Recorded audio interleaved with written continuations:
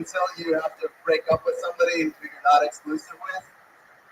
I tried the whole like, hey, I want to see other people, and she was just like, yeah, I know you're already doing that. But all right, yeah. But I like them all better than you. So the number is like I really hate to wear condoms, and like I was talking to the girl that I'm saying, and I was like trying to get out of it. I was like, look, if you let me not wear a condom, I will buy you as much Plan B as you want. Just go crazy. And she was like, no, I'm not worried about getting pregnant. I just don't trust your dick. And I was like, that is fair. Okay. But the joke's on her. Oh shit. My mouth's been everywhere. My dick's been. I've never even like seen it go down. Yeah, Justin Spector in his dirty coding. I like that. Is that all true? You hate wearing condoms? Well, I mean, yeah. Come on, it's not a real question. I just want to hear him say yes. You like wearing condoms? Fuck no. I can't even stand the smell of them. It's disgusting. Especially when you find one inside of her from like 2 days ago. What the fuck?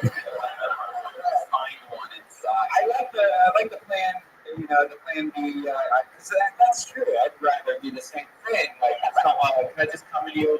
You know, instead of spending all the money on birth control, let's just spend all the money on Plan B. Right. And here's a tip: Plan B is actually just 2 birth control pills, so you can actually afford.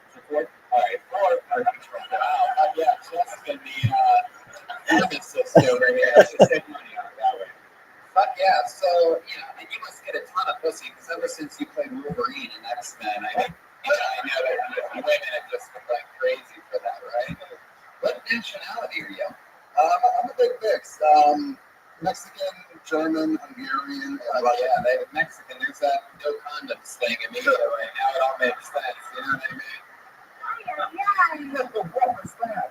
I love that. So Mexican, German. Is that what you said? Hungarian, Russian, Jewish on those sides. So I got Jewish. Just in case there's any agents or managers out there. Also, it's a little bit Jewish. Justin Spector. That's interesting. It's like a rock and roll name. Yeah, Spector's like Phil Spector. Yeah. Jewish. Spector. Yeah, he created the Jews. What do you do for work? I work in healthcare. I do like project administration for a healthcare company, like compliance and stuff like that. It sounds like your coworkers would not want to hear you talking about raw dogging all around town. Yeah. You know, I work in healthcare, serious stuff. You get what? Go ahead, man. Kind of. Yeah. Have you ever looked at the coworker before? Unfortunately, yeah. What's his name? Whoa. What field? What was that like? How'd that go down? Just sitting on one of the guitar players' printing machines, and she walked in. No, it was really kind of like I got pressured into it. It was kind of a weird situation. The boss, huh? No, not at all. I'm actually a manager, and she's really into it. Yeah, and she was just like texting me drunk, and eventually she wore me down, and we wound up having sex. It's all right. I met him at Moon Tower. He was my sister. I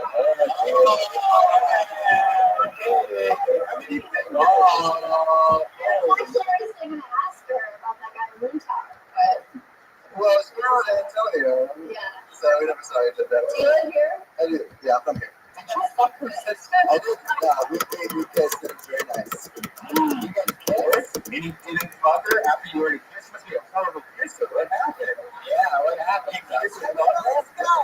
Yeah, what did you do with your sisters? Like, super nice guy. Your sister is super sweet. Well, she's only 7. She was sweet. Oh my goodness. Laugh like that afterwards. Okay, so Justin, you have a serious job. You're banging your coworkers. You don't wear condoms.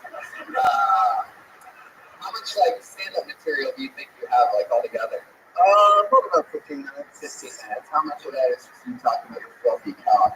Well, I've got all kinds of stuff. I've got a lot of political stuff too, and this is what I can fit into a minute. Political stuff? Yeah. Same way, right? From how much you just fuck everything right into. And what's up with this Ben Carson? Am I right? I think we're wrong on his asshole. Anyway, knuckle deep in Jack Bush. Hey, fuck yeah. Justin, it's fun. You're from here in Austin, Texas. I am, yeah. How long have you been stand-up? This is my 7th month. 7th month. Now, your pants are so tight that we can clearly see everything that's in your pocket. Oh, did you have that? Except the dick. My size is really...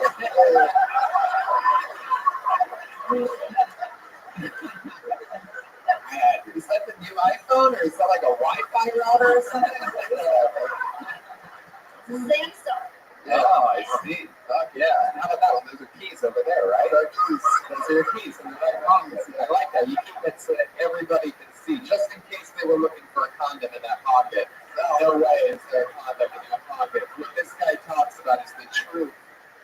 When's the last time you wore a condom? How special does a girl have to be to get the condom? Well, no, because I have been casually dating, like I do wear a condom during that. Although I just recently started dating someone semi-seriously, so we are sometimes not using condoms. It's not easy to say now. Here's a tip. You know, like at the end of the night, the girls always takes out the little ponytail holder and puts it on the nightstand. You put that on your dick so that when it's dark, it feels like you have a condom. Oh my god. It works. Oh my god. I feel like that trick only works on the type of girl we find an old condom inside of her pussy. I feel like this is all the same girl you're talking about, Brian. It's the same sloppy animal that you're fucking.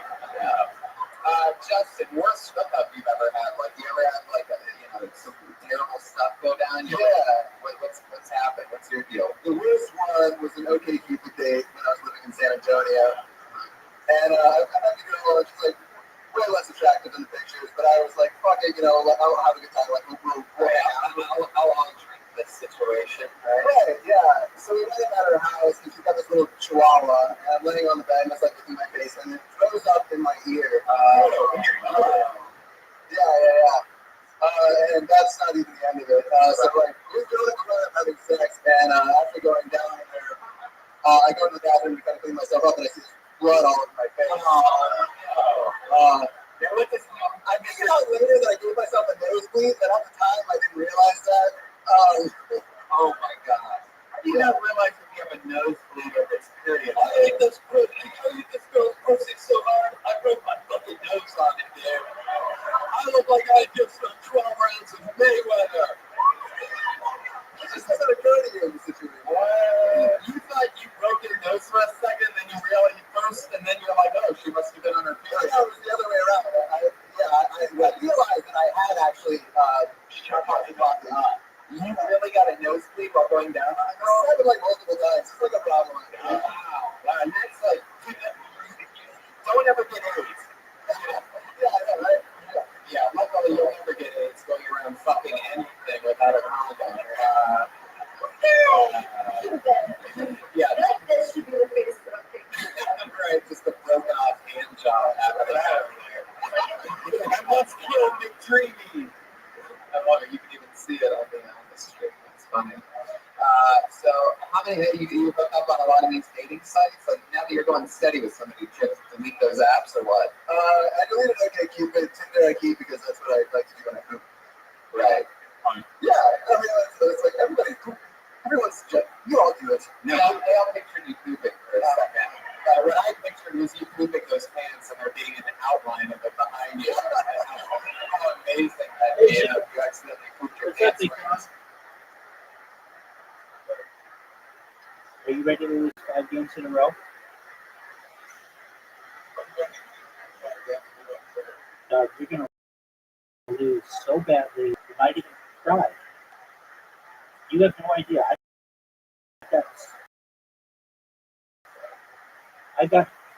I'm calling it right now. We won't even tie out for it. I'm going to give it 5 straight up wins.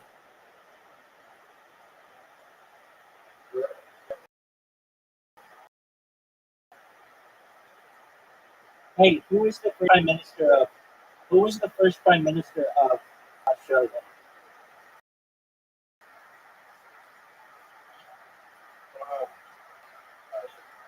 I think something Burke.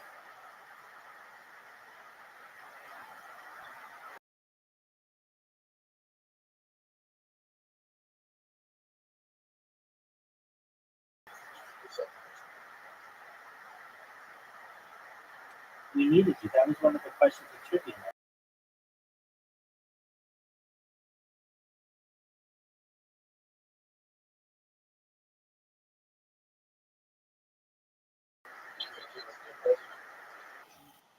Well, I mean, cool that he owns slaves, so that's not cool.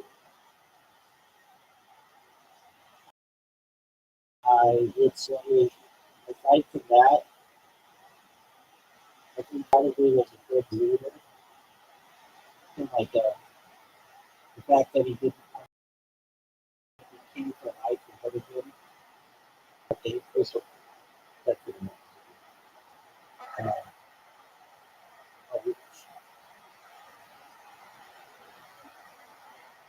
but even King, he could have been. I mean, there's an argument for him. Um, but yeah, even president for life, taking the only two terms. Um, but the slavery thing's tough for me because I just don't think it's cool to have slaves. And I think it was, well, definitely, in my ball, that'd be tight.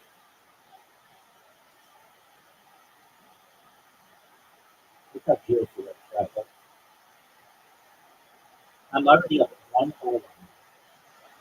Like I said, I would. Oh, man. Look at this shot. Look at this shot.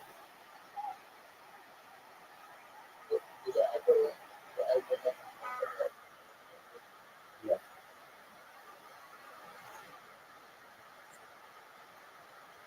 What up, Pimp? How are you?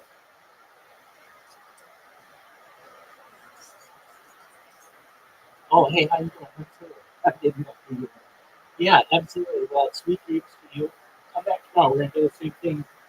6 p.m. Pacific, 9 p.m. Eastern. And if you have a chance, come in early and we'll play some other games. We'll figure some. Thank you so much. I had fun with Scrabble and Go and all of it. I had a lot of fun with you. Excellent. We'll see you tomorrow. Take care. Yo, Pimp, what's up? I just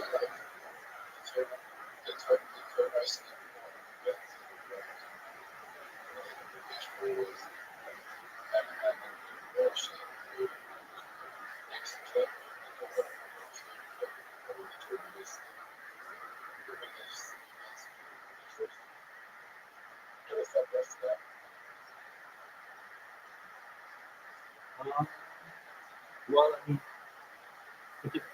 those are two major ones. There's no doubt about that.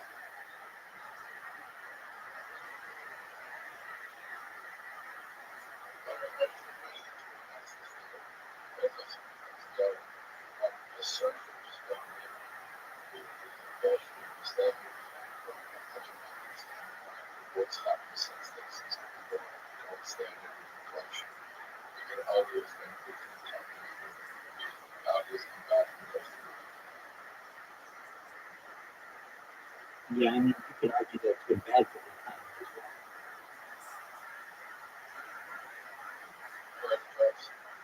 So it created inflation.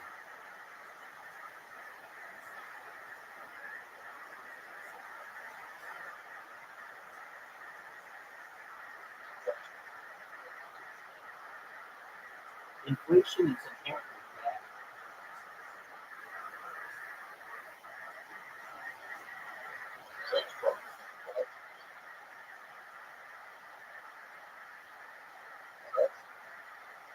I mean, they say that some inflation is good But I don't agree with that. I think that's bad. It's basically a hidden tax on people. Oh, get there, dog.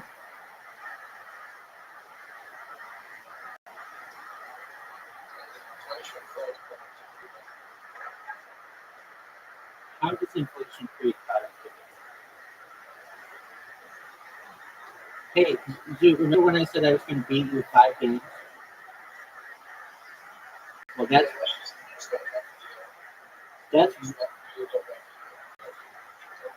that's one in a row, big dog.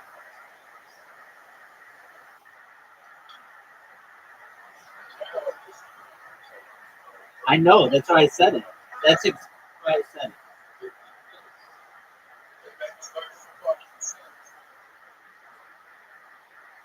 Oh no.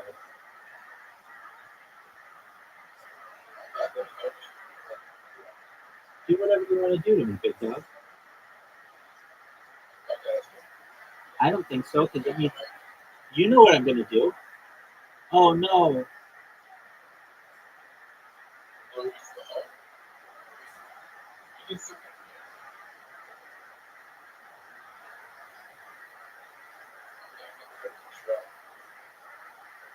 Dog.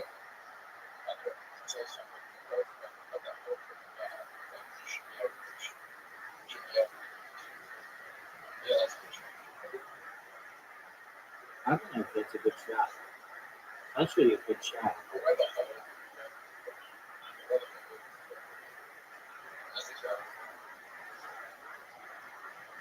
I'm in agreement with you. I didn't try this shot. You're going to be up 2 holes to none on this.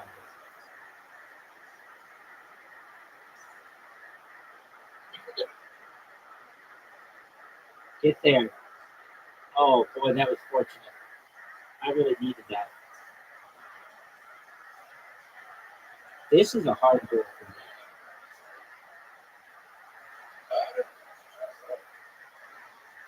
Oh, what a great shot. What a great shot.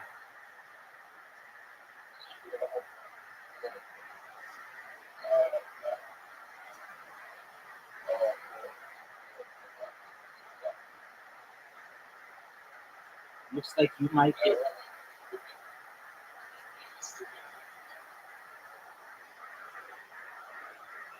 hit off the thing. Wow, I need the best comeback of my career. I need to. You at least are going to share for the lead.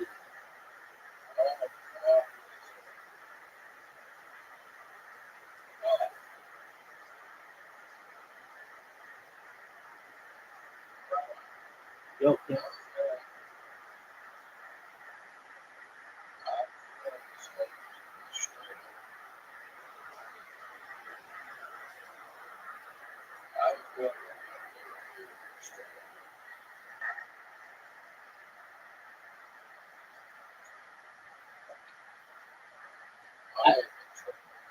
no, you're not. You got the lead 3 games to 1. You at least tied for the lead.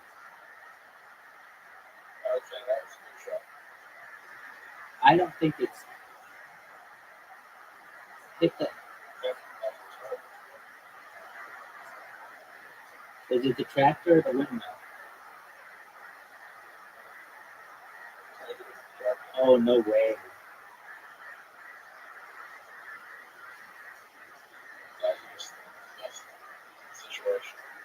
Yes, I did.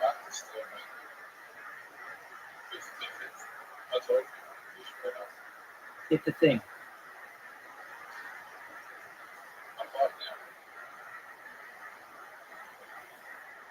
Get there.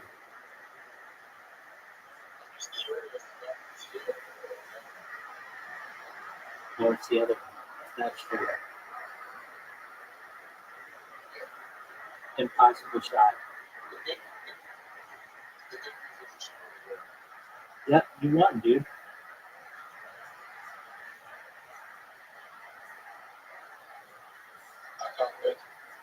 You cannot lose.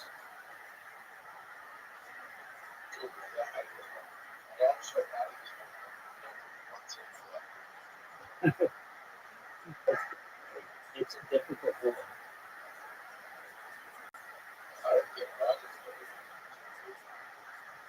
I'm not good at it either.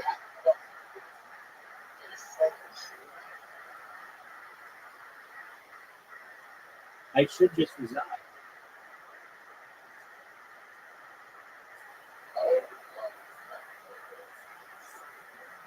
No, I should just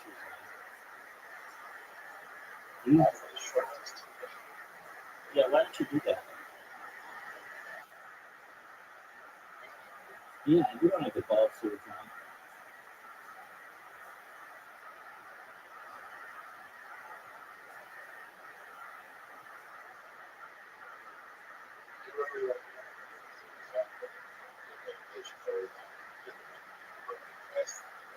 $1,000.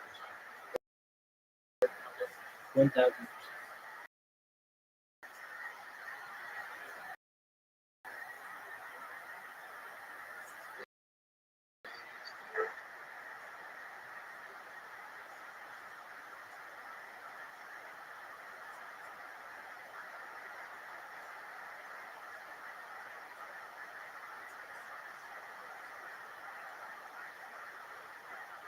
Get there.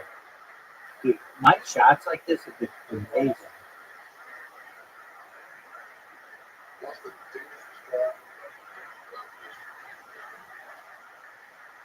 It really hasn't been one. Probably Port Arthur Massacre. Yeah, Sydney Olympics, but that's still not that big. I would say that,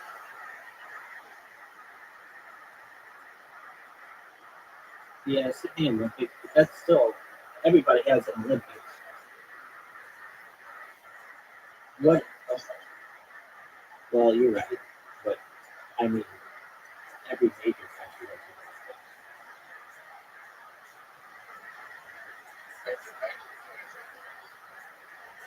an Olympics. Yeah, so many major countries.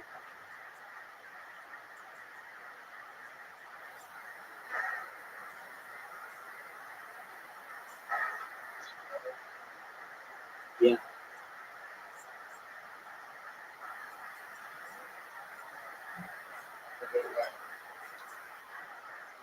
it's like a developed crown colony. Yeah,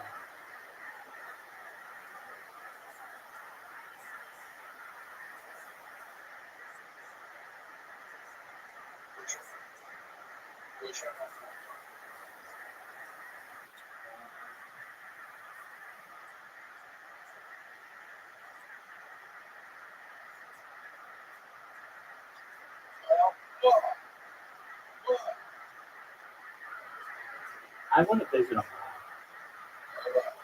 Yo, visit it. Yeah, I didn't want to. Oh, you missed, and I would do it again. Watch this movie. Watch this movie.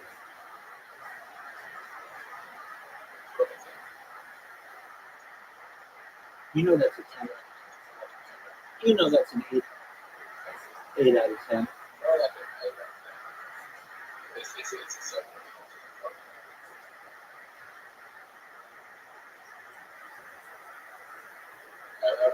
Yo, Tim,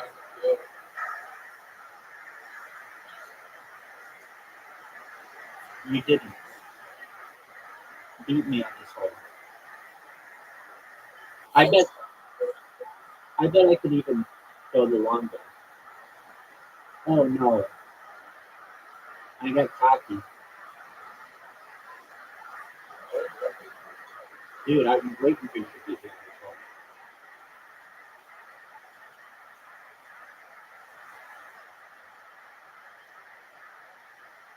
Get there. I gave you this one.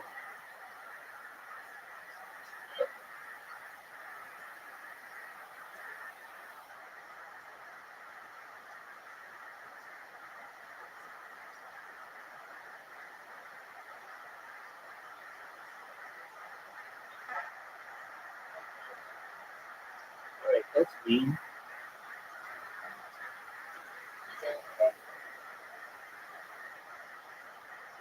Dude, why would you do that?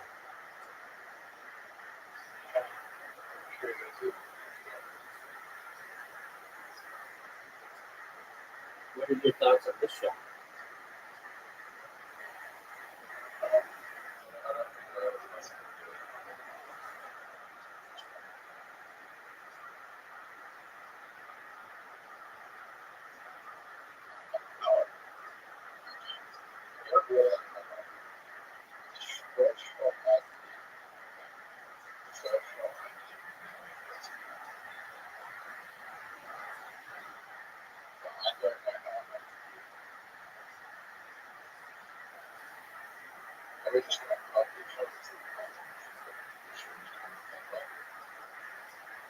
Whatever you want it to be, big dog.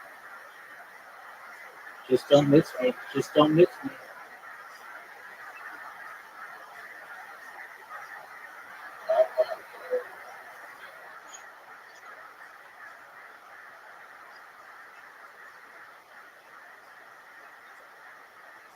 Make it. No.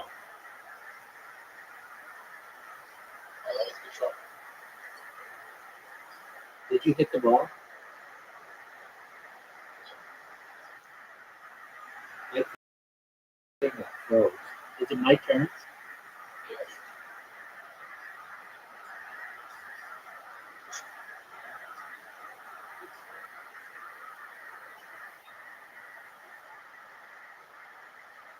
Where's your ball?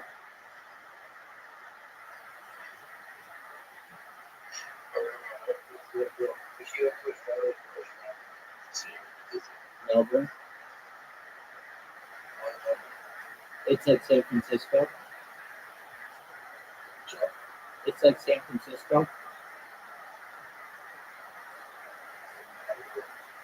Yeah. It's like a financial home. It's very tech oriented.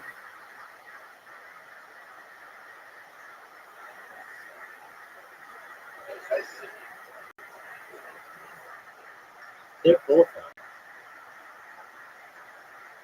I'm gonna go to Sydney as well. But there's something like everybody expects me to say Sydney. You know actually what city I'd want to go to? Probably more than either of them. In Australia, well, I'd always wanted to go to Hobart, but I'd want to go to Perth. Perth, yeah. Because it's like, aside from Honolulu, it's the city that is furthest from any other city on earth.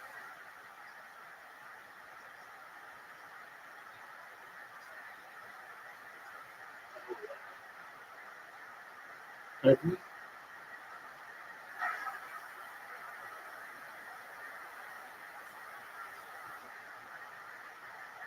What'd you say, Big Dog?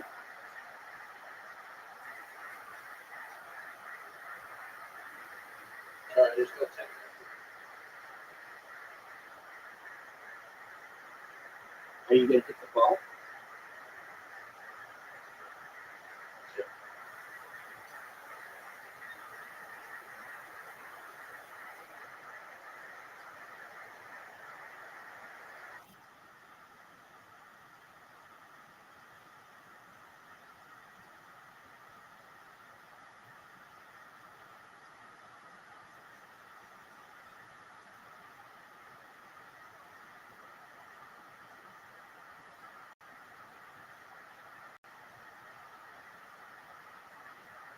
Did you know that I beat you on this ball?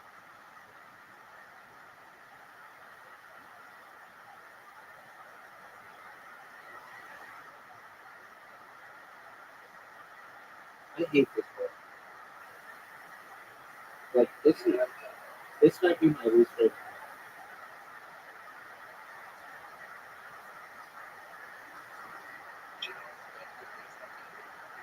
Cool, you going to do it after this game?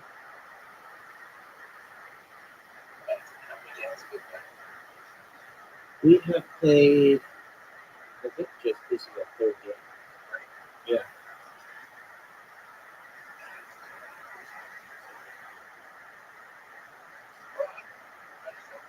Yes, you did. Right? Just get fucking out. Don't fuck yourself. That is correct.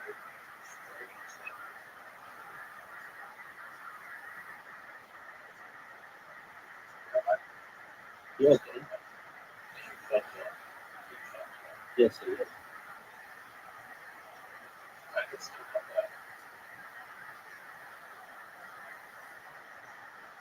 No,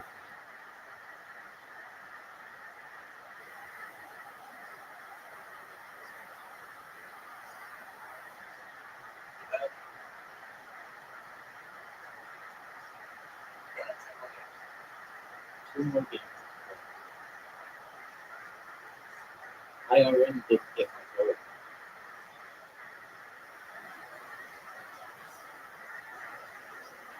Do you like this hole?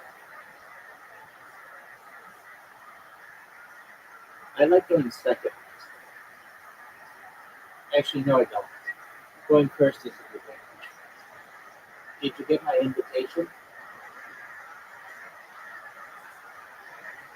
Yo, Zoo.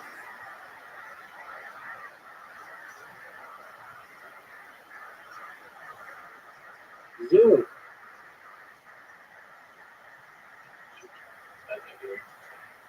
All right.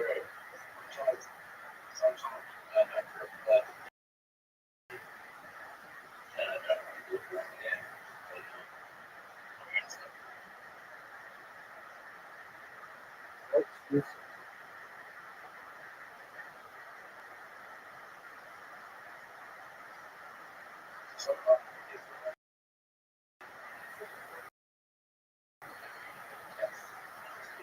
What's your job though? No, you did?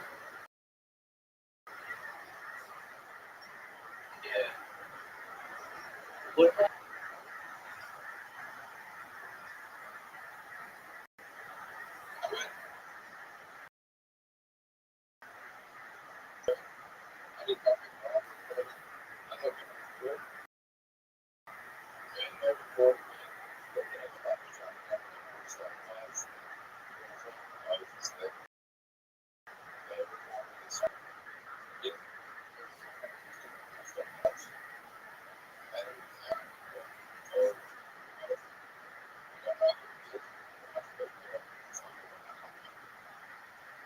Do you know what they were talking about?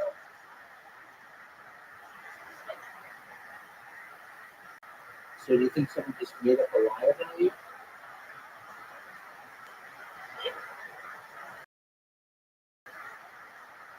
Could it? Wasn't there? Oh, I'm so sorry to hear that, dude. And you, it does happen. And you really didn't start a fight with anybody? Did you even have a disagreement with anybody?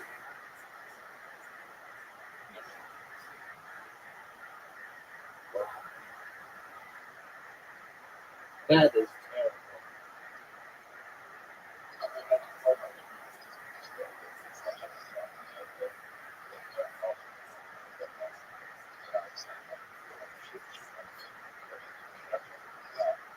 Oh, it's definitely.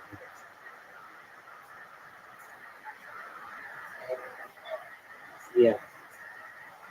She got mad, and so she had a sign that says "Don't knock on the door." You knocked on the door. Did you talk with her? Okay, so this is what happened. What happened?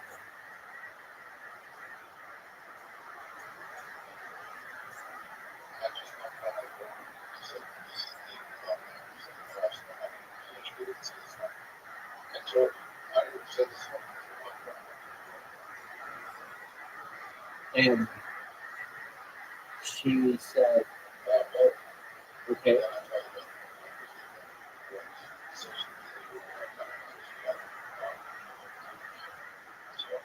that's the."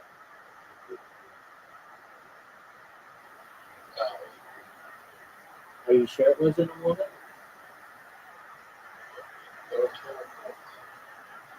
There were two reports. Okay, so what was the other report?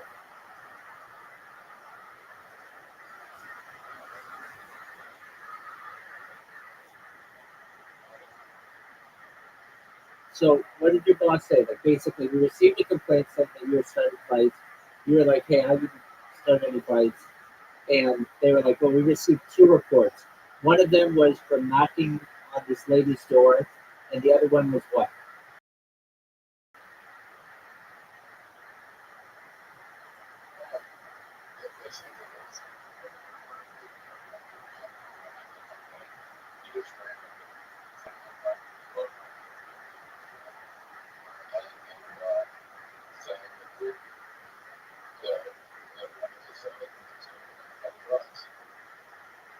Were there two reports of this or one report?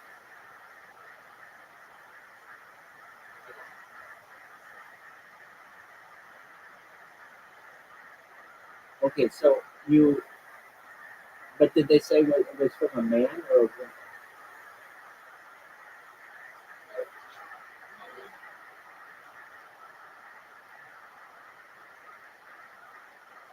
Well, when did this happen?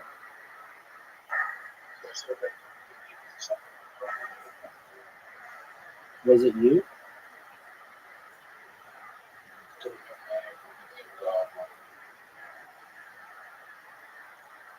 Weren't you training a guy? Oh, that never happened?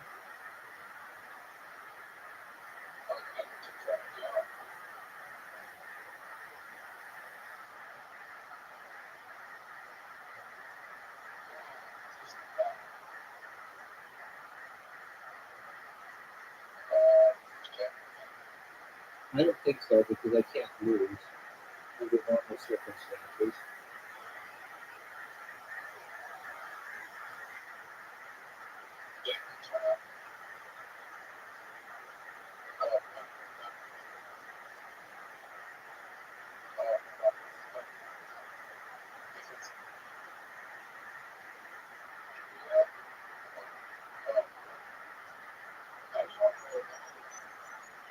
Same.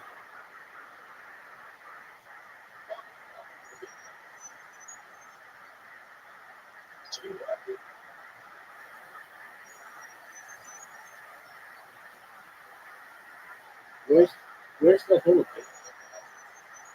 I tried, man.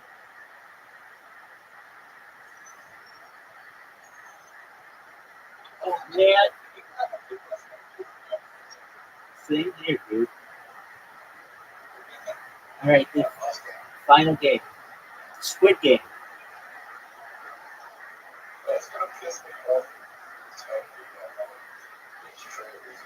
I know, same here. And even if it would have only been under one tree, it would still make me mad because I didn't see it. Like I would think that there was a chance that they like forgot to put a hole. Or something. Oh no, dude, this one's hard. That could be, dude. We could, dude, this one is hard.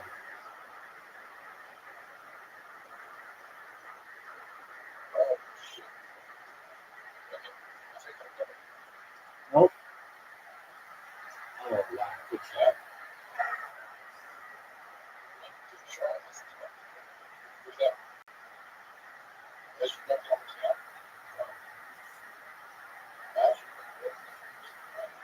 No, you can bounce it off it.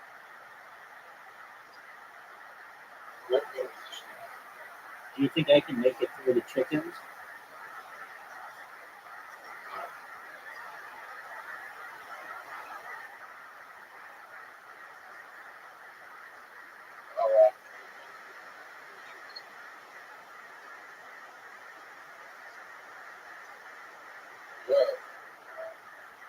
Calm down, dude.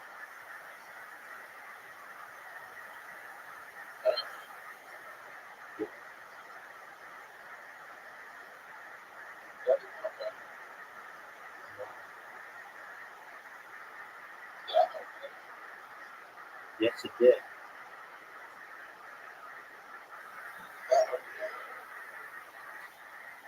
Do you think I can make this shot?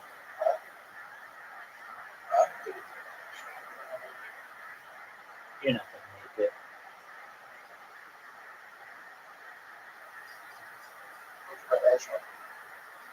score? Oh, that was terrible. That was a 0.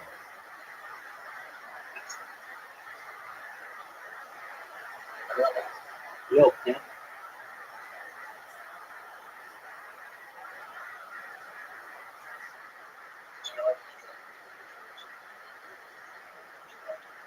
Australia's Got Talent. Big Brother Australia. Survivor. Not for Who.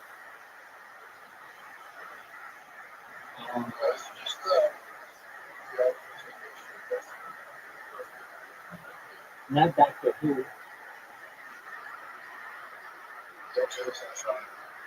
Oh, okay. Is it shown in Australia? Right.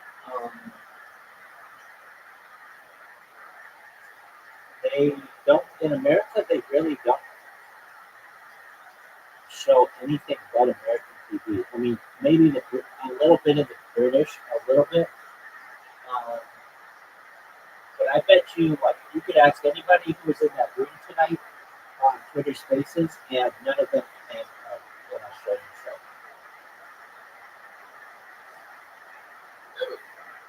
Yeah, it's just we're so focused on the United States. Like, what's the biggest show in Australia? One, I think it's called like Good Day Australia or the Today Show on Australia. Yeah, that's true.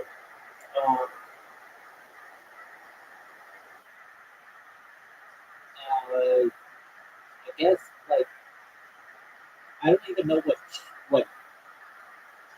Steve Irwin's show was called. Oh yeah, it's called the Cover. Okay, yeah, there's that. Was that an Australian show?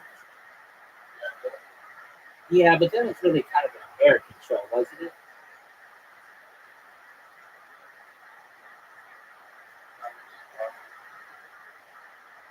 Well, yeah, we're talking a show. I think that's more considered an American show. We're talking about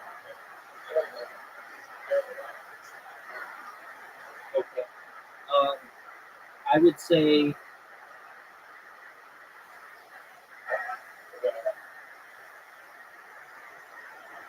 what what's the biggest Australian show?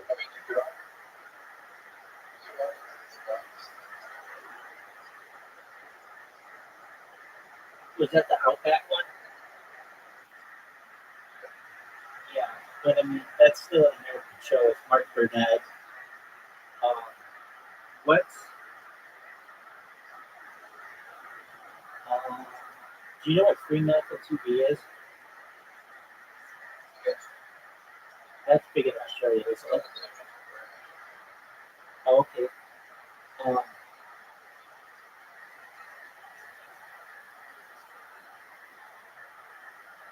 oh my word. Um, what's the biggest Australian show? Yeah,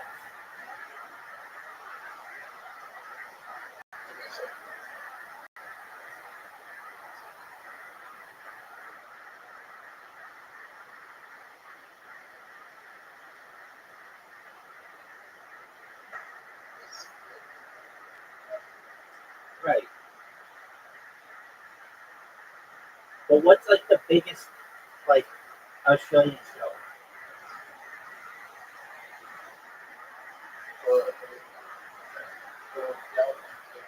No, no, no, none of that stuff. Because that's no. What's like the friends of? Okay, so I'm gonna look it up.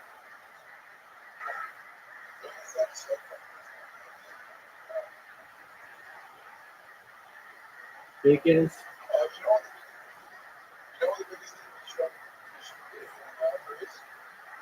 today. That's Australia. Louis C.K.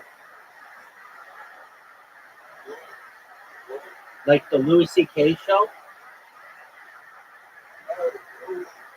What's oh, that's a child show or something? Okay, so that doesn't count because I'm not 5. Uh, okay, so Sea Change, no one's heard of. Rake, no one's heard of.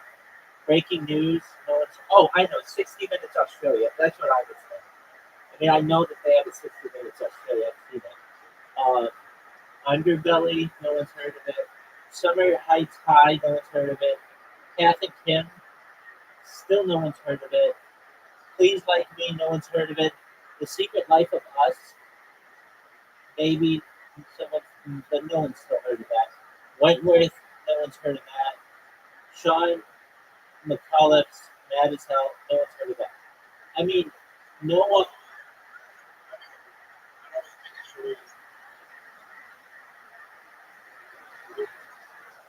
The Wiggles, okay, but that's a child show. I mean, that's like not a thing. All right, so the biggest Australian program of all time.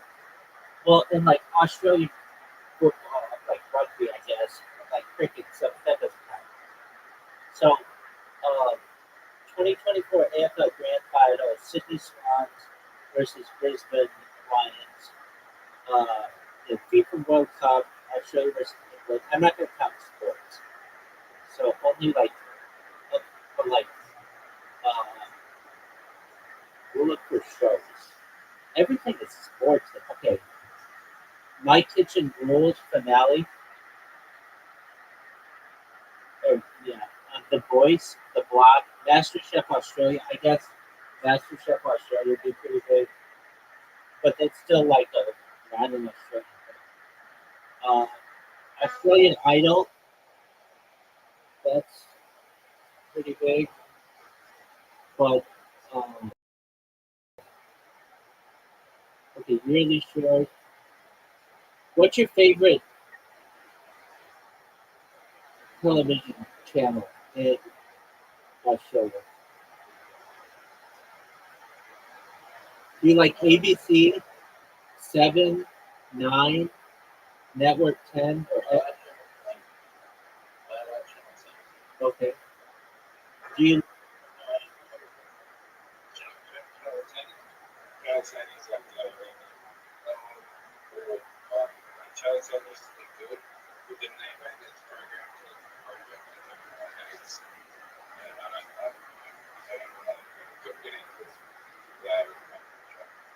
do you,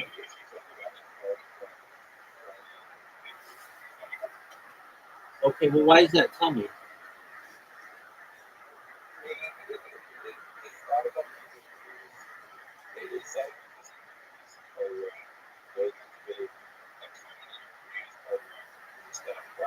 Okay. Like the Daily Show.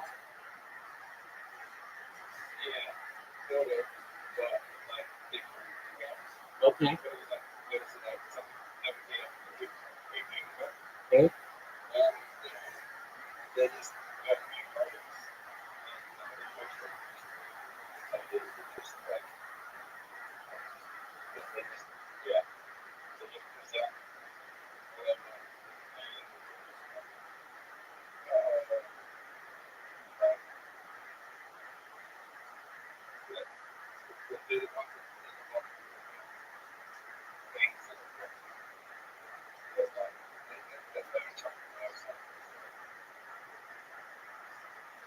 Is it a funny show?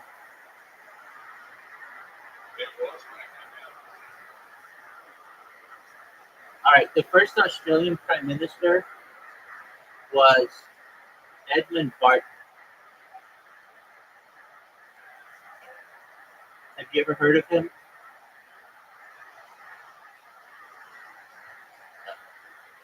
No, you've never heard of the first Australian Prime Minister?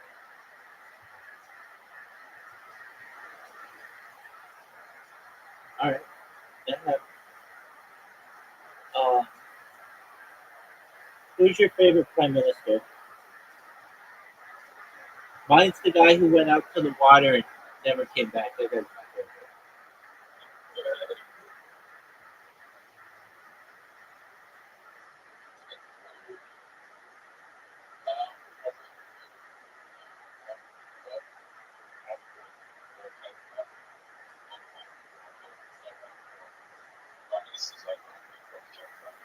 Who's the one?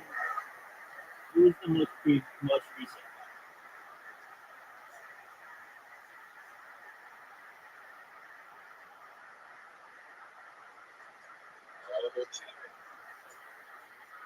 Reality TV must be really big in Australia.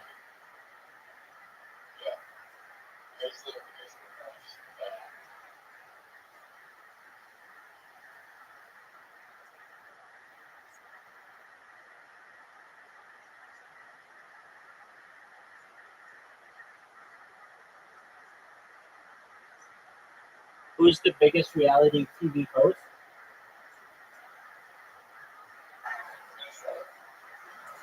Sure.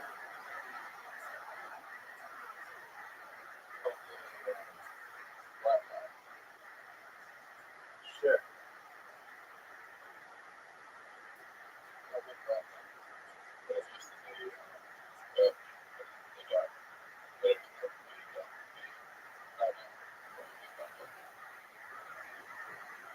The United States has we get none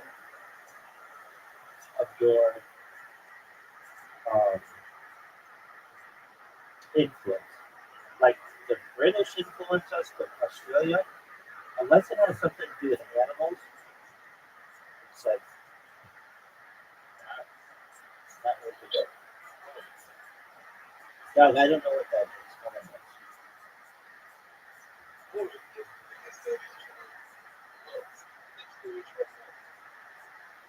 Okay, it's called Blue, BLUIE.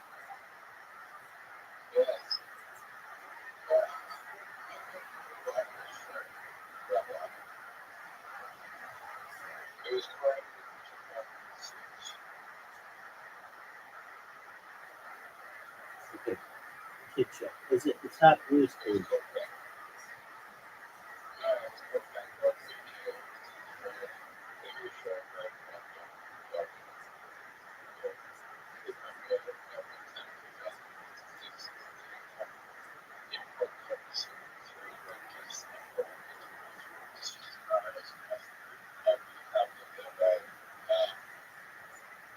Okay, I'm just going to tell you this right now.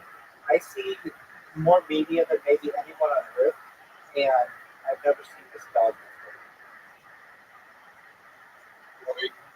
Yeah. So I know you think it's big, but I guess it's on Disney Junior. But I mean, nobody watches that. I mean, like unless you're preschool or something, which is cool. I mean, it's if I had children, I'd probably know all about it. But it's like, hey, are the Wiggles? Are they Australian? Oh, did you already say that? Oh, okay. So I've heard of the Wiggles. Are they still a thing?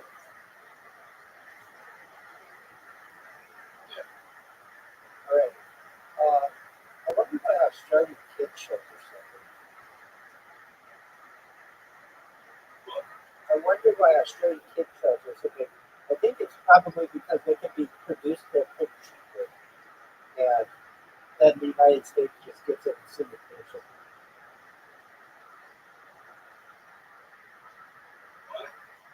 Well, I think that's right. I'm going to ask ChatGPT, yeah, why aren't okay?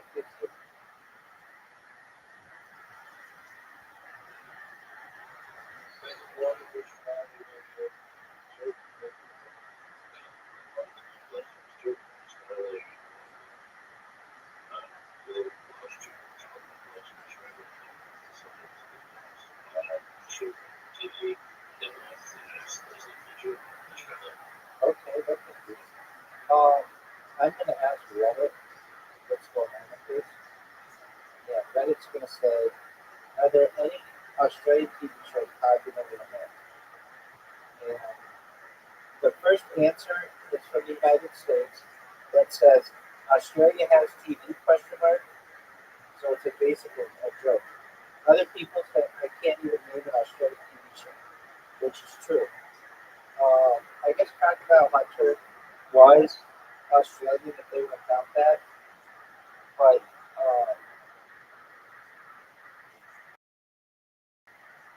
let me look up that show if it was. I mean, it came on in the United States on like Discovery Channel, but okay. Crocodile Hunter. Let's see his TV show.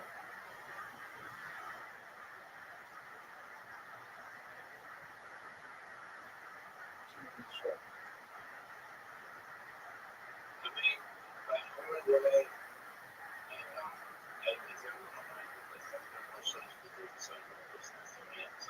No, no one knows.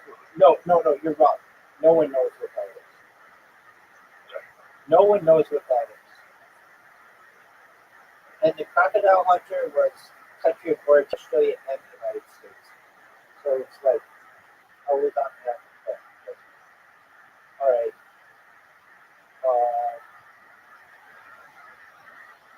Always on. Yeah. So I mean, really, I'm looking at this like on Reddit at least. And people agree with me. They're like, nobody has heard of this show. I can't even name an Australian TV show. It's like a very popular answer. Other than Steve Irwin's old shows,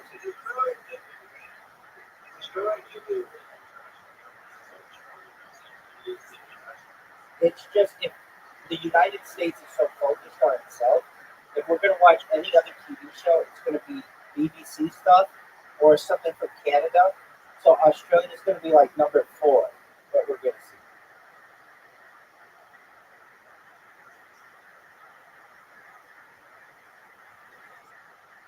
So I guess the biggest one would have been something Steve Irwin, and then the Wiggles.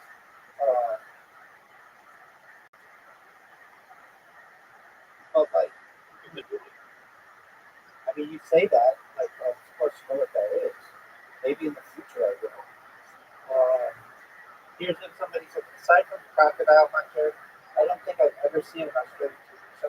I mean, I named like 5 of them for you. I named 60 Minutes Australia, Australian Idol, or whatever they want to call that. Australia's Got Talent, sports. Have you ever seen Wentworth? Have you ever seen Summer Heights High? Do you like Summer House High? Do you like Summer Heights High?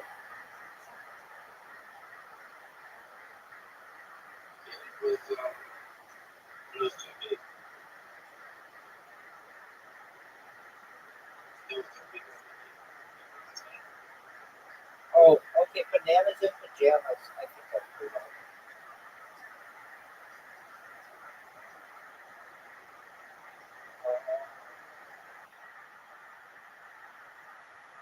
The Great Australian. What is it called? No, it's not.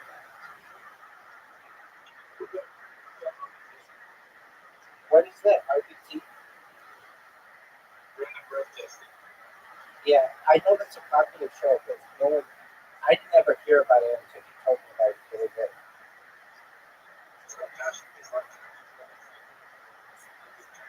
Right, I'm surprised that it's not really popular in the United States, but I think it's probably not because one of the big sponsors of American TV are beverage companies like alcohol, and they wouldn't want that on TV.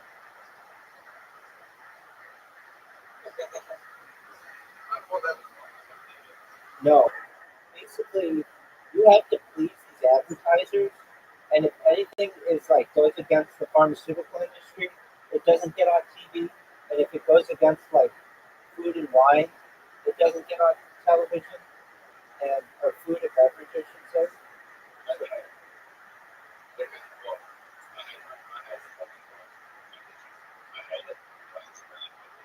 What is that?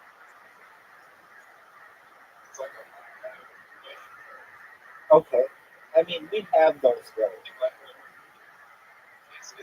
Yeah, but it's like a reality TV show, like they do on home renovations as a competition. They do like a competition like Have you ever seen Outrageous Fortune? It's New Zealand. It's New Zealand.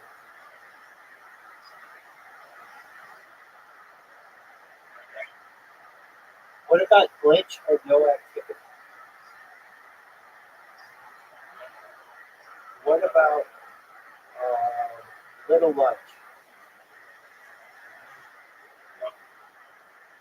What about Big Les?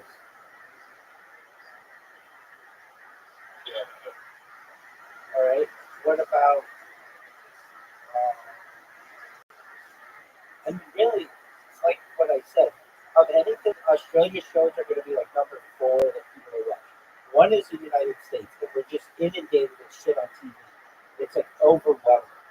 Number 2 would be the BBC, which would be like, I mean, there's not a lot of shows. Like, I guess Doctor Who, or a big one was like Downton Abbey, or The Great British Bake Off. Like, those would be pretty big. Then you got Canada, which no Americans really watch any Canadian TV at all. Like, none. And I think they want to keep it that way. They don't want you, like, learning, like, hey, did you know that Canada has subsidized healthcare? And, like, when you watch their commercials, oh, yeah, that's a big thing. Like, when you watch American commercials for, like, pharmaceutical ads, they'll be like, tell your doctor, Neutrogena or whatever. And then it'll be like, could cause rectal bleeding and hemorrhages and all these things. Like, it's very different than any other country. Like, only New Zealand and the United States allow for pharmaceutical ads on the air. Canada has a limited version of it, but like, it's different. They don't let you know these things. Like, a big thing that's interesting in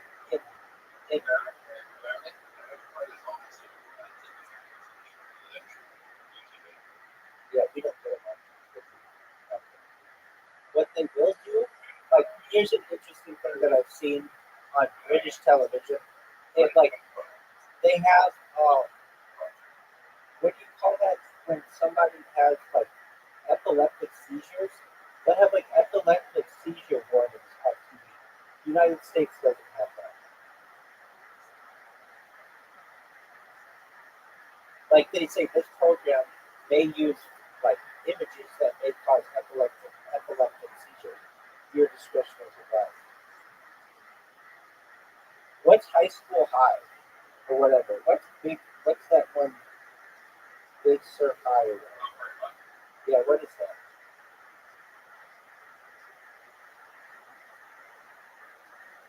Is that like a teen show?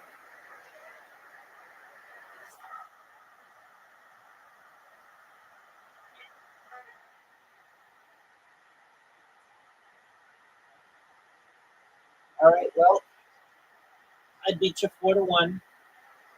We're gonna have lunch, and I'm looking at new shows.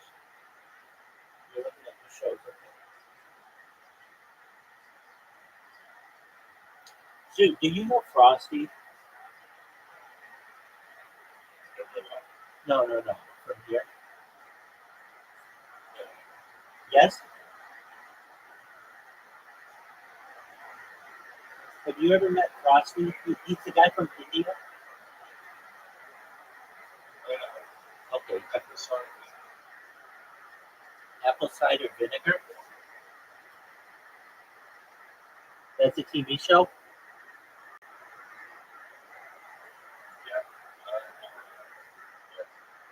It's called apple cider vinegar.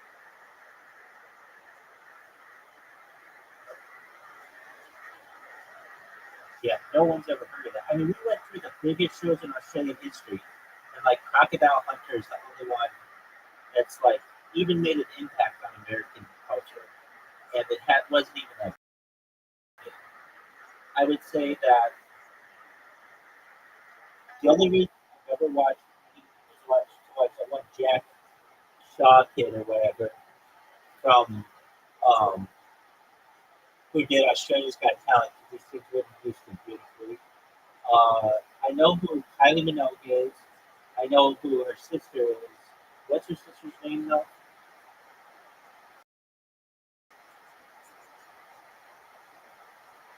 Whatever her sister's name is.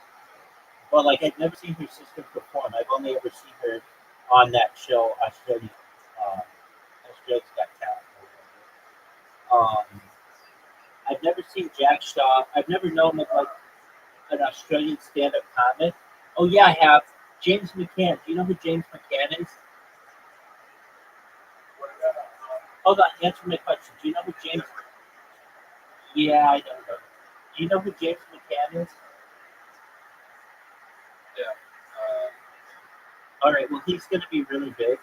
He's pretty big in the United States. He's like the biggest Canadian or Australian comic probably that's out aside from Jim Jeffries.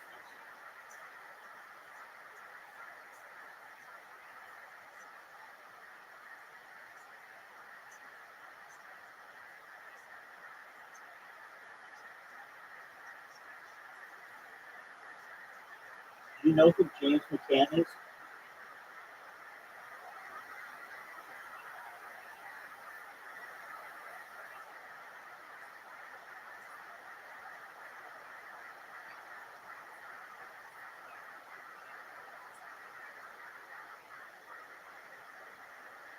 All right, big dog. It's been fun. I don't, yeah. I don't think how I didn't even realize how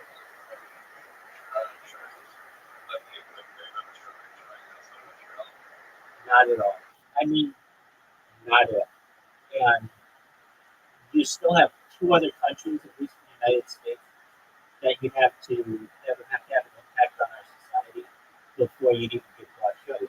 There's England and there's Canada.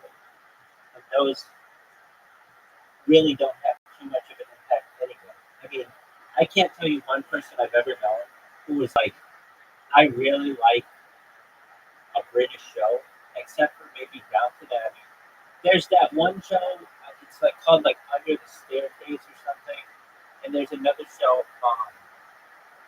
like Mind Your Manners or something like that. Um, it's like a British soap opera that I mean barely anybody watches. It's on like PBS or something. Like it's not even like ranked in um the rankings of like PBS isn't like generally ranked in the what the ratings are. It's just American TV works so hard to get American eyeballs to get you to purchase things that anything in Australia is just like they just don't. They almost don't want you to watch it. I feel like they don't want you to watch it because if not, I could be able to tell you like, oh yeah, I've seen that show or that show, but it's like I've just gone to Reddit. People on Reddit, the first three answers were like, we didn't even know Australians had television. I've never seen an Australian show. I can't even name an Australian show.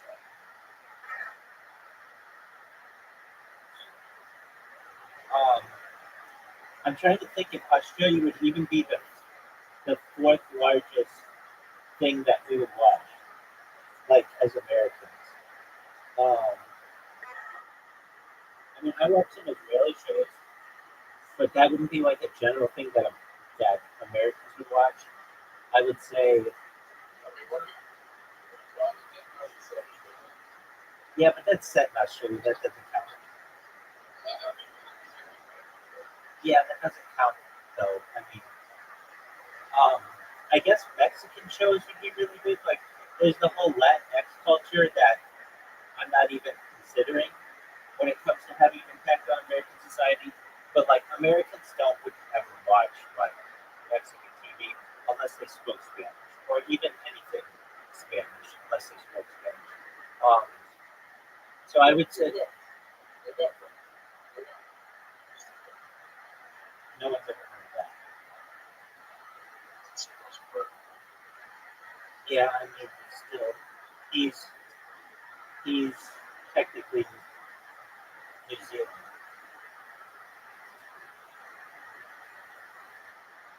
Um, the big thing would be the sports that you have there. Australian football is bigger, and rugby is the. You know what the big thing would be for Americans, if anything, would be All Blacks. You know what All Blacks are?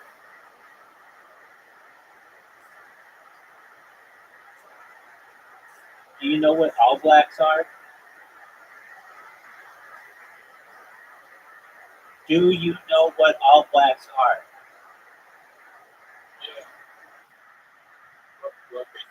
Yeah, that would be like the biggest thing that Americans, and it's like it wouldn't even be 1 in 100 people would be a fan of that. It might be 1 in 1,000 people. It's just so small to all the other things that we have there. Yeah, and American football doesn't really. I'll tell,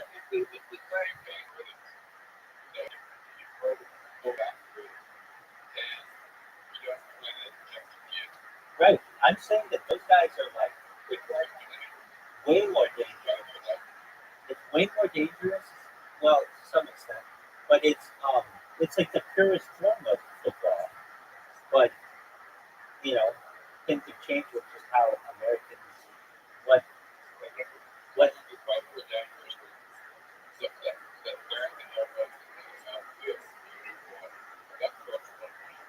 it does cost a lot of money. Football is a very expensive sport. It's very dangerous. You're basically putting weapons on these guys and having them run into each other. Um, do you like rugby more or Australian rules football?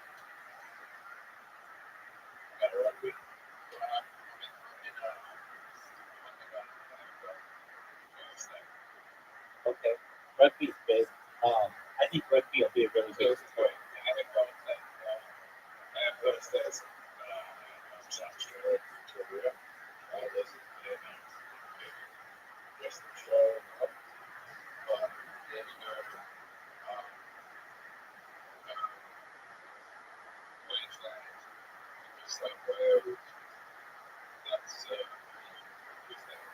What about surfing?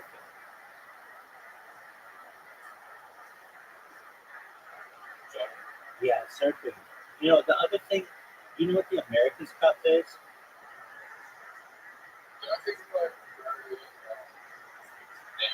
Yeah, I figured.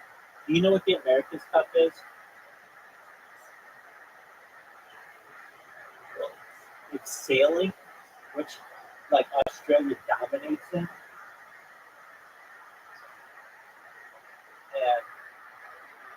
it's like really expensive. Like it's one of the most expensive TV things. Um, it's a sailing competition and the oldest international competition operating in any sport.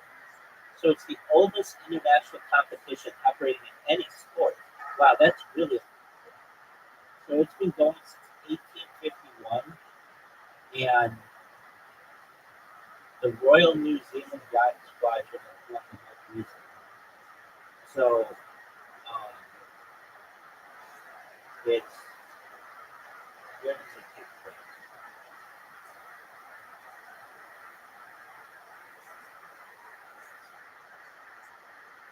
The trophy was held at Australia is big.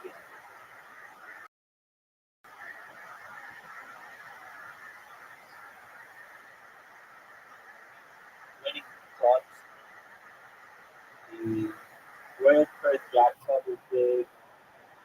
I guess New Zealand is big.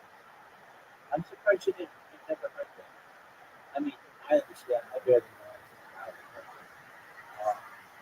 Do you know the Australian psychedelic rock band Pod?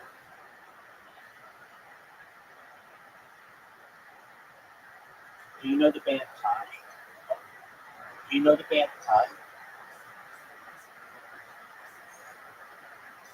Just one moment. Somebody came to my Twitter space. Yo, what's going on? How are you, Awa?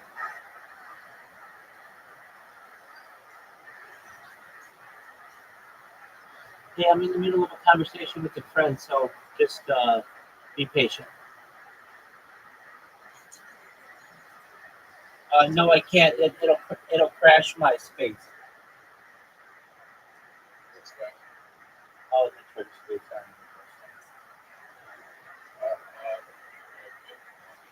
Excellent. We'll see you tomorrow. Come by 6 p.m. Pacific tomorrow. Or whatever. Shit happens. Yes, so you can clearly see everything. Oh, Justin.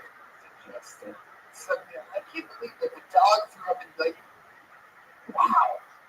Dog just threw up in your ear. Yeah, does that happen a lot? Dogs lick your face and they're like, yes, that's fucking disgusting. Well, I think it's probably the first time a dog has licked the inside of my ear. Unless, right. Okay, what just happened? I don't know, read that in the morning. I was wearing another adult member. Oh, okay. I thought we were like saying, look out that way. Don't look out that way, Justin. They specifically asked us to have him facing us. He had something in his back pocket. Yeah. He needs just a purse or like a hand purse. Like a 5-cent notebook back there. That's where you log on those fucking. All right, forget it. So I thought you did a pretty good job. Your writing was there and it was on point. It seemed like you need more time on stage because it definitely felt like you were kind of just doing your jokes, like that comfortable like vibe where you're just like, more like yourself. Like right now, had we been talking, it felt very comfortable. Where if you listen to this back, you'll see that you're like kind of like memorizing, like almost like doing your jokes like by memory or something. Instead of doing it by memory, just kind of like go crazy. The idea of the joke, the punchline of the joke, do it in your own voice. Right. That's the you gotta don't just like with your sex life, don't play it safe. You know what I mean? You gotta fucking go for it. You gotta let it rip. And if things don't go good, you come out with something terrible the next day. You just keep plowing through it. Just keep fucking tearing up those hot grooves. Yeah. Keep that in mind. Thank you. Come on, yeah, just all away. Just keep blowing this. Ashley, what do you think about this guy? What do you think about Justin Spector? Yeah, I think you're a little better. You can do it. I have a better joke. And I do like the stick pants, which, by the way, do you know? That's exactly what it is. The pants do not look like that. I just everybody throw me under the bus. You stand up. Look, there's extra fucking material, you haters.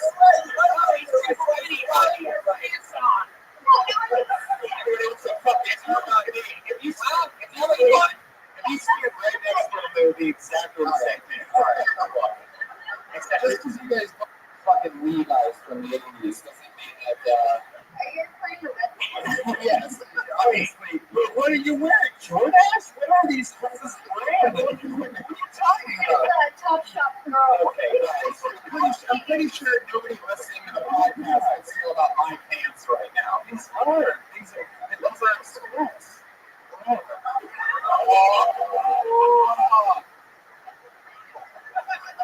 Justin, what do you like to do for fun? What's your favorite hobby? Play any musical instruments or anything? I don't. So really, like I used to occupy most of my time dating, but now that I'm not doing that, I picked up RC helicopters. You picked up RC helicopters? Yeah. Wow. I'm a big nerd. Yeah, that's incredible. So you put a camera into them and you. What do you do? RC helicopters better than drones? Why aren't you into the drone? They're more challenging. I'm challenging. Why do you be the best drone flyer in the world? There's a huge market for it. You can do weddings. You can do. Everybody has a drone. I have a helicopter. We swapping. Right. You guys are hipsters, right? And you're like, the drone's like so mainstream. I want RC helicopter. Why would I want thousands of yards of range and height? I just hit the bottom branch.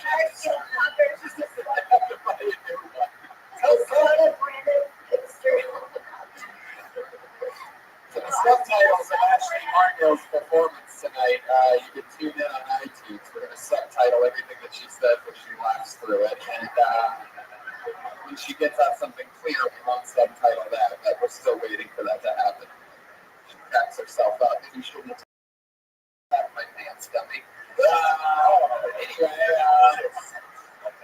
you tweet something.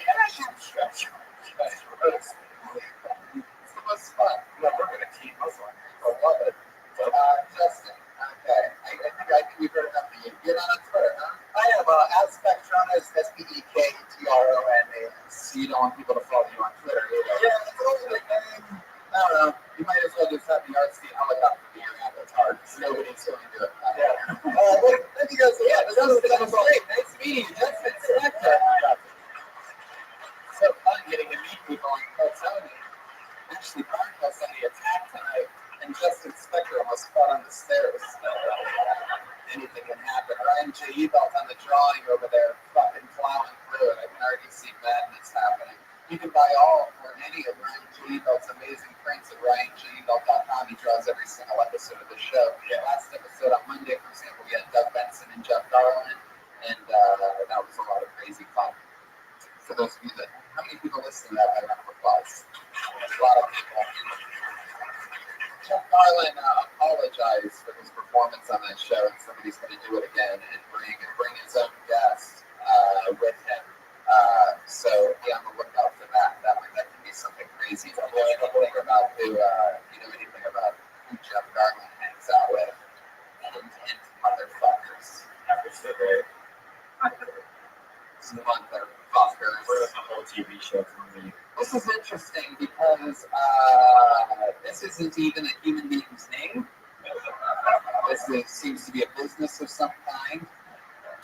But I'm going to say it anyway. I'm going to give him a chance, even though he's clearly just promoting his own thing. So let's give it a shot. We're probably going to hate him. Put your hands together for Not Work Promotions. If you signed up on a name that sounds like that, that's you. Yeah. Here he comes, everybody. Here he comes. Taking the meth route. Make some noise, Austin. Come on. I think I switched the people and name sections. Oh, okay. Well, that means put your hands together for Al Doggy Style. Is that you? No, did you just signed up? Wow, you guys. Okay, we're going to rip this in half and we'll split you up. Nice. Obviously, you guys can read. You know, when you can't read the thing that says name and Twitter, and you put your name on the Twitter and your Twitter on the name, that's just you guys. So, all right, let's start this over, guys. Guys, give it up. What's your name? What? So, Mike, what's your name? Connor. Connor what? Bell. Okay. Put your hands together. For Connor Bell, unedited. He'll tell me why. It's probably pretty hard to follow. Guy got enough weed from eating pussy. Oh, fuck, I'm trying. This is not good. I'm maybe I'll say it for you. I had some shit written, and then the drunk motherfucker did. And I go there. I was going to hook up with her, but the drunk motherfucker scared her off. So now, when my hands is hooked up, I had to read shit. Working. And now my button is going up to my. So I'm going to kill 25 more seconds. Oh, wait, I know shit. Can we get some uniforms for these motherfuckers that work here? I'm from a small ass town. Everybody in this fucking city looks the same. There's no fucking name tags.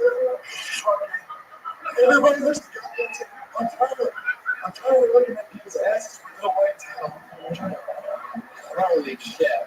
Wow. I thought Qatar was going to take them most of the night, but out of the woodwork, out of nowhere, comes Connor Bell. I love that, Connor. I feel like you always think the worst fucking thing. Gary, I'm actually watching your documentary, Making a Murderer, right now. Are you really watching that? Because it's the greatest thing. Oh, it's the greatest thing ever. Oh, my God. having no money is going to work out good for anybody. Connor, settle down. Yeah. It's like the cocaine that you guys have. It's like people. It's like people can't bomb hard enough in their 60 seconds. They just keep going after that. Like, let me just say some more stuff that doesn't have a punchline. Yeah, you gave up in 5 seconds. I've never seen somebody give up in 5 seconds by just going, hey, this isn't going good for me. You gave up immediately. At one point, you said the stuff that you wrote wasn't working, and if you rewrote that you were going to follow a guy that had a nosebleed, but that's just impressive, sir. That's some real Hey, he's back. She clearly just slept in. Fuck yeah. What the fuck? You ruined my set. Holy shit. Oh, it's like some crazy fucking deleted scenes of Breaking Bad going on over there. Oh my god. Is that really how you yell at people too? You have the most quiet yell I've ever heard. I've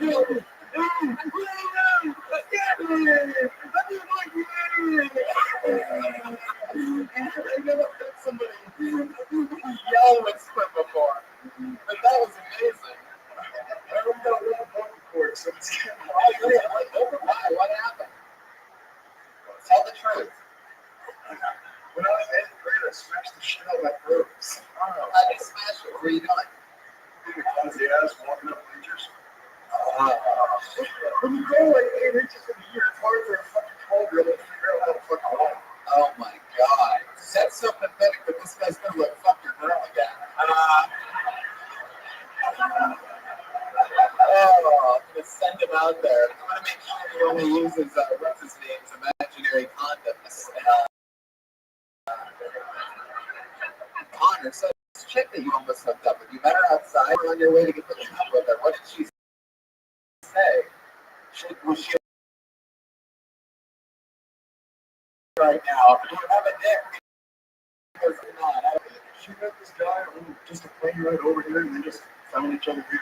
Well, if they met on the plane ride over here, then they didn't find each other here, Connor. We were planning to meet up here.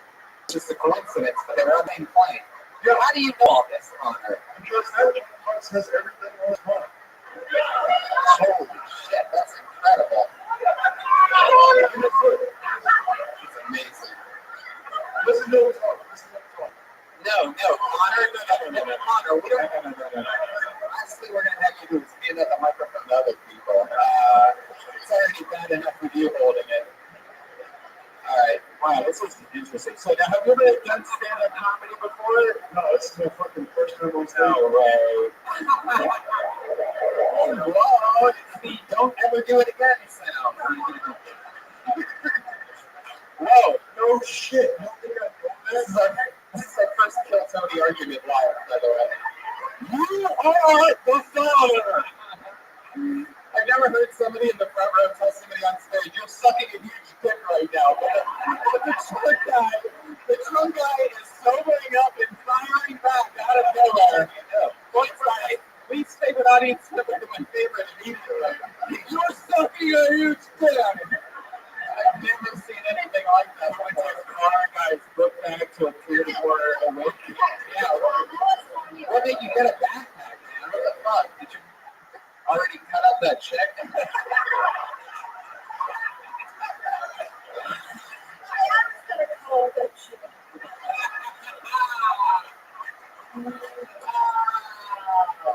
Why do you actually talk on this camera? How dare you? I didn't realize that you never will again. That's Connor, what do you do for work? What did you do for work? I work in small towns. Oh, what? Did you just lose your last vocal cord right there?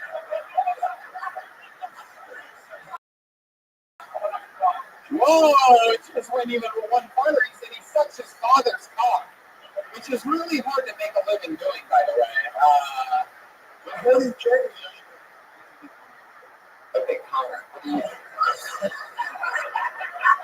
Connor, what did you do for work? Why is everybody so ashamed of their jobs out here? Because you're in Texas, there's nobody makes big money on it. Ellen runs up with a donation-based economy. Ellen has jobs here. Connor, what do you do for work? I work for a tool distributor, so tools and nails to construction companies. Yeah, it's good enough. Yeah, it's totally great. Now, can you do local for it, or nowadays, or is it like help for you to fix that? Because that has to be like, what if you're like screaming for help? Like, I'm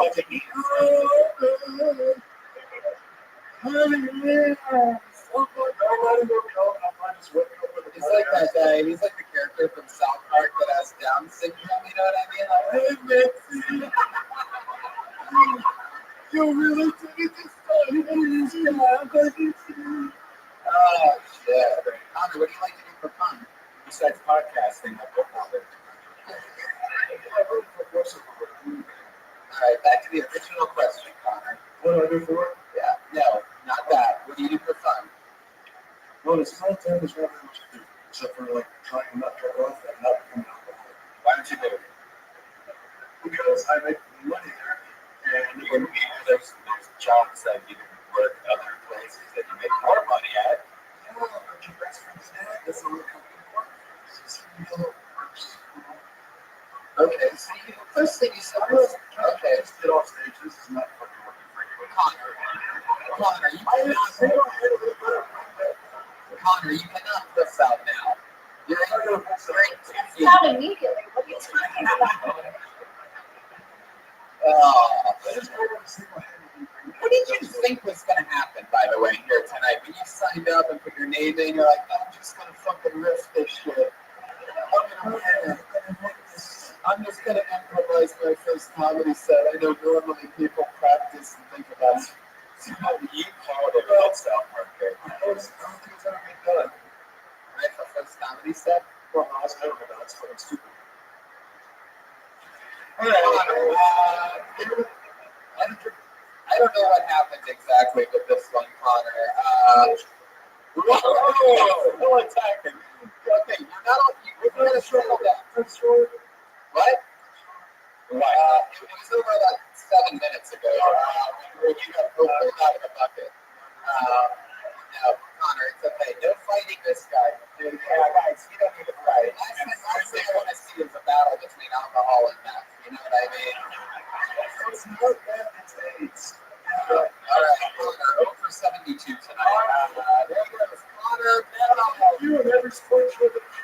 Connor Bell, everybody. I love it. You're still bombing all the way to the finish. Whispering sweet nothings as he leaves the stage. Man, that poor girl, she was so like lucky to beat the fuck out of his face. She's like, I can't wait to take it that way. Don't walk by the other shaking.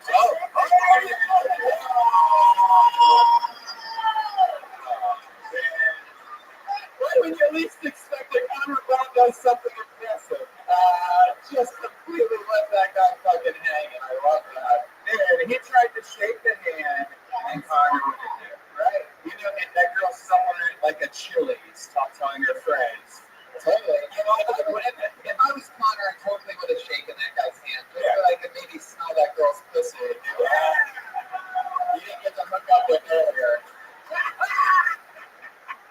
Or at least the smell of a good old LL Bean back then. You know what I mean? One or the other.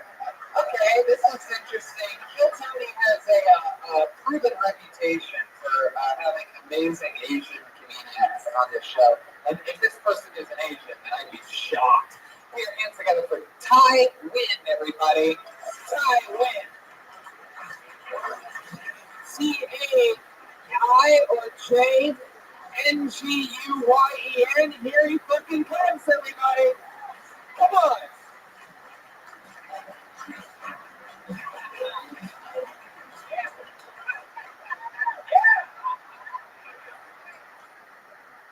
Alright. Have anybody else seen the movie The Fault in Our Stars? Anybody? Well, that movie, right, there's a guy, and he treated this guy, she walks on water just because she has cancer. I bet you would treat her the same if she had chlamydia. See, cancer is the unexpected disease we will want from all the other unexpected disease. So for cancer, you're the victim. With any other disease, you're the perpetrator. Let's just say you have HIV. Now you get for buying condoms at Goodwill. Or let's just say you're a fanboy. All you get for down there on Taco Bell, still your birthday. You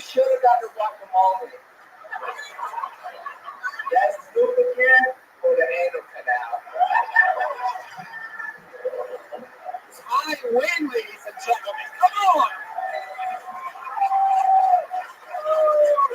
Holy fucking shit! Unbelievable! Wow. Take your microphone. Ty, am I saying that correctly? Yes. You are fucking amazing. You actually did something tonight.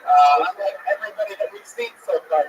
No wonder you walk so slow. I want to blow this shit up. I knew it. And I also knew it when the audience stopped like applauding when he was just standing there. He goes, okay.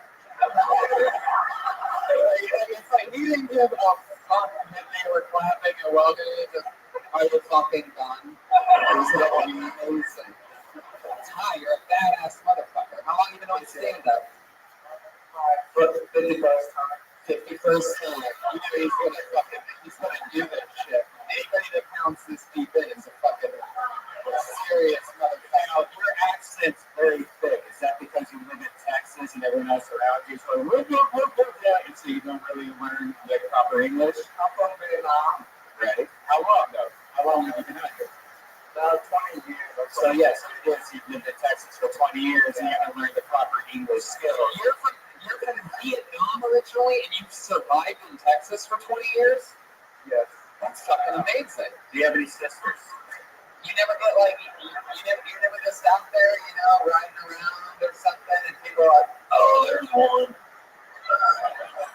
Anything like that? You never been like shot at or anything? Or people that just can't give it up? But that whole, there was like a little thing between Vietnam and Texas. Vietnam is versus Texas. One of the great battles of all time. Wow, that's so interesting. How'd you end up in Texas? My dad, who was in the Vietnam War, so that's how we got so. Which side was he on?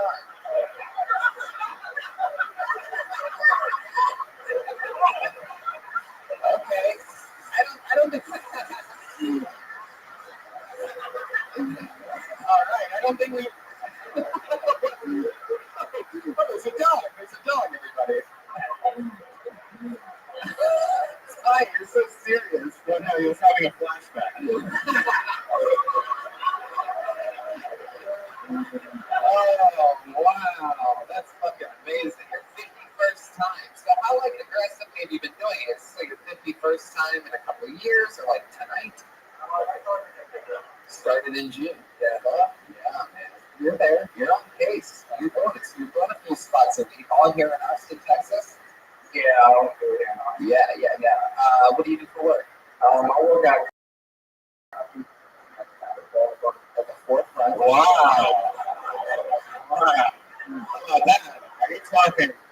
I feel like it's even worse than that. I feel like it's like the Magic 8 Ball or something like that. I've got a that's blowing up hoverboards, right?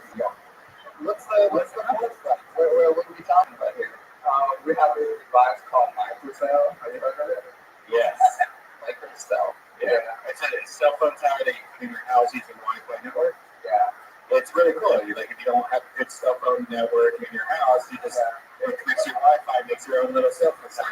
This is the guy that could have given us a credible Wi-Fi network tonight. And look at this on mobile. We're operating mobile iPhone hotspot, $50 a month. Wow, that's amazing. So you're making telephone towers in people's houses, and that's a thing now. What do you do for them exactly? You just intimidate the fuck out of people like, you must buy it. It's a great company, actually. It's a good technology. And then finally it looks like, all right, I'll buy one. Just keep staring at them, all scary and shit. You so far have been the best person tonight. You killed it. I'm really surprised that you're still here. You seem like you're very talented, and you should get the fuck out of Austin. Yeah, so if you think there's a place to transfer in like an LA or New York City, It's great. Austin is a really good comedy scene. I know. I've been doing it since June. I know you're 1 out of 4 people have been Okay, not comedy, right.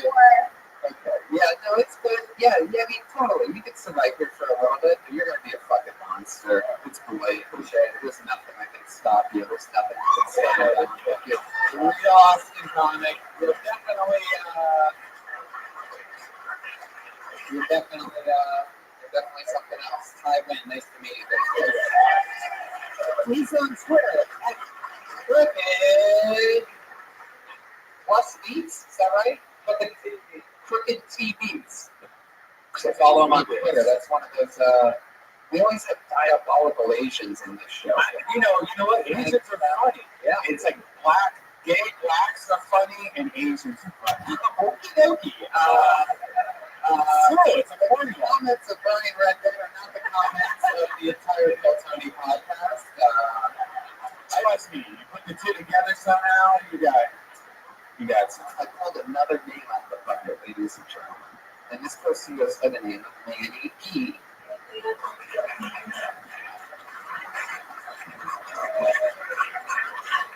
Thank you, everybody. So I became Father Young because the next year I was in. At 22, I had my son. At 24, I had my daughter. And at 26, I had my father. Vasectomy is my favorite because that one was fun. You know, when I first decided to get my vasectomy, there was a couple people trying to talk me out of it. I said, son, I'm only 26 years old. I said, you should do this. I was like, well, I can't think it doesn't matter because this is a vasectomy, not a vasectomy. So take your fucking $50 coat and let's wrap this shit up so I don't have to.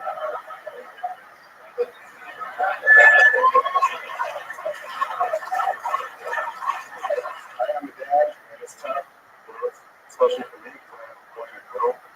I have to make sure I don't raise a serial killer and a stripper. But that's going to be tough because my son is a fantastic dancer. Fuck yeah. Manny G, right? Yeah. Manny G.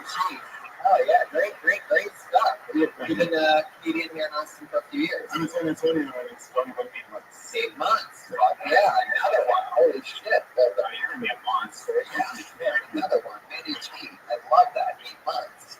Fuck yeah, you should make friends with Ty Wynn. You guys go start. You guys seriously, that's how you do it. You gotta make friends that are near your level. I'll put it. Manny G, so what's your story, man? You have 2 kids, a son and a daughter. Just in West San Antonio about a year and a half ago. What made you move to San Antonio? It's cheap. It's way cheaper. And I can get a job pretty easy, so. What do you do for work? I'm a machinist. Nice. What kind of machines are you Skinny, mills, yeah, mills, it's fun. Yeah. That's interesting. It makes me do this California is like, being in Austin, I just look around and like, yeah, I do especially on the holiday vacation. It's cold in LA right now. Yes, It's freezing. it's much better here. Yeah, I miss it. I'm glad to be here. Manny, so what do you like to do for fun? Do you ever sneak out? How old are your kids? My son is 12, my daughter is 10. Right, so it's been like 12 years, basically 12 and a half years of just continuous fucking work. And then you have to take care of the kids. The main reason I started doing comedy is because after I moved back to San Antonio, I wanted to get a divorce. So I got really good job. And the comedy thing was a great time to keep where I live, so what I was like, So wait, you moved all the way from LA to San Antonio, and then she wants to get a divorce. Yeah. Fuck her. No, dude, it's cool now. Ever since I started doing comedy, like things got better. I think it was a lot of me. Like I was depressed, just going to work and coming home, it fucking sucked. Okay. So once I started going and doing this, and I got my close It's great, man. It's great. So you put the divorce goes through and everything? No, we're good. We're happy. Wow! Yeah! Fuck yeah! Spoiler alert! Yeah, what the fuck? And that was a real like M. Night Shyamalan path. You took us on there for a bit. The life and I split up. I found stand-up comedy, and my life is good now. Oh yeah, and nothing changed with my wife.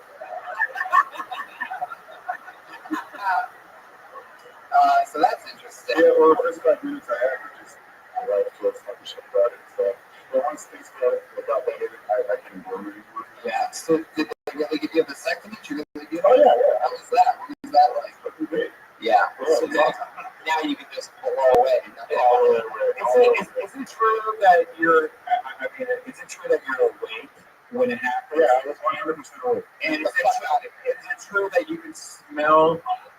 It smells like honey, you know. And is it true that you can smell your balls burn? I don't know. There's a room in the tubes and it smells like burning hair. You can smell smoke and everything. Get the fuck out of here. I would pass out immediately. I mean, it feels, it's not painful. It feels like someone's like putting bumps up your stomach. Oh, God. Just more like. Shit. But the whole time you're just thinking of like, wow, I can do anything now. I'm Well, when it was all over, you just put it on you. That's like, right. Yeah. It's painful, but not as painful as raising a child. So it's all worth it, man. I love that. So like, but I guess like stuff still comes out of you, but it's just not potent. it's still the same. I don't know. No, it's the same, but there's no sperm in it. That's the difference. So is it just like the white and the yolk? It's still white. Yeah, what is it? Like, does it look the same? It's the exact same viscosity and everything. And you can like put it in your fingers and roll it around into a ball. Really, the same all the way. Same all the way. I was kidding. Ashley's like, I've tried so hard to do that, and oh, okay, Ryan, what the fuck was that? Weird. Baby deer voice? Like you would need to get a ball in your mouth. Oh, I thought you were bald over your hands. So that's interesting. Nanny cheeks. So now you can just, do you ever take advantage of that? Like, do you ever just, like, you never pull out anymore with all the while. Like, that's like a super check. Well, that vasectomy was a lot longer. And we talked about coming out, so no. Right. Not even an option. Yeah, that'd be insane. That'd be like the biggest waste ever. I love that you only paid $50 for this vasectomy, by the way. Something doesn't sound right. Like, I get the feeling you might have a third kid on the way soon. $50 seems a little cheap. I mean, where'd you get it? The same place that this guy bought this ashtray? Like, was this like some, okay, we're losing the audience somehow. Something happened in the past 5 minutes with it fading away quickly. Manny, tell us something else. What do you do to sneak out and have fun? Did you answer that? No. I mean, what do you do other than stand-up comedy to take your mind off of fucking everything? Like, is there some crazy place you go? I just smoke weed. Right. Happy week. It's me and Tony and Ashley. Who's not on them here tonight, by the way?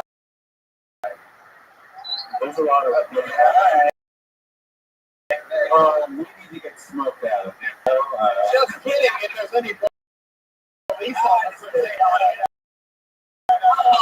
not going to be right out there smoking in between jokes. What of the jokes do? Anyway, that's stuff. Absolutely awesome. So nice to meet you. It's a time and don't stop. You know what's crazy is he actually sounds like he's from LA. You know, he sounds like George Perez. Yeah, voice. Just pulled Connor Bell out of the bucket. Remember that goofball? Look, this little pussy audience, huh? Oh. Remember Connor disintegrated 3 seconds into his set? He's still bad for that. All right. Al Doggy style. Is that somebody? Did I already try that? Al Doggy style. I always love it when it comes to the very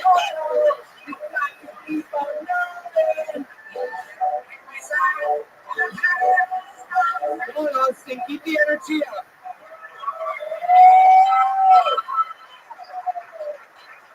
Hello, everybody. I'm from Mexico, and I sometimes feel like Donald Trump's slogan. I do have an anchor baby.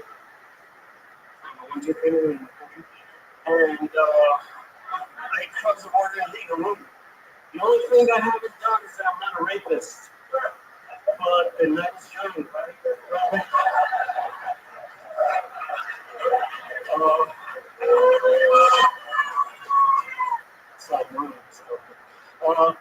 My wife's pussy smells really bad.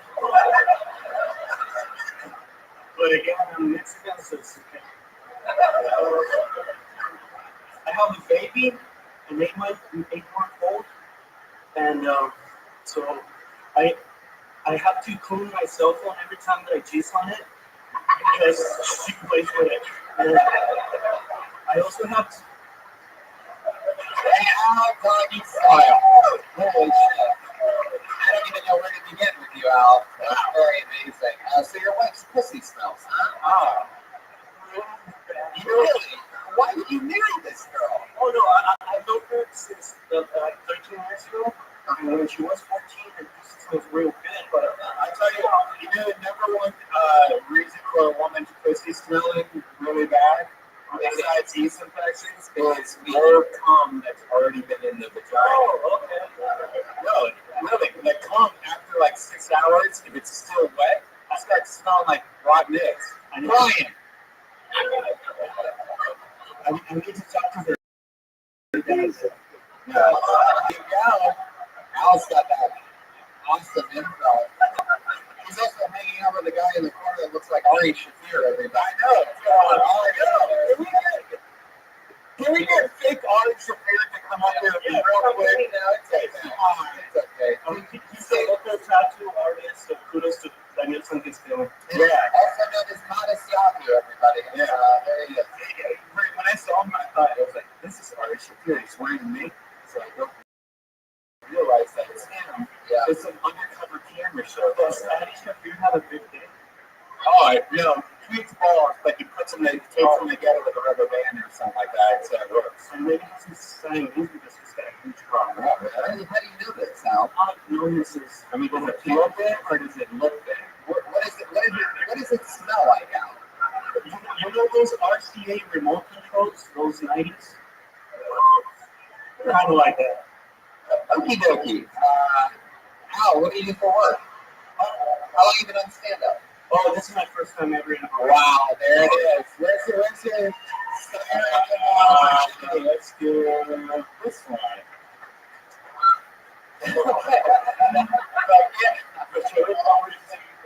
Oh yeah, the goose is loose. Wow, that's so fun. Have you wanted to do stand-up for a long time and like you only have 60 seconds or do you have more? What's the story? I'm gonna be honest, I started listening to stand-up since I started with the Joe Rogan podcast, and that sent me to Joey Diaz, and that sent me to Joe Tony. Yeah. And then like that, I'm listening to a lot of shit, smoking some like that. I'm nervous. I'm really nervous. But yeah, you guys do a great job. You're inspiring a lot of us to do our shit, so we really appreciate it. I love that. That's so cool. Now, what do you do for work? It's how do you say upholstery? Upholstery. So I can give you a chair and you can make it look Upholstery. Yeah, I do like automotive upholstery. So interesting. I live in Odessa, Texas, and I came all the way here to the US. Wow, amazing. Very impressive. I have no idea. Odessa could be 10 minutes down the street. I wouldn't know any difference. Across the street. Oh, you moved here. That's fun. So you reupholster cars. So basically, like when you accidentally shoot somebody in your car, you take it to somebody like you, get rid of all this blood stains. Have you ever had some shady shit go down at work? You see like brains and stuff? No, but the shop that I have worked off, we took a headliner, and a lot of heroin came from the top of my horse. Oh, we had to call the guy, and like, he went like, "Oh, sorry." Well, actually, it was like better fun because he was like next to it. yeah. I mean, you had for your first time, you had one of the best sets that you could possibly have for your first time. Like really, like it's really hard. I mean, I wouldn't have thought you had that was your first time. You need to stick to it. You really are original material, even though you look like the fat Jew, you definitely don't perform like that. The 10 of you that know that. Why does everyone have long hair out here? Have you noticed that? Everybody has long hair in the truck. We do things differently out here. It's Austin. It's just surrounded by Texas. Wow. Not surrounded by scissors at all. Just You can tell she has a law degree from the University of Texas by the way she's been defending her state here on the show tonight. Actually, everybody, really making sure we don't make fun of the place we are. Because we don't do that everywhere else we go, including our home state of Ohio 2 weeks ago. But Austin's probably the second place I would live. As soon as I wanted to know, I would move to Austin or it's on the short list for me. Nashville, Denver, Nashville. Fuck Nashville. Have you looked at the crime rate of Nashville? and you keep saying that, Brian. Oh, it's worse. One thing that you read, that It's like 18 times worse than LA. that was one article, and it's No, it's the actual facts taken from the police and shootings and murders. that's actually not true at all. You want to make a bet? Hundreds of lists that have. If you want to make a bet, I'll easily bet. I mean, you'll find your one internet article that you read. I know. We'll You look look up any city is the most dangerous city. You'll find one sad blog about it. We've already done outside. You can save this, right? You can save the energy and how some off the show right now. It's not really worth it. It proves me right. So, Al Doggy style. What else is happening? Yeah, what's up with your name, by the way? I think I fucked up writing it down. My name is Aldo Garcia, but my Twitter handle is All Doggy Style. Twitter. Twitter? I'm trying to learn how to say these things. Upholstery is your occupation, so that one's sort of important. Now, is the Mexican out here different than the Mexican from LA? That's a question that I've been wondering because it seems like the Mexican out they don't have like waist. I just like about square pants, but the Mexicans out here seem like they actually have waist. Okie dokie. We lost Brian, everybody. Tuned out at some point before saying Nashville is one of the most dangerous cities in the country. It's definitely not. Still not. It's just a fact. It's one of those moments in the show where you just start saying facts that you know nothing about. There's like 150 cities more dangerous. I talked to the band Honey, who told me that. And they told me it was sounds like somebody came to the gig in Nashville right now. Aldo, what is it? Garcia. Oh, you say that so much. Garcia. That's your weak point. Love that. And what's you're married, your wife's pussy really smells. Yeah. Stick it to that. I'm sure that's less than I mean, my dick's not that good too, so. Right, exactly. Not so good. Not so good. Is that white thing around there? Oh, ringworm. Yeah, so you took a piss, you can smell it all the way up to it, so. Yeah, that's from her pussy. That's what I told the bitch. Yeah. You two need to after the show have like some kind of dirty off or something. No. Make her eat yogurt. She has a yeast infection. Cranberry juice. You take Vagisil, which is supposed to be shoved inside her pussy. Oh my God, Brian. Use Vagisil to masturbate. Use Vagisil to masturbate. It's a slower. Stop having your wife sit on the tortillas in the kitchen. Aldo, so nice to meet you. Congrats. Great first time. Aldo Garcia, everybody. Let's go. Keep it pumping. Keep it pumping. First time. That's a great look. We're going to go extra fast to finish this up. Your hands are going for Michael Vargas, everybody. Here we go. Whoa. He's got a girlfriend. You can hear her. Here he comes. Taking the slow walk. Everybody that signed up sat as far away from this stage as possible. It's on that freedom high. Here he is. There he goes. What's up? Hey. So, when you're a little kid and your parents aren't home, so you go look for your Christmas presents. And then you go in your mom's sock drawer and you find a dildo. And then on Christmas morning, you're super bummed out when you open up a Nintendo 64.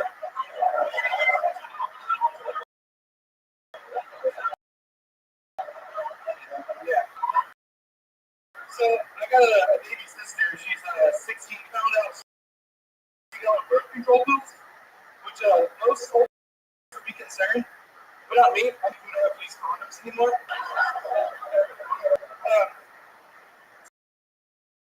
So a lot of people think different things when you die, like you go to heaven or hell. What I like to think of is I'll be reincarnated and I'll come back as a bottle of Jack Daniels or some cocaine. And maybe my dad is still on me. And also I get to be inside of him for once. Exactly, I did it. Obviously, we found a local dragon slayer here, everybody. Yeah. Mexican Billy from him. Oh, yeah. He went and he put away the guitar, put on a ball cap, and came out guns a-blazing this time. Michael Vargas, fuck yeah, you've been doing this a few years here in Austin, right? No, I'm from Houston, Texas. It's like the 5th or 6th time I've been there. Oh, shit, you have a section. That's a wife. I love that. Oh, that's all your wife, huh? My wife and my 2 buddies. Michael's so cool. How far away is Easton, Texas? Oh, Easton, Texas. Like 2 hours down the road from here. Gotcha. No, I understand now. Houston? Yeah, Houston. What part of Houston? Like northwest. Not too far from like downtown area. That's one of the most dangerous cities in the universe. There's an article on the internet that says it. There's one article. Don't even come to Houston to do a film, Tony, man. What's that? Don't even come to Houston. We did a live look at it. We did it last time, but the problem with Houston is the best comedy club that they had that shut down, nonstop shut down. There's a comedy, like the improv there is ghetto. And you almost called it gay too. I love that. Ghetto. Stop calling it gay. They call it ghetto. It's totally homo ghetto. So if you're a lot of money, go to an awesome comedy club. I'll say fun. We're working on one right now. Yeah. Oh, that's great. Yeah, you guys need one. That's going to be good for you, Michael. How long have you been doing it there? This is like my 5th or 6th time. Really? Yeah. Wow. I started in like September and I did it like a few times that month and then stopped. But you have a real knack for it. Thank you, I appreciate it. Do you know Billy by now? No, I don't. You both have very young features. You talk like them.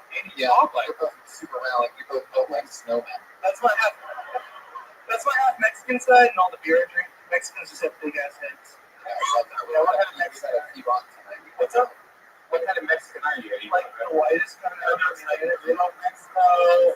Somebody's kid doesn't have his green card. I have no idea. I don't know. I'm the whitest kind. Don't need a Jake Waybaber. No, I'm half white. My mom's white and my dad's Mexican. So. Oh, that's a Mexican one. She started fucking the gardener, huh? Yep. Yeah. Really? Yeah, but she was 15. Oh, yeah, he was gave her flowers. That's how it happens. She's a sweet lady. Your dad's like super Mexican, right? No, he's super white. He barely speaks Spanish. But he's technically Mexican like everybody in Texas. What does he do for work?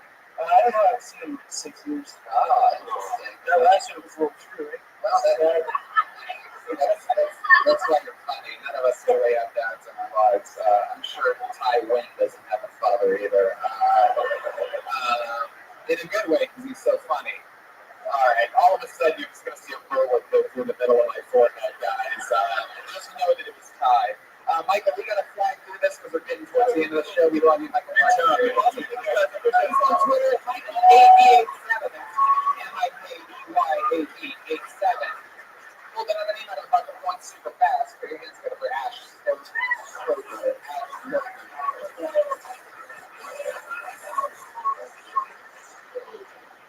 All right, thank you, Austin. I'm a U.S. Army veteran.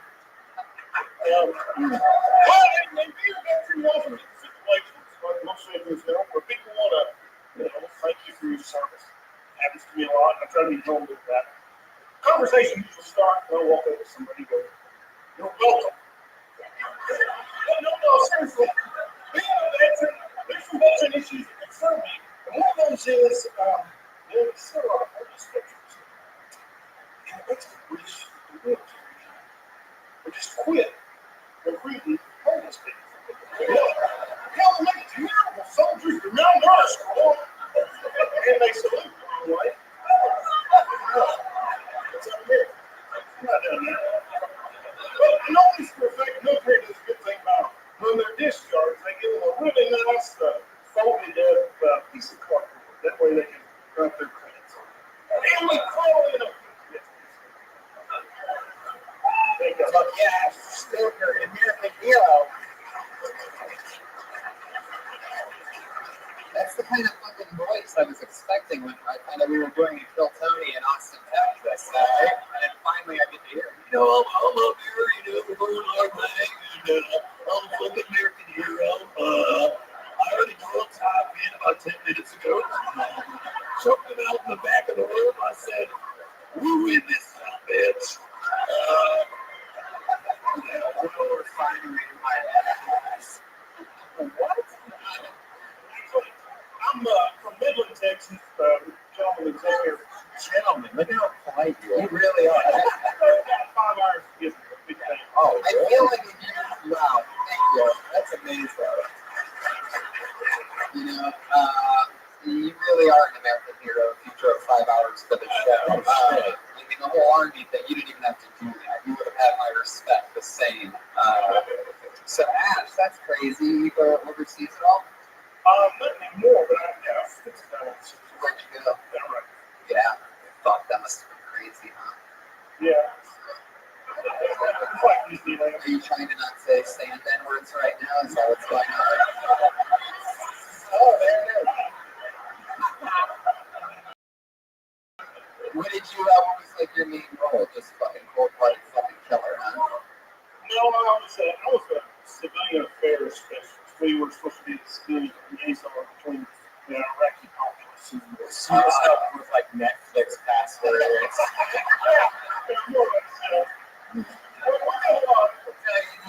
The capital letter. That's so fun. So Ash, you said you drove 5 hours. What's the name of the place you came from? Midland, Texas. Midland, Texas. What goes on out there? Well, it's late great President George Bush. He grew up there. Wow. It's a single Bush fan. Yeah. He wasn't as loved and often.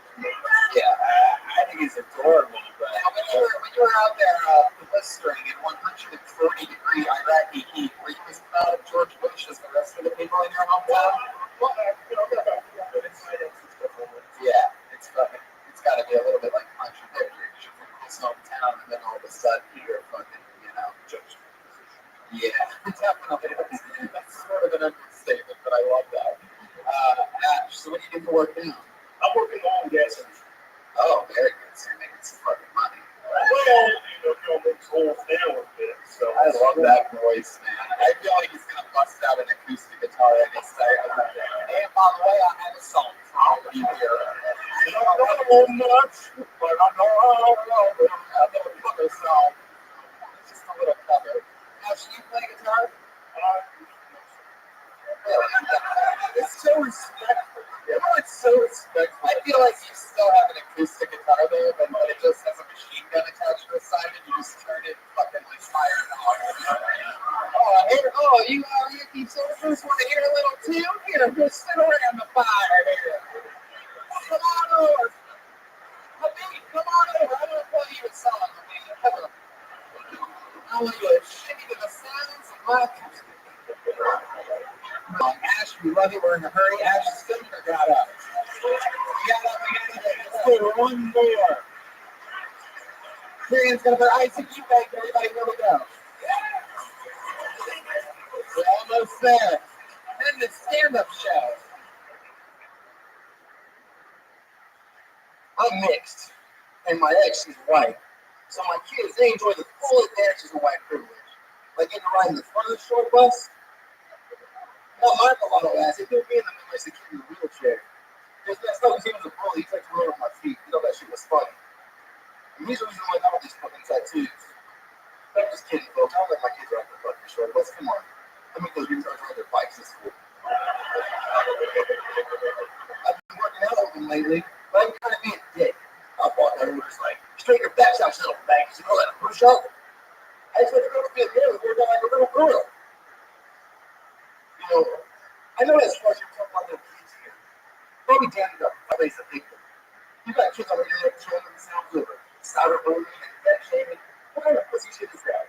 My kids are nervous don't have me. They like if they were kill themselves, and People said, man, like, I could have the food. Exactly 1 minute from Isaac Eubank. Yeah. I like your style, man. You look like a drink if he gave up. I've never seen you without the hood on. Yeah. You said faggot, you said retard, you totally politically correct. Yeah. Well, if you raise my kids that way, if I give it to them, they're not going to be shocked when they're in school and cry a little bit. You sure know, wow, they're going to be all out bullies. You're right. They're definitely not going to be shocked because the other kids will be shocked that your kids calling them faggots. I love that. How many kids do you have? Two boys. But yeah, what nationality are you, Isaac? I'm white, black, Hispanic, Native American. Holy shit. Wow, you are everything.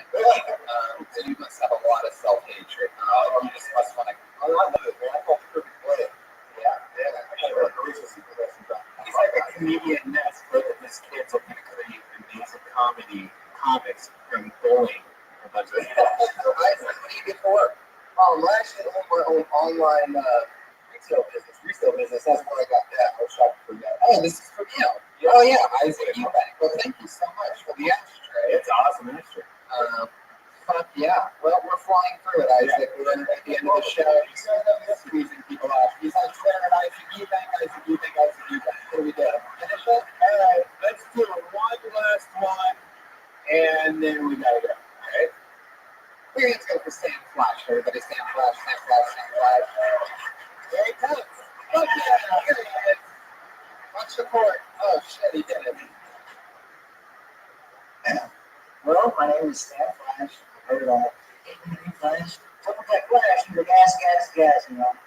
Oh my goodness.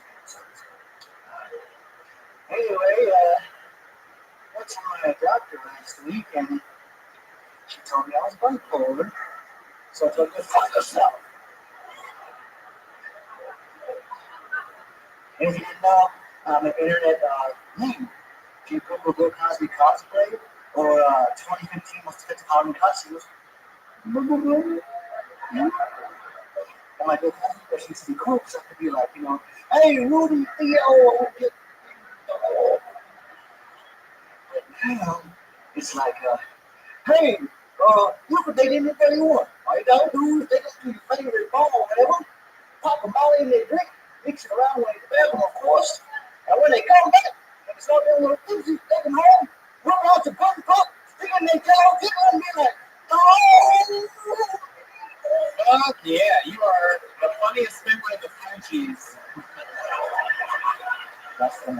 Say it twice, everybody. There you go. You got to fly through it. Let's do one last one. This young lady has actually done the show before in Los Angeles. She was amazing. She killed it. She's going to be the last comedian to go up tonight. She's our only female to go up tonight, giving a little power to this show, some equality. Put your hands together for the great Sarah June, everybody. Here she is. That's that, Mike. Hey, everybody, how you doing? Looks like what's the chocolates, right? Yeah. It's a thoughtless, generic gift that nobody really wants. But when you get it, you have to pretend that you're grateful for it. It's cheap. You can get it anywhere. This metaphor goes on for a long time. Life is like a box of chocolates. All my choices are driven by my hatred of coconut. Dating's hard, right? Right, everybody? Chivalry's dead. I went out with this guy the other night. We went back to my place, and then he wanted to get it on like immediately. And I was like, whatever happened to romance? You know what I mean? Like, what about shitting on my chest a little first? Like, where are your manners? Ladies, you ever have sex with a guy who just didn't know where to put his balls? It's like I have an anus. It's right here. Ladies, you ever wrap your foot around a guy and he's like, oh my god, what? And you're like, I haven't get used to it. You know what I'm saying? Do it again. Sarah June. Wow. Sarah June. He's on Twitter. It's June. S-A-R-A. Sarah, you did it again. We've had you on the show before in Los Angeles. It was only 2 weeks ago. I know. It's crazy. What a small world. It's so wonderful. Yeah, what a small show. So that's good news for you, you're going to open up the second show for us. Congratulations on that. And also doing a 5-minute spot on the stand-up show that immediately follows this show with a little break in between, and whoever smokes us out in the side patio. When is the show? Yeah, 10:30 is that show, so everybody will have info. Oh yeah, 10. Well, yeah, exactly. Anyway, and also doing 5 minutes. Shocker, spoiler. We all have to see 5 more minutes of Ty Wendell. Yeah. He's on Twitter, Crooked TV. He's going to be opening up the Death Squad show. Saw June with another 5-minute set coming up. Thank you so much. Saw, here she goes. She's on Twitter. Hey, saw June. Ladies and gentlemen, put your hands together. For Ryan Shane, everybody, in tonight's drawing. This is the most amazing fucking part of the show.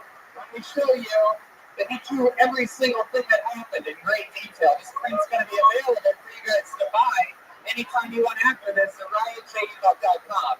You have me, you have a drunken bear with a cowboy hat because we're in Texas. You have a baby Cupid floating in over a microphone. You have an Austin skyline. You have a very evil cat. Oh my God, that really looks like Ashley Barnhill. That's fucking crazy. And Brian Redband, all wearing stars and lone stars and Texas shit. Live from Austin, Texas. We did it. Ashley Barnhill's on Twitter at Ashley_Barnhill. Ashley, anything else you want to promote coming up or anything like that? She's going to be at Caroline's with me in New York City. My first time headlining New York City, first weekend in February. And Brian Redband. See you guys. Hi, everybody.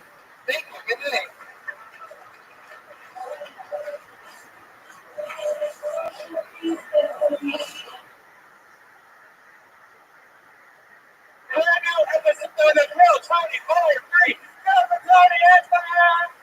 Yeah. See that? See how that applause isn't as big as it would have been had we not had those technical issues. I warned you guys about that. Yeah.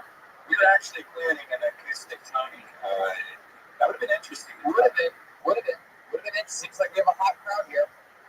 Seems like we had the kind of crowd that was stricken by tornadoes last night. It's nice and quiet, very staring. Not really looking like they're really in the party mood exactly. Looking like they have a lot of shrapnel to pick up in their yards after this. Stuff like that. But I'm so glad you guys made it out. This episode is in memory and in respect of those who couldn't make it here tonight that died in tornadoes yesterday. Special Dallas episode. Okay, I don't know why that got a laugh. This is in memory of them, people. How dare you laugh at those poor souls? Okay, it's already creepy as fuck in this room. That's exactly how I like it, motherfuckers. You're going to challenge me? I like it that way. We're going to have fun. This is not streaming live right now due to, on top of all the other technical issues, your Wi-Fi sucks, Dallas. Wow. Just when you couldn't come through anything else, just when you didn't have a electrical outlet that it was grounded, you also don't have Wi-Fi. So you're going to catch this episode once it's uploaded tonight. Anyway, we are live to this live audience, that's for sure. That's all that really matters, right, guys? Because, back in the old days, podcasts were on vinyl records anyway. So here we are. This is going to be exciting. I'm excited. Are you guys excited? Dallas, how much noise can you make at one time? It's like the most mellow, about the most mellow Texas crowd I've ever seen in my entire life. You know how the show works. A ton of people signed up tonight. Sometimes it's some of the best local comedians in the world. Other times it's people trying stand-up for the very first time. Like anything can happen on this show. Last night in Austin, Texas, for example, there was a guitar player that started off the show. Just bombing horrendously. I mean, it took him like 3 minutes to even get on stage. Anything can happen at this show. So to go over that, we talk to everybody after they do 60 seconds, and to bring a little hometown vibe to the show, I decided why not bring on board one of the funniest Texas comedians that there is. I know this guy. I love this guy. He's originally from, wait for it, Dallas, Texas. And he is back to be a guest on this show. Huge Austin comic right now. There's a weekly show at the Austin Spider House Ballroom where we were last night, every first Monday of every month, called Shit's Golden. He's here right now. Put your hands together for your very own Chris Tellis, everybody. Here he comes. Here he is. Chris Tellis, live in the flesh. Fuck yeah. All right. Nobody knows who I am. My own fucking city. That's perfect. A lot of people don't know who I am. I see a lot of podcast fans brought their girlfriends and wives out tonight. I can tell they are already miserable. They have these stares that they just can't hide. Like look at that resting bitch face right over there. There you go. There's that smile. There you go. Perk up, baby. Perk up. We're just getting started. You can't be frowning already. So, it's going to be fun. There's going to be highs and lows. Some people are going to be boring as fuck. Some people are going to be funny. Some people sign up for this show like, I'm going to fucking do this. I'm going to show Dallas that there's a star here, and I'm going to do it in 60 seconds. Anyway, they all signed up on neon green sheets of paper. We put it in a special Christmas bag because that's all that we had. So that's how it works. Comedians, your 60 seconds is up. When you hear the sound of a kitty. Oh, that quiet kitty. It just never really gets that loud. Say goodbye to your speakers. Because if anybody goes over that time, I'm going to bring out the angry Hollywood Bear.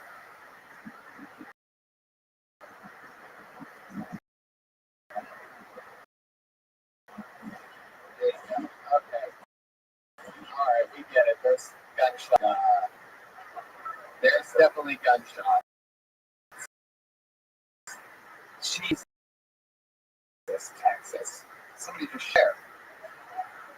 So, it's going to be fun. This is going to be, I always tell when there's technical issue for a show that it's going to be one of those fucking dog dirty shows where anything can happen. I feel like people are going to cry at some point during this tonight. Yeah, maybe. We didn't really load properly at the last night's show. The number one live podcast in the world. We passed up Doug Loves Movies just a few weeks ago as the number one undefeated live podcast in the world. And here we go. I'm going to fucking name out of this bag right now. And then they're going to try their heart out to make you laugh. They're really, really going to try to make you laugh for 60 seconds. Anything can happen. Chris, are you ready? Born ready. Let's do it. Red Band, you ready for this shit? Let's do it. Put your hands together for your first comedian tonight. He goes by the name of Ron Wright. Right.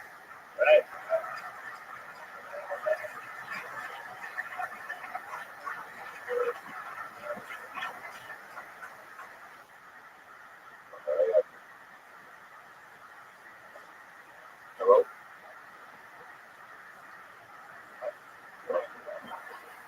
Shit.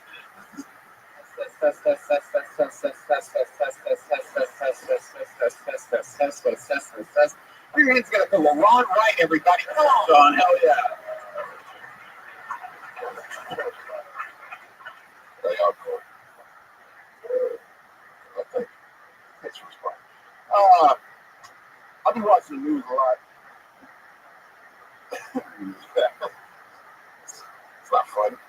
I watch the news a lot, and there's a lot of black people that are getting shot by the cops for reaching for their guns. And it's like some of the black people getting shot getting shot for reaching for their guns to become a stereotype. Like people like, I love fried chicken, I love grape soda, and I love reaching for cops' guns. So what? And your point is, it's a trouble about this life on the edge. You skydive, I reach for cops' guns. It's ridiculous, man. I even read the police statements. Police statements are ridiculous. I read the one who was a cop. He was a 12-year-old boy. And he said he got the suspect on 18 years old. Bullshit.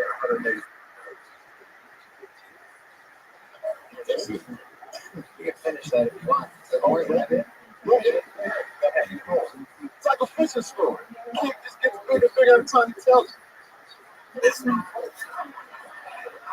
All right, everybody. Boom. Boom. Laurent, that's so funny. How long have you been in stand-up? You got to go into the mic for us. Still, it goes to the podcast. Oh. 2 years? I like that. All here in Dallas? Nah. I got here. West Texas.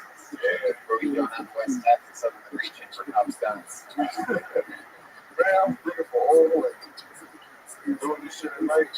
I like that. In the oil business, huh? They got to lay me off. Yeah. Why? Oh, Hey, what's that supposed to mean? yeah. Chris actually got your job. I don't have to tell you. That's fun. What do you do for work? I'm in furniture. I can say that the carrier I love that. You really are. I like it. You didn't even say move furniture. You just said lift it. Like rich white people are just like, I want to see if you can lift that couch. Man, come on. How high can you lift it? $100 says you can't lift it over your head. Talking about tips, man. That's so cool. So, yeah, you're talking about black people reaching for guns. That is very topical. That is definitely happening. A lot of times it's not even happening. It really is. I mean, wow, you would think that, like, hey, What up, man?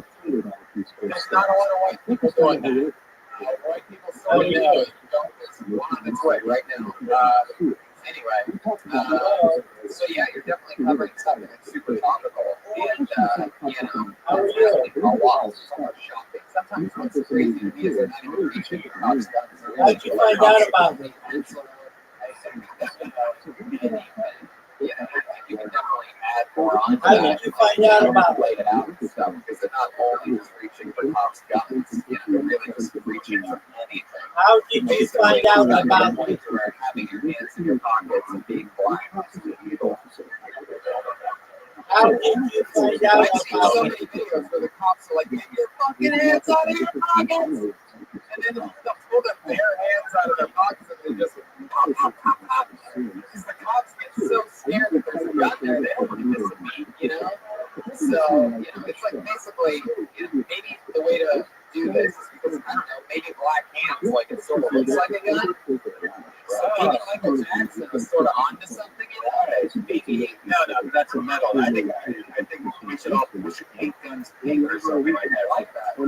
Paint guns. Maybe there's something that you can add to that. I like your name. It's wrong. Yeah, that's sort of like L wrong. But I like ghetto stuff. Have you ever been on a police ride along, or have you ever been arrested? Have you ever been arrested for not being able to lift the couch high enough?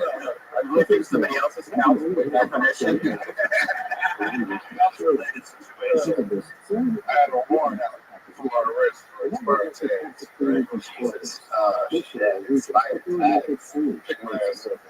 Oh, man, that sucks. Yeah, me too. I think there's a lot of that's what it's all about. Normally when a black guy's getting arrested for tags, he's tagging like spray paint on something like that. They lost everybody there. Come on, people. That's so cool. And you're originally from Texas. Yeah, West Texas. West Texas. Yeah. Oh, that's not an Amarillo.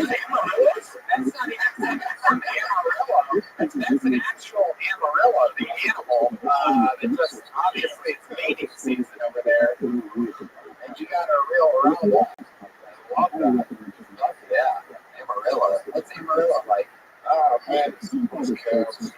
You don't seem happy to be here. Like, have you ever thought about moving?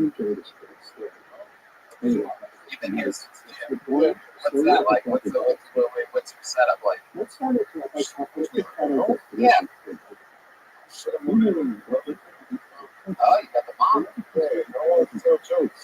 I love that. I'm at the second class. She's charging you? Damn.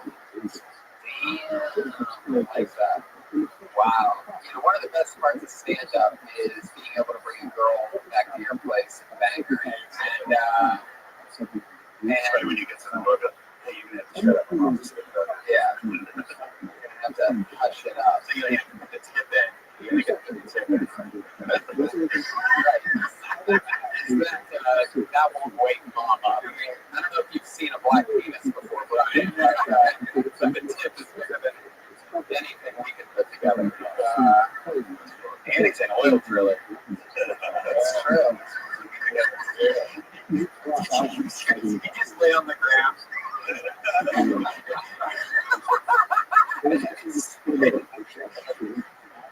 Wow. So, Laurent, you've been doing stand-up for a few years now. You having fun in Dallas? Oh, yeah. What's your favorite thing about Dallas? Traffic. You like it? Yes. Right. It's not with traffic. I get around Midland in 20 minutes. Midland in 20 minutes. All right. That tells me just about everything I need to know. I have no idea where Midland is. That could be down the street. But I'll take it. Laurent, what's your biggest fear? Bears. Oh, shit. You're on the wrong show right now, dude. Whoa. Go back. Settle down. Bear. Have you ever seen a bear? No, I've seen a stroke show. Hiding behind the couch.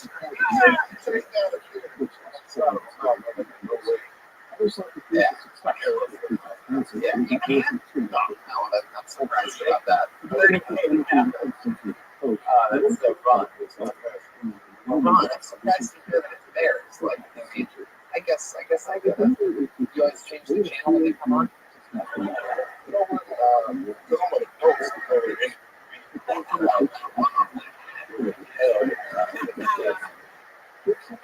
That's when you talk shit. That's hilarious. What's your other material? You have how much material would you say you have? Like, what's the topics that you cover? Childhood, rough childhood. You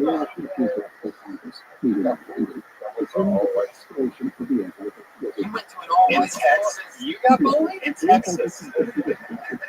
I went to Germany last week. Right.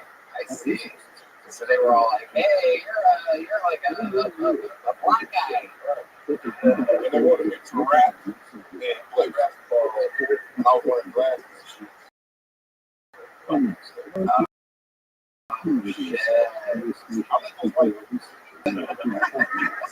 More play basketball. I love how you say that. Like, fuck no, man. Never in a million years. Well, that makes it official then. You're definitely from Texas. Well, Laurent, it was so nice to meet you. Thanks for coming on the show. And we'll see you again soon. Laurent Wright, 60 seconds from Laurent. He's on Twitter at Wright_Laurent. WRIGHT_LARON. Laurent. Seems pretty funny. Yeah. And by the way, I guess we forgot to mention that a fun fact is that we're going to pick one of these comedians that you see do 60 seconds tonight to open the stand-up show and do a longer set to open that when we start that later on tonight. So that's exciting, right? Fuck yeah. We did a little promotion. We did a show last night, and this poor lady, it's a long show. You buy tickets for this show and then the next show. That's like 4 or 5 hours of drinking. Plus Texas equals, like, I was the last on my last show. Like, about to get off stage, the show is about to end. This poor lady stands up, falls, cracks her head open, and just passes out. Something forward to look to later on in the show. I know these people love it. Obviously, they're vampires. They love it. How did the joke go? I had to. I was like, it's like a 7-minute joke. I was like 4 minutes into it. I ended up to bail on that joke and start over with a new joke. Fucking bitch. I'll tell you a lady that's not going to crack her head right now on the way to the stage, which I just called her name on a big Christmas bag. Your next comedian goes by the name of Whitney Vassarier. Here we go. It's a guy. It might be a guy. It might be a girl. It's Whitney Bass over here, everybody. Here she is. Are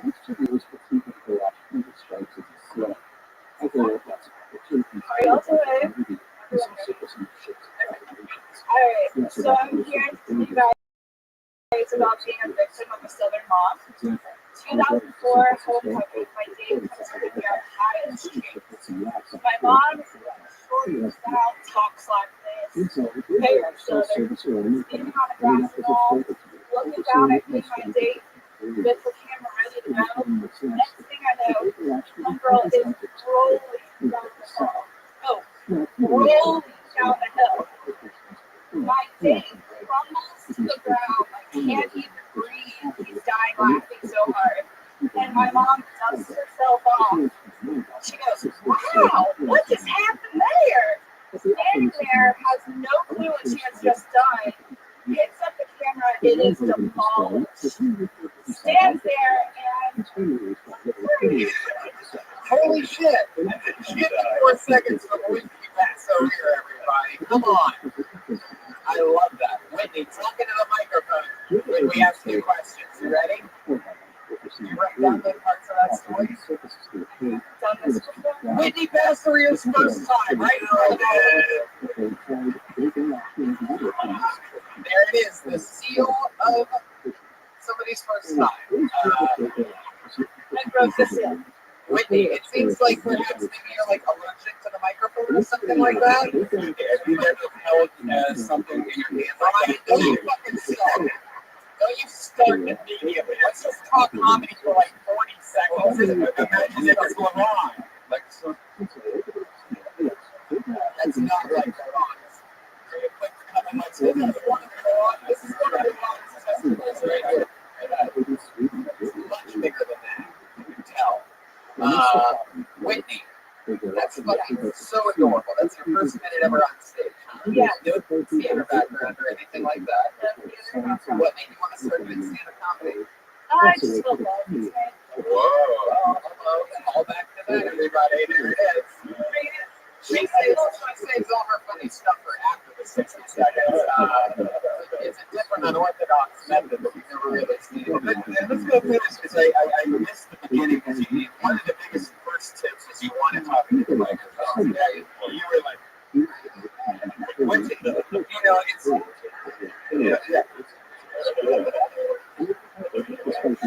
So I actually did not get any of what you said. Yeah, we have no idea what happened in that entire story, but it's great. Like you said, it's ballsy. You're plowing through it. My very first time on stage, I prepared for like 2 months. I knew I was starting in the comedy store, and I knew that I had a 3-minute set, which isn't that much longer than this. So I got ready for 3 minutes for 2 months. Because when I made a debut, I wanted to fucking hit that landing, you know? And I went up there and I completely blanked out. 2 months of preparation, I could not remember what the fuck I wrote down. And I didn't have notes. And I blanked out and I just started riffing on how I totally forgot everything that I've been preparing for 2 months for. And Definitely blackout status right now. your blackout status? Blackout right now? This story makes any sense. First thing it says is do not talk in the microphone. And wow, Ron is a huge Ryan, let's get off Ron's dick for a second. I don't want to. Yes, so go through what you said. So you were a victim of a Southern mob. Your mom stood up on the hill. She took pictures and she fell down the hill. You did it. Rolled down, yes. Very high taken. Yeah, you were the case was very high.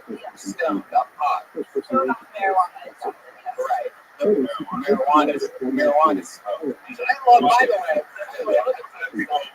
only in Texas is marijuana still even like the devil. It really is. Last night, for example, true story, we're at the Austin Spider House Ballroom. I asked somebody there, I'm not going to name any names because I don't even know the guy's name, but anyway, before the show, I go, does anybody have any fucking pot around here? hot. And this guy, who had dreadlocks, by the way, come on now. He goes, oh, I don't know what you're talking about. I'm everywhere. He was sort of walking away. And I had to walk his car. Yeah. Anyway, he watched Calzone because he was working at the club. And immediately after the show, before the stand-up show, he's like, yo, dude, that was amazing. He gave me pot in the handshake. Yeah. But it's like, he had to like make sure that I wasn't like those undercover cop ever or something. Now, he came out of his dreadlocks. Yeah. It's like a Pez dispenser. Oh, shit. You know, we asked him that time. They're not dreadlocks, but that guy with the long hair slightly racist. Now, Whitney, something that people commonly think is a safe route. The cool thing is to tell a story. Now, a lot of the people that have laughed at that story before probably know your mom, right? Yes. Right, exactly. Now, we don't know your mom, so picturing her rolling down the hill, it's sort of like, we're not really, like, in it. We really aren't. A horse of truth, there he is. When somebody says something very honest that makes total sense, you will hear that horse. Anyway, we can't picture your mom, so let's do something. Let's find out more about you. I'm going to ask you a plethora of questions. You answer them honestly, and we're going to keep digging until we find something that you can really talk about next time you're on stage. You ready? Ready. How old are you? Where are you from? I grew up here. You just grew up. I mean, I'm from Texas, but I was born in Florida, so I love that. yeah. Are you single right now? I am single. Right, that's always how I think we understand it. In my life. Ticklish. Yeah. Yeah. Brian always knows. He's got that tickle meter. Really, I do believe in ghosts. Really? Well, you believe in ghosts. What's the scariest thing that you see? Ghost-wise. You believe in ghosts. All right. Go on Halloween. Oh my God. Go at midnight to Planned Parenthood. It's one of those there's no ghost there. There'd be so many ghost movies. There'd be ghost movies all over the place. You'd have to take shovels just to get all the ghost movies out of your face. It's true. Or go to a graveyard, find somebody that's wife got murdered, and then they're buried next to each other. No ghosts, everybody. We get it, Brian. Okay, Whitney, back to anything relevant. So how do you normally your relationships end? That. Tell us more. Come on. So please, relax quick. What happened? You're not that much different than these crazy. You're the one to four because the guys are. So, tell us the truth. Last relationship, what's so bad about it? How did it end? How did that happen?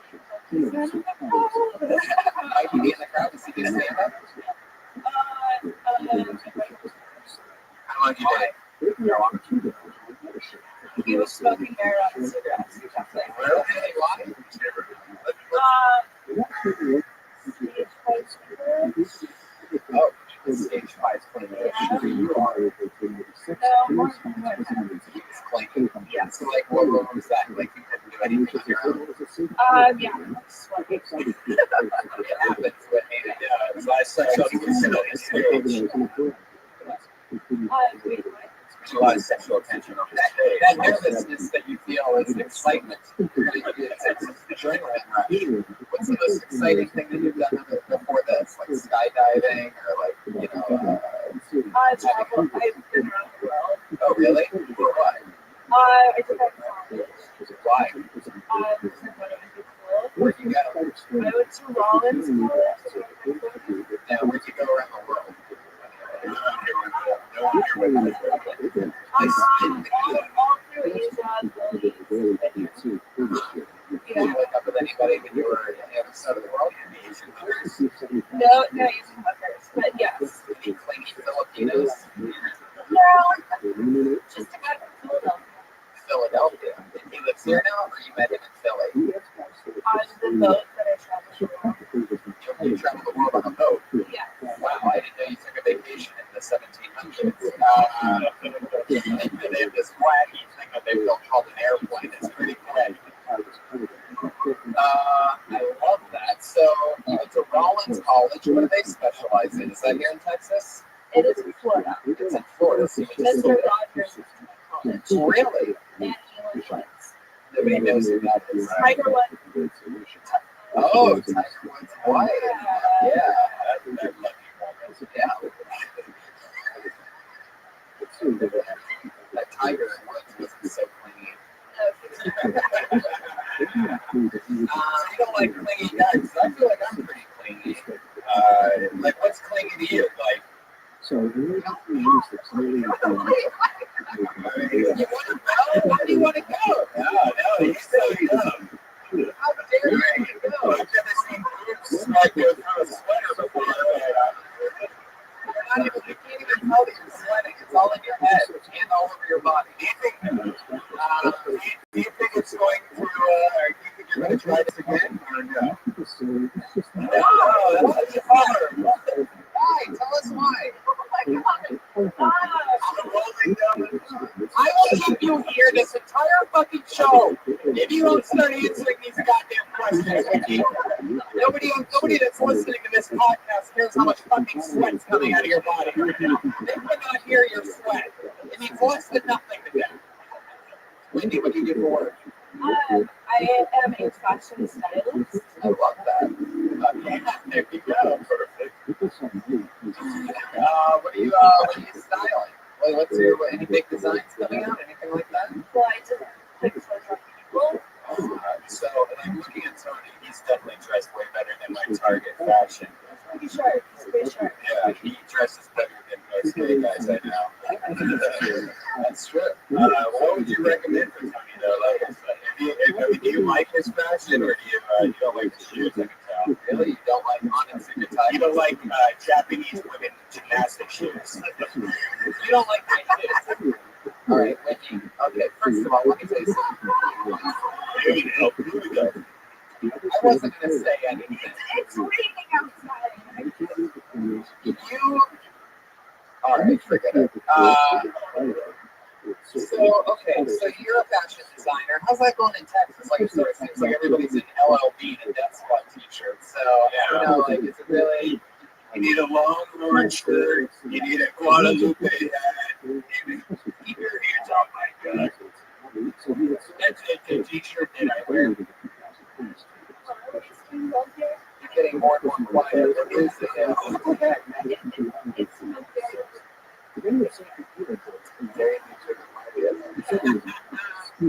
Okay, well, Wendy, I mean, you signed up for the show, you told a little story, and then you started panicking. You started getting scared in this post-interview part. Yeah.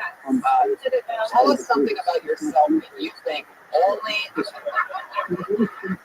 Tell us something about yourself that you think totally makes you different than other people. Like, tell us something fun. Like, what's a hobby or something that you do, or something that's different. You know what I mean? That's what stand-up comedians talk about. It's sort of like, for example. Oh, you're fluent in Spanish. Speak a little bit of Mandarin. Mandarin? I like how you said that. It was a very Fargo voice. I speak a little bit of Mandarin. So your first answer, what sets you apart from anybody else, is that you speak Spanish. Sorry to break the news to you, Whitney, but there's a lot of Mexicans out there who speak Spanish. This is true. But Whitney, I feel like you hate me right now. You signed up for this. I pulled your name out, and you're mad at me all the time. Whitney, do you want to do the kissing challenge? It's a new thing on this. It's not a new thing. No, all what it does is like you have to kiss me and you get off stage immediately. It like breaks all the rules. Sounds intriguing. All right. I have a question for you. Looks like somebody's been smoking too many of those marijuana cigarettes. He's not into that. You have your choice. You can either get high or get down.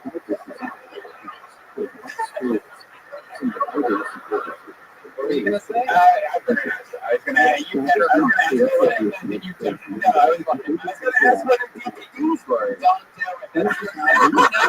Don't even give him the privilege of making that noise, lady. Don't make that noise, right? That's your other podcast. We don't cross these podcasts. Cross it? No, you don't cross the street. All right, Whitney. Yeah. Tell us one more thing about you. You can tell she's a dad. She's damn all day. I know it. Brian, wrong podcast. Wrong podcast. That's what the other podcast that only like 30 trolls listen to. Whitney, tell us something original about yourself. There's a lot of white girls that speak Spanish. Come on. Tell us something fucking crazy. Like, you know, like. As long as he doesn't make it sexual, I can say my whole fist in my mouth. Okay, Whitney, you just became the front runner to open up the second show. Alright, let's see it. Wow, oh my god, it's so Whitney, that's surreal, ladies and gentlemen. You did it. Whitney Basserill. There she goes. There she goes. It's awesome. You're on that microphone. Okay. No way. Keep it dirty. Whitney Basserill. I love that. As long as you guys don't make it sexual, I can do something that's only sexual. As long as you guys don't make it sexual, I can stick Ron's dick in my asshole. I like that girl. Yeah, she's super cool, super likable. I was very disappointed to hear that that's her only time that she's ever going to try. I know. Just let people don't say that. Okay, you guys ready for more or what? I told you anything can happen. We just had somebody stick their fists in their fucking mouth. He's going to be your next comedian, Michael Malon.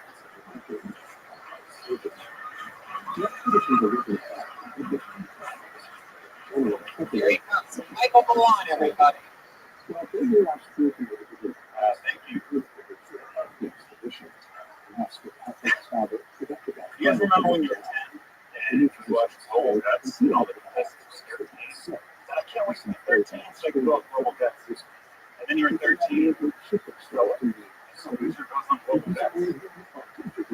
I haven't always been a comedian. For a while I was in construction. I was a roofer. I was the gayest roofer ever. Yes, the roofers. I'm not actually gay. I just have respect for it's been used a lot. I remember I was installing a skylight and the guy was he said, all right, come here to the left. Did you say come here? He said, yeah, come here to the left. Just, is that what you're trying to say? In just in a really disgusting way. By the way, that's 2 inches. You can say an Asian dick to the left, right? Thank you so much. Fuck yeah, Michael Malon. Am I saying that right? Malon? It's Malin. Fuck yeah, Michael. Welcome to the show. I love you as the bad guy in the new Star Wars movie. They can't believe Han and Leia get together and make it you. Spoiler alert, everybody. Listen to Star Wars by now. You can just go fuck yourselves anyway. I just did. You look like Buster Poindexter or whatever. Do you tie like mistletoe to the top here of the chair? Yeah. It's a bow up or something. That looks like Whitney Basserill's bush. Yeah. What is this cut here you talking about? Were you on Global Guts? Were you on it? I thought you were. What is Global Guts? I didn't know that was Global Guts. I need a new podcast producer. How do you not know? I know what the fuck is Global Guts? The greatest thing ever, Michael Malley. Michael Malley. I'm on the aggro Craig. Aggro Craig, definitely. I thought he was going to pull a piece out of his pocket. I love Global Guts. It's the same as Guts, except it was global. It was like American Guts, except like instead of like the red team, this is what was the girl's name? Is this like Nickelodeon shit or something? Yeah. Oh, okay. I'm sorry. I'm a lot older than you. And that show's on for 10 years. So I'm sorry I didn't get your little fucking reference from 1998 to 99. Buster Poindexter reference. So I don't know any more relatable because it's you know, yell over each other instead of doing jokes. Anyway, Buster, let's talk some more. Michael, what do you do for work? I make candles. I'm a candle maker. Yeah. Oh.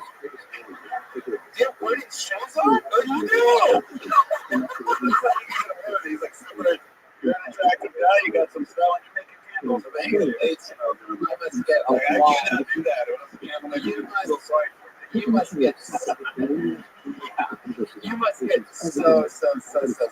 much dick. Oh yeah. No, really, no. You must get a lot of pussy. What's that like? That's great. I get a lot of one. It's a lot of one pussy. You're here in a relationship. Yeah. How long has that been going on? 5 years. How long have I been making candles? 3 months. 3 months. Fairly new to the game. Yeah. Oh yeah. Something. Wax on, wax off shit. So the hairstyle, what are we thinking here? Is that a new thing? Is that over here? Are you over here trying to get your girlfriend to break up? Yeah. You're over it after 5 years? Is that what's going on? Do you want to hear another bad joke? Yeah. I live in LA. Do you really? I do. Yeah. What are you doing here? I'm visiting family. Why haven't we seen that comedy? I do. I go every week. But I go every week. Candles like they sign up. Like go and watch. Last week, yeah, it was great. Are you making candles in the back of the room for the show? You say that like you can't possibly sign up for the show. I just get off late. You get off late for making candles. Yeah. So you work for another company? I do. I'm not an independent candle maker. That's not. Hey, I don't know the candle game that well. But here's the bad joke. Oh, I thought that was the end of the bad joke. From LA. So I moved to LA 2 months ago. I moved to the Adrian Grenier Standard. Like it doesn't make a business anymore. Oh, that is the sad fact. Well, yeah. Sad reality. He's all right. This is it. Because we're talking to Brian that doesn't know anything. This is good. The lead actor from the hit show and movie Entourage, Brian, I think. It was 7 seasons long on HBO. And again, much like Nickelodeon, I guess you don't have that. Now, when you're in a real Entourage, you don't really watch bullshit shows about it. Not like Brian's in a real Entourage, guys. Super turtle over here. Turtle references. That's actually what Rogan used to always say. And it's true. He used to roll around like an entourage. We used to have like a big bodyguard guy. We used to have Tate Fletcher. We used to have Eddie Bravo. He was like the jiu-jitsu master. Like we had like a gang that we used to roll with. And fuck that show. I just want to get into this. Michael, tell us something else about yourself. So how's LA been treating you? How long have you been there? About 3 months. About 3 months. 3 months. Yeah. You've been at the camp for 3 months. Yeah. What were you doing in Texas before getting on making candles? Well, no, I live in Sacramento. I was doing construction. That's true. You're a real jack of all trades. Yeah. I think it's 3 giggles. How fun is that? Are you visiting in Dallas? I have family here. My girlfriend's family here. And you and your girlfriend started dating here? No, in San Francisco. Wow. Yeah. No. Traveler over here. California. Oh, okay. I just California. So, you're making candles. Are you the only dude that's making candles? No, there's a team. There's like 5 candles. Tell us the secret of that will blow our mind in the candle game. Sometimes, like, there's a guy with a big beard. Sometimes the beard hair gets some flavors. You know what? I won't say who it is, but this is actually a new place. It's the Yankee Candle Company. No, it's not. No, we never heard about that. One time, an employee took a candle home, they burned that's sort of speedways or cover roads. It used to be the airplane. Yeah. Did it fall out of that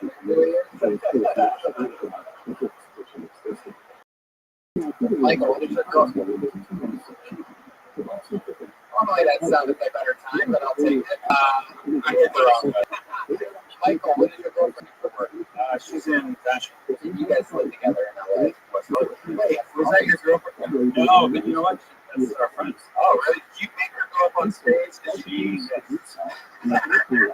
you make Whitney Bassar go on stage? that's my girlfriend's friend from. Is she really ticklish?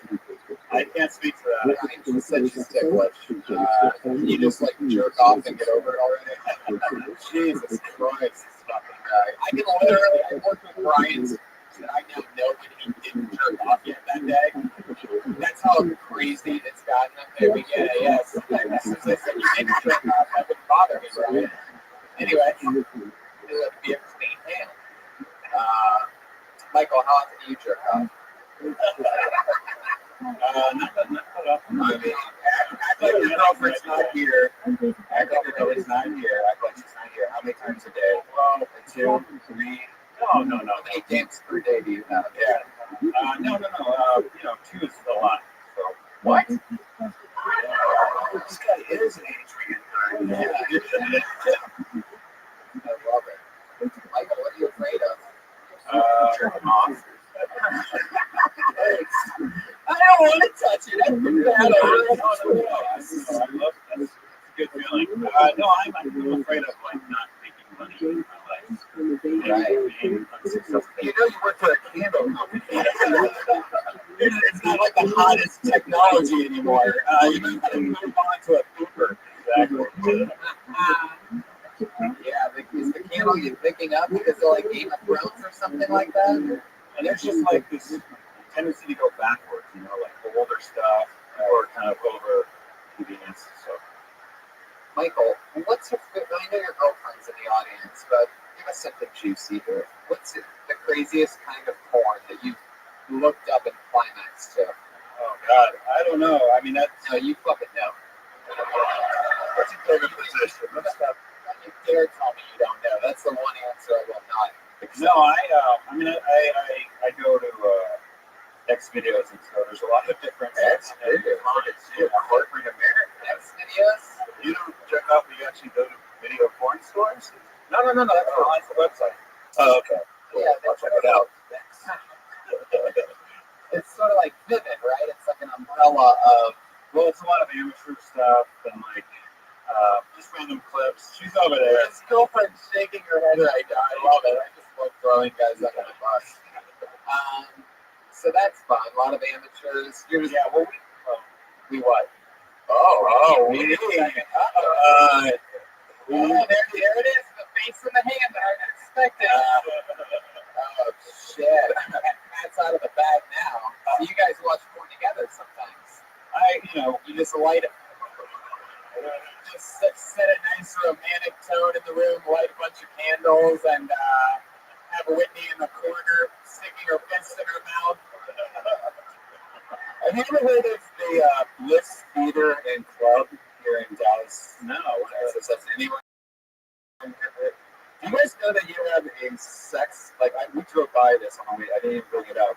There's this thing called the Bliss Theater and Club. It's this huge place. It's like a movie theater that has a dance floor and a bar area. You bring your own beer. There's a lounge and there's a hookup area with curtains if you make a connection that you can fuck at. We don't have that. Okie dokie. Ryan plugging all the strangest shit in the world. There is podcast. This fool for life. So are you just thinking of a question now to cancel out the fact that you just plugged some retarded place for 30 seconds? It's awesome. How did they awesome? Not awesome. Your avatar is still an egg. Yeah, but that you just made this. That's a woman's egg. Michael, you've lived in LA for 3 months. What's the thing that you miss the most about Texas? Being called a faggot. I miss all the biblical billboards Yeah, they have no Metaphor. fear. Don't they? Yeah. Stay away from it, and it just seems like insanity. But Yeah. All right, Michael. Well, I'm not going to hell. yeah, Jesus. It's a very well-known thing that Jesus loves those billboards, and people that diss these billboards, he gets extra fucking mad. It's really in Texas when a Jesus joke gets that type of quiet response. Like, I can tell some of you actually went to church today and live near those billboards. Michael, it's nice to meet you, man. Nice to meet you, Why don't too. I love the you show. live in LA? You've been coming to the show. Why don't you sign up for the show in Hollywood? Tomorrow, I'm back tomorrow. Oh, really? We'll see you there tomorrow. See you tomorrow. There's Michael Malon, everybody. Malon? Malon. He's on Twitter at Michael3003. Michael 3003. If you were looking for which Michael, that's how many Michaels there are on Twitter. You just took 3003. Sometimes you just gotta fucking do it. Guys, What do you think he was talking about when, like, he said his girlfriend watched the black porn or whatever he said? nobody said black porn, Brian. He was very, very careful to just say amateur porn. He didn't give any details at all.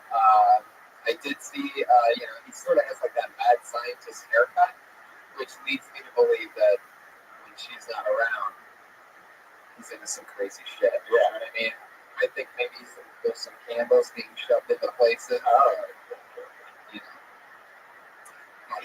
He's got the long dinner candles, whatever those things are called. Dinner candles, whatever they're called, Brian. I found another name out of the bag. Definitely not called Jew candles. I feel like I've never heard of this before, but I feel like our podcast might get canceled after this. Like the things that you're saying are insane. Put your hands together for Luciano Varela.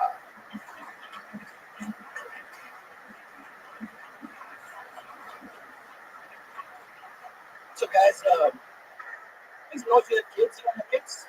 Yeah? Check out, guys, I'm a 30-year-old Latino man with no kids, so I have a question for you guys. What's the deal with little boys peeing with their pants and underwear always in the ground? Like, I get that at home, but in public?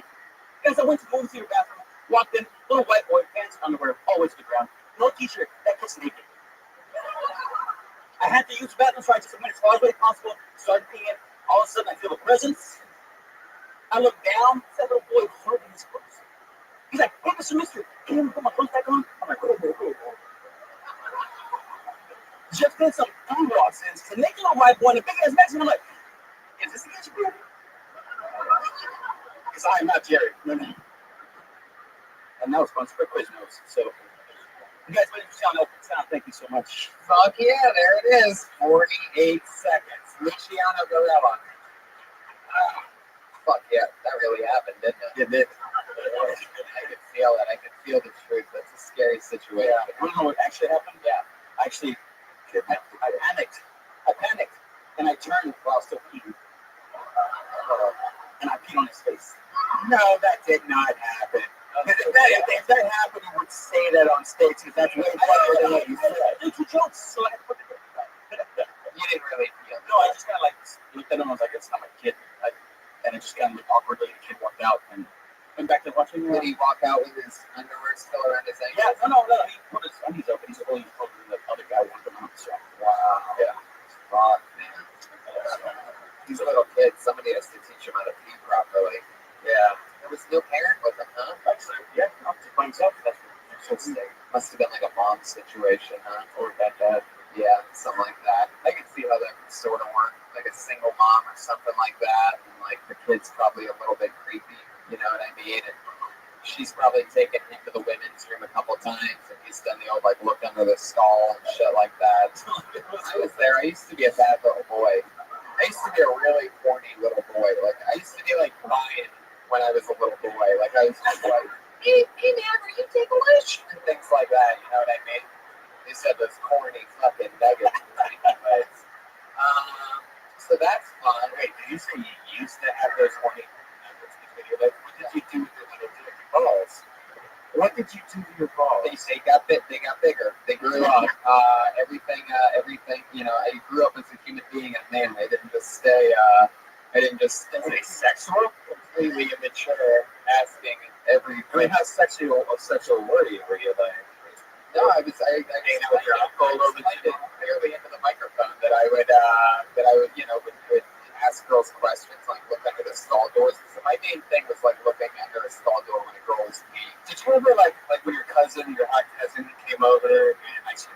together, and then you ran into the bathroom and smelled the toilet seat afterwards. No, I didn't do that. I didn't do that. No. All right. Luciano. Luciano for Rabbi. Cool name. Thanks. You from Texas? I am. Born and raised. Going to the real Texas. You know what the Cowboys hat on right now? Yeah. I'm a big Cowboys fan. Huge. Let me ask you something about being a Cowboys fan. When they commit crimes, do you get excited? I've always wondered this because it seems like it's just like the original reality show. Jerry Jones is going with the Dallas Cowboys. Like he just recruits like the biggest criminals, and just is like, hey, let's have some fun. Yeah, last time we had a lot of. I mean, look excited because last time we had all those criminals, we won a Super Bowl. So Yeah. now we're clean and suck. So yeah, but they were just doing crack and sleeping with prostitutes. So yeah. Yeah. Well, now they beat people up. So Yeah, except for the opposing teams. right. Oh, they're like 4-11. So Luciano, what do you do for fun around here? What's your thing? What do you do for work, actually? banker. Banker. Get the fuck out of here. What kind of bank? A food bank? Yeah. Yeah. Yeah. Yeah. Really? Because I figured you for more of the sperm bank. See? Oh. That's good. Luciano, what kind of bank is it? Yeah, just a regular bank you go into and get cash checks. But it's the classic bank. Yeah, I said classic bank. Classic bank. Closets with girls. Type of place people used to go into back when you could only light your house with candles. You have the hookup for dumb thumbs or whatever that's. Yeah, he's got it. That guy has a second chance. You do have a bucket of dum-dums there, right? Yeah, we do. And does any naked little boys ever try to grab any dum-dums? Especially with the buckets in your pants. Where were you when you saw this little boy with his underwear around? It's a movie theater in Lake Worth. Just on the other side of town. Theater. You remember the movie you were going to see? I think it was like a James Bond movie. Oh shit! Yeah. That's a scary one. Yeah. Have you ever stolen money from the bank that you work at? All the time. Oh shit. I love that. That's an interesting job. I feel like for a large young Latino man. Like I feel like you're like breaking some stereotypes there. That just sounds racist a little bit. No, totally it is. Yeah, absolutely. There's no doubt about it. Like, it's totally going off of stereotypes and things that I haven't seen. What are you allowed to say what bank it is? Yeah, that's not much, right? You can't say that. I do this, but it's not much pressure. Right, you can't say that it's Chase Bank. Right. Exactly. You know that it's Chase Bank because I forget it. I love that. Luciano, how long have you been working at banks? 8 years as a teller banker. Now, one thing that I'm sure that you've noticed is now you're probably only stuck with the dumbest people because anybody that's smart knows that they can deposit cash, do all of their bills, they can pay bills, they can do everything with their phone now. Yes. I mean, everything. So now you're basically just left with fucking idiots. And do you ever talk about that? No. Oh, you should talk about Yeah, that. you should totally talk about being a banker. And that's so crazy. What do you do for fun? Open mics and sports, like watch sports, not playing. Right. Unless, of course, it's a competitive From the Little Biscuit. Yeah.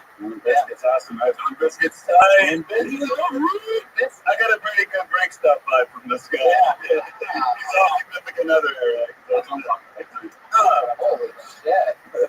I got after the show. Looks like a terrible buffet. Interesting. Luciano, what else about you? You single? I got a girlfriend. Yeah, you've been dating her 3 years.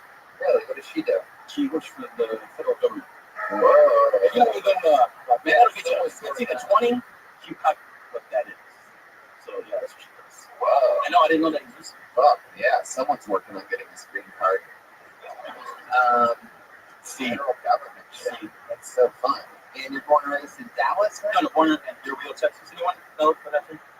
That's right. I know they don't. It's the armpit of Texas. A room full of Texans has no idea where Del Rio, Texas is. It's the armpit. Not because it sucks. It just where the state curves down. It's right there. So if there was an armpit of Texas, it'd be right there.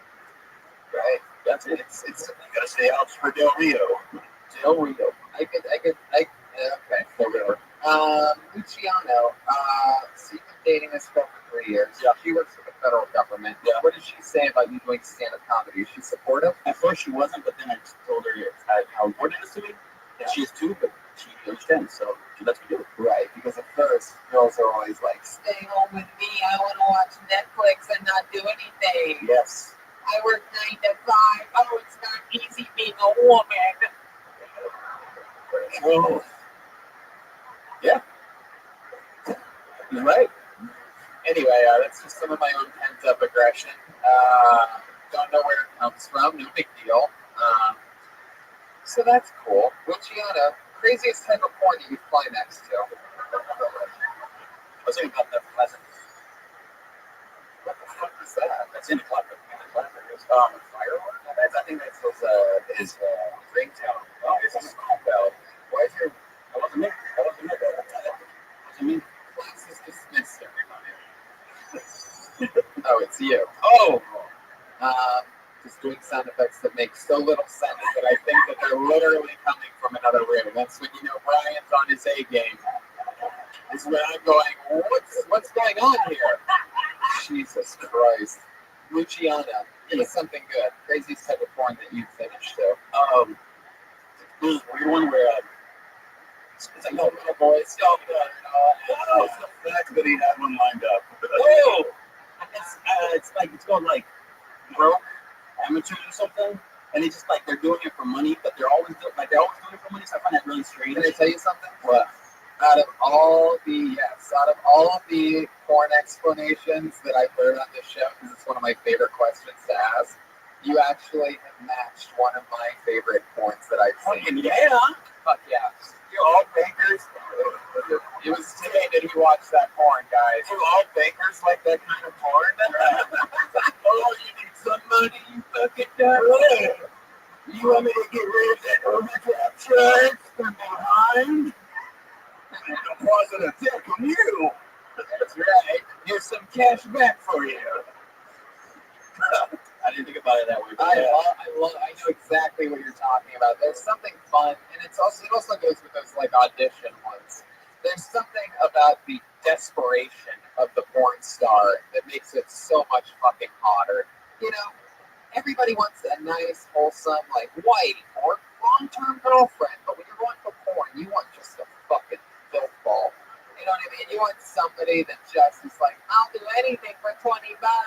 You know, like it's just the hottest fucking thing.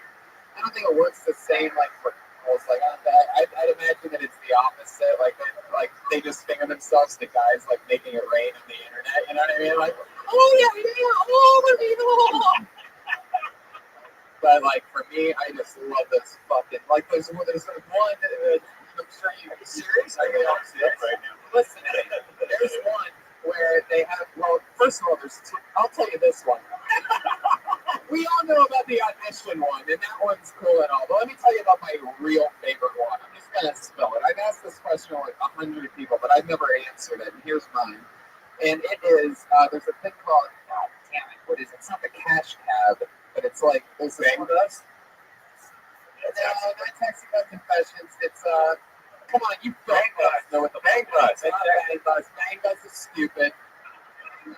It's not Fuck Taxi. Balloon. It is British, yeah. It's always a British guy. Fake cab. Isn't it fake taxi? Yeah. It's a fake taxi. That's it. Okay. How serious everybody's face was trying to figure that out. Listen to them, right? Listen to them. So, what are you doing? Just focus on the fucking show, Brian. Just stick on the phone. That's Brian. That's what's happening. I'm clapping myself for the podcast listeners to hear what I'm sitting like right now. So what happens on Fake Taxi is this guy, British guy, is giving girls who are blatantly porn stars, by the way. Like that's the one part that's totally not believable that they don't like try to sell it off. They always get in the car wearing like high heels and half a dress, and it's like, oh, wonder what's gonna happen here. But anyway, and at some point they fake it, and he ends up going, look, I could take you to your destination, or of course, I could just take you right over here in these woods and fuck you. And they're always like, what? Why would you do that? I don't know about that. And he's like, well, what if I gave you 200 pounds? Because it's like British and shit.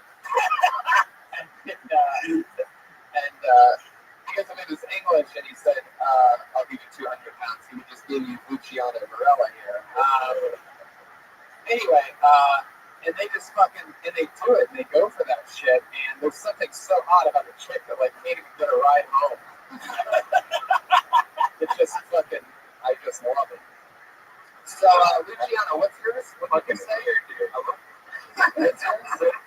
Oh, right. Yeah, I love that. Wait, what's the name of that brand, you know? What are the key words? Just Wells Fargo? Yeah. Hashtag. You like make fun of other banks, so you're like, hey, Wells Fargo, what's up, you gay horses? You know what I mean? That's stuff like that. I don't the other guy fucking roast other banks and shit. But yeah, we found the Wells Fargo employee. All right, let's keep flying through these people. Luciano, so good to meet you. There he goes, Luciano Varela. He's on Twitter, comedian Luciano. We're getting through it. We're getting through it. You're surprised that I like taxi porn, huh? Yeah, it's just weird that you like porn where you're so that's sad women that need help. It's always taking advantage of them. Oh yeah, I like strong, powerful women porn. You like that's why you like your girlfriends, Brian. It's not even like you're on a whole nother level. Like if a chick doesn't have a yeast infection, it's like she's like not your type. I get it. You like those fucking dirt balls. Yeah, it's fun. And another great part that's always part of all these taxi porns is like there's always a part where because there's cameras in the back seat, you know what I mean? But they're like stabilized, so they're like there and there. And there's always a part where the guy gets in the back seat, the girl's always like, what's up with the cameras? And the guy's always like, I just always make sure that I don't get wronged. So it's like, okay. He's like, you don't mind if I keep him on? She's like, okay. It's like so blatantly a porn star. Fucking dirty horse. I love it. I pulled another name out of the Christmas bag. Put your hands together for Jeff Boyd.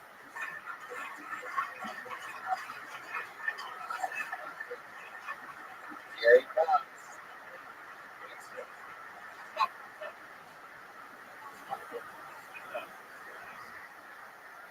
What's going on? Man, I'm fucking terrified of sharks. My worst fear in this world. And my buddies, they like to bust my fucking balls. They're like, dude, what are you fucking scared of sharks for? There's one fucking around. Well, yeah, that's kind of the fucking point. Like, if I was scared of snakes, would I go to the fucking Amazon? No. If I was scared of lions, would I go to fucking Savannah? No, not gonna fucking happen. If I was scared of black people, would I go to Detroit or Baltimore? No, fucking keeping my fucking racist looking ass here in Texas. Shit. I go there, I'm the first one to get fucking shot. But, sharks, you can't do shit if you're in the ocean with them. If you're in the Amazon, you get into a fucking beef with a snake, you might have a chance. You're probably gonna fucking die. In the ocean, I mean, what are you gonna do? Shark comes at you, you're gonna punch on the nose? No, you're gonna get your fucking hand bit off. You're gonna dive underwater and try to hide. You're in his world now, bitch. He's gonna fuck you up. Big up. Yeah, Jeff Boyd.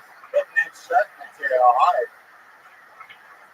Why does he hate sharks? Yeah, is that like, do you perform at a lot of aquariums or something like that? I try not to. How long you doing stand-up? First time, actually. First time. I had a feeling. Jeff Boyd, there he is. I had a fucking feeling. I could smell the blood. Shark reference.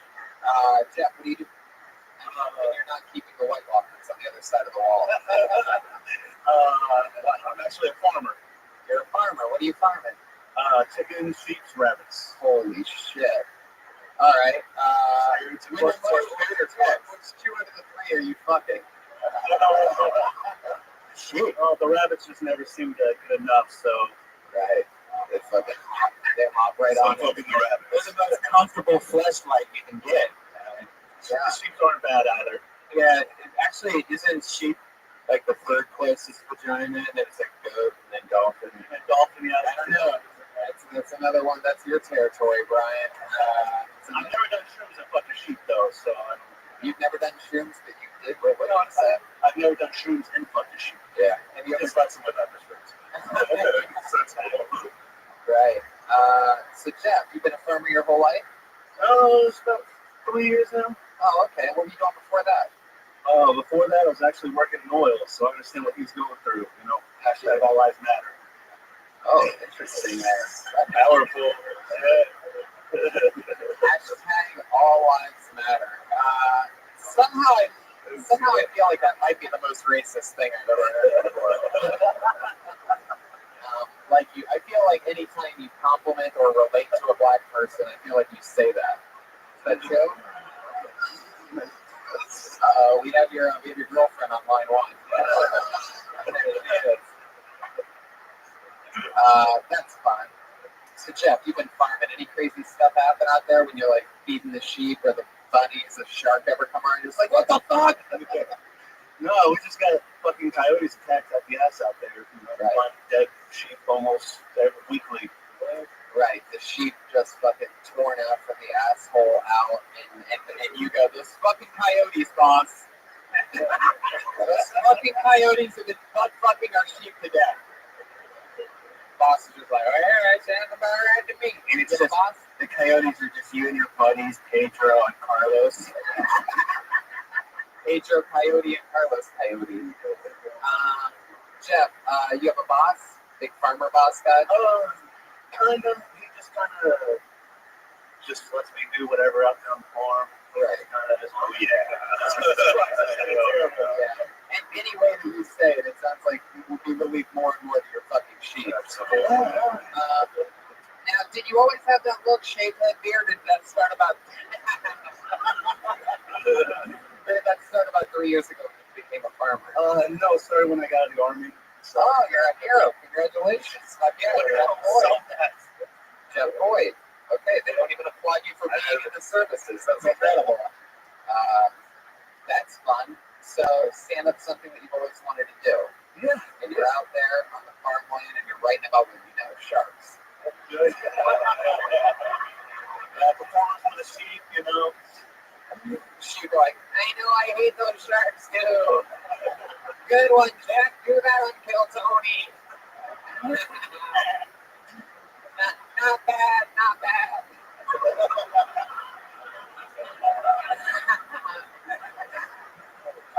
That's fun.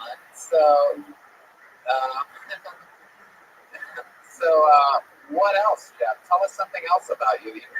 You're from Texas, born and raised? Yeah, Fort Worth originally moved out, so there we go. There's somebody somebody here. Yeah, same girl who yelled for armadillo, but whatever. Oh, I said she's an Amarillo and I meant armadillo. That's funny. Wow. I just realized that I fucked up earlier. That's fun. Flashbacks. Jeff, so I see that you wore your best outfit tonight. My best shoes. I fucking love that. That's so cool, man. That's so fun that, Dress up for the occasion, or it's on TV. No, you're right. We are live on TV right now, NBC. We are live on NBC, mainstream as it gets. Brian's teaching himself how to play piano right now, everybody. He pulled up a piano app for the first time ever. He's kind of just Googling Jaws theme. So, Jeff, have you ever seen a shark in real life? No, just in the movies, and I try not to watch those either. So, right. Because unlike the first comedian, you don't know the difference between TV and not TV. You see a shark on the TV, you're like, there's a shark in my fish tank.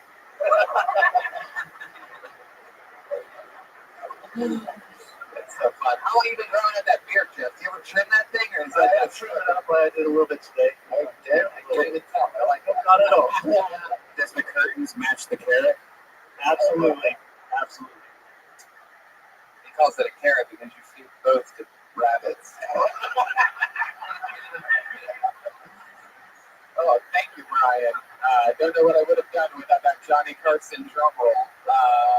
There it is. Fuck yeah. That's so fun. So you talked about sharks for like the entire minute. How much more shark material could you possibly have? Oh, I have quite a bit. Really? You have a lot more than that. Yeah, it's probably about another couple minutes now. That's incredible. These sharks can't watch movies with them, can't read books. Like, I can't read books. I can't watch shark movies. I'm not so mad, just I can't read books, you know? It's not that's towards the end of my set.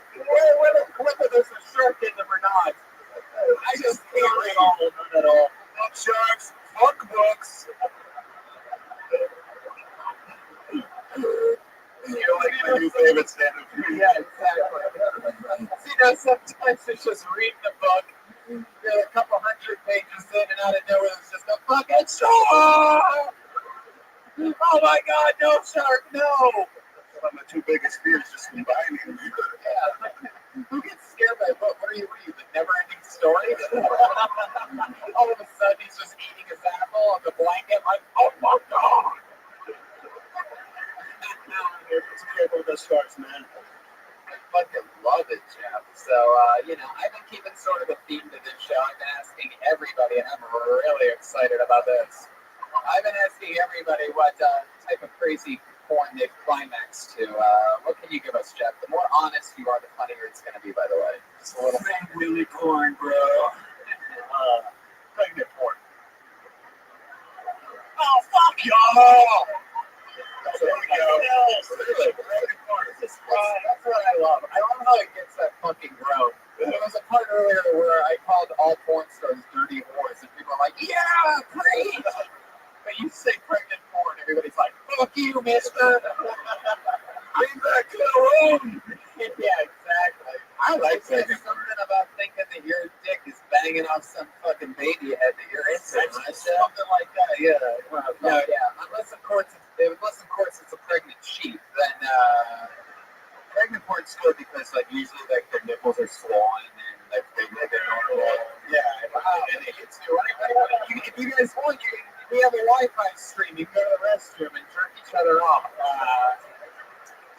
Their stomach is usually stretched also, so you have a lot of weird markings on their stomach. That's yeah. Okey-dokey. I love that. Jeff, so pregnant porn. You ever been caught? You ever been caught looking at porn? You ever been caught masturbating by like your mom or anything? I once was. Another Dallas Live exclusive is I was once caught by my mom jerking off. Like I wasn't actually in the motion because sometimes she would just walk into my room when I was growing up, which was weird. So I would always stand in an area of my bedroom that had like a dresser and a TV, and I basically just like jerk off against the closet sort of because things were blocked. And I remember one time I didn't jerk off before taking a shower. I, being the young genius that I was, decided to jerk off after a shower, and I had a towel around me. Yeah. And I'm jerking off, and my mom just walks in, and she's like, what are you doing? And I walked, and I took a step backwards. I'm like, what? Nothing. And the towel's around me. Just a fucking fool. There's something about a towel sticking out that you just cannot deny. In fact, when you're younger, the boner like sticks up. You know what I mean? It was different. Now it like levels out, sort of like a level. You know, I like measure stuff with it now. But back in the day, I used to just fucking used to thump, man. They used to be able to watch my heartbeat in it and shit. Like I would know exactly. I'd be like, okay, I'm at a solid 120 beats a minute right now. Very good. You're just teaching yourself random instruments for the first time. And so this show couldn't be any more off the fucking charts. Why don't we just stick with the normal sound effects, Brian? Going to guitar apps, piano apps over here. Did that one shot of Fireball really hit you that hard? There it is. Okay, very good. My favorite. Right, back to the basics, baby. Jeff, tell us something crazy that's happening. Like that shark shit, I'm just not falling for, to be honest with you. You know what I mean? Like I feel like it's like, oh yeah, sharks are pretty scary. If you're scared of sharks, then I get it. Don't crush his dreams, man. He wants to talk about sharks. I don't care if I crush his dreams. Jeff, tell me something good. Like, tell me some fucking crazy shit that's to you. Other than your perspective on sharks. About a week ago, my ex went to jail for probably about 6 months. Beautiful. Now we're talking. Great. What did she go to jail for? Child support. She went to jail for child support? Fuck y'all again. Fucking women have to pay too. So this is a good thing. You to see that side of the coin. So what's your? I love that. Not the first time you've seen a pregnant woman get fucked before.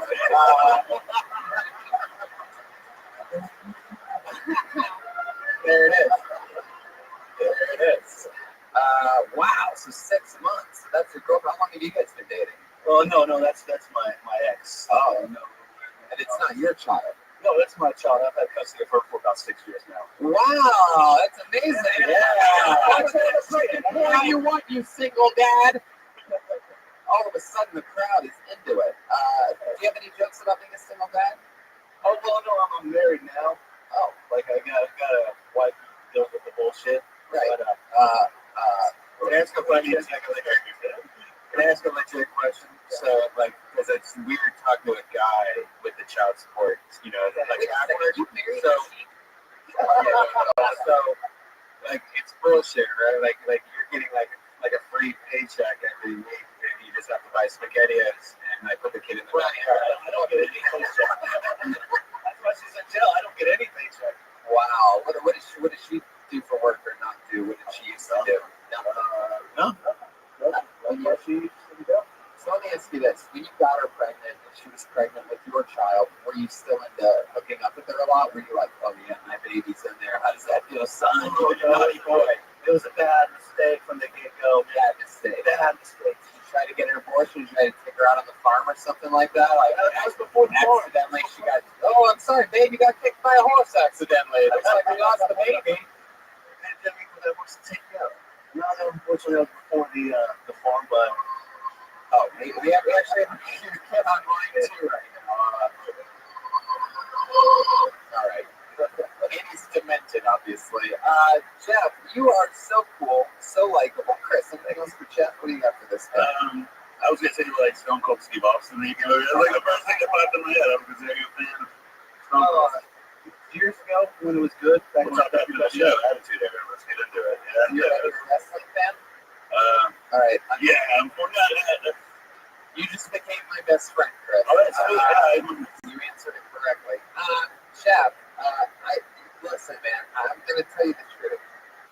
Most of the time, I had a feeling that this was your first time just because I do the show so often that I have like a real feeling for it. But I'm going to tell you this.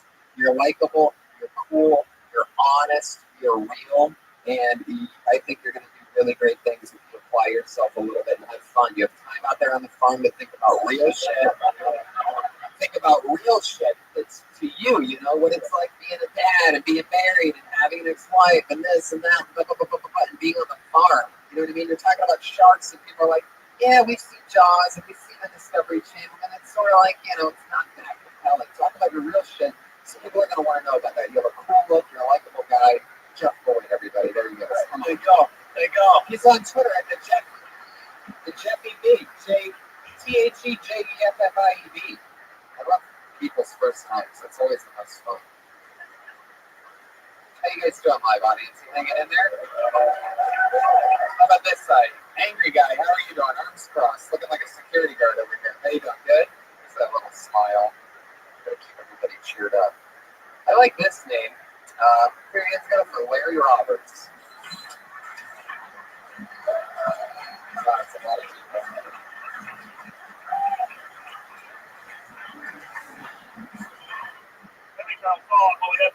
First off, it's hard to be here the first night, first time ever since I've come out of rehab. So 2 years sober, and here I am, my first night out on the town. Surrounded by alcohol. Brian, I wanted to give into your little bit there about the little sex shop. Sex shop. Yeah, but this, there's legal also. We can talk about it on that show. But Lito's another great one. But not that I know. But now, you know, I was sitting here, it's kind of hard to get up here and do this for real, because you think about it, and then you get up here, and beforehand, you get on purpose and everything, so we went to eat beforehand. And you ever ate so much that you, like, literally felt the stretch marks, like, splitting your stomach as you eat? Like, the Italian food, that makes it even worse. Yeah, you used to be a huge cliff. You go tiny, you go small. Believe it or not, there's no line. Everybody's like 150 pounds, and now I'm 300. But, they asked me what kind of dressing I wanted for my salad. I said, you know, give me like a vinaigrette oil. It wasn't for the salad oil. It's up on my belly to minimize minimize the stretch marks there. So here we go. There he is, a minute from Larry Roberts. Right. Yeah.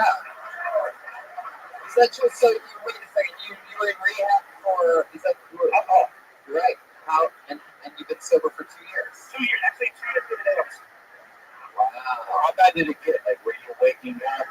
Tequila? Yes. Say 3 weeks off work. Still same job. Good job. Appreciate it, guys. But you asked me a fun question. Sure. I found out when I hit rock bottom, when I was paying for doing forms for like 2 weeks straight, and I don't even remember. Like, I got $300 table full of screw. Wow. You know, I'm ridiculous. That's a real drinking problem. Yeah. When you forget about the internet, you're just getting porn off of the pay-per-view. Yeah, you can get it for free. That's when you go back to drinking. Yeah. That's incredible. So I have so many questions for you, Larry. That's amazing. By the way, you were really comfortable on stage. I like your stage presence. Like you're yourself. First time I'm on stage. Wow. Holy shit. That's incredible. Real good. Thank you. That is incredible. Wow. Mind blowing. So I just but you did this perfect. Like the finding your voice part is the hardest part. Now, if you write jokes to go with your normal voice, then you're good to go because like you've already gotten past the stage presence type thing, and you could totally do this easily if you did. yeah. Believe it or not, that was a written joke. No, I'm not saying it's not a written joke. I'm not saying it's not a written joke. I'm just saying that you've already gotten So let me get this straight though. Have you been in rehab for 2 years? No. For 2 years. Okay, it's about 6 weeks. Right. And you've been clean and sober for 2 years. And I didn't recall you look at my table right now, it's a water in a Red Bull. Wow. Water and a Red Bull. And you said that you used to look like this, and now you look like that. Yeah, it's just weird. Like, I'm thirsty right now. So, No, I so wasn't. you stopped drinking and just started eating everything. Yeah, everything. Yeah. Yeah. I don't know. I was 150 pounds like my whole life. Made your dick bigger though, right? No? The downside of being fat, it's What? yeah. Yeah. She speaks for himself. That's not true. Oh, your dick was bigger when you were skinnier? No, it's smaller when I was skinnier.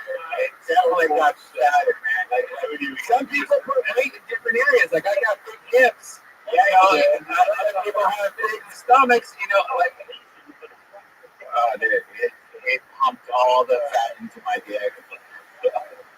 Fuck yeah! I mean, my dick falls asleep. Like it's asleep right now. It's just. No, I mean, like, what's underneath? Oh, look at my hair. Oh, I love that. Christian Slater, guys. That's a good cut. Double Ray Dudley, man. Double Ray Dudley. Put the 3 people in the room who knew who that is. So what do you do for work, Larry? Well, what are you analyzing? Data. It's not much exciting at all. What kind of data? Just a bunch of numbers. I work in IT. I'm in the IT department, Oh. and I like crunch the numbers and let everybody know how the company's doing. Right. When we're not making any money, they come to the customer.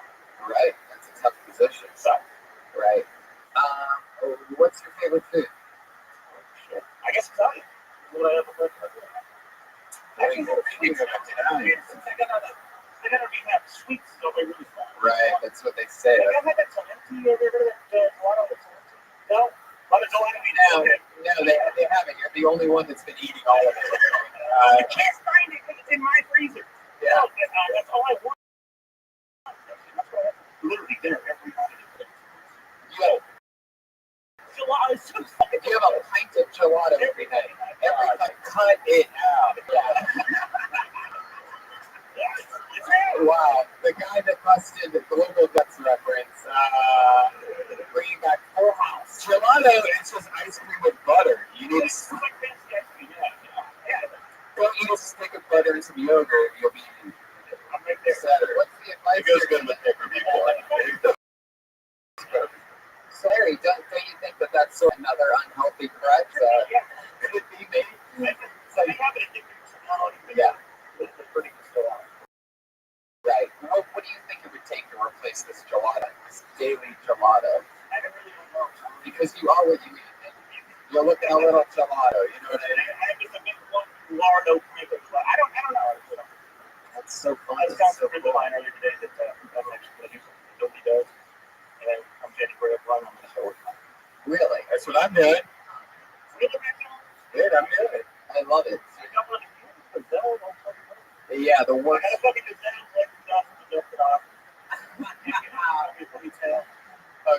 I can just picture him on this gazelle just eating gelato. Just like, this is great. Doing it.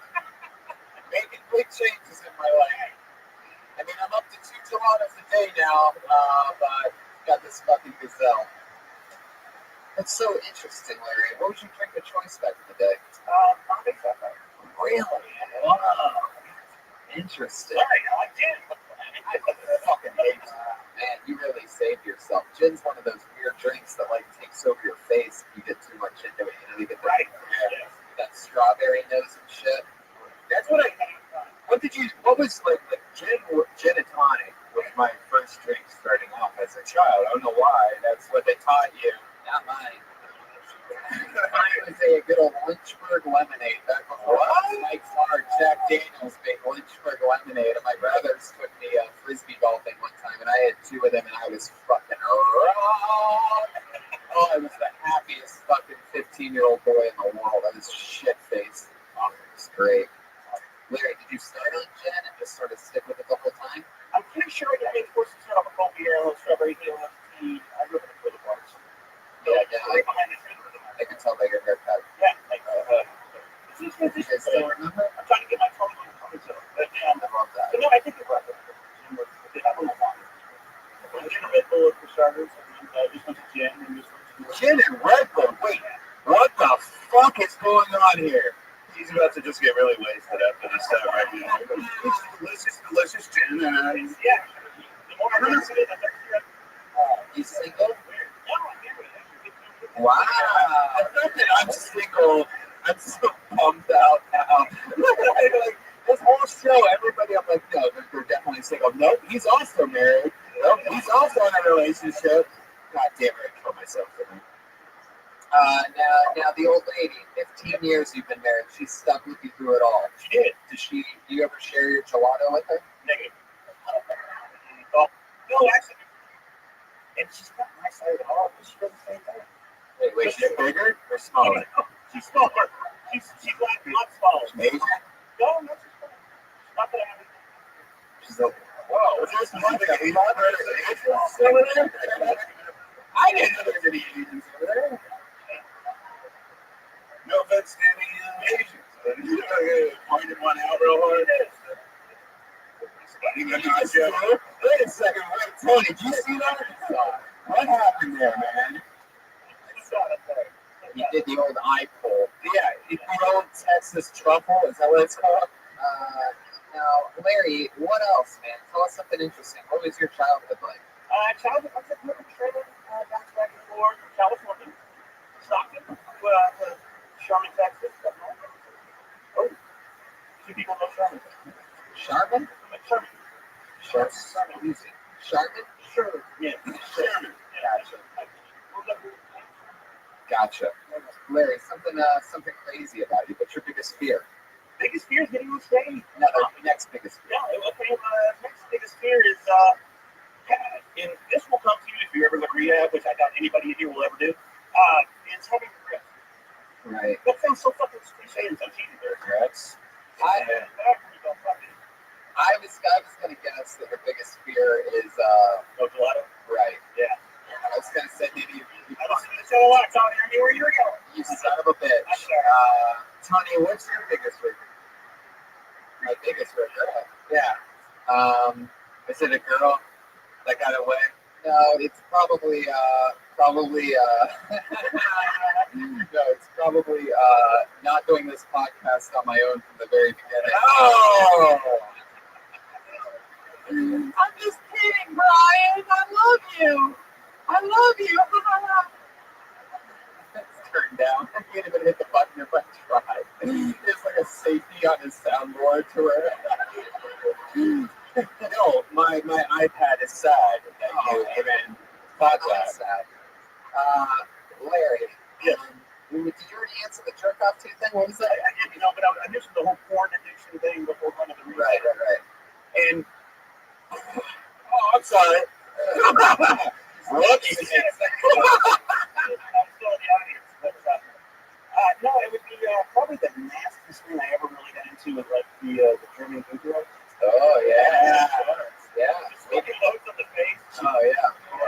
one after the other. Yeah. And they can't breathe except for the bubbles of the cum. Yeah, they're gargling. Yeah. Yeah. I'd say They got a dog collar. not only the mouth, but the worst is like the nose bubbles. Yeah. Goldfish eye just coming out of their nose. It's extra kind of hard. Yeah, it was pretty rough. It's incredible. And you just fucking love it. You're just shooting bullets all over. Shooting gelato everywhere. You looking to wrap it around? Yeah, let's go rapid fire, Larry. It was so nice to meet you, Larry. Thank you. Another first timer, everybody. Come on. Larry Roberts is on Twitter at accidentally TWT, right? What? Accidentally Double Tip is his podcast, and he's on Twitter at accidentally TWT. Yeah, we're not gonna. We got here 30 minutes before the show. Yeah. Well, we got here. And we didn't know. All right. I pulled another name out of the bucket. We're going to move fast through this one. Put your hands together for Michael Kruger.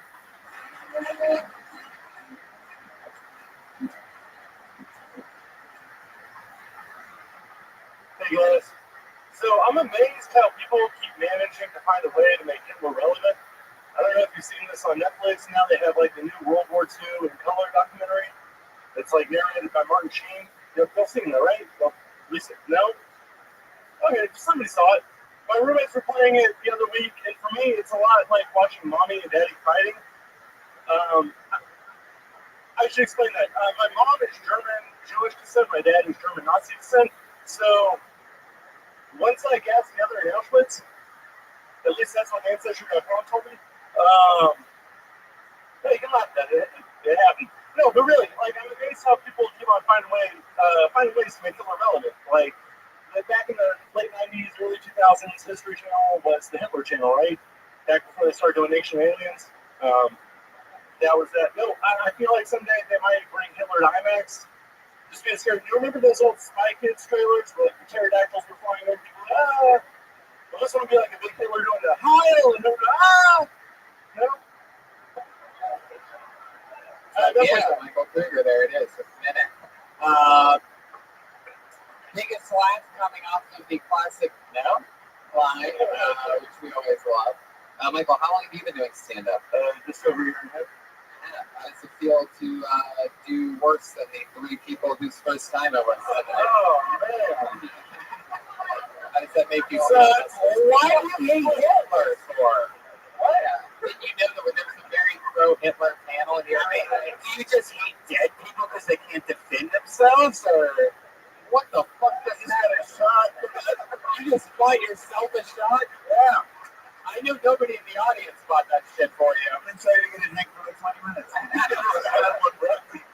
love that. What is this, now podcast? You son of a bitch, settle down with your questions. Did you guys used to date? Did we used to? It was a really awkward time. We haven't talked about it in a while. Michael, tell the truth. You got that sweater for Christmas, am I right? Yes, I did. Thank you. I fucking know that shit. I know it. I know it because you're not wearing it right. That's why I know it. It's still new to you. Yeah. You're like putting shit in your pockets and stuff. No, there's nothing in the pockets. It drives me crazy that I go a little bit of fashion and looking good. I bailed on a date for this shit, Tony. What? I bailed in the middle of the date for this shit. For this shit? For this shit. What was the date? Tinder date. Really? Yeah. And show me the girl. Show me the girl that you were going to go on a date with. Show me a picture of this fucking. So my phone's on the table. Leron, can you bring my phone? Dude, you just say mom. Leron. You remember Leron? Yeah. The babe that Ryan's obsessed with? I remember Leron. Tony, what's wrong with this girl? Like, how is it not wearing? Well, what's funny is that you can tell that he's been putting stuff in these pockets. Sticking out. Oh, yes. And he just wanted to. It is going to go after you. Okay, Ryan, there you go. Very, very. It's just murdering this crowd right now. They're fucking in a terror right now. 8%. Hopefully it loads up your app before your 8% guys shaking hands. Oh, you're so shaky. I know, what the fuck? Damn, look at all the massive tape with your hands. What the hell is wrong with your hand? Wow, you were going to go to the black girl, huh? Oh, shit. Yeah. You made the right choice. Yeah, you made the right choice. I mean, those areolas were too purple. The other joke was way better. life is decent. Right. Michael Kruger, any relation to Freddie? You're as good as a comic as all the kids I went to elementary school with. I know, Michael. No, Let's move on. I know people would reference the Kruger thing. I'm actually a much better comic than the people you went to elementary school with. Unless they all have a 1 hour special debuting next month on Netflix.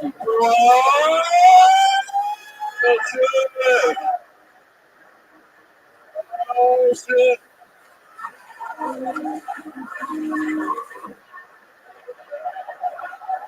Motherfucker. Yeah, sip that beer. Shaky little bastard.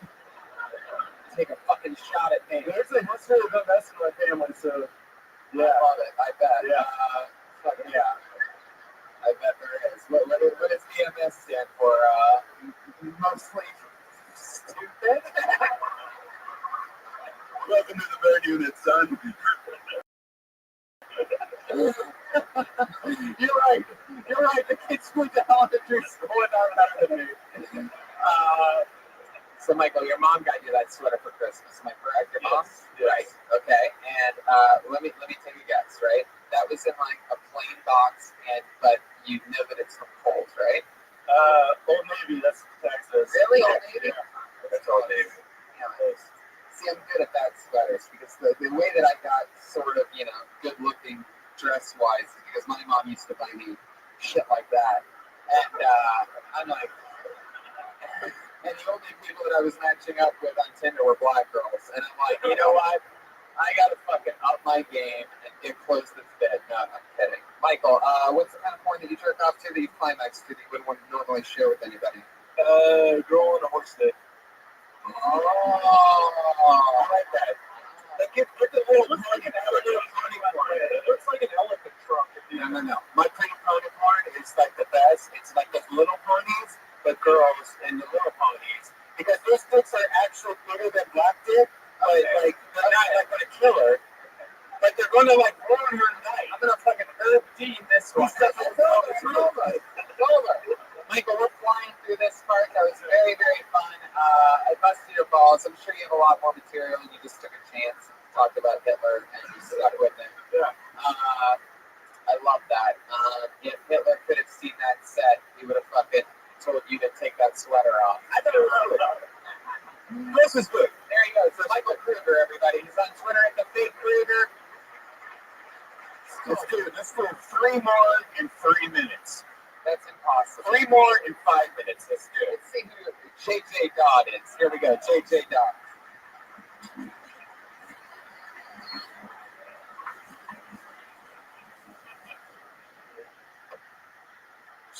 So, find a professional here. Hey, so there's been a lot of talk about porn all night, so let's just keep that theme going, I guess. What the fuck happened to porn to where a girl throwing up on my dick is erotic? Like, that's so fucking nasty to me, dude. When she's going down, you just and I'm like, oh, I mean, it just fucking ruins it for me. And I don't know, like, there's whole categories. Like, puke on dick, you know what I mean? Like, when you go to what the fuck? Who's getting off to this? Like, you can gauge society with how fucking crazy we are with the categories of porn. You know, like, it's fucking horse dick. What was this guy talking about? Puking on dick? I mean, it's all bad. It's all bad. I'm JD Dodd. What's up? Yeah. He's the best idea in this set. Yes. JJ Dodd. That was fucking badass. And you're right, because I had a blowjob with a girl that she like puked on my dick or whatever. And the next day I didn't wash it off, and like the stomach asshole. No, it crawls up and becomes a drill. I had to pull it off and like throw it away. This is what's wrong with America. This is what's wrong. JJ Dodd, I fucking love that. First of all, I'm gonna be honest with you. You know what? I'm sort of okay, let's wait 1 second, Brian. I'm gonna be honest with you. I'm sort of into it. I'm sort of into the puking on the dick thing, and here's why. Let me tell you why. Show of hands. It doesn't matter. It doesn't matter by show of hands, because here's the thing: is that when you have a big penis, and I'm not going to be braggadocious and say that I do. It's a lot of fucking work lugging this thing around. I'm not going to brag about it, okay? It takes all the blood out of his brain. Now you can tell. Right. I used to be fatter and my dick got much bigger, but anyway, my point is this, is that when you have a big dick, and I don't know what it's like to do that, but if you did, one of the most exciting parts of it, you end up finding out is like, when a girl finds out about it for the first time, like if they touch it or whatever, they're like, holy fucking shit. Like that part, all right, you know what? You guys can't relate to this. My point being is that you get bored after a while. All right, forget it. JJ, I'm guessing since you're built like a snowman, you don't get a lot of pussy, am I right? No, I don't. Thank you for bringing that up. No. How long have you been doing stand-up? This is my very first time. What? That was awesome. Wow. We are popping so many cherries tonight, which is the only fruit JJ has ever eaten. Chocolate. Right. That's so fucking cool, JJ. What do you do for work? Nothing's cool. I'm a custom stair salesman. So I sell stairs to custom home builders. I get the feeling that when you're in charge of elevators, JJ. Well, it's actually your custom stairs. Like, what kind of people are like, you know what? I want less stairs, a higher elevation. I want very long stairs. So I don't need 20 stairs. Just give me 3 stairs that are 5 feet tall each. I'm going to reach up and pull up. You get a pen for my stairs for me, please. Holy shit. What's the craziest kind of staircase you built, JJ? And by the way, have you ever tested any of these staircases? It's so easy, right? It's so easy. Yeah. It's so easy. Yeah, it is. I have to acknowledge it. What's the craziest kind of staircase you've ever built? I mean, I'm sure everybody's done with anticipation. Flat stairs. The last spiral of that staircase. It was a ramp, everybody. That was it. Wow. The next show started 12 minutes ago. JJ, thank you so much. It's so nice talking to you. It's very good. Another one, let's do 2 more, real quick though. All these people, JJ _God, G-O-D-D. What's that, Chris? I love that you reference the other guy. You got the guy with the horse stick up there. Yeah. Making callbacks to everything. Guy with the horse stick, Laurent. I pulled another name out of the bucket. Put your hands together for Alvin Newsom. Here he is. Alvin Newsom. What's going on, guys? I'm getting older, and one of the things I'm noticing about myself is like, I'm starting to hate shit. Like, my biggest pet peeve now is seeing like adult males wearing short sleeve dress shirts and long ties. Like, I hate that shit. Like, I'm serious, because short sleeve dress shirts and long ties are meant for a very specific demo, and the demo is 5 to 7-year-old boys going to a funeral. Like, that's what the fuck that's for. You know what I'm saying? Like, if you're an adult male and you're wearing a short sleeve dress shirt and tie, I assume you're one of 4 types of people. You're a used car salesman, a Mormon, a Geek Squad member, or a pedophile. Let's be honest, guys. Let's just cut to this shit, okay? Like, any dude that's wearing a short sleeve dress shirt and tie, I'm assuming he has to stay 300 yards away from a school or playground. That's my time. Y'all be cool. Yeah, Alvin Newsom coming in, talking about stuff, killing it. Great jokes. You have gotten so much funnier since you went up first tonight. I'm just kidding. We just because it was funny. How long have you been doing comedy? Almost 2 years. How much material do you have? Like, honestly, about 35. Okay. Wow. That's so fun. What do you do for work? I work in marketing advertising. Damn, everybody here has such weird jobs. It's like complete opposites. What's Kim Kardashian like? I've never met her. You're unbelievable. The Kanye thing, I get it. Yeah.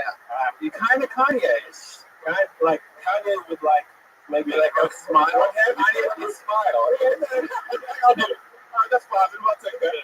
I love that, Alvin. You're from here in Texas? No, originally from Memphis, Tennessee. Ooh, I love honesty. So lovely. How long have you been in Texas? About 6 years now. Nice. Do you like it better or less? Besides the random white people putting guns on me. Yeah. Like, everybody has one. Like, it's a black guy in Texas, right? Yeah, it's kind of weird. Yeah. Every time I see a black guy in Texas, I'm like, what the fuck are you doing? Get the fuck out of here.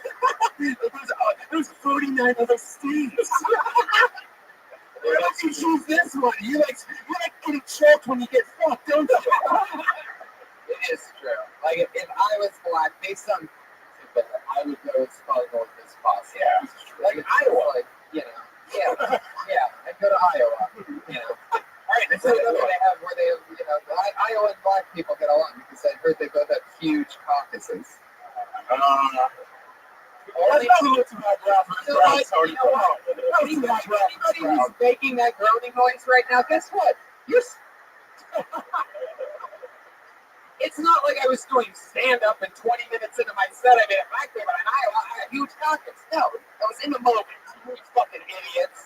Black people was brought up and Iowa was brought up. And I took it. But no, it sounded cheesy. So you like you fucking know. Well, guess what? This ain't American Idol, bitches, in your mouth. Wow, Tony. Alvin. I fucking love your style. We're gonna fly through this hard. How do you feel about opening up our stand-up show? Yeah, I love it, man. Alvin Newsom, everybody. Here we go. See him in a minute. He's on Twitter at ALVINSIGHSTS. Alvin Sites. Let's get one more comedian up. For those of you that signed up that didn't get up, we apologize. A lot of people signed up. Way more than way more. Okay, Lawrence Rosales. Your final comedian of the night, everybody. And then we do a stand-up comedy show. Been married for like a year. Been going pretty well. Yeah, to a woman. And my wife asked me the other day, she goes, you ever think about kids? And I said, not a lot. That'd be weird. I thought that'd buy me a month. I don't know if we should pass that DNA along. And then my wife at community college. And a remedial math class that I didn't pass. And I worry about the road we're living for our kids, Different woman, kids winning snow days in the future. Let's get the day after it should be off. I don't know, I didn't go to college. I didn't finish. I just walk around and I tell people shit. I do. I'm street smart. I was like, what does that mean, Street smart is like a 15-year-old that can't get my change back to me. But we can tell you how many brains there is. Got it.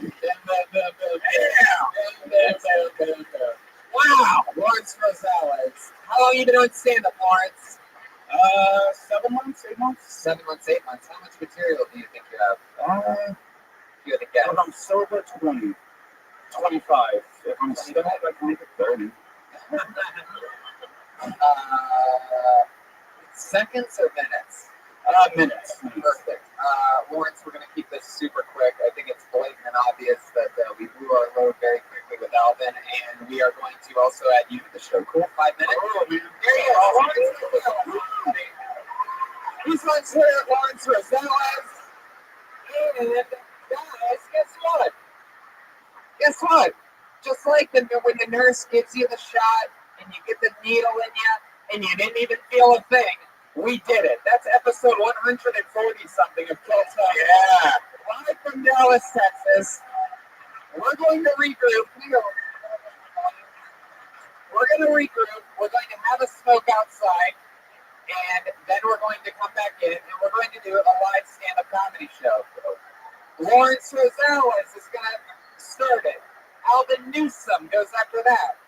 Motherfucking one and the only Chris Tellez, your very own, goes up after that. Brian Redband, Tony Hinchcliffe. We'll see you in a few minutes live from Hyenas, everybody. Good night. Thanks, guys. Thank you.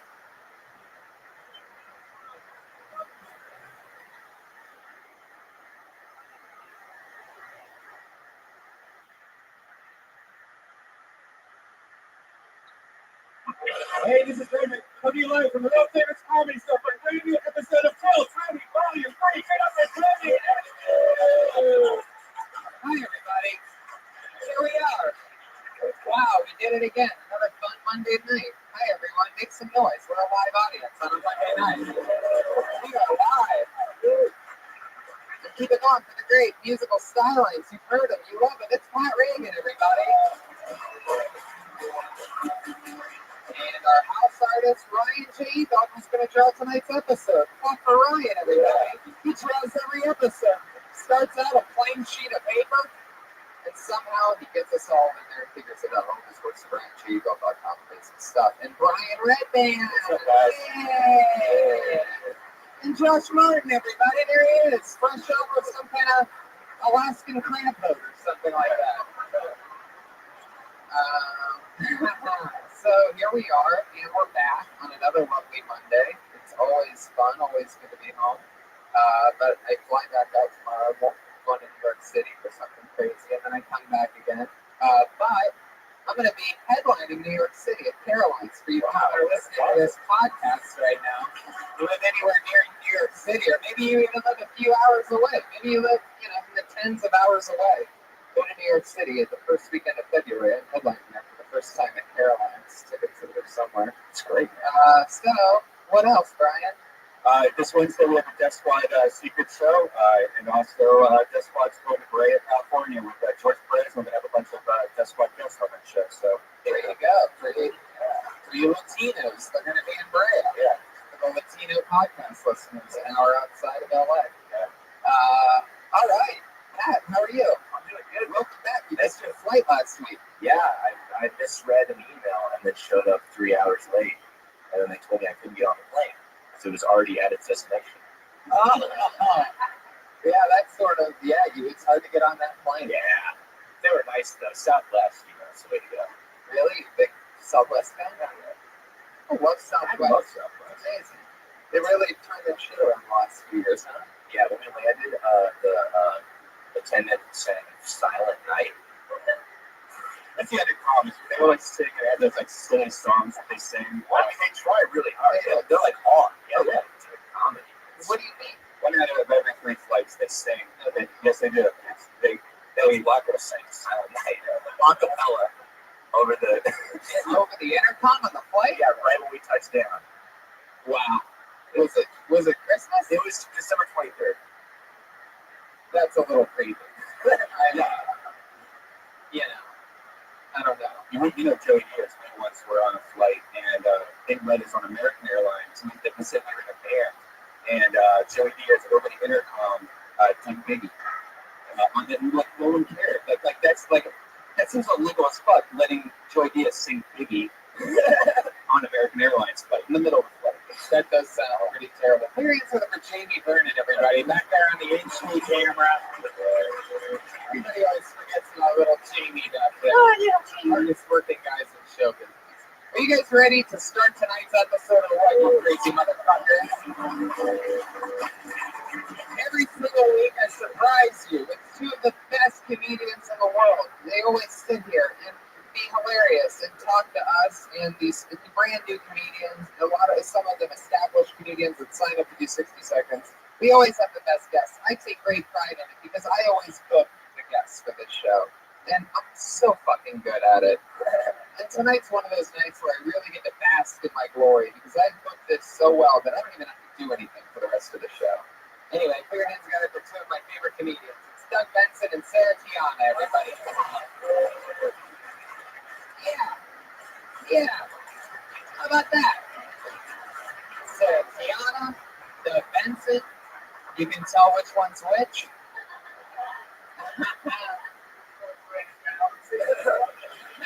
You might have been wondering, hey, I wonder how high Doug Benson is tonight. He likes to show you before you get started. This side tonight. I love it. Well, it's great to be here. Sarah, use your microphone voice. Sorry. Hello, everybody. Hello. Welcome. Thank you. How's it going? It's good. I have red wine. Doug has some water and sparkling water. It's water and sparkling tequila. We have a large plate on the table. Yeah. So that's always makes for a fun night out. Well, actually, we blocked it in. It doesn't come out anymore. We had to super glue it for legal issues. issues. I'd love to see like a Quentin Tarantino movie where a guy goes to whip out his sword, kill the other guy, and it's super glued in. And he's like, kill Tony, and then he gets his head back. That'd be great. That'd be a great promotion, it sounds like, for the show. I think so. So you guys know how it works. You're two of my most used guests, two of my favorites. Thank you. Two of the most used. Yeah, just In fucking, very many ways. yeah. Just dirty, filthy, Yeah. used up guests. Very used up. I like it like this. Doug, you were talking about Pat Reagan playing music before the show. I was saying that just the audience did, and you said yes, they do. That's why we do it. You guys have fun with Pat plays over the He played that one a little extra hard just to defend himself. Yeah. Thank you for wearing shoes tonight and not flip-flops. I'm very impressed with you. No problem. Yeah. Been cleaning Like up. an adult. He left his city. Forget it. Why did you take that wrapper off? Why? Yeah. Because I do not promote whatever company it is that makes that water. You could just turn it around. You're right. You guys ready to start tonight's show or what? This is Let's do fucking it, wild. guys. I love it. Tito's vodka. Let's do this. I don't promote it. Tito's. Let's go. Wow, this is crazy. This guy got up last week. Oh, yeah. Comedians, you know how it works. You get 60 seconds. You know your 60 seconds is up when you hear the sound of a kitty. Oh, you can barely hear that little kitty. Can we hear it again, maybe? That was neat. It's Oh, you so can just low. jump in if you don't like your board. It's so low that people don't even recognize the sound. There it is. Yeah, All right. That means wrap it up then, guys. Don't go over your time, or else you're going to bring out the angry West Hollywood bear. I'm like a motorcycle. Just drove by Not the store. so angry tonight. That'd be the most important bear that we've heard out of them all. I'll do the cat. You do the bear.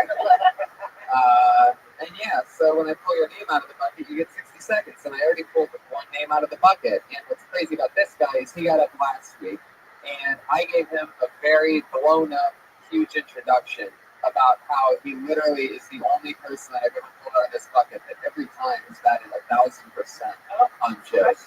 A lot of pressure. I said this last week, and you know what he did? Did it again. He batted 1,000. I've given him this. You think it's gonna happen again?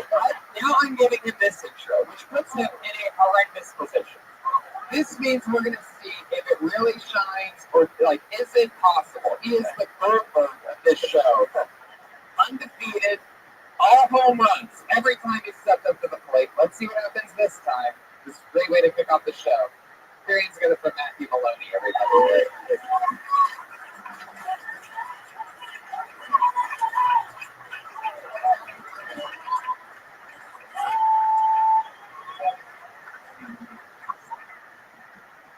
My fucking grandpa died last night. I'm not making this up. This actually happened. My grandpa fucking died last night. Last night, my mother got a call from my aunt letting her know that their father, my grandpa, fucking died. And nobody cared. Nobody gave a shit. This piece of asshole treated my mother and my grandmother like nothing but pieces of shit for his entire life. Total messed up man. This is how my mother decides to break the news to us. Still on the phone with my aunt. Hold on 1 second. Cole's dead! What? Cole's dead! She called him Carl. His name was Dennis. I only ever met him once. And he wasn't mean to me, but he never gave me any money, so fuck him. Yeah, Matthew Maloney. Unbelievable. I'm guessing that this is all true, that your grandpa really died. What did you say last night? Yeah, last night.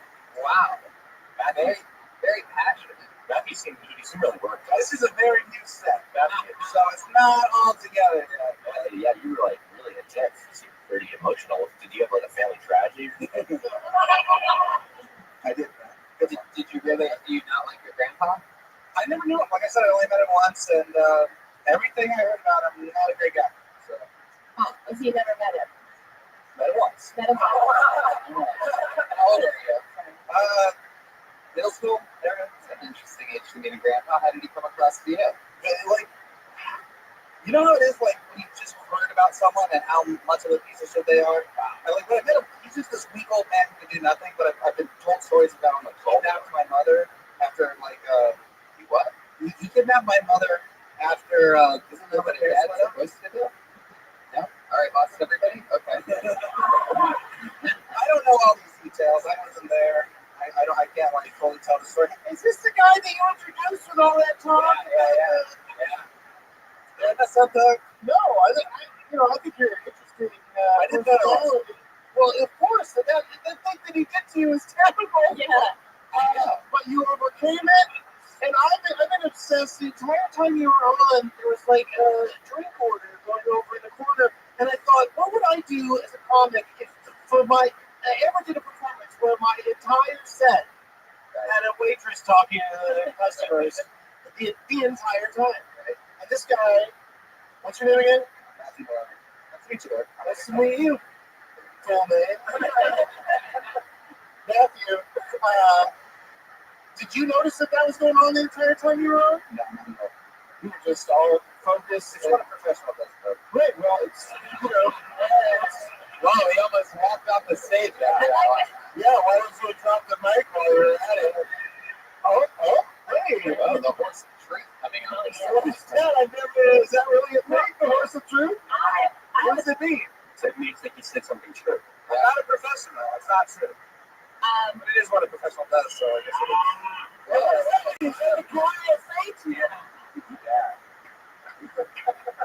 Well, first of all, I loved you on How to Make a Murder. You're making a murder. You're fantastic, and I.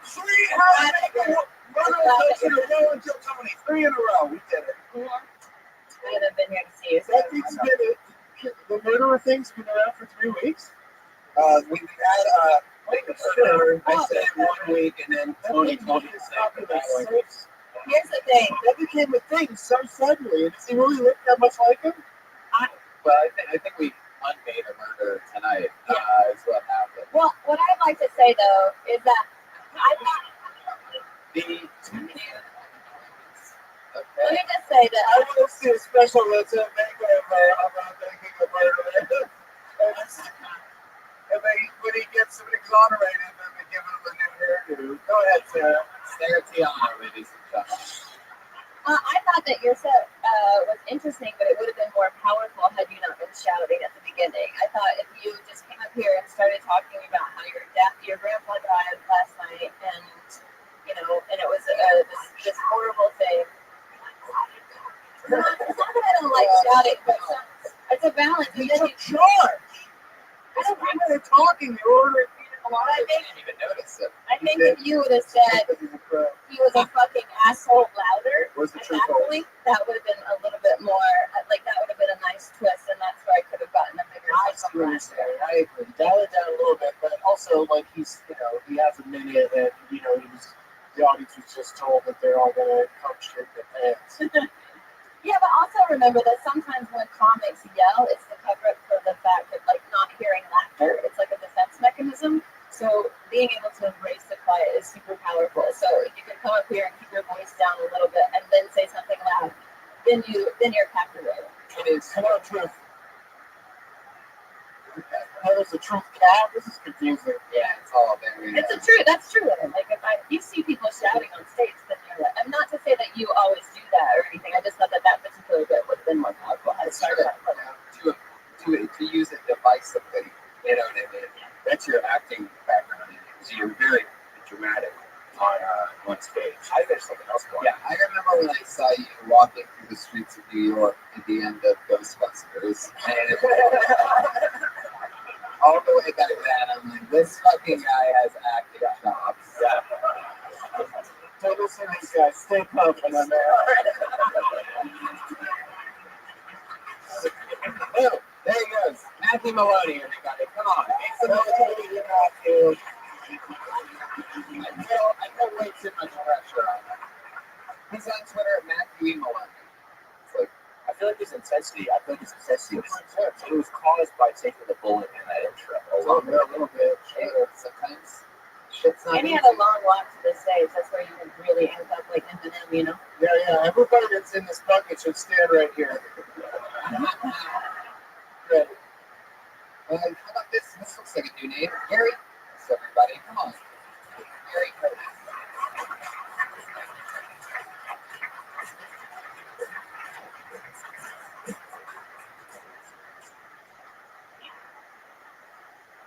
I miss college, y'all. College was amazing. It was just that school part that was terrible. You know? I can't lie, when I graduated college, I thought I was better than everybody that did. Like, if you didn't go to college, you couldn't even tell me the weather. People would be like, yo, it's cold outside, you should put a jacket on. I'm like, bitch, I got a degree, but I didn't need a jacket. They'd be like, yo, but it's 40 degrees. I'm like, fuck you know about a degree. And now I got older, I realized that the only difference between me and those people is that I'm about $40,000 more debt than they are. So it's like I lost that battle. I just wish somebody would have told me that that's what life would have been before something like that. I would have saved my $42,000. You know what I mean? Just gotta add a couple thousand for the abortions. Them shits add up. I mean, don't get me wrong, like I'm pro-choice. I just always made sure they made the right choice. There you go. 55 seconds of Gary Curtis. How'd you make sure to make the right choice of asking for a phone? You got a Cosby them. How old are you, Gary? 27. How long have you been stand-up? 2 years. Where are you from? Jersey. Nice. How long have you been in LA? 2.5 years. You got a good swagger. Like, I like your confidence on stage. It's like very, like, it makes me relax when I see you take the microphone. Like, sometimes people take a mic and I'm like, oh God, this is going to be bad. Sometimes it's yelling, my grandma. Yeah. No, but I thought when you took the mic, you took command and like it's you know, like I just felt like, oh, I'm relaxed. Like he looks like he's in control. He's gonna entertain me, and I'm gonna enjoy this. So I like the way that you started. I like the bedtime, so.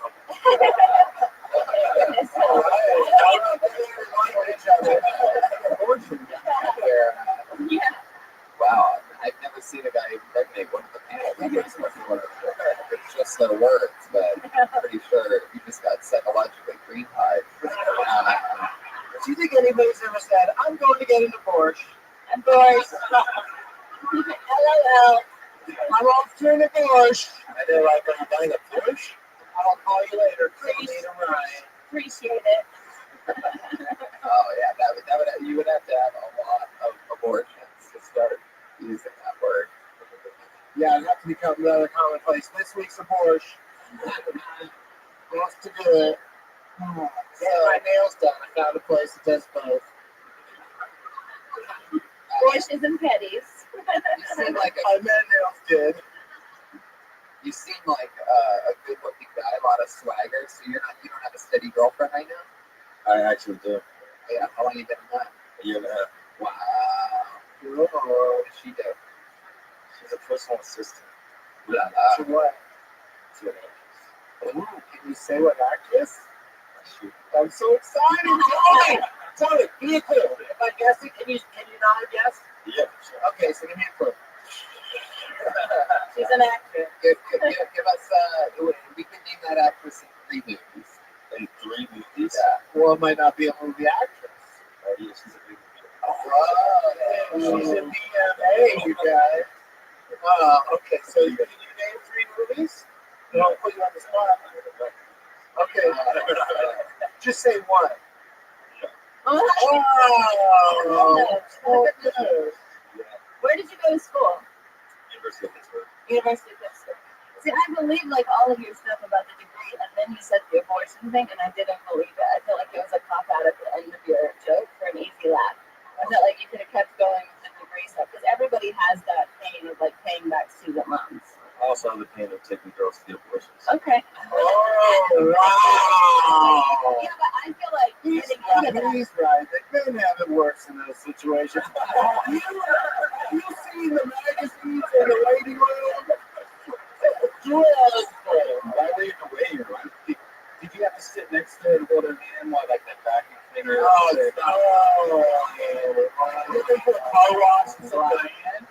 Oh, it's not that involved. If you want to save money, a dustbuster has a reverse function. But no, it didn't seem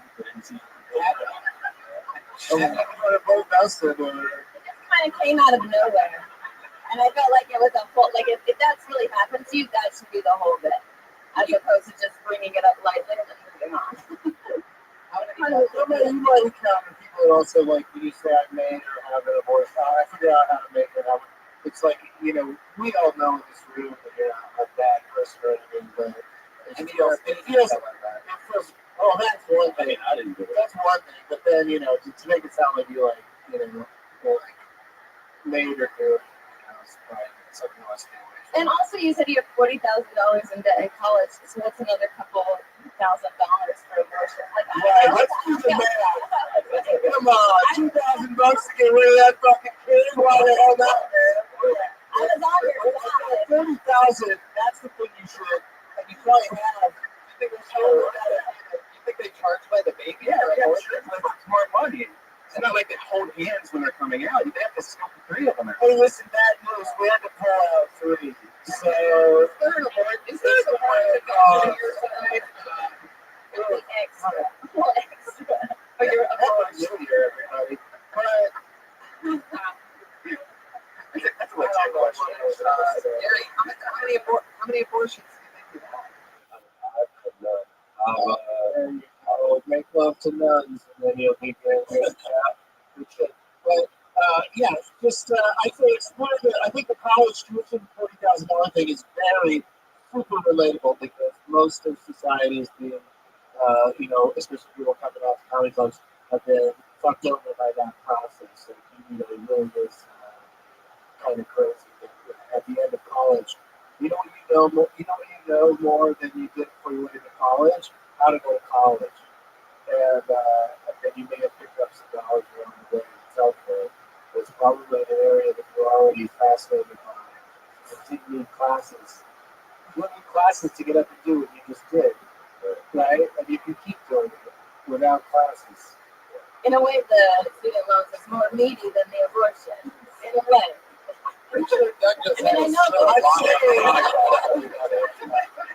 I'm just steering him.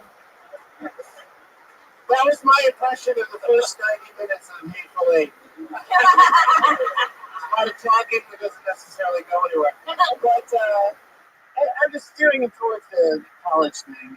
I think is a better subject. Right, and I mean, it's like if your college was good, then you should have that shit paid off immediately. So it's almost like they're not doing their job. Like, well, I mean, anybody who owes money to a college, like if I owe $40,000 to, Ohio Community College. The college should be on the line for that money. They only get it back if you get employed and make that money. Yeah, exactly. This is getting into a very theoretical. I was watching Futurama today, and they're referring to college as expensive daycare. Yeah. That's what it is. And also, Gary, you're pretty like a woman's pretty. Do you know what I'm saying? Oh, I hit on you last time, but you hit on me last time. I'm just saying, you're likable. You don't need to talk about, if you're going to talk about the abortions, it needs to be in a whole different likable manner. I think you're already likable. You don't need to bring that up. It is true. Telling you to go to just to make the right choice. How would you do it if you were going to convince a girl? Like, how did you do it? You just use the right words. You guys both agreed. Yeah. Exactly. That's the truth. Yes, you didn't force it. This is sort of agree. You just say you have Down syndrome in your No, I feel like the way men. You say, It's really stupid. I don't know how it found its way into it. I feel like the way men convince women to get an abortion is just by praying so much that she wants an abortion. Right, but she just like starts to feel it like a voodoo doll or something like. But you just thinking of enough, she starts to go, you know what, maybe I'm leaning that way. oh, dude, you think there are voodoo abortions? Voodoo fetuses, yeah. Like a voodoo doctor like sticks a pin in the stomach of a voodoo doll and then it aborts a fetus. Anyone with me on this? No, yeah. Absolutely not. No, Okay, great job, though. Great job. Yeah, finally, the word fetus came up tonight. It's been an elephant in the room. That's the word of the night. Is fetus. So a lot of people don't know that. Gary, it was nice meeting you. Fun times. He's on Twitter at GCSB. Gary Curtis. There he goes. Smooth as fuck. I like the, tennis shoes, jeans, hoodie, and jacket over look. Nice, you guys all want to suck his dick. Why don't you just go follow him? And everybody's in love with Gary Curtis. My joke was I'm wearing all those things. Yeah, you like his stuff. I don't have the pretty face. Pat's trying to buy him a drink now. That's trying to get him liquored up. That is really going to get him drunk and get that lady face home tonight. I think Pat thinks that Gary is straight. I told him that if I get this name, they definitely do. Parents going to repay love.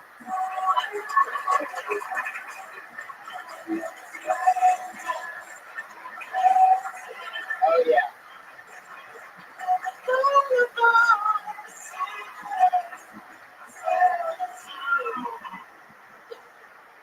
What's up? I just came out of the woods on a meditation, and it was great. They have you sit there meditating for 10 days, and they feed you what they want to feed you. There's a lot of beans and lentils and fruit juice and tea. So I'm up in there like doing my meditation, getting all like, I'm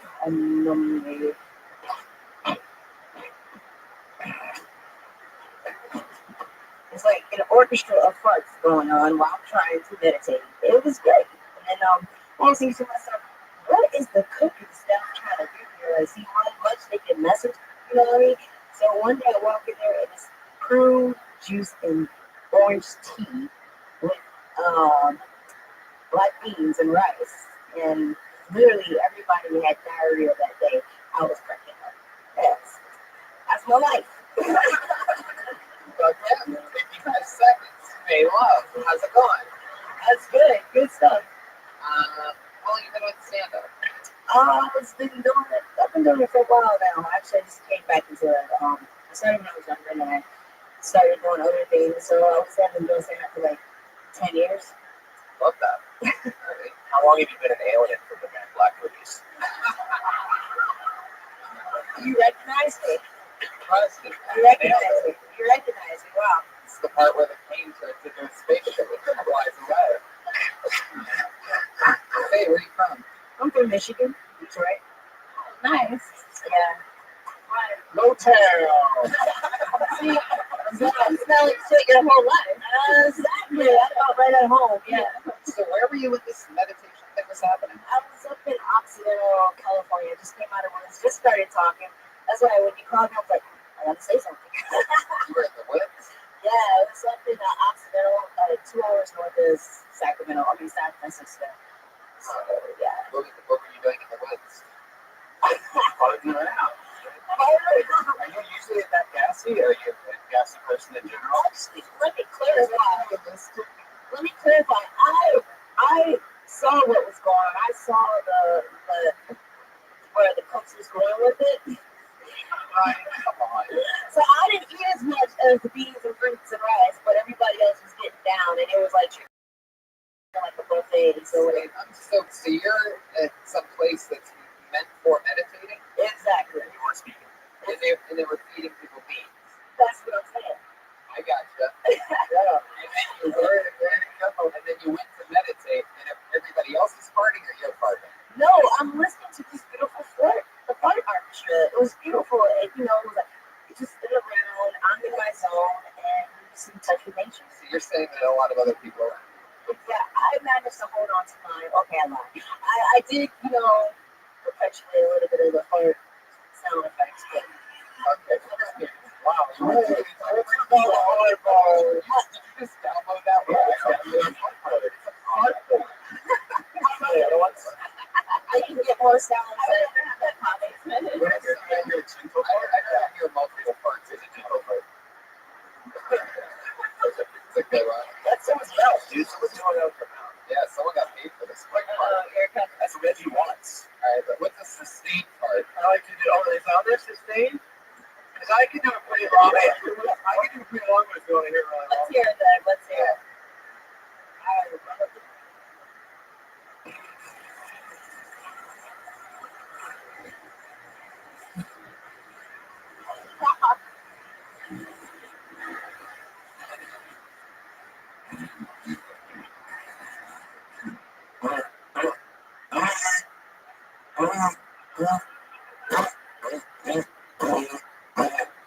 That was like arousing.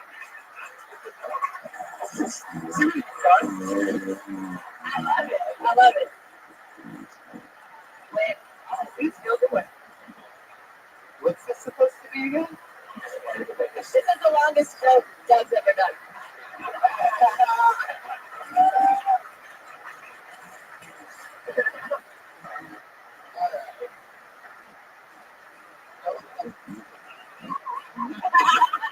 There it is. The longest fight. I love that. That's what, let's call this. Let's start drinking.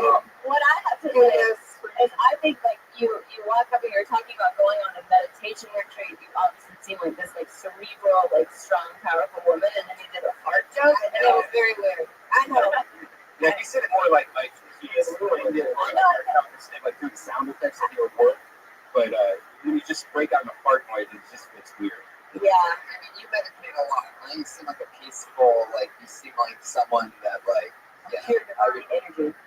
you know, trust in Joshua Tree or something like that. Yeah. You seem like a good spirit. Right. Like if I was gonna do mushrooms for the first time, I'd be like, you'd be a good person. I'll be your guy. Yeah, I'll be your guy. Spirit guy. Do you ever talk about things like that? Like, you have jokes about this other stuff that you find in meditation that doesn't just have. Oh yeah, I've never ever did a fart joke like that before. It was just, I was just talking about outside, and it was funnier when I was talking about outside. And then when I walked in here, it was on the tip of my. Also, you walked up on stage. Starting with your mouth just kills and it confuses you. But you also walked up on stage with a cane, and you didn't bring that up. Oh, I brought it up before. Oh, okay, so yeah, but In 2009. no, I actually this just happened. I mean, this just happened. Like my spirituality, like walking the path, and like having like this presence of like seeing God Almighty. You know, that's how I actually came. I was paralyzed for 4 months this year. Wow. And it was just spontaneous. You couldn't fart. Actually. Well, that's an honest question, Ken. It is actually, I'm trying to think about. The gas was there, but I was not. The gas was burning up when I was there. But as far as like, yeah, I created. I was so crazy that I actually manifested an autoimmune to paralyze my spine, and I swear I couldn't move. Like, Did you try healing crystals? actually, I did. I really did. I really crystal. And Billy Crystal, I swear, that's Billy. I did a lot of laughter. Billy Crystal. Where's your dad at? Didn't you have your dad here Last time she was on. Last time I was funnier because my dad was with me. That's right. Actually, no, your dad just came up and just started telling. It's great. Yeah. It's insane. Yeah. What's he dressed like? Well, She seems art directed to me. Like she's got a really together. Look, yeah, is that like your only outfit? Like, do you rock other things? Like, do you have are you like one of those comedians that like rocks the same stuff every night, or do you always wear like the the Seems like this is your winter wear, right? okay, so like this is my uniform. This could be pretty much jeans and a t-shirt. It's like pretty much my uniform, I guess, with a hat. So do you have multiple canes or just one? no, I just only have my Moses staff with me. As we, you know, like the Red Sea. Is that a common Those thing? you ever see a dick like that? I don't want to touch it. You ever seen a dick? Oh my You ever see God! a dick Stop like that? it! You want to go on that to the guitar?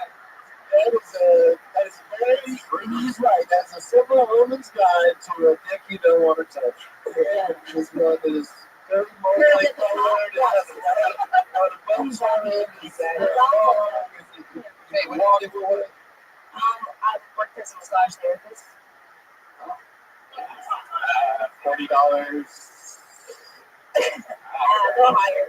Go higher than that. I'm a more. No, I was talking about the tip. Yeah, I get tips. Nice. 40, What about the whole 40, thing? 80, 120. $500. How many roses are we talking about? Oh my God. Yeah, I'm a massage therapist, and I, I do like spoken word and all that stuff too. So. Spoken word massage? My massage. Talk me through it. It's super light in your body right now. Follow it as you Those that stuff is great. Oh my god, that's me enlightened. it's like jazz. Your mind is open. Are you massaging or getting an exorcism? It depends on who my client is. It's going to stay love, everybody. There she is. Thank you. She's on Twitter. It's made love. There she goes. So did we give her any advice at all? No. Sorry about that. Well, just you don't have to. No, I kind of liked it. I don't know. I was on the fence about it. Well, don't you think she could just be like, I'm gassy, kind of like explain it without having to like make parts? I think she's interesting. She's talking more about the scat and her meditation and that she was paralyzed. Like, that's an interesting thing. Not parts. Yeah, it's too smart of a subject matter to just jump She in. looks too smart to talk about parts. It's too far of a subject. Whereas you look like you should start. Oh my It is God. true. Start. I tried to do it. I used to do a Big Mac where I would just make the fun sound for as long as I could. And 9 times out of 10, people would applaud me if I didn't stop. And then at the end you go, and then maybe if I think of it, and then you say that at the end. Is that true? One of my favorite jokes ever. No, okay. Yeah, I I don't know. pulled another name out of the bucket. Great. Here we go. Joe Carl. Joe Carl!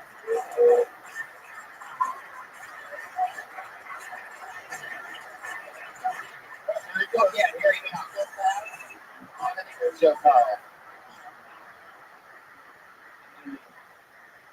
Well, any Arabs here? Arabs. I'm an Arab. Yeah, please, I should be the face of Arab America, though, right? Like, that's my goal right now. I'm white enough, all right? Let's not rush things with Khaled or Mahmoud just yet. So, Carl, how you doing? Nice to meet you. Yeah? That's Southern Boy from Tennessee. I said, I got the voice of a guy. It sounds like he says faggot a lot, you know? You know, I'll cut your head off the blue collar comedy tour. If you get nervous every time you walk past a backpack door, you're not paying A-Rap. For hours. Okay, thanks. So, wow, 47 seconds. So, you're Middle Eastern? Yeah. What's your nationality? Palestinian. Palestinian. Did you say that at some point? I missed it. I said Arab. Oh, okay. Well, I think you should start, like, you don't need to ask anybody a question, especially when it's a minute, because they're giving control to the audience and you have me in control. But also, like, you should just start by saying, I'm an Arab and I'm from Tennessee, which makes me blah, blah, blah. Like, that's your opening joke. Get it out there right away, which means I hate Arabs too. Like, whatever, whatever the joke is, Or you could say, I just gave him my job as a lifeguard in a pool exposed to winter. He could say that. He does. He looks like he could Looks like play he's staying home, but he's a lifeguard. No, but there's no way. You just sold out. It's too close, everybody. He's like the hairiest lifeguard. Yeah, Eric from Tennessee. That's like, so not only do you hate country, you hate This country. There you go. Yeah, I mean, there's so many jokes right there in being an Arab from Tennessee. So, death to all of you who live parody each other. Yes. I like how your name, your Arab, but your name is the most fakest name in the whole entire world. Yeah, Joe Carl. What's your real last name? Last name's Abby something. What? Yeah, Abby. Why don't you use that? I used to use it, but It's not- then like, Is it spelled how it sounds? like, is it hard for people to pronounce? Yeah, exactly. Which means like every set I ever do has to start with. Why don't you do like a little? It's not like it's just not out. Whatever easier way to pronounce it is. AZ. Joe AZ. Joe AC. Joe AZ. That'd be cool. Something. I mean, all I'm saying is that your name's Joe Carl, and you came up and you sort of look white. Yeah. I mean, I don't know if you're just an olive era or How long you been doing stand-up? about 4 years. Do you have a turban underneath that hat? Like, what kind of hair do you have underneath that? Do you have like terrace hair? Yeah. Oh, you look way more Arab with the hat on. Yeah. I honestly think that you have to embrace it. It's the only thing that's going to set you apart. The hardest thing to be a comic be right now as a white guy if you don't want to look like a white guy. I'm not kidding. I'm the only woman in the world that will probably ever say that, but it's 1,000% true. And if you go by Joe Abduzak, you immediately set yourself apart. And then your name is Joe, that's so Tennessee, and your last name is Abduzak, that's so Arab. And now you have a joke that your first 5 minutes is just about being an Arab from Tennessee. Like that's. Did you almost say he has a joke bucket? A bucket. Yeah, a bucket full of jokes. A backpack. Should I have said backpack? I don't know. I don't care about what they're put in. I'm just glad you gave him a good tater. I like it. I like it to be a bucket. bucket. A bucket of fucking jokes, man. Would you like it to be a package with a dynamite sitting together with? And now you have a joke package with it. Probably with Yeah. Yeah. Oh, that's what. Joe. Yep. Is a rock. A rock? Yeah. A rock? Is a rock. His name is A rock. Like R-O-C-K, like Rock Hudson? Yeah. I'm cool. It's just, it's the Arab part of you ever make you want to throw your dad? This is a rock. Arabs love throwing rocks, guys. For those of you that. Exactly. There's so much about that. Like, I mean, nobody cares if he's like, you can throw a rock better than the quarterback at Tennessee, Marcus Mariota. I mean, that's like, they call the football a rock. You might as well do that joke. You know, there's so much. And are you worried about being Palestinian in Los Angeles instead of here? Okay, because I used to date a Palestinian for a really long time.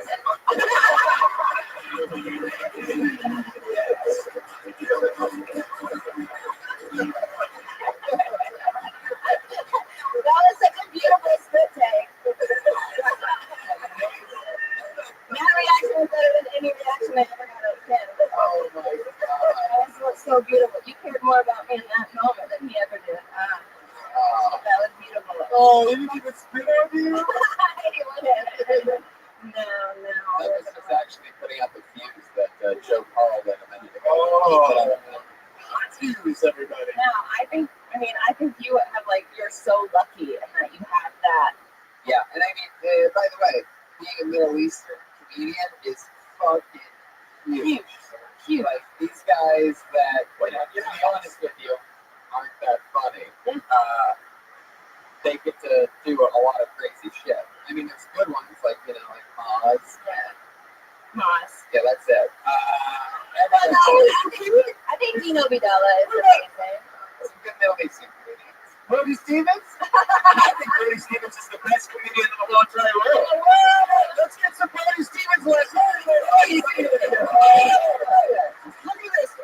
He's got the same. It's like the same man. Brody Stevens Jr. up there. Yeah, We put you should check it out. Look at these two.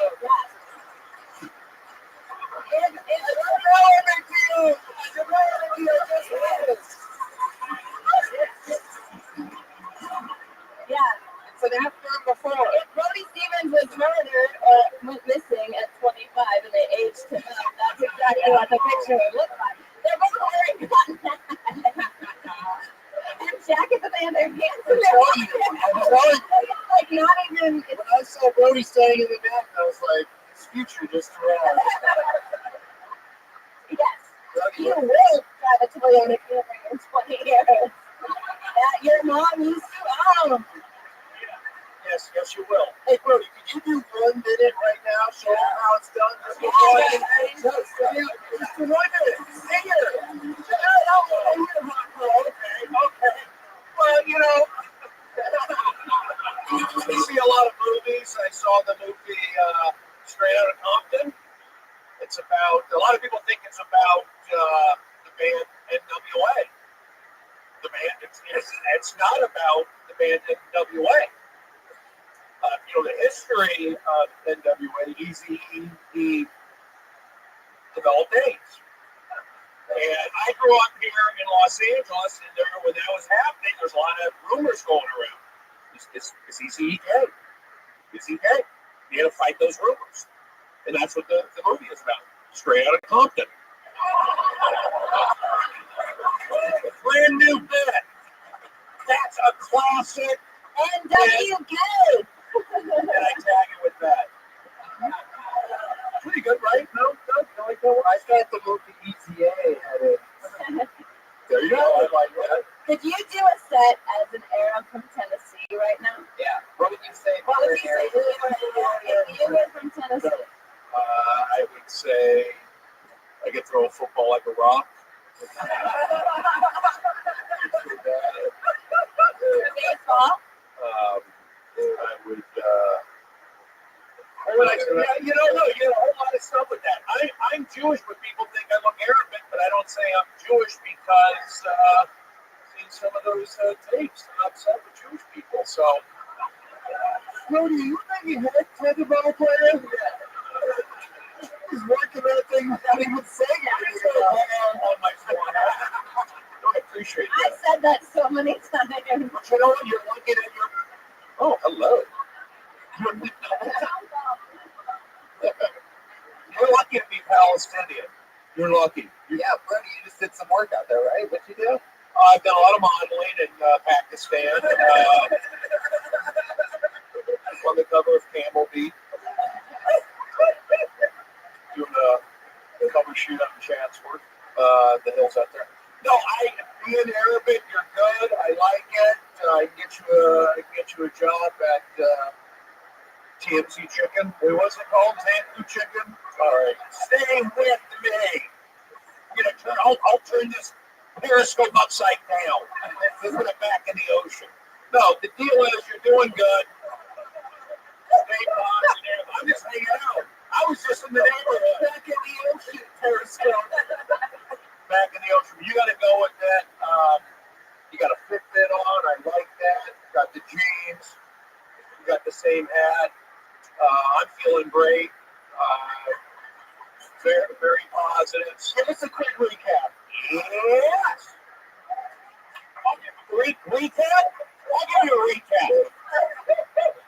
I got asked to do 2 podcasts today. Make it 3. Oh, the one after. I'm doing 4 podcasts today. You don't follow Joe home and I'll do 5. Whoa, record. And I'm going to sound like in my car, there's 6. You don't follow. Might go back to Burbank if it's opened up again because the 5 got shut down today. That's why I'm wearing shorts. Really, for all these other podcasts, you just stayed in the back of the room until they invited you up.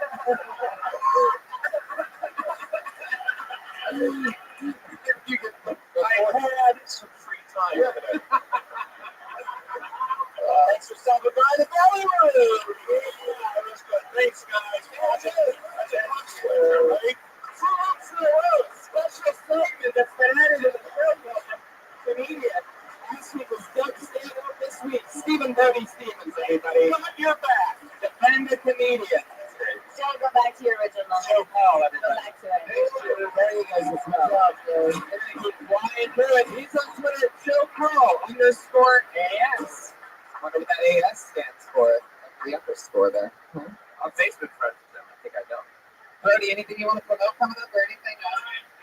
Oh, okay. Here we go. Oh,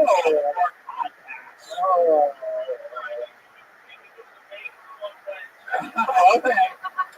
Main room minutes? That's not exactly what I meant by, promote. I know, like, yeah, there you go. You guys from an LA Riot Fest. LA January. It's got Chicago for the Chicago Cubs. He's going to be at a convention for Bears. With your favorite baby bear, he'll sign its penis. Just a bear. I pulled another name out of the post, guys. I think this is a new name, Steve. You go here next to me, and he was by the name of Tim Spencer. Come on.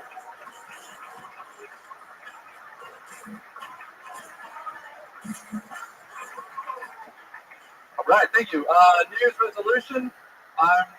This year I'm going to stop scraping the resin out of my bowl and taking it to friend's house, offering hash to throw in.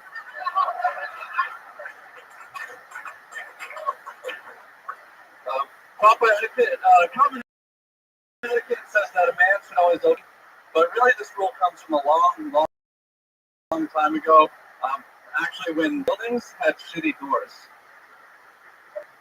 It's a good joke.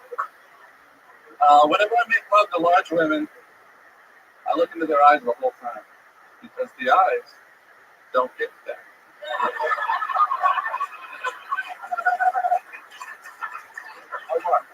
One more. No, one more. I didn't get any of those.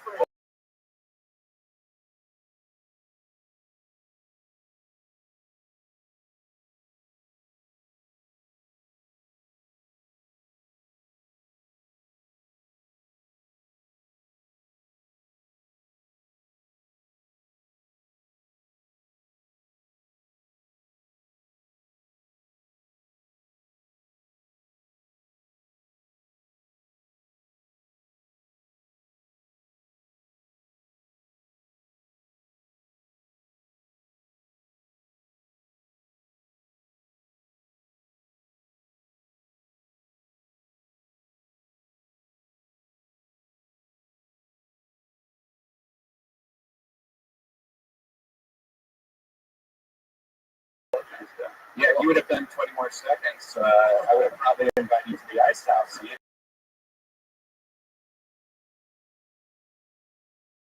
Oh, I did 30 seconds. Right, you have the book in your hands. I mean, how much just put it open and pick something random and read it? You can't earlier this year, going into it, I knew there's a percent chance I'd either have cancer or my face would be paralyzed. So there's a weird thing, like I stopped rooting for the underdog during that time. I didn't tell any of my friends. It's a weird conversation to sit someone down and be like, hey, I probably don't have cancer. You probably don't either. It's like if you're playing bingo, they probably call out B9. Seems for that very last you could have stopped at any point at that time. Tony, he said he had a tumor. Does that mean you have 2 more jokes? Somehow Pat came in and bombed harder than you did. He just took your bomb and laid on it. I can absorb the energy from it. Good soldier. What did you talk about? Like you said you bombed a year ago. So last one I'm trying to remember. I read I did that Doors joke, but worded much more worse. I also thought I want to come back to LA and get some food. I brought it back here. I like your forwarding while talking about forwarding, by the way. It's pretty impressive. My wording was much worse for. What is your goal with that? We call it forwarding. I want to know what your goal is with that joke, though. What is your goal with that joke? Like, what are you trying to say? It always used to be like pieces of shit. Yeah, that's why the guys had to open them because they're hinges. Maybe you could explain like they're huge metal like castle doors. Like you could even explain like they were like huge iron doors. So are you against holding open doors for women now? Yeah. Why? Why? The doors are really easy to open. It's like I don't cut their stairs. Come on, ladies. What do you got? You have a girlfriend? Open the goddamn door every once in a while. What about chivalry, dude? What do you think about chivalry? What do you think about? Well, it's not that. It's weird. Do you have a car? You ever have a date? You like open her door when she is after I only date girls that can open doors. Wow. Oh, okay. So you also date girls that you let them pay for dinner and they pay half and they're a douche. That's a douche. It is a douche thing. You have to be a gentleman. Do you really feel that way about doors? I'd like to think that's how you really feel about doors. That seems like an I can tell you how much quicker you'll get laid by opening up a door. And who's in the room sliding doors? Tim, what do you do for work? A PA. PA, just chilling, like you're working a lot. That's what it is. He's sick of opening doors. Carrying coffee and doing things for women that he doesn't like. So my music for us. What's your longest relationship? 2 years. You have giant hands. You should have a girlfriend right now. If it weren't for your mouth, I bet you do girls look at that? Like, oh, I want that giant hand inside me. It makes a difference. It makes a difference. Tell us something cool about yourself that could win you over to Sarah Tiana. Give her something that might make her even be somewhat enticed to a guy like you. What are your positive I live on a yacht. It's not By so yourself? bad. By yourself? Boom. Good job. Talk about that. Sarah just got double pregnant. But he's gonna make me get an abortion. Do you have jokes about that? Yeah. Living on a boat? Yeah. What's your joke about living on a boat? Saving those for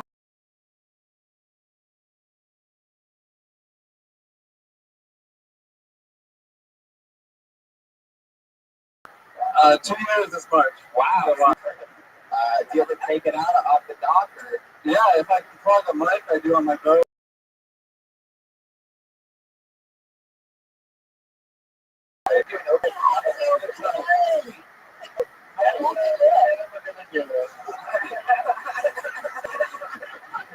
How big is the boat? Like Sarah, 27 feet. Like 15 people. Wow. Oh, yeah. That's no way. Add my mic on there if you want to go. Anybody? That's cool. I think that sounds awesome. That sounds fun. Super fun. Yeah. Let's make a day of it. Yeah, that sounds fun.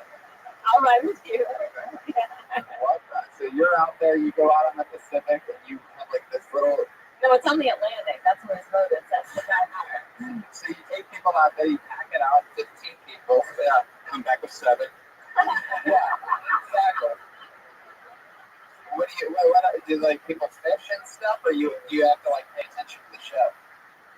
It's distracting, and it's usually good. We just putt around and we're gonna go away. The water's super calm. There's no one else out. Oh yeah, there's such a body of Natalie Wood.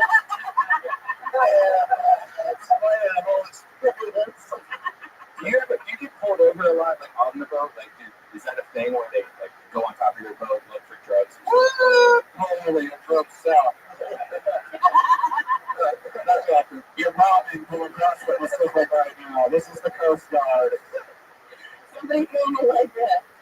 We don't mind the noise. Just don't do your jokes. That's okay. Oh, a little owl out there in the ocean. Tim, what's the craziest kind of porn that you've climaxed to? Great question, Tony. Welcome to 2016. Want some tentacly hentai? Yeah. Oh, sorry. But yeah, I want this. Keep with the boat. Yeah, once you're on the boat, Mike, everything becomes. Do you know the reason for tentacle porn? You know, it's because they can't show penises going into vaginas in Japan, so they had to make it's like a loophole, so that you can get fucked by a big tentacle, but you can't get fucked by a dick. So that's how they. So they, it's like if they get stuck by a dick, they have to blur it out. Well, And when you're watching it, how do you pretend it's your tentacle? I was gonna say it'd be more romantic if the tentacle is just something like that. Do you ever, when you're out there on the boat, do you ever catch any? Do you ever get any octopus? Do you ever get any pussy? Yeah, you ever caught a fish? Any octopus? I love lobsters. Really? Yeah. Do you get fucking lobsters? Yeah. Dive for lobsters? Do you talk about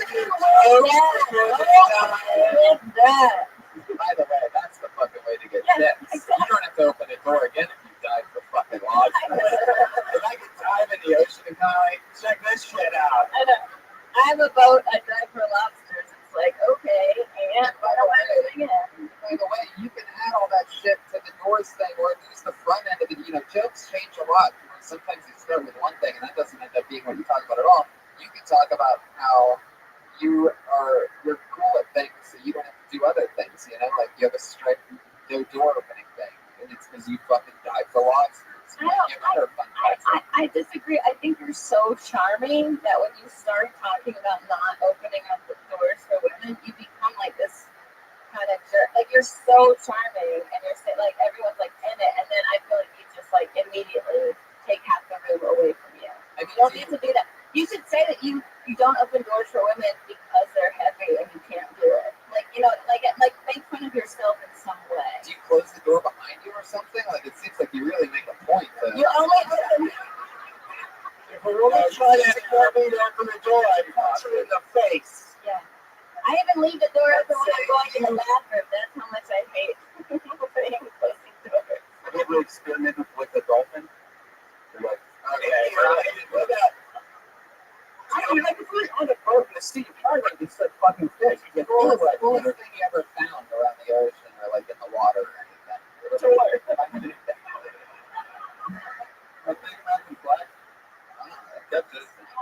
that Joe Carl guy. That's some bird feathers on it. Made me question keeping it, but I kept it. You don't open doors, but maybe that's because you were raised Oh, in a here boat. comes. So, like, do you open hatches? I have a question for you. Do you open hatches? Yeah, they don't because they never not open the hatch, so it makes sense to open it for them. Thank you. I'm glad I asked that question. So you do open hatches. Yeah. Well, I love that. So Sarah, would you ever let this guy catch lobsters for you? In the beginning, you hated him. You said, "Fuck you for not opening He's doors." charming, but I think I actually don't believe him that he wouldn't. I don't think. No, I would. I open doors because it's awkward if I don't. Right. But I don't think it makes sense. What? Because they're really easy to open. These rules will hang back. Then that's what you Hey, dinner is really easy to cook for you, but I could do it for you just because it was like the nice thing to do. It's all about You know what I mean? Like back rubs are super easy, but I'll give you one. What you're going to do those as often as people walk through a door? Yes. I don't believe that. You understand it? That's too much work for you. I say take a little time off and open a door. Instead of cooking me a meal, just open a door. Oh, really? I don't care. You'd rather me open my own door than make you dinner and pack your lunch in the morning. I open my door for you. I eat your food. What do we argue about? Let's just go home. I'm ready. Hey, Miss Hot. Yeah, you do that a lot, huh? That's like a voting thing, right? Yeah. You get drunk. You're not a sailor. Do you get drunk when you go out on the yacht? Yes. Every time. Yes. When you do your show. Yes. Who captains the ship? There's always a silver comedy too. That was it. You ready? Just mind your head. They all have to You got some phone watchers? Yeah, so good. We can fucking go drive a I boat. was just drink for a whole night. I'll just red wine, but I'm not drinking. All right, Tim. There you go. It's Tim Spencer. Back after a year, starting here, he's living that boat life. That's fucking fun, right? That was great news. We know a guy who lives on a boat now. Very cool. This looks like it might not be a real place. Let's try it anyway. Jolly.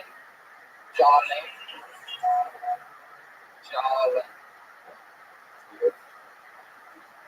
Yeah, I don't know. It just seems weird. Just get it done. Brian Wilkie.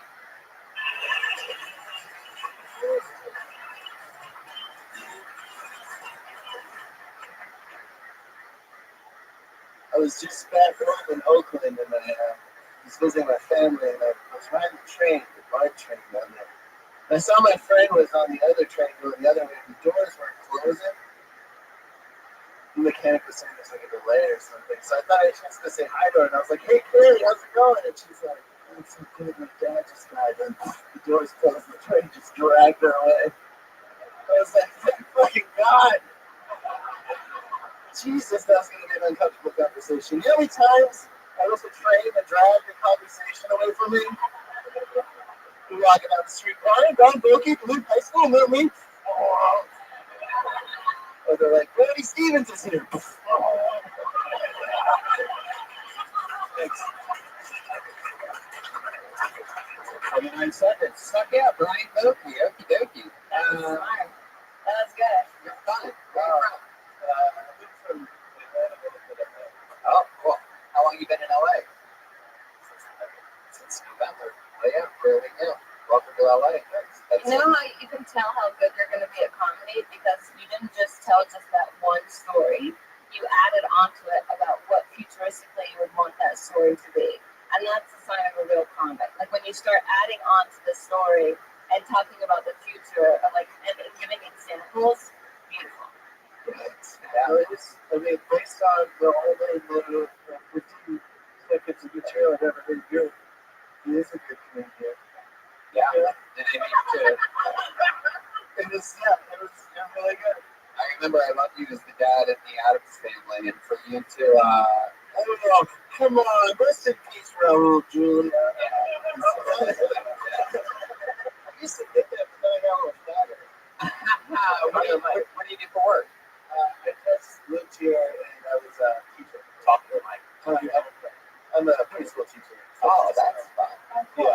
So you have to tell the kids all the time, talk to them. Yeah, all the time. Constantly. How long have you been teaching preschool? I did it for 6 years. Wow. Burned out. Yeah. It's like half the kids are dead by now.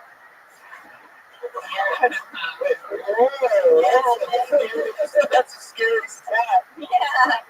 And real. Where's the real horse? I thought you were going to say it sounded like Blink-182 covering mutual haircuts out. Dude, you're so observant. That's really For all you big time music fans out there. So that's interesting. Preschool, and you just gave it up this past season. Yeah, I was doing comedy out for Berlin for 4 months. Berlin. Yeah, and I was Arizona? what? Germany. Yeah. Right? Germany. Awesome. And I was homeschooling an autistic kid there, and then I saved up, and now I have enough money to not work for An autistic German kid? Yeah, well, they don't accept autistic kids in their public schools. Hilarious. Why do you have jokes about that? Uh-huh. That really goes against Germany's reputation. What? The Germans? What? Are you telling me he didn't make the cuts? Autistic German kids obsessed with concentration camp trends. Can someone please escort me? You almost have the right joke. I almost had it. You're so close. It's almost like that if they're not autistic German, it's hard for them to concentrate. Well, autistic kids like trains. You know, autistic kids are kids on trains. My ex-girlfriend used to work with autistic kids. So you have jokes about like what kind, like how are they, like do you have a short one? Yeah, I was taking care of their family on the weekend. Like, besides teaching them, I was helping change the baby's diaper. The kid ran up and stuck his nose in the kid's asshole, and he smelled it really hard. And I was like, dude, you might shit in your mouth. And he's like, I wish I could go back in time and shit in your mouth. And I was like, you don't need a time machine. I mean, you're not going to let you shit in my mouth, but you don't need a time machine to shit in my mouth. That took a lot of turns. Took a lot of turns. That's complex comedy. No, but it took turns that I didn't expect, which is what I like. Real big spiel. What's the comedy scene in Germany? You know, there's a boy here who's like, that guy back there, he's a theory. Well, he performs a lot of times sit down with the pooping mouth.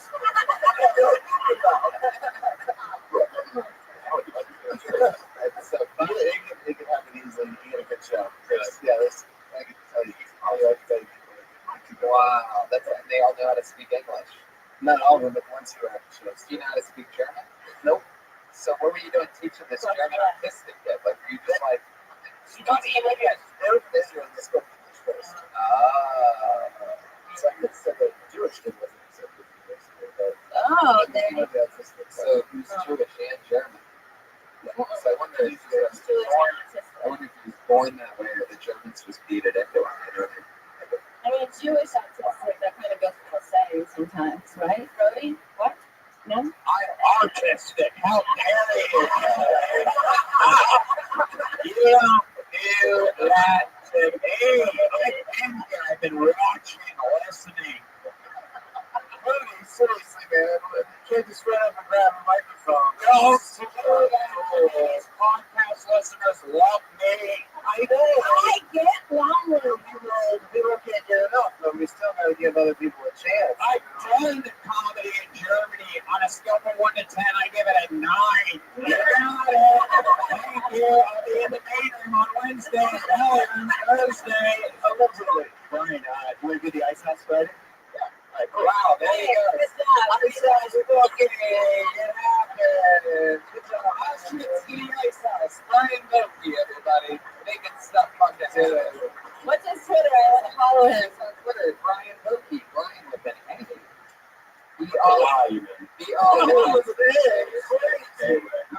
How much still Brian with a B-R-Y-A-N? That's true. Brian. We actually make Y Brian. Yeah, it's funny. I know how to say spell Brian. How do you spell Roki? O-V-O-K-E. B-O-K-U-I. All right, this is the part where we have two regulars who do a brand new minute every single week. They don't get pulled out of the bucket. What they do is a little bit harder and a little bit more extreme because they have to write a brand new minute every single week, which is extremely hard to fucking do. And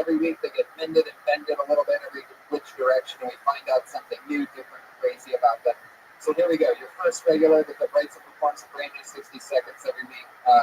You know her from Kill Tony. You'll love her. Put your hands together for Melissa Esslinger, everybody.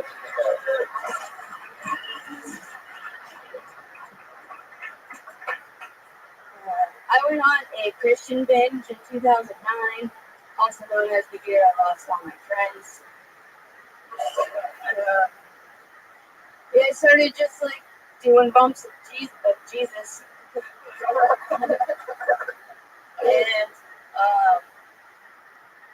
yeah, I got baptized when I was a sophomore in college, and you can tell it happened in the South because I said I got baptized, which loosely translates to I talk English real good. Yeah, amidst my Bible humping, I transferred to a private Christian school to study film. But I was actually like off the Jesus juice by the time I started going to school there. I said to my okay, cool, thanks. That was amazing. That was truly amazing. That's all right. You got this, girl. Finish it, Melissa. Go ahead. Was that? Dude, the train is way off the track. That's it. I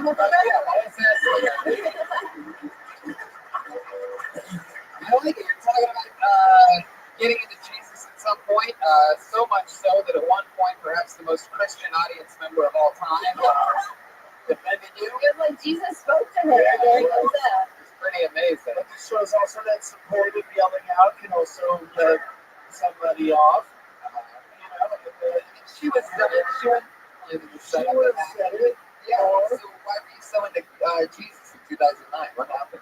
Well, I was 19, so I was looking for identities to try on. Yeah. Essentially. How'd that work? Were you in church regularly?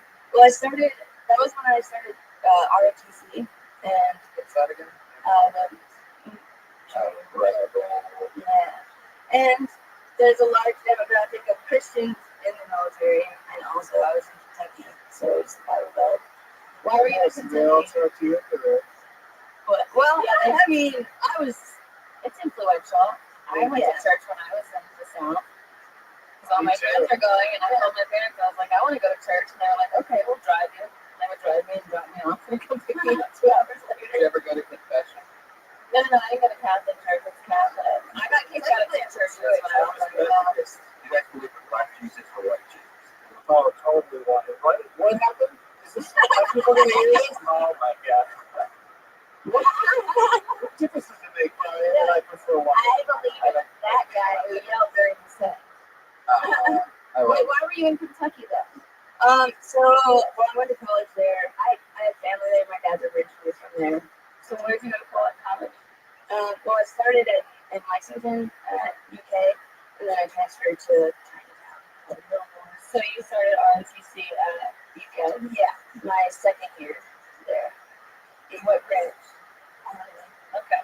Yeah, that's why you went to church, because the words, yeah. Yes. I like that you, when you were Christian, you were shaking and speaking in tongues. And you remember that, and now you're shaking and speaking in jokes. Yeah. Are you always this nervous? I'm getting better sometimes. She's so much better. Yeah. You should have seen. Oh, yeah. Just AK-47 just firing out everywhere. They used to she come out. We just made that already. She used to come out and just make a few fun sounds and knock the mic over and then cry in the corner. Okay. Yeah. No, that's She's really come a long way. it's always like She's you're. still got some ways to go, but I think part of her charm is like I thought the joke about doing bumps, Jesus bumps. I thought that like part of what made it funny was this when you kind of stuttered on it, like you were saying something. Right. Yeah. There's no doubt that the nervousness is part of that. Delivery. Like it's definitely something that's always. It's part of the charm. You just got more like thrown off this week than normal. Yeah. And I get it. And it's Brian Redman looks really good tonight. It's just. He's got his extra straw on over there. And it's also just hard to talk about Christian stuff. It's hard to keep an audience entertained. It's literally, something that is a little bit weird to everybody. And Also, it's like the oldest topic, literally of all time, because it's like religion. Yeah, there was Christian comedy never, that's never been direction.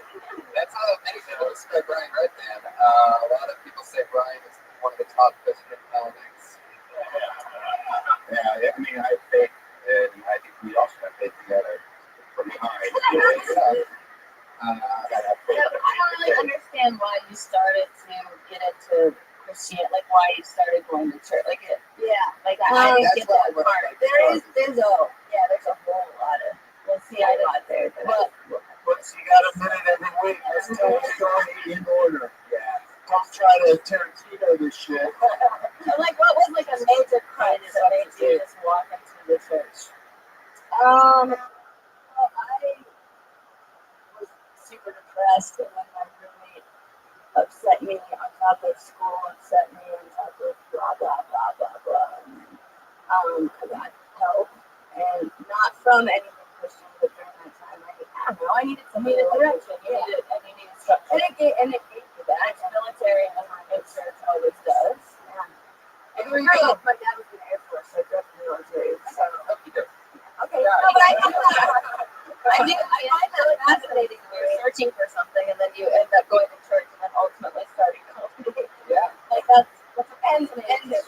Almost getting kicked out of the private Christian school I later was. Why'd you almost get kicked out for? Because you have to go to chapel 3 times a week, and I took video games instead. Yes, which are way more realistic. Yeah. There's your joke. You play video games instead of going to church because they're way more realistic. I believe in the Bible. It's true. There she goes, everybody. Brandon, we have one on the regular. She's going to give us one. A few weeks into the regular, I believe this is both of your first time seeing the new regular. I've seen her. You have?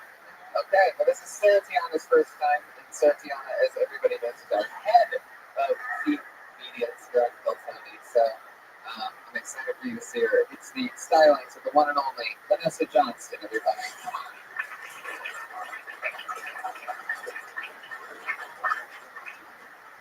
It's always so obvious. Having no fun sucks. I was really socially awkward as a kid, so I didn't have any fun. But I played it off cool, like people be like, "Hey, so who are your friends?" And I was like, "Friends." I had to label them things. I fly solo. I'm a singular paid, a singular pod, a low status. As a kid, you kind of like always blame your parents, for like why you don't have friends. You're like, why can't you be like all the other kids' parents so I can finally fit in? Like in a divorce. But until then, don't worry, I got me. I'm gonna go play charades by myself. I talked to my imaginary friends, Billy, Bob, and Thornton. There it is, exactly a minute from Vanessa Johnston. I love that chunk, but just like the lone wolf thing. Like I would have loved it if you were like, I don't like, being. I don't even know what you were saying. By the way, I don't know what the point was, but it made me laugh when you said I'm a lone wolf, and then you actually like ow. Sure, there you go, Brian. On top of sound effects from Lucasfilm.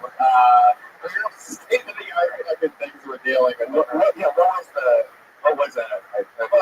Before, and I'm going to get to that, but I just want to say, like, I would have loved it if whoever you're talking to in that joke, when you, like, I would have loved it if they were like, if they made fun of you for it, or if you got called out, like, did you just, like, because, like, you do it like it's cool as hell. Like, you sell it like, I'm a little cool. But if somebody was like, did you just fucking ow? So it's kind of like the fun. It's like when you act out something on stage, when you make a fart sound or you make a howl sound, it kind of takes you out of like, oh, this person's like now acting or something like that. It's not a joke anymore. It's kind of like, it throws me off the track. So I'm like, oh, she's howling on stage. It made me, what she did, it made me feel like she was nervous. Yeah. But I think you can sell it with your swagger, as weird as that sounds, even though you're still like, very new. I think that you have this confidence to where you'll be able to take chances like that in the movie as long as you're on top of making fun of the crazy shit that you're doing. You know what I mean? Like, if you're there and aware enough to make fun of it, like, I love that. Being cool and hip and ballsy, but you have to be there to roast yourself, if that makes sense. You know? Why didn't you have any friends? Because I was socially awkward. But the problem is, I don't believe that because I could feel that in your voice. I'll tell you what. My mom has schizophrenia. Oh, Blake's out of stand. And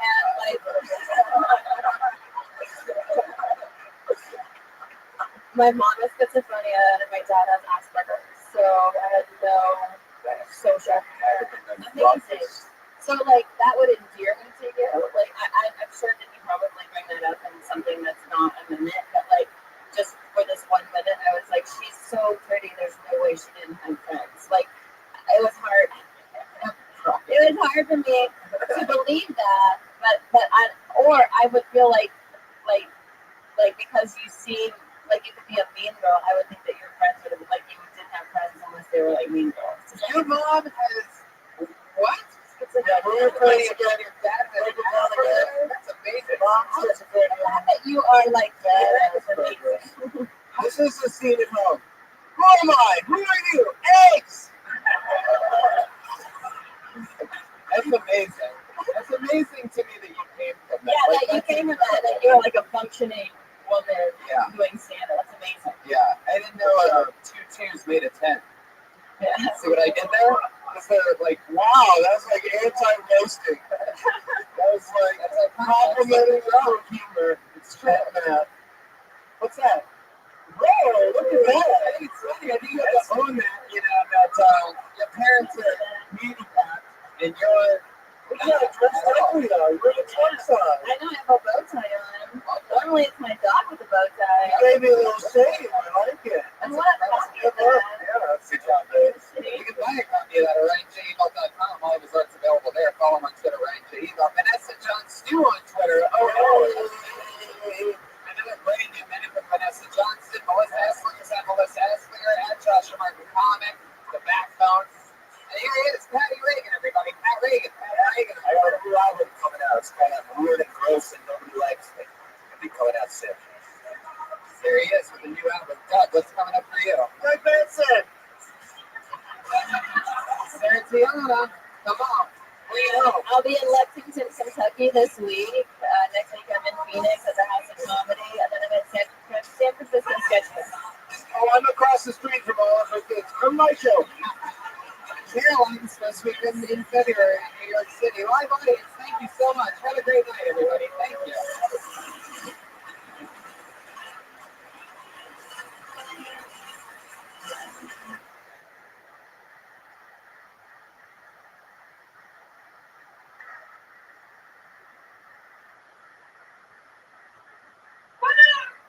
Come to you live from World Famous Comedy Show for a brand new episode of Hey Tony, Volume 3. Give it up for Tony and his story. Hi. Hi, everybody. Hi, it's me, Tony. Keep it going for Brian Redband, ladies and gentlemen. He's here. Hey, guys, the Flash. The man, the myth, the legend. And keep clapping your hands for Reagan and Watkins, ladies and gentlemen.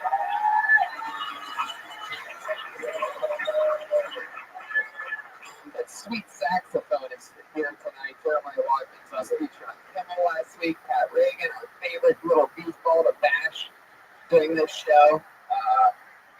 How about we make noise one more time for the house artist, Ryan J. Yeah. Right now, he's got a blank sheet of paper in front of him. As the show goes on, he's going to draw tonight's episode like he does every other week, and every single one of his prints are available at RyanJEval.com. And finally, last round of applause for the man behind the HD camera, the one and only Jamie Vernon. Oh, yeah, Jamie. One of the great rising producers in all of the game. Just revamped my website, TonyHinchcliffe.com. He's a fucking amazing artist and genius. We love Jamie. And guys, give it up for Tony Hinchcliffe with a Netflix special One Shot. Yeah, that's awesome. oh yeah, we did it. Yeah. I have been wanting to announce that on this show for so fucking long, and here's how the universe works out. It's already been out for 4 days. So, well, Tony fans, I have a 1-hour special on Netflix. It's already made it to the front page, bitches. Oh, yeah. Oh, yeah. My agents wanted me to spend $4,000 on a PR guy. I said, got this shit. They'll market itself. Anyway, more important than that is that we've been doing Kill Tony for 2.5 years. And comedians, I always have some of the best comedians come here and they sit right here and we watch newer or new to LA comedians do 60 seconds of stage time and we talk to them. And over this 2.5 years, we've had so many of the great comedians in the world. I've been so lucky to make friends with a lot of these people. And, we've had all the best. And tonight, we literally have on this triple panel the guest who has been the most in demand. And he's here tonight. And I'm going to bring all 3 of them up at once. This is a special episode of what we're going to call Overkill Tony. Because this is completely just thunder and lightning the entire way through. Put your hands together for these guys. It's Joey Diaz, Steven Uzi, and Jeff Garland, ladies and gentlemen. Oh, shit. Oh, my God.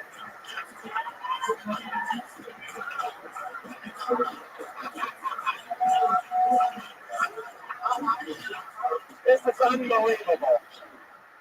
Holy shit. This is ridiculous. New stage. Oh my goodness. What have we done this time? For the first time, not only do we have a full band, but we also have perhaps the most unbelievable days that this show has ever had graced upon it. Guys, welcome, Joey Diaz. It's your first time on Kill Tony. Welcome. Oh shit. Check if I have it, brother. Thank you. It's so exciting. Definitely one of my favorite comedians, and I'm so glad to have him. Oh, I guess I missed somebody's shout out at the beginning of the show, huh? Please have a Josh Martin comment, everybody, right there. Woo! So desperate for attention that he will wriggle the lights at an inopportune time. Just listen to his name, and the horse of truth has already come out. You'll hear that horse anytime anything honest is said tonight. I get the feeling you're going to hear that a lot. Bring it together. It's the return of Jeff Garland, everybody. Come on.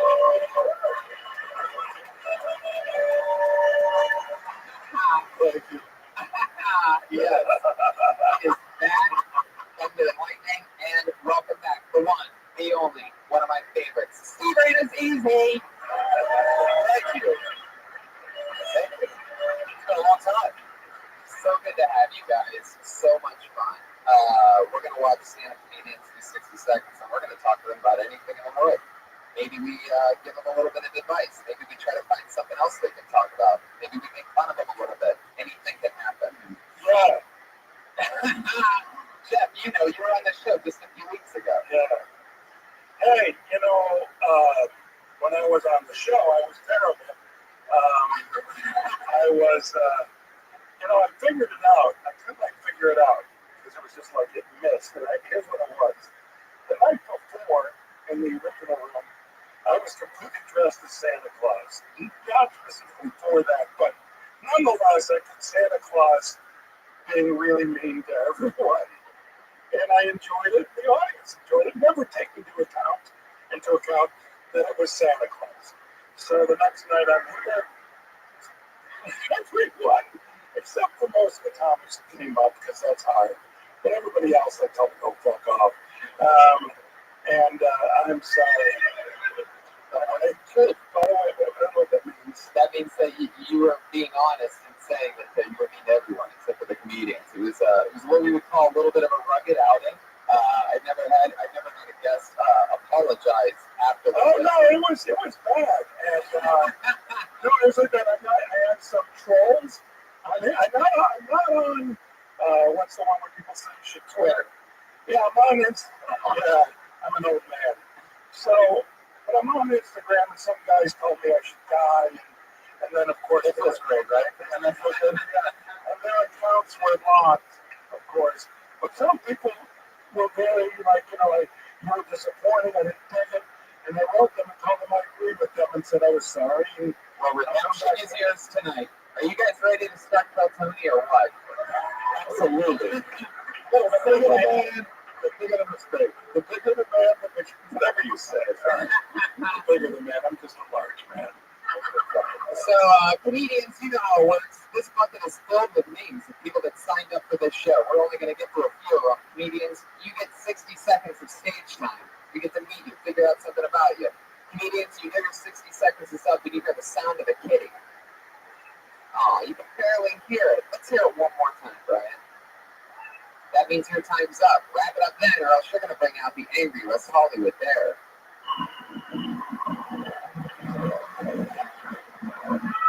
There it is. And a little bit of an elephant there at the end. It's a good measure. That's a weird combo of a bear and an elephant. Whatever you're over there located together. Seems like a fool. So here we go. Ready for Tony? Woo! Come on, Monday. Let's fucking do this shit.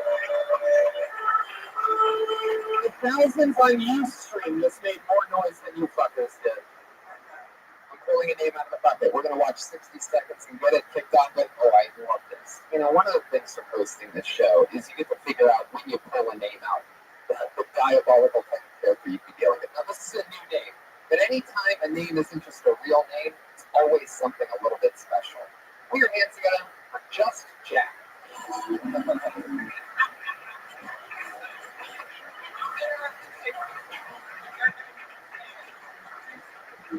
Just Jack. You gotta be fucking set Left. back there. Is there anyone that comes to Just Jack? Listen all the comedians bombing up there, guys. Oh, he's a jerk and you're up for silence. Hopefully you don't get picked whoever made that shitty deal. By the way, ironically, Just Jack son was African. Who don't know that? I'm still circling. Yeah, there you go. Acknowledge the elephant in the room. I pulled another name out of the bucket. Put your hands together for Ramsey Botaway.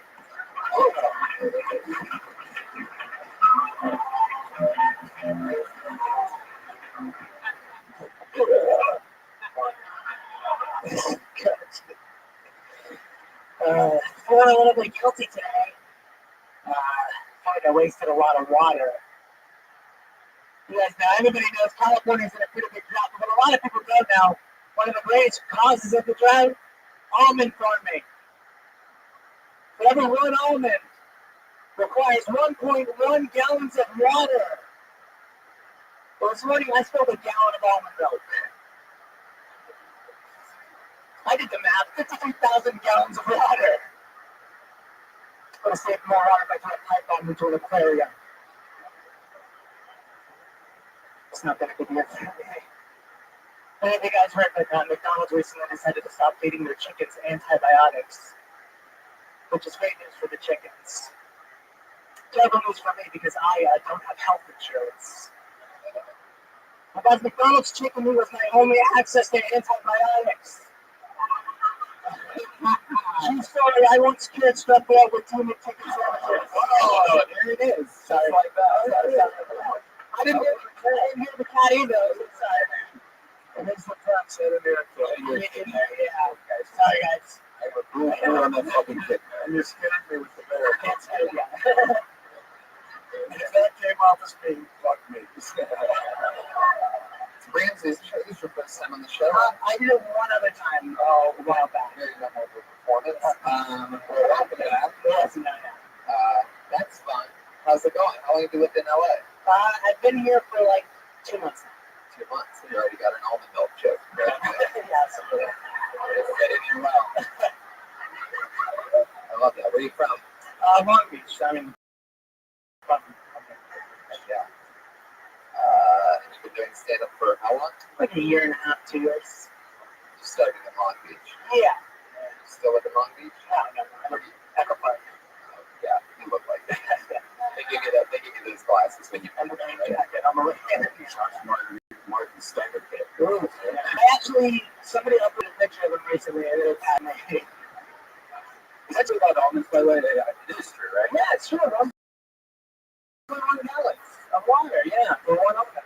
That's an interesting little fun fact you got there. I love that. Guys, what do you think about Ramsey? What are your initial impressions? What nationality are you? Palestinian. Oh, Yeah. interesting. This is right up 100% Palestinian. Yep, 100%. Love that. You work that angle in all now. I do. I try to. Yeah, I do. Yeah. Yes. Do you have any history with Palestinians at all? Any yeah. That'll be on the Goldbergs.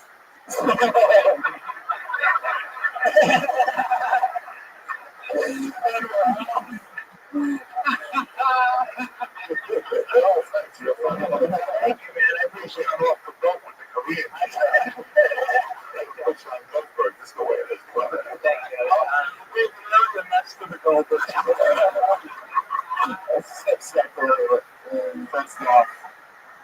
I wonder how long it is until we'll have a good Middle Eastern family sitcom. I wanted the big 3 states. Have you seen Aaron Cato lately? Have you? No, I haven't. He's at home smoking cigarettes, writing a pilot right now for ABC. Really? Yeah. Oh, wow. That's cool. He said, likable. He should be a huge hit. Who's that? Aaron Cato. He's a likable, the most unlikable kind of comedy. No, I mean, Yeah, normally when a Palestinian's writing a pilot, or writing a note to a pilot that says, hand over the plane, you fucker. no, Aaron Cato, that's good. Is he going to everything? No, I'm just teasing. Yeah, I'm teasing. Good luck to you. Thank you so much. Yeah. Well, I just told him good luck. I've been doing it for a year and a half. What can I say to him? Don't let anyone stop you. Keep up the good fight. And really, if this is what you care about and want to do, just keep on doing it. What do you do for work, Ramsey? I work for data entry. Data entry? Data entry. Oh, yeah, like I said. You brought some good things because there's a 20. Just Yeah. for a year and a half. But you pat yourself on the back. It's fine. Oh, thank you, man. Yeah, hard that subject. Thanks. Still not on the bones and the almond stuff. I just got it. Thanks. Good job. But yeah, keep going. Good for you. Very good. Thank you. Great team out away.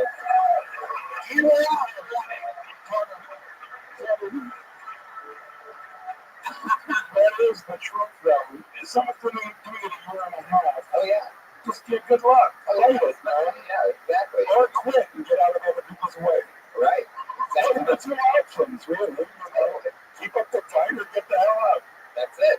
He knows that because he's an ISIS. So, yeah, keep up the fight or get the fuck out. I love that. So multicultural. Ramsey is from the Middle East and Just Jack is not a human being. Clear answer got it for your next comedian. I know her. She is like a fucking Ivy League student who was on the show a couple of years ago multiple times and was a cold-blooded assassin. And now she's back. Clear answer got it for Sierra Catal.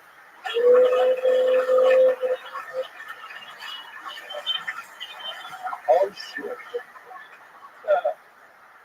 Hey everybody, also when I look at some good news to share with I've been inducted into the Society of Flat-Chested Women. Lots of fun. We meet on Wednesdays. That's good. Instead of chest bumps, we do sternum bumps. That's this fun. Anatomy. Yeah, it's I like talking about my boobs on stage in quotations. Because they showed up, right? We're doing the best. Generally standing in the right spot. So we'll give them the participation medal of privilege, I think, as well. I wanted to, I'll never make varsity, but everyone's a winner these days. So that's a lot of fun. My bra size is a double A. Do you guys know what that is? Yeah, sir, good. It means that it's flatter than an A. Yeah, sorry, I made it happen, folks. Just feels like I'm buying batteries every time I want to get a new bra. So, unlike the batteries, there's not much of a positive side to my double A's. Yeah, but she does it somehow. Now, Sierra, remind me, are you still in college? Yeah, I am. You're what college is it again? So I'm not Harvard. last year. Wow. So, yeah. Harvard, and you come to the Death Star of comedy. Yeah. You talk about your tits sometimes. Sure. Yeah, that was today's, but I have other material. It's not. I love it. But, No, in Harvard, it's very important that you get A's. So no. I think maybe mix in a little bit of the real stuff and also that maybe in some way. I mean, I just got an applause breaking up the shit, so I can do work for you. So how close are you to graduating? I have one more semester. This is my last break back here before I graduate in May. Yeah. Oh, that's amazing. Still use my degree. And what's your degree in? Computer science. Right. Can you take off the coat so we can see what we're working? Oh, Brian, no. I just said it. Do not Brian. Bad Brian. Yeah. Well, that's amazing. And so how long you come and you visit like spurts, right? Then you go back. Yeah. So winter, that's now. For the holidays, I come back. Summers, I come back. Winter, the day, I do come at night. Try to do it in Boston. Not very good about it because I started here when I'm here, and when I'm out there, I'm just doing a lot of school. Unfortunately, school. You job After I graduate, is that considered like in school? right now. You just Right now, no. yeah, there's parents paying for that Harvard. Oh, I know.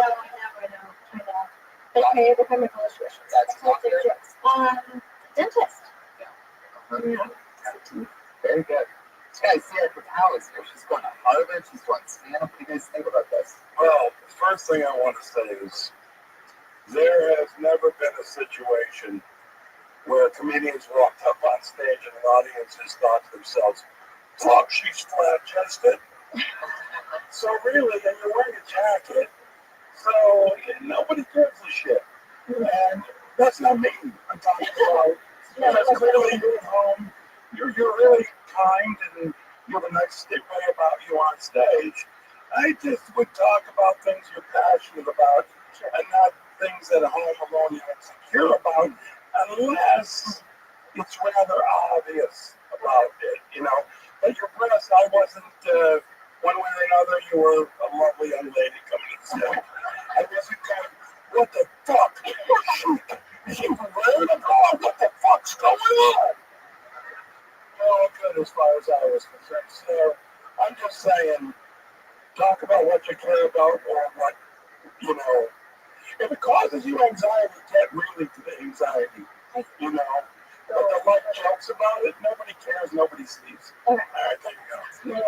I thought that was pretty good. Oh yeah, totally. No, it's true. I mean, somewhere right in between you and Brian, in that I think that if it has to be acknowledged. I mean, if you're going to acknowledge it, then it should be sort of semi-blatant. You know, like I topless, come on, topless. No, hold on a second. If they're that small and you come up topless, they're going to go, is she a boy? And then they go, no, I'm a girl. Look at this. I'm like a little girl in a kiddie pool. You know, let's try it that way. You know, that's so, you know. I'd say enough with the bosoms. Enjoy your life. I think she's definitely more fresh off the boat than Goldberg's.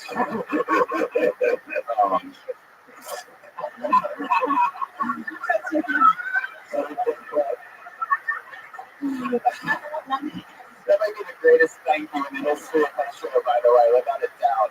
I don't know what it means.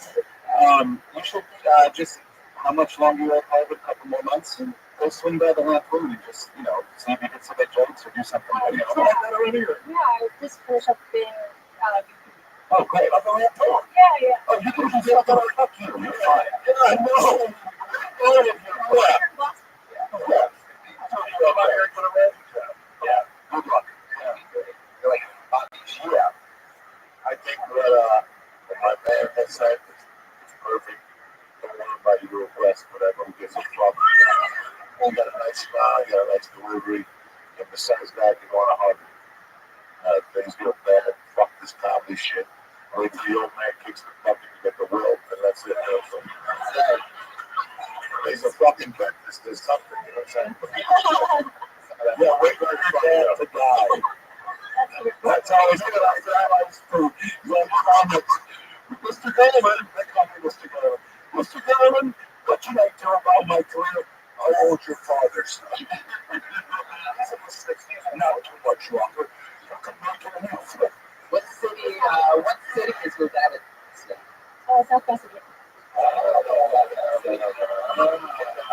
That Rothschild Pasadena. It sounds pretty cool until you factor in Armenians don't go to dentists. I thought about Armenians in South Pasadena. Oh, yeah, Pasadena's like Not Pasadena, South Pasadena.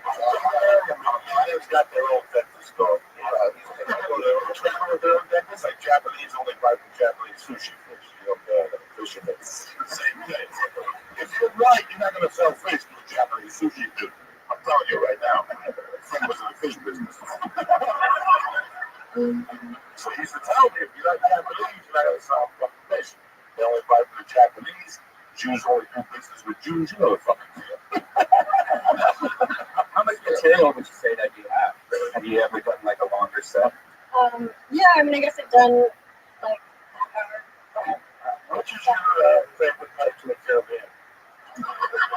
First one? Yeah, first one. Yeah. I would think so. Good answer. Right? It started off Yeah, the first one. the best You one. let me know. You do. Love that. Would you like to do the Ice House next Friday? I would. I'm gone. I leave on Thursday. Back to Harvard. Like literally, I've been wanting to do that ever since you guys started on. We'll give you the check on your shows. I'll do my best. Yeah. Next time you're back in town, let me know. Okay. I'd like to see more of you.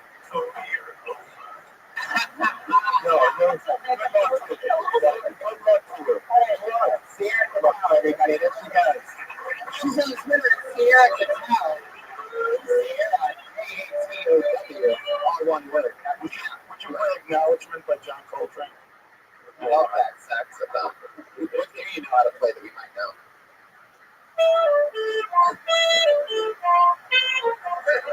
That one song, yeah. I had a feeling. Yeah, we know how it goes. I just tell you something. I found out doing Careless Whisper. I just feel like anytime something that's like smoking pot. I feel like a good Sunday. Thank you. Take the lift off. Baby, it's better this way. You're gonna find out what they want to say. We should have been so good together. It should have been last forever. There you go.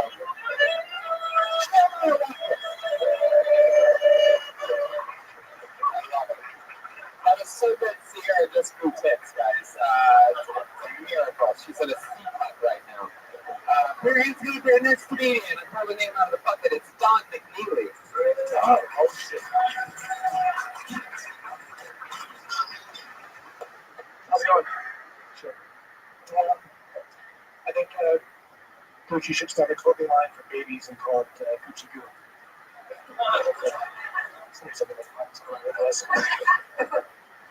I got fat years ago. It's sort of weird. It was 240 pounds. It's pretty big. It was weird because I didn't know that I was getting fat. I don't think you guys have experienced that, but it was too gradual when it was happening. I didn't know it was happening. I just one day realized that I was fat. I remember that day too. I was going to meet some friends for drinks. I was leaving my apartment. I stopped to check myself in the mirror. I saw I was wearing a t-shirt, some skinny jeans. Then I remembered that I'd never purchased a pair of skinny jeans. It was the alarming moment. Shit, I can eat salads. That's all I got. 53 seconds of Don McNeely. All right, we've been doing this show a while. I'm going to take a guess here. Tell me if I'm right. Okay? You have been doing stand-up for 7 months. Well, how long? It's my first time. Fourth time ever. Yeah. Right. Very good. Unbelievable. Yeah. Unbelievable. Wait, hold on. You're right. I think I started 7 months ago. I've done it. That's exactly what I was going to say. You started 7 months ago, but you barely ever do it. That's quite the commitment from the year. Yeah. Really bring it in. Once every 2 months. Yeah. Bro. Yeah.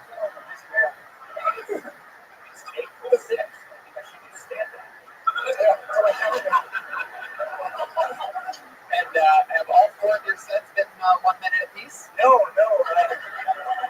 I have the terrible honor of doing 7-minute sets as a beginner. I say terrible because I'm fucking terrified. There's this place in Palms. There's 7-minute mic sets. Holmes. Holmes, by Holmes City. And, Okay. Is there an audience there? yeah, actually, it's, Are they still there after you do 7 minutes? it's not the show, actually. What do you do for work, Don? I own a little skincare company with a friend. Oh, wow. Lotion? Very fancy. Chuck Barrett's a big fan for lotions. Lotion creams. Lotion on that. What's the difference between the lotion and the cream? Cream is very thick. Typically upside down. It's a lot. Cream is oil-based. Lotion It's water-based. Whoa! Let me say this right now. Have you been? You think that was a slam? I have been heartbroken. How about it? I've been waiting for somebody to straight me to shoot me straight up about lotions and cream. So lotion has less oil than cream. Typically, lotions are not as good. They don't much filler in them. The cream, if it's a real cream, it's like A little dab will do you. What are you slinging over? What's the name of your skincare company? heliotrope. Heliotrope. Do you know what they're known for? Hypnotism. Oh, that's a little touch. Just a hint. Not a dollop, not a spoonful, a hint. And so much so when you put it on your skin, you go, is that prison? I'm not sure. I don't know. It's just the slightest hint. Use them. They just put them in once in a while. It's like a really long boat ticket. And you get it. They only put one in once every 2 months. I sling it out of a Fiona store in San Francisco on the new wholesale. Heliotrope, yeah. That does have a catchy ring. It's a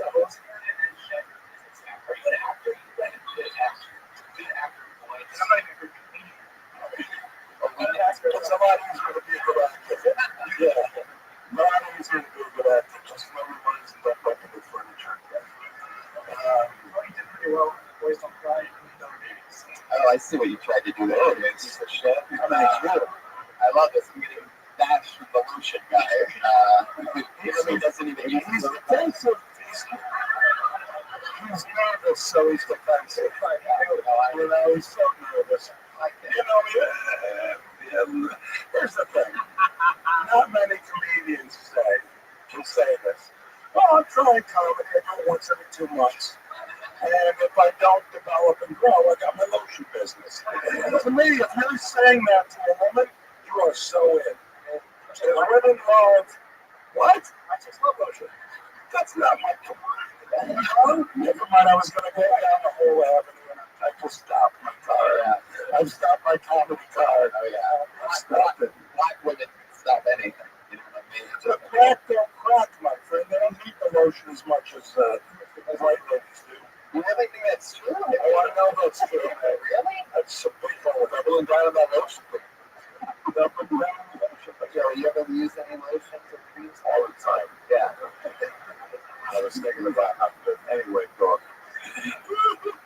One time, I could see you have like a little bit of a sense of humor, you know. Just having a hard time putting on paper for you. It takes a while. You have 4 times in fucking 7 months. You better get it together. You'll be fine. Put a notebook once a week and come back here in 6 months. Fucking red man will put you up at guy's house crying. What I also want to say is that as far as your jokes, get to, if you're going to do jokes, like your first one was a joke, and the whole thing with the tight, the skinny festival, it took a year to get there. Yeah. You took like the whole time, and then it was skinny jeans, and it wasn't as good. So when you cut that in half, you get a bigger laugh. Yeah. Or add 5 more tags to it. I like Gucci Gid. Yeah, 5 more tags. Gucci Gid, I thought you were a much more like experienced comedian. Like I thought you've been doing it like 7 months. When you did like a regularly for 7 months. And then the more you went on, the more I realized that you started 7 months ago and just done a few spots. I love puns. I try to, if I let myself go, I just write them all day. I'm trying not to. Well, that's what comes natural. You can be a fucking assassin. You know what I mean? Like Mitch Hedberg and so many great, quick fire comedians. What's going on, Jeff? I smell a hint of Jason. Oh, I think you got that right now. I'm not like positive, but it's a hint. Yeah. The You wearing your own lotion? You're really on the attack on Jeff Barlow. What's going on? It's a whoa. But I don't care either way. I wish you luck. I stepped on your toes, and I'm a large man, and yet I apologize. But you've got like some sort of rubbery shit on your toe. And, so it looks like it's a protector against fat guys stepping on your toes. What's that? The milkshake with extra sauce, like an awkward first date, and I might only be one person watching, but that's my thank you very much. Well, nobody gave you the floor, Pat. Stole the floor. Yeah, you just totally took it. He just likes the idea of the chisel. Yeah, totally. I love that dismount. That's my idea. Thank you very much. Talking. Don, what else? What other girl? What's like something else about you that, you know, you work at a lotion company and you stand up once in a great while. Tell us something that's interesting. You know how to like fly airplanes or something like that? No, I don't know. I like to write. I try to write fiction. I'm looking at LA now, so I'm sort of gravitating toward writing for something other than a book, maybe a TV show, but I don't. Well, that's much more noble. Yeah. I got to put on a shirt. I will write for A&E. Appreciate TV, but perhaps it's like 40 years versus some stories. Oh, okay. Yeah. Yeah, you're saying that most of your customers are black women. No, the big not. It's a big market. Oh. Yeah. No, I still like working my grocery. Loud demographic. Oh, okay, Pat. You're only allowed to speak through Jeremiah's saxophone for the rest of the show. Because you used all your parts for the night. Well, Don, you know, another piece of advice that I give you is, you know, have fun and you know, get out and experience life and have stuff to talk about. You know what I mean? Get out there. Don't spend too much time at the lotion shop. And, you know, because I just asked you, tell us something fun about you, and you just went straight into writing. You know, which is something that every comedian does. Remember what I told you? See a good puppet show or two. Yeah. Young people love puppet shows. Black ladies like puppet shows. Get your ass down to your local puppet theater. It'll change the way you look at life. How many puppet shows are going to be? Executive producer, creator of my favorite comedy show, Curb Your Enthusiasm. And his advice goes a long way. I went to a puppet show, and that's how I got my special on Netflix. So, it was the day after. Actually, I was dropping out of the puppet show, and it wasn't even a TV, it was puppets. It was like, you did it, Ollie! And I'm like, fuck yeah, Jeff Garland was good. Little puppet show right now, Don. Puppet show. There he goes. Don McNeely, everybody. Anything else for Don, guys? Parting advice? I like lotion. I really do. You know, it's a game changer. Jeremiah, you have nice skin. You use lotion? Yeah. You also like don't drink, smoke, or do anything fun. No. Flashlights. Is that true? Yeah. Flashlights? I have no idea. What's the word for this flashlight? What kind of double penetration are you doing over there? Yeah. Wow. I keep getting given these at comedy shows, and then what am I supposed to do? Not use them? What did you just turn into?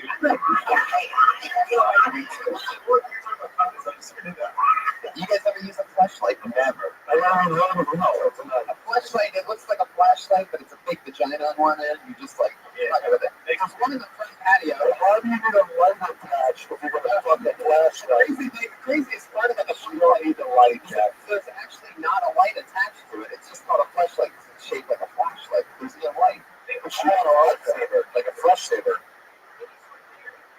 Did you guys hear something? Because I don't hear anything right now. There's like a front fly or something in my ear. I pulled another name. You know, I'm going to finish this thought that I have, though, and I want to talk to you about this, because I was on the front patio last week, and they just saw a Central Wing at another naughty show, and I noticed that there was a flashlight sitting on the bar with all the bottles of liquor, and it's still in the box, but it's a clear flashlight. I was ordering a drink, but I saw it, and he goes, what fucking clear flashlight? And Toby's like, dude, it's the #1 seller, bro. And I'm like, there's no way that the clear flashlight, you can't see the box, #1 Why would people want to see what they're doing? Some people like to look at your dick when it comes. How much? Are you serious? Yeah. And so sometimes you'll like what? You'll talk to Don McNeely, squirt some fucking cream in that bitch. Yeah. Well, that means that you're not supposed to use lotion because it eats away. Yeah. That's so good. Oh wow, yeah, you guys know how to use your fleshlight like it's in a long time. Can I just say something right now? Sometimes I'm a lobster.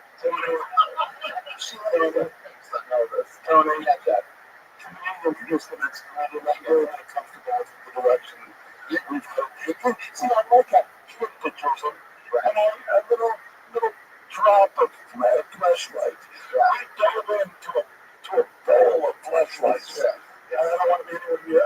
I'm sad I don't even know what that is. Somebody's going to be on Amazon tonight looking up the new flashlight, right? Jeff Garland, everybody. Fucking, a flashlight. I have nothing there. I should have moved on. I'm gonna go swing by a puppet show and come back, guys. It's a water-based Rothschild. Right, we're moving on. I don't know if they're podcast. That he's on while it's Hey, put it in the microwave for 5 seconds. So it's It's not a cookie. Here's what I also want to say. Let's talk about something else for like 15, 20 seconds. So the person who comes up to do stand-up next has a clean palate. No, see now, why are you doing that? I did it again. Don't do that. It's your show if you want to do that. But then see, I turned it to the complete opposite of where I was last time. Last time I took the meter, and now I'm just thinking of good thoughts for everyone. That's where I really am, actually, which is bullshit. A fleshlight. Fleshlight. And we move on. For your next comedian, guys, check over on.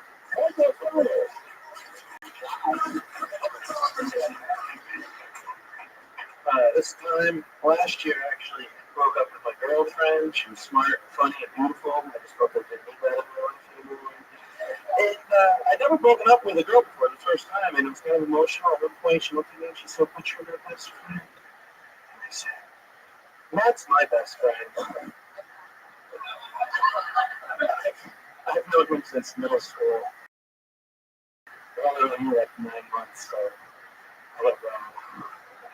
I've been dumped. My favorite time I was dumped was this past summer. This girl was going away for an internship. I seen her. She was in law school. I took her out to dinner. The bill came. The bill came. She threw a credit card down. She said, "I'm not sleeping with you. I'm paying for this." I said, "Why not invite me back to your place? You don't need to announce to the waiter and surrounding tables that you would rather pay $160 to have sex with me." So have sex with me. I just choked there. But I found out I have a new job. I'm a reverse prostitute. Women pay me money to not have sex with them. There you go. I know Brian. I like this style. All right, I'm gonna guess you're visiting or just moved to LA. You've been doing stand-up 3 years somewhere else. Five years in Boston. Yeah, 5 years in See Boston. that? Yeah. Sort of close. Yeah, So yeah. 5 years sort of spread out, right? Not all. No, I just, I wasn't expecting my name to get called. I was a little jittery. I kind of choked. Yeah, that usually doesn't happen. I usually Choked in your show. Yeah, I know. Well, because I choked. Yeah. I'm one of those that you actually choked. I did choke. Yeah. No, I did. I was trying to water for a little bit. I was so excited. I just, just happened. Yeah. It happens. It happens, man. I think the performance was great. I really thank like you. that best friend joke about how Max was Yes, scratch. true. Your delivery is fucking awesome up until the point where you swallow it in your tongue. Yeah. I mean, some more. But like you were like super comfortable and Until I choked. It came out of nowhere. Just out of there. yeah, no, we get it. You choked out. we all heard it, and then you acknowledged it, and we talked about it a little bit. What do you do for work? I'm actually a duck boat driver in Boston, Victoria. Yeah, kind of a big deal. Trade it goes in the water. Yeah. They have me in the Wisconsin Dells. Yeah, shaped like ducks. Yeah, Victoria. So land and water. Yeah. When people visit Boston like tourists, It's the thing to do in Boston. Oh yeah. Oh boy. So you have those like jokes that you do wild. Oh, I got you. Here's your horrible. Yeah, About the Great Molasses Flood. The Great Molasses Flood was 1,000 gallons of molasses flooded in North End. 21 people died from flood. 21 of the slowest people. He was fucking killed. He really got that. An hour of those that he just does over and over and over. I have some fan base today. Yeah, my other one was about the Rose Fitzgerald Kennedy Greenway. She was the mother of John F. Kennedy, President of the United States, who was assassinated in Texas. Robert Kennedy, who was running for president, was probably going to win, but he was assassinated in Los Angeles, California. And Ted Kennedy, he was going to be president of the United States. He just made pro-life decisions along the way. So for those of you who don't know, Ted Kennedy killed him. No. Can you do the thing where you choke on yourself? I guess I like that. If you're done or something like that. Yeah, absolutely. That's fun. You get to tell jokes on a boat. You know, it's good. Yeah. Then you get winters off. Kids coming to LA. Be here till March. Oh, that's good. Yeah. You get that duck from seeing that you're getting late from all the jokes. I got one number. I got one number once this side. These drunk people came up and no, I have it somewhere, but you never call me back. Okay, What the fuck is that? jeez.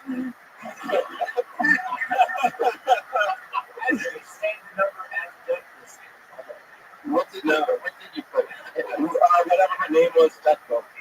Ah. Yeah, I don't remember her name. Fuck yeah, you were right, huh? Yeah, I should have put Petco. See what Craziest thing that's happened on your deathboat. Nothing really. Nobody ever falls over or anything? Nah, it's just they just little bit. I mean, people say that American tourists are the worst. No, all tourists are the worst. They're all assholes. Like, no matter what country you're from, what race you are, tourists are just jerks. Like, they just are. A driver's license, any driver's license, a captain's license, CDL. I get drug tested. Oh, all that stuff. Yeah. You get drug tested. Yeah. I don't know if it's over anyways, but yeah. Probably all keep Boston. Yeah, I'll keep Boston, all the clubs, I host, I feature, all that stuff, yeah. Come up here, I choke on the con, it's great. Fucking happy. Yeah, yeah. 5 years. Yeah, it's really coming up here, 5 years, I've been telling people, like, it's 5 years when you come to LA and you just hope your name gets put on. Like, you guys got all over it, you know? But, yeah, thank you. I'm looking for some cool spots there, that spots I'll take those too. But, yeah. Yeah, but it's fun. It's coming out here. You get to see freaking great people at shows. It's different. It's nice. Yeah. What do you like to do in LA for fun other than I've been walking. I've been hiking. Been taking pictures in front of famous TV show houses. That's been my thing. Oh yeah, where that's. I've been to the Wonder Years house. I geeked out of that. The Brady Bunch house. Happy Days. Happy Days. I don't think Happy Days is here. It's not cool. I'll have to check that out. I want to go to I guess the Back to the Future house. That's awesome. Yeah, that's the Gamble house. We're back there in Gamble. Is it really? The Manson house was torn down. The Manson house was torn down. I want you to check that out. Yeah. You could say something? Oh yeah, you can say whatever you want. Show is live and your microphone is on. I do it. I would do it. You're really good. You're fine. Thank you. Love your show. Thank you. That's it? That's what you wanted to say? That's a nice thing. I was here when you said you were never going to come back, and you came back. I was happy about that. Yeah, because, you know, you can't leave on like a dick note. Yeah. I had unmasked. But the point is, I was such a dick. I couldn't leave it. I didn't tell you that much. That much of a dick. See, my point has been made. That's in Boston. We're all dicks. So if you're not in Boston, you don't like them. That's what it is in Boston. Like, you just don't I was a dick. You're a good guy. Oh, thanks. It's fun. Yeah. Oh, yeah, it's real. But you don't seem that very much. I mean, it's tough, but you're making the right choice. So, thank you. Keep moving in the direction. You're doing good. You're good. Thank you so much. Joey, anything else for Michael Bryan from Boston? Michael Bryan, what a great fucking Boston. Michael Patrick O'Brien. There you go. Fucking good. I guess Joey's right. Say it again, Joey. Like what you say back there. I saw you at Boston. All right. So it happens. And the burp, you know. It wasn't a burp, though. My dad tried. Caught a burp. And if you burp, don't ever tell the audience you fucking joke ever again. Just don't use that phrase. That's not a good phrase. You're right. Absolutely. right, Mike. Well, welcome to LA. We'll have fun. Mike O'Brien's on Twitter at MikeOB59.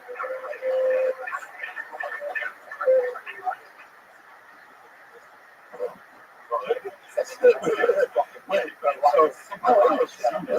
just had these two switch microphones because I think that one is louder and that one isn't, and you hold the microphone close to like pull it out. So I'm pretty sure I just need a great logistics maneuver. But no, it's not Tony. Tony, you're a pro. Yeah, I'm a pro. What is he doing? He's drawing tonight's episode. It's it's a blank sheet of paper, and he's drawing all of our heads. And I like the way you said it started as a blank sheet of paper. He's drawing tonight's episode. It was drawn by somebody else earlier today, and he's tracing over it. Tony, this might be the biggest headed days you've ever had in your life. Definitely. Three of us have gigantic melons. What's your head size? 75 eighths. 75 eighths? What are you? I'm 7 and 7. And you can lose all the weight you can. You can't lose weight on your fucking head. No. Motherfucker stays big forever. I think these fucking trannies don't get. You know what I'm saying? I don't fucking get. Just because you switch governments, your equilibrium's going to be fucked up. Unbelievable. The fucking greatest. Things that don't think about. Tranny, they can always fall and shit. Because in Seattle, she'd get up and dance off and she'd fucking fall. Because they can't work on the head. You can switch governments, you can put titties, but I can't shave. Like, what do you once the head, you can't fucking do it. So that's why I don't lose that much weight. I stay up to like 270. Because if not, my head gets all fucked up. When I go down low the canyon, all those fucking things, I get dizzy. So I don't give a fuck. I'd rather die of a heart attack than be dizzy down low.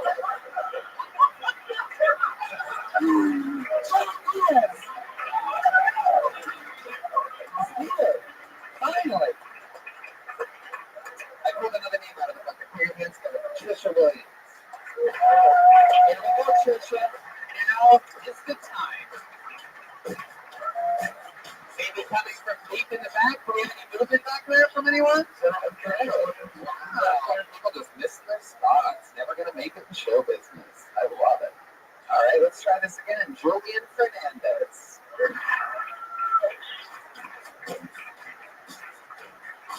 Come on, live audience. Let's make some noise for Julian Fernandez. That's Mike O'Brien again. Motherfuckers got no initiative. Just somebody come up here. Who gives a fuck? No. Get up there. It's Hollywood, cocksuckers. Take a chance. The fuck? If Julian Fernandez, I don't give a fuck. Who's that? Right there. No, right there. No, stop. If you're not one of the actual people, don't do it. No, but there's one right there. She seems anxious. It's going to be bum rush every time here. All right, this. I'm not sure what I'm doing. I pulled another name out of the hat, but it's Kevin Alexander. Who knows that this is actually Kevin Alexander? Here we go. Oh, you like Kevin Alexander.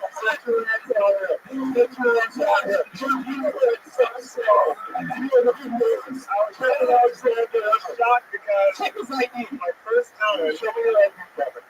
Is Alexander E-R-O-R? Oh, it is Kevin. By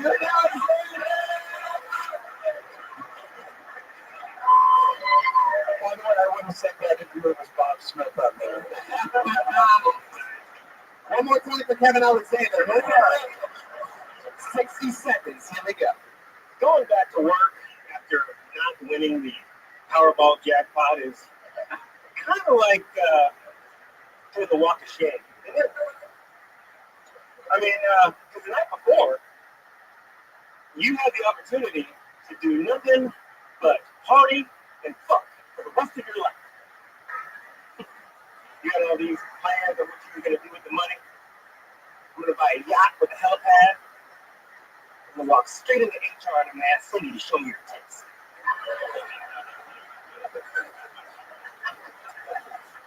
I'm going to get a blowjob by a different chick every day.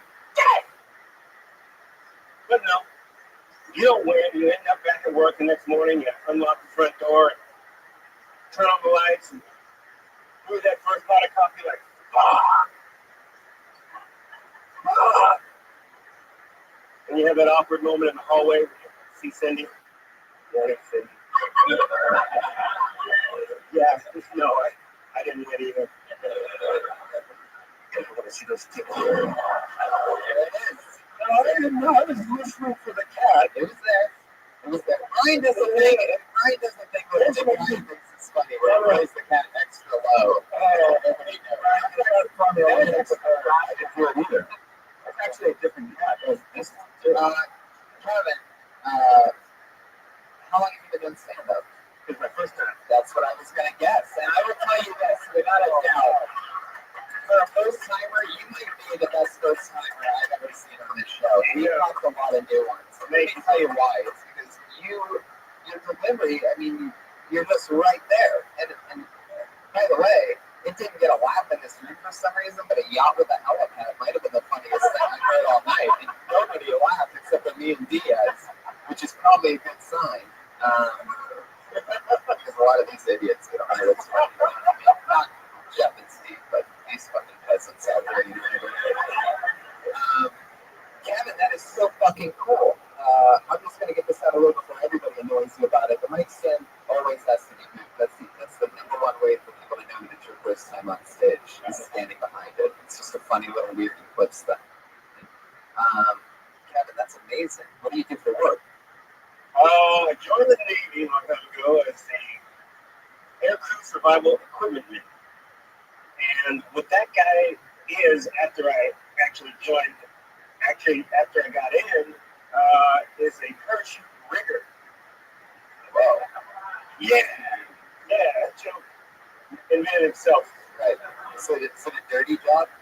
Nope, very clean. Oh, okay. We pack parachutes. Nobody will ever call you a dirty rigger.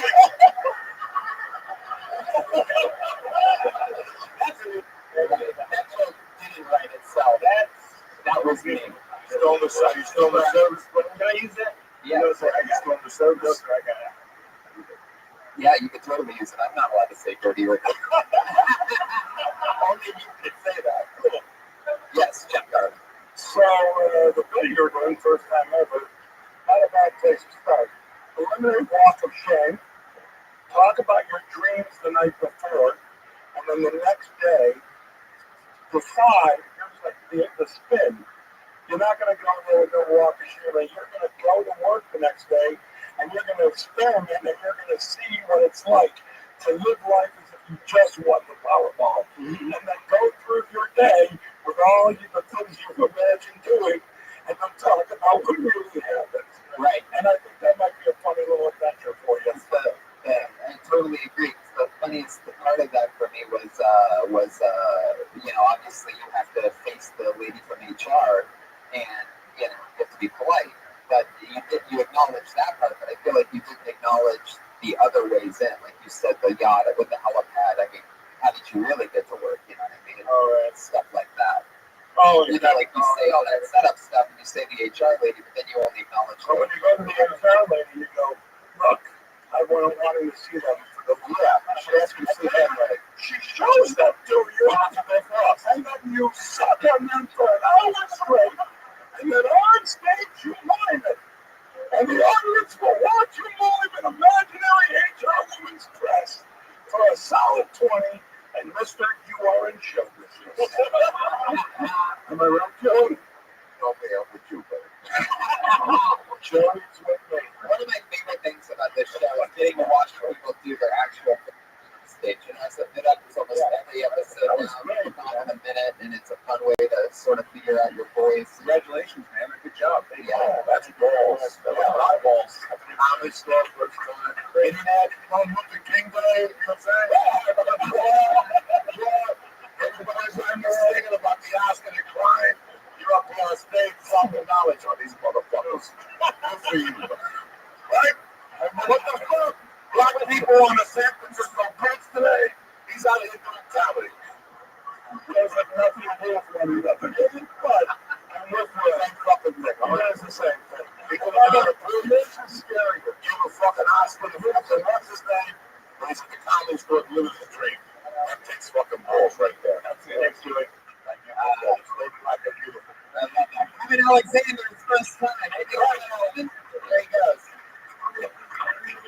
Doesn't even know how to put the mic back in the mic stand. Look at that, ladies and gentlemen. A true first timer. One more time for Kevin Alexander. Come on, Joe. Look he signed up. You need a platform?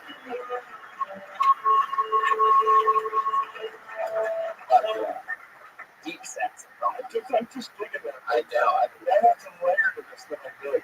Yeah, totally. It's good. I pulled another name out of the bucket. Through, guys. We're almost there. Put your hands go for Brian Simpson.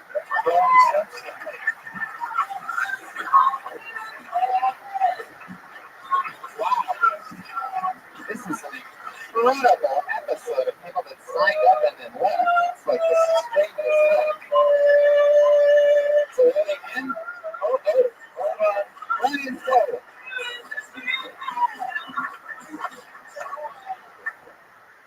So, as a black man, I'm supposed to be afraid of racist cops walking the street.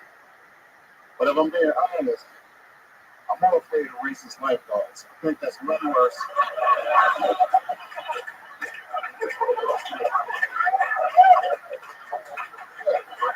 Because a racist cop has to at least break a sweat. You know, a racist lifeguard just has to not notice you out there.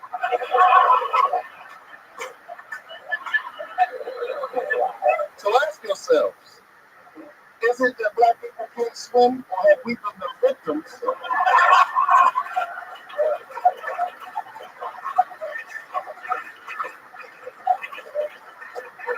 of a decades-long conspiracy by the aquatic wing of the Ku Klux Klan? Right. The Klan, by the way, the Ku Klux Klan should not be the Klan. The Wu-Tang Klan should be the Klan. They've got more members, more number one singles, and according to them, they've killed one nigga. So no matter how you measure, holy shit.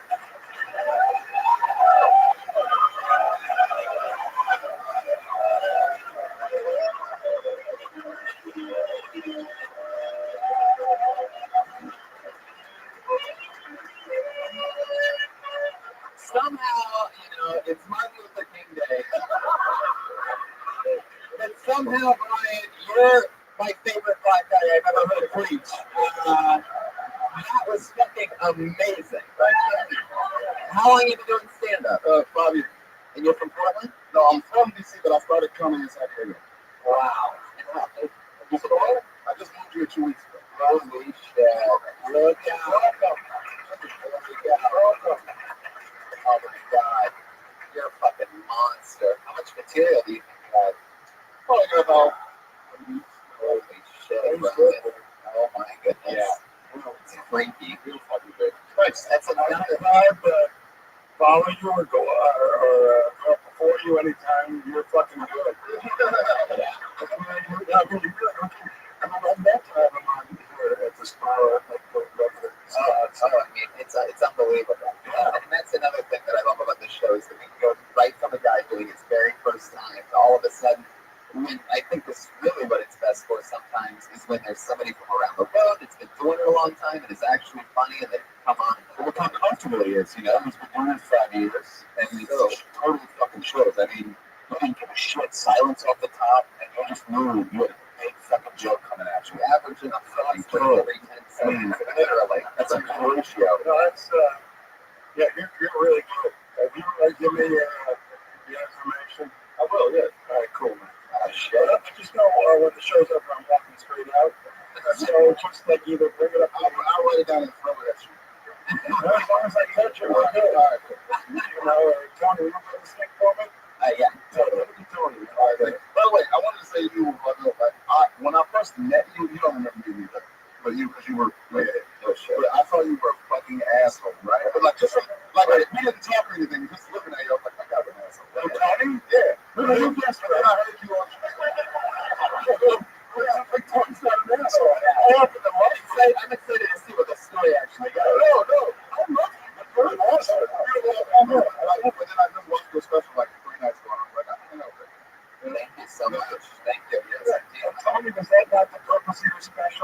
It was. Yeah. Pretty good. That's the thing that I've gotten from the show tonight is the look on all your faces, whether you killed or came up here and club, just that 3-5 year look that you were ready to fucking. I can't tell you how happy you look. Oh, just that look on your face gives me fucking hope. Like, you know, it's just really fucking sharp that I have remember comedy for 5 years and that's all that's on your fucking. Yeah, you hungry, you motherfucker. Yeah, pussy, food, you just thinking about fucking comedy. You wake up, I know what I want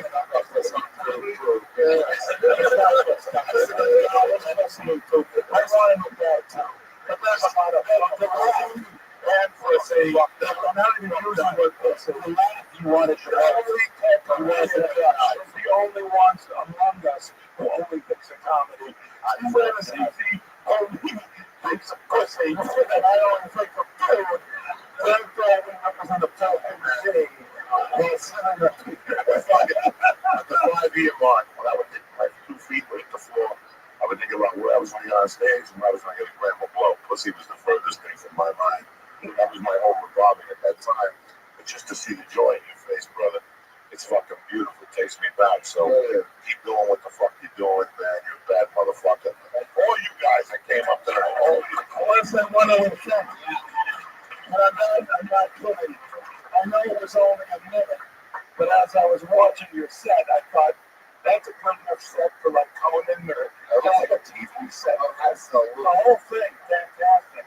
Yeah, you're gonna take off quick, and I'm so glad that we got to keep thinking about pussy and food. You need it to live. Comedy only enhances that. Okay, I don't want to let the wives hear. You know, motherfuckers, I don't want it done. Cold-blooded the race is fucking life done. I would love to have you on the next week's Ice House where you can have. And it has begun rolling since, ladies and gentlemen. He's on Twitter. That's a 2020 day. So, I just want to say that I'm glad to be here, Tony, and I love comedy. And I love the ladies, especially my wife. When I leave here, I'm going to Henry's Tacos in North Hollywood because I'm hungry, and that's what I feel like. So when I'm here eating at Henry's Tacos, I'm not thinking about comedy. I mean, I will. Maybe if I'm biting into it, oh, that one guy was good. But odds are, I'm just sucking that shit down, and then I'll go home and ride an exercise bike. I got another person. Oh, wait, am I right? Put your hands together for, you know what? Let's hold on to this one just to see if we can get to it. I want to make sure we have enough time for 2 regulars. One thing that's fun about this show is everybody gets pulled out of the bucket. However, every week we have 2 young ladies that write and perform a brand new minute every week. We have 2 before. They did it for 2 years. They graduated on and moved into like the original room. They do spots every Monday there now and tour and open with comedians and stuff. And these 2 just started doing regular 1 minute spots a couple months ago.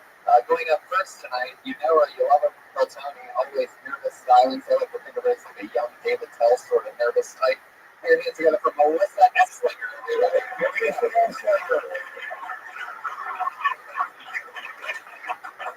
My knee hurts today because I rode my bike once and I saw a squirrel. And it's busy, it's really busy in here. And I had to sit under a table, like a little shelter puppy, which actually I've been told suits me, so I'm comfortable there. Okay. Anyway, when I was a kid, like I would be at my friend's house and I wouldn't get the hints that it was like dinner time.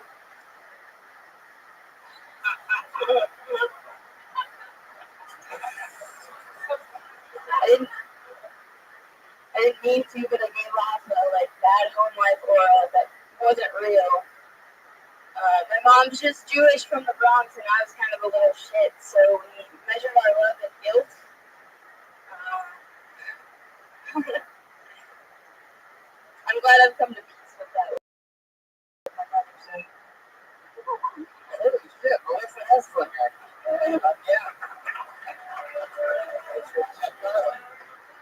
Yeah. I just want to say, I have never loved another human being as much as I love you. And I want to hug you.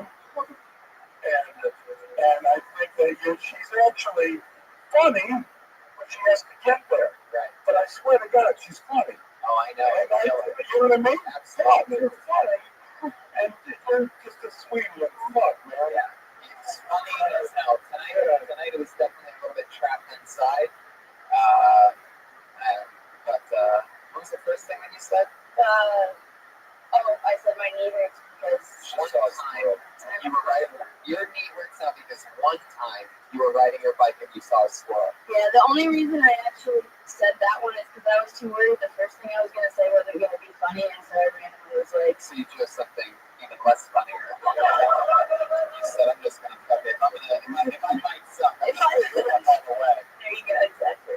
Sometimes it takes a fucking journey. Oh yeah. To go to a special place, and somehow I feel like she's on that journey, and she will eventually be at a really funny place, whether it is a performer or a writer. It'll be 7 days from now. We've had this happen a couple times before, where it's just like, sometimes you. Any time that one of the regulars ever has a rough set in here, it's hilarious what they do the next week. It's like it's more like Brian Simpson type of stuff, you know what I mean? Which is hard to fathom. Don't be nervous. No, she should be nervous. That's what I'm saying. Yeah, I know you're right, but it's hard. I'm not doing it. But it does. Control me with your glasses. When like Rodney used to touch his tie, that would let the audience know to laugh. Yeah. Touch your glasses and bang out the fucking punchline. Absolutely right. It's amazing that Rodney used to grab his tie and let you know. You know what Joey does? He's got to laugh. Fuck! Yeah. No. What's amazing, Joey, is you are so dead on. I love it. I remember, I haven't even thought about this until you just said this. That would give me something to do with that. That's the control. Yeah. Boom! What's amazing? Boom! Boom! That's right. Boom! Boom! Yeah. I would love to see you as a robot. I think Joey just created a new dab, everybody. What's amazing is that the first couple times around the show, I just had a flashback because Joey said that you would do this thing where you scratch the top of your head. Anything. Exactly. Anything other than and let everybody know that the thing that you thought was a joke is already over. It sounds genuine. It's very authentic. You know, it's a nervous tick, but it doesn't seem like you're just doing it to do it. Yeah, try the fucking glasses thing. Yeah. You started panicking early on because the squirrel thing that you wasn't even a complete thought. Oh, well, I guess. And by the way, I'm throwing this in as a bonus. If you do the glasses thing and it dies, keep trying it, and then at a certain point go, oh, fuck the glasses thing, and you have something else maybe, you know, but it's like it's a long journey, and you seem like you're on the right path. And do it twice, fuck them.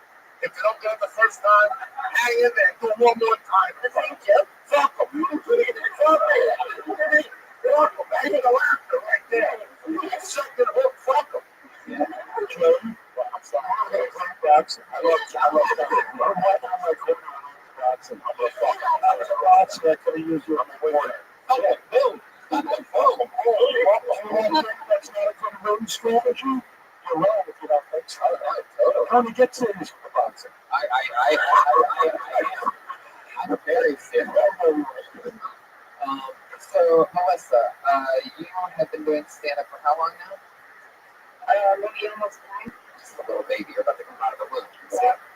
I started walking around at 9 months old.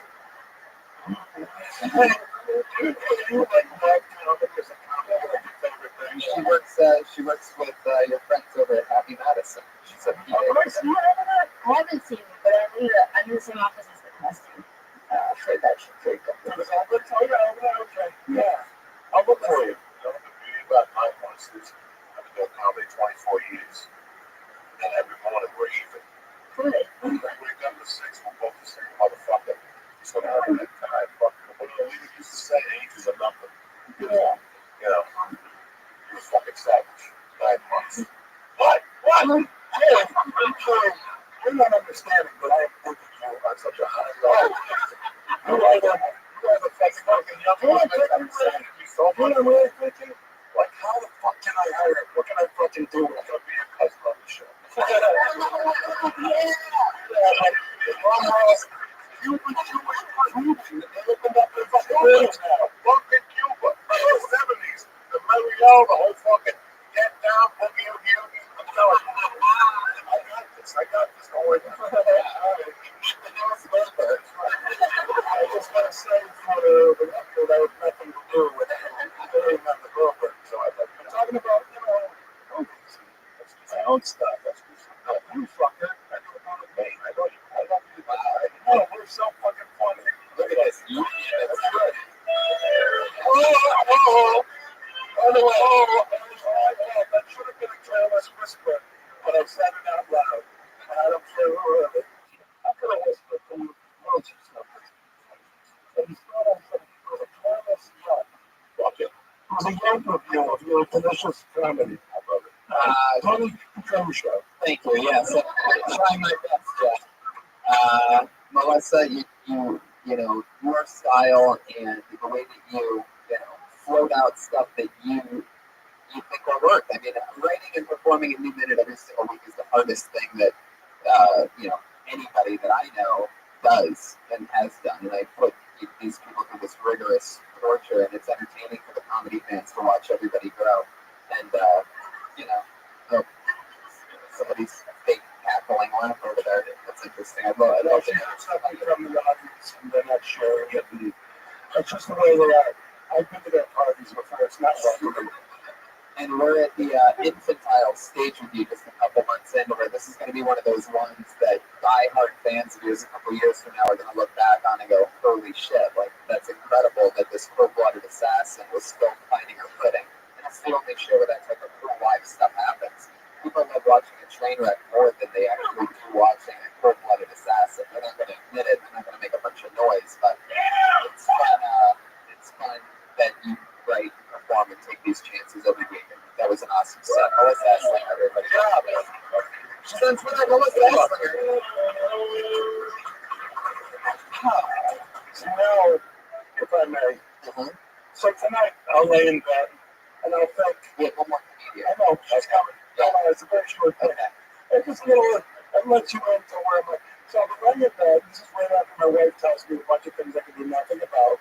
She rolls over, and then I lay there and I think, was it too condescending to hug her? I felt this need to hug her, and was it too condescending? That's for me to deal with. Keep going. It was nice, but no, well, thank you. I think at this moment I'm not be okay. Thank you. She doesn't realize it. She gave me at least a good 20 minutes extra sleep tonight. I really would have never thought that. Guys, Chuck Darling, everybody, come on. Giving hugs, showing love. Such a different appearance than 3 weeks ago. But let me ask you a question. Which one is more likely to be serious? This one. Yeah. So I just was like, the last time I did the show, it was just such an epic douchebag failure that I just thought I can't go out on that. Now, is there a chance I won't do your show again? Well, there's a distinct possibility. I'm immensely successful, but my love for you is bigger than my success. I love that. Okay, keep Thank going. you, Jeff. And by the way, can I ask you one more thing? I get it. This whisper comes up and Get me out of here, Jeremiah, please. no.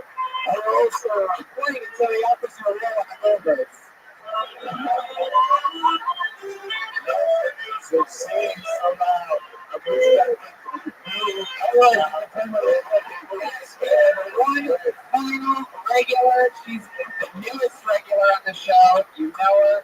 You love her. Put your hands together for Vanessa Johnston, everybody.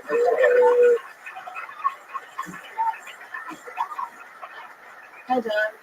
Hi. Hi, Dad. Yeah. Awesome. Thank you. I think the new politically correct term for slut should be come dumpsters. And all the com dumpsters should just band together and create positive affirmation slogans. Like the early bird gets the sperm. She's not a slut, she's just hungry. Sluts don't have large moral compasses because they only own mini Bibles. They can't own a regular Bible because it doesn't fit in their vagina. Every girl's vagina is special and unique, like a snowflake. And you should take your snowflake vagina and have vaginismus, which is really just made up for vagina confidence. Do you know how many lonely, desperate guys would kill themselves every day if a girl did not have the Johnson eggs?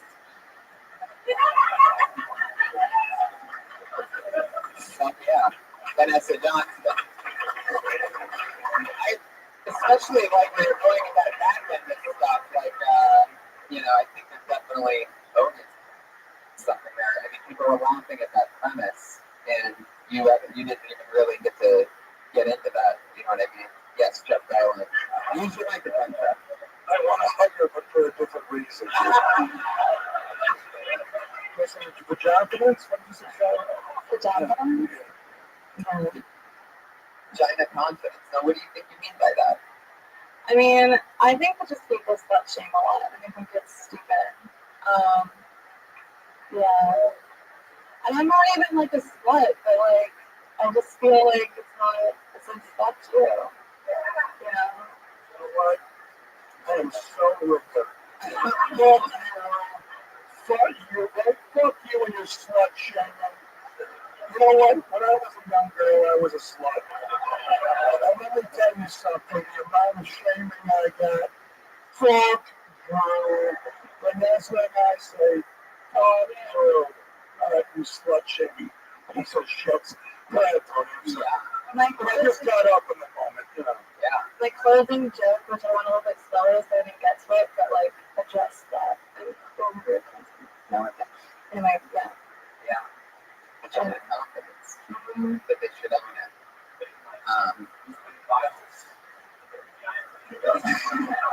Well, that's not like, I don't know. I mean, I don't know. I just wrote it. And I was just like, There was a nurse I could be enthusiasm for the baseball and the China. Oh my God. I have a telephone. Yeah. There you go. I think Rich will do it. It's small, big vagina, small penis. So go with this cleaning lady. Yeah. Nurse. Yeah. When you take the stay with your room, you take No, we're not going to that. wait, so wait, here's the thing. The last two jokes that explain it, and like, you last two. thank you. That wasn't bad. That wasn't going on. It was actually pretty good. Matt, maybe you should do the funny stuff at the front of the show so we believe in you and don't want to talk over you. Maybe that's something good at the end. The last like two jokes like come from like if I say like to you she's a slut, but to God she has a life insurance policy, which comes from like when the guy going from the last joke it makes sense because like guys will kill themselves, and then like my closing is like at least that's what my Bible teacher taught me. So like it makes sense within a line, but that's where the Bible comes in, and it's like Joey Diaz, this is your first time seeing Vanessa Johnson. What's your take on this situation? Brand spanking new, right? Few months into the game, professional as a full-time pro smart person day job. She's right. She's 3 quarters there. You know? She's new.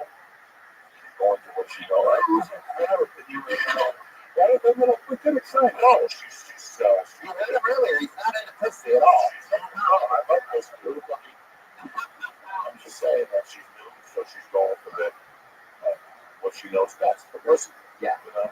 That's what's good. The fuck, you know, when you start to do dick jokes, because that's what you know best. You're a dick, you know. But, Yeah. So you go to the pussy, and I like it. I'm not gonna lie to you. I like the fucking confidence, because I get it. I know women who have low vaginal confidence. It's like a guy with low testosterone, you know what I'm saying? They walk around like a half a victim, same fucking thing.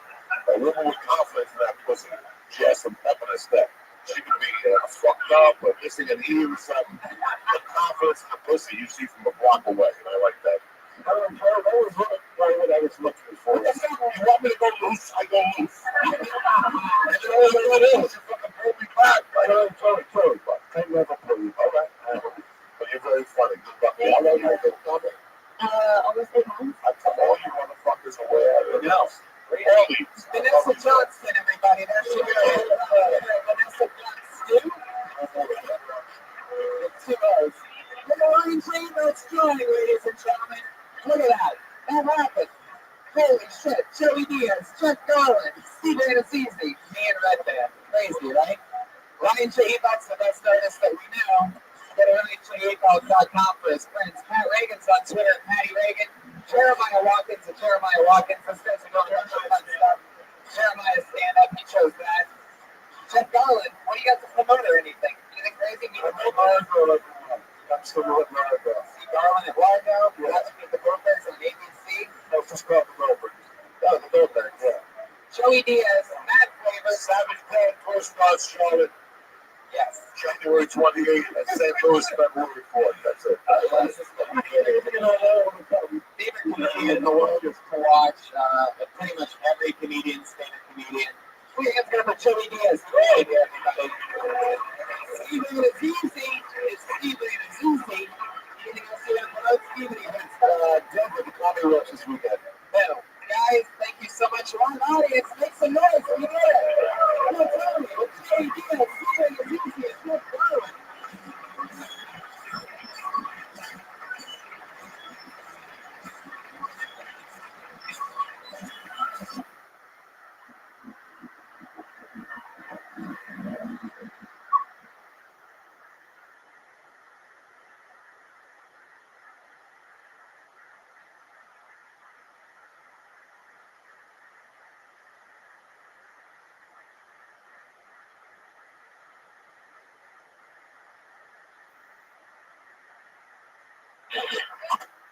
Hey, this is Robert coming to you live from the World Famous Comedy Show for a brand new episode of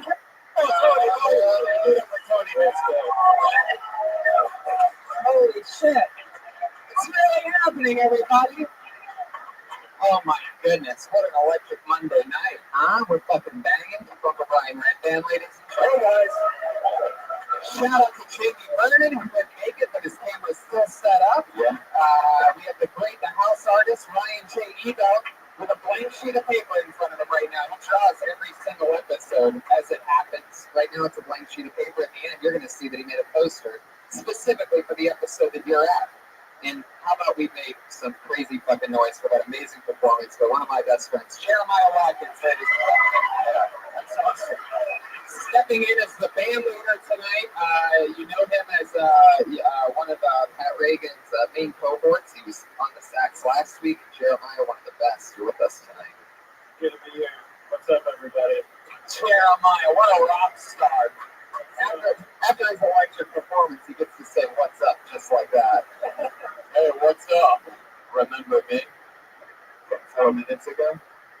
That's fun, Jeremiah. Are you excited? It's good. I'm ready to rip the sax and see some awesome comedy. I'm pumped to have a saxophonist as the band leader tonight. Pat Reagan's going to join us at some point throughout the show. Guys, huge announcement right now. We've been doing Kill Tony live on the road. We've been selling out every single city. On to Pittsburgh, Columbus, Dallas, Austin. We have been murdering. And now, we announce March 24th, Seattle, Washington, everybody. There you go, Seattle. Bang, bang, bang, bang, bang. We're doing it March 24th, live at the Parlor Live. That's a really big deal. And I'm still headlining Caroline's next week. That's for you New Yorkers watching the live stream right now. Live streamers, hello to you for the thousands. Live audience, make some noise so that people listening, the thousands on Ustream and the hundreds watching on Periscope. This show is live as fuck. And I'm at Caroline's next week, February 5th and 6th. And Hopefully no snow, man. oh, it's going to be terrible. That was close. Yeah, I'm there next week, February 5th and 6th, and Vancouver, all the last week of February, so get tickets for my shows. And one shot, my Netflix special. I made a Netflix special, everybody. And you can find that on Netflix. On the front page, even. It's all over the place. Where we are trending on Netflix, we are popular on Netflix, and if your algorithm is on point, I should be on your front page. If I'm not on your front page, that means you like that shit. Yeah. Netflix has a fucking algorithm to it. So I'm so excited about, one of my favorite things to do is every single Monday for 2.5 years, we have this awesome show where we get to talk to brand new comedians and some established comedians that just landed in Hollywood and all shapes and sizes of different types of comedians that are doing here at the Comedy Store. We're just getting to meet them, and every single week I have 2 of the funniest comedians in the world, sometimes 3, but usually 2, on the show to talk with these comedians with me. Always 2 of the funniest. You know these guys from Comedy Central, Workaholics, HBO, Comedy Central, some network shows, some movies. 2 of my funniest friends, 2 of the best comedians in the world. Put your hands together for Adam Ray and Matt Bronger, everybody. Come on. Oh shit. This is gonna be one of those episodes, I can just feel it, where people are gonna be like, was that pre-written to all happen this way? Was that sax solo pre-written when you were? I like to chime in on sax. Oh yeah. Just the occasional. It sounds like one guy in the band is drunk. He just keeps piping up every once in a while. Yeah, exactly. That's all we got. Anything more? You can take a note. Yeah, you took a good note of that. Yeah. Drunk sax, though, is we're just talking about probably the best. Not like drunk sax. Not like drunk sax. Like drunk flute, drunk oboe, probably going to cause some concerns for the rest of the group. Yeah, drunk sax, always smooth. There's nothing funny about that. It's just a conversation we're having. The saxophone guy, we don't have to. Yeah, fine. Welcome back to the show, guys. You've both been guests on it before. How's life? What's going on? Everything good? Welcome back. Yeah, everything's great. That's great. You had a happy New Year? Yes, definitely. Well, what's your cutoff for Happy New Year, by the way? It was New Year's Day. It's not like birthday month or something. Once the day hits, that's it. You look at it, you get it the next holiday. Yeah, exactly. I don't know, but now when people Happy New Year's, I'm like, is it already 2017? Your podcast has been all over the place. I see it on TMZ all the time. You've got a lot of videos. Yeah. Oh, thanks. Oh, wait, you meant that. I'm sorry. You have a podcast? Oh, yeah, it's called Ding Dogger with Matt Bronger. No one's ever heard of it. It's fun. But yours is blowing up. Go ahead. It is. Name for a podcast. I hitchhike into your life for half an hour, talk shit, and jump out. It's always me. There's no. I did guest for the very first time at Sketchfest this year. Fellow hitchhiker. Jonah Ray, Solemn Giorgio, like that's stunning. Funny people. Amazing. But I was just chiming in literally as a joke because it's funny to me how unknown my podcast is. But go ahead with yours. It's the best in the world. Matt, I want to thank you for dressing like you're in season 2 of Fargo. I'd say half Fargo, half the guy that moves the bikes in Sons of Anarchy. Like half and half. Yeah, I love it. I'm excited about tonight's show. 2 of the funniest comedians hanging out, talking comedy with comedians. Comedians, over 40 of you signed up for the chance to do 1 minute on this stage tonight. Wow. Always so fun. Comedians, you get called up, you come to the stage, you do 60 seconds. You know your 60 seconds is up when you hear the sound of the kitty. Aw, that's adorable. That means wrap it up then, or else you're going to bring out the angry West Hollywood bear.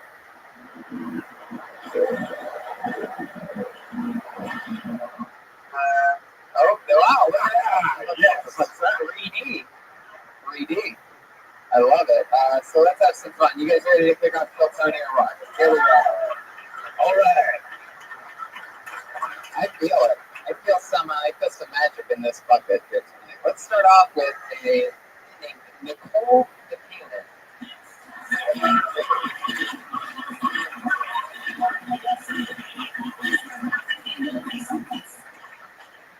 Hi guys. I'm a little worried about my dad's health. We went to the movies a couple weeks ago, and I heard snoring next to me, but when I turned, he was awake. So I was like, oh shit, that's just how you breathe now. Like a bulldog. I always tell him that he should try to go to a doctor or eat healthier. Or I say, you're going to put yourself in an early grave. And I swear to God, my dad always goes, well, good, then you'll be happier. I'm like, Dad, you know that's not true. You don't make enough money for me to care. I'm not inheriting anything. No, my family loves me. They like to ask me why I'm still single, but like before I can answer, they like answer for me. They're like, you're too picky, Nicole. You're too picky. I'm like, excuse me? I don't know, I guess I just imagine most families being like, nobody's good enough for my baby girl, but my family's like, lower your standards. you think you are, bitch? Thank you. Welcome to the show.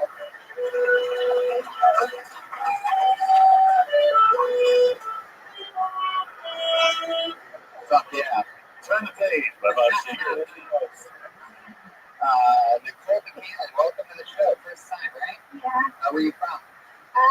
Orange County, How long have you done stand-up? like 6 months. Why does it look like you're doing the Pledge of Allegiance right now? Okay. I literally feel like I'm a fraud trying to hold it You back. feel like you're going to throw up? A little bit. Oh, no, you're so great. I always want to kill Tony first. Having somebody cute would be so fucking. I want to come to the show. Now, are you really about to? There's a door right there. No, she knows you. Her eyes are water. If you're really gonna puke, your eyes are water. There's an exit door right there. Kick on my dick. Nice. How many minutes before I was going to ask you? Redman was here, but he's definitely here. Just checking the Red. Do you guys know Redman was here? It's not even 10 o'clock. Morning, night. Oh my god. I said there's people coming tonight to watch the show, Clean, man. and I needed a little less rapey than usual. And Hey, Twitch got it nailed out as long as he could. That was easily a minute. yeah, there was almost another. There wasn't even enough time to get flat from the hour before you got a puke on deck. Strix, that's your first base puke on deck. I'm so sorry. You did amazing. Stop it. Don't you fucking do that shit now. You You're can't trying to ramble and sound smart. puke on my cock. No, but seriously, That's really. comfortable now. Thank you. Thank you. That No, helps. I mean, I thought you did really well. I thought you did really well, and you took the bullet. That's not easy. Let's have a hand for that. Is this going to be like a staple property that or just not trust any of the fellas here? I just wasn't prepared to come up here. It was there. It was there, So I brought it with me. For sure. We didn't like playing. It's smart not to leave it out there. This is the store. Yeah, it didn't happen. So I didn't get an answer. I just remember that you were almost going to puke. How long have you done stand-up? About 6 months. 6 months. Yeah. Mostly in Orange County. No, I go to UCLA, so I've been doing it around LA. I love that. What do you do for work? Nothing. Wow. Interesting. I'm a student. What are you studying? What am I saying? Political science. Yeah. What's it? So if you don't have a job, so if you don't make a money, what's in the bag? Then what do you hold? What would you be stocking up for? I don't know. Her ID, money. For sure. Have you ever seen a person? It's like nothing. There's nothing. A little better skin wallet there. I got my real wallet stolen. Oh shit. Oh, that's why I got my real wallet stolen. So this is like a shitty one with the broken zipper. Oh, it's like a lot of fun. And that's why you keep your purse on your person at all times. Yeah. We asked you what's in your purse, and you just pulled out a tiny little purse. It's very impressive. It's almost like one of those Russian dolls. Yeah. Nice. It's very cool. What's that? I think that was worthy of a sex all the moment, Jeremiah. We said Russian doll thing. Let's definitely turn the page on that. So Nicole, what do you like to do for fun? What are how do you experience something interesting about you? Like the snowboarding? I did that once. I was really bad at it. Yeah. How hard did you puke while snowboarding? I did it. Oh, Jeremiah, what the fuck is going on here? These are the people that I invite to do this with me every week, by the way. I think you got a name for your Party. The name of the episode should be I Only Puke on Dicks. And now it's gotten to the point where I can just tell there's going to be like 85 more callbacks to this throughout the night. That's not enough, quite honestly. Anyway, Nicole, what is something? So you've only snowboarded once. Tell us something. What's your favorite hobby? Well, I don't want to call this a hobby, but this is my favorite thing to do in the entire world. Don't say it, Brian. Don't say it, Brian. Don't say it. Jesus, see what I'm telling you? We're not even going to move past this at any point. Come on. I like to watch TV. yeah. I'm being honest. I know it's boring, but like I'm being honest. Do you want me to say something not honest? Like, I don't know. sure, 10-foot waves. There must be something other than watching TV that you like to do. Answer this. Brian, baby, we have to move on to like another style. I would love to know, you got visibly a little nervous. You were very comfortable when you came up, but then you got teary-eyed and saw the person. It was when I like turned and saw you guys because I. Sure, that's good because it's unpredictable. But you had your stuff. But I want to know, like, what is there anything more that gets you more nervous than what you were in that moment? Sex. Oh shit! Oh wow, you get nervous during sex. That's Really nervous. really. Why is that? Maybe. Brian, That's I okay. get it. You sound like a loophole straight to the spinal cord of this audience. And I think if that were the case, she would have mentioned she gets so nervous she pukes during sex because it's just an easy transition. You've gotten kinky during sex. No, not. No, I guess I haven't. You said that you get more nervous during sex. I guess I just feel more vulnerable. It's too. No, I haven't. I haven't ever got pukey. No, this is the first time that's happened. Wow, what'd you have for dinner tonight? I haven't eaten in like since this morning. What do you think would have come up?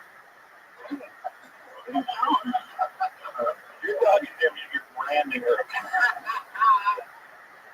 I love it. Nicole, I wish there was anything more interesting about you other than the fact that you watch TV. You really could have written some stuff, maybe some new material that you could talk about. You have great writing. Like your jokes are perfect. All you need to do is really work on the stage time. Do you have like 10 minutes, 5 minutes? Like how much time do you have? I'd say that I just got together like a really tight vibe that I'm happy with. And then I'm. Hey, that's not bad. 6 months. And then I have probably like 10 to 15 minutes that I'm working on. How much of that 15 minutes includes other weird things about your pops, like the I breathing? call my dad. Yeah, like the breathing things that just scratching the surface. I have a thing kind of about how I got into sports and my dad would let me. So that's. Oh my gosh. What sports? I'm a big baseball fan and football. Oh shit. Hey, your dad's in really bad shape. He's cool. Yeah. Football. Oh no, I didn't play football. Oh, No, I follow sports. I played softball and soccer, and I did taekwondo, and I did gymnastics. I think you buried the lead. You should have started with a taekwondo. I saw that coming. Like if you just, kicked Red Band in his face when he mentioned the dick thing. But it's like a party off right, I'm just saying. So, Nicole, you got into sports to impress your dad, but your dad is so out of shape that he reigns like a bulldog. Yeah, he's pretty out of shape. What's his story? He's obese. No, he's just getting fat and old. Like you do. Yeah, so obese. Yeah. Sure. And what was the movie you guys were watching that you had such a tough time putting there together? I think that was when we went to go see the Hunger Games. Yeah, for sure. There you go. That's a good one.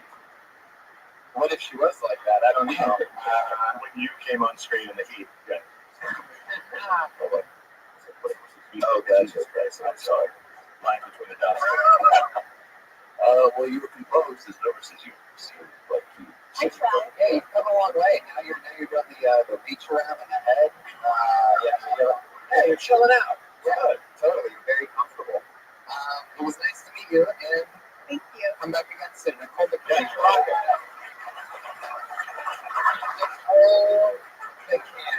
She's adorable. It's got an after-school special vibe to it.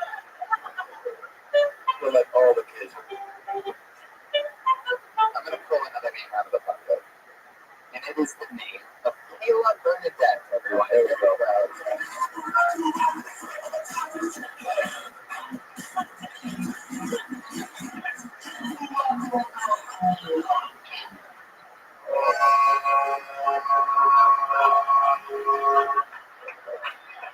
I love a good foghorn blow. You always have. That's a good one. A salty dog in there. Salty dog. I pulled another name out of the bucket. It's Mike Raylan. There we go. Hey,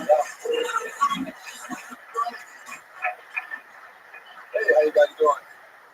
Good. I know what you're thinking. He doesn't look Mexican.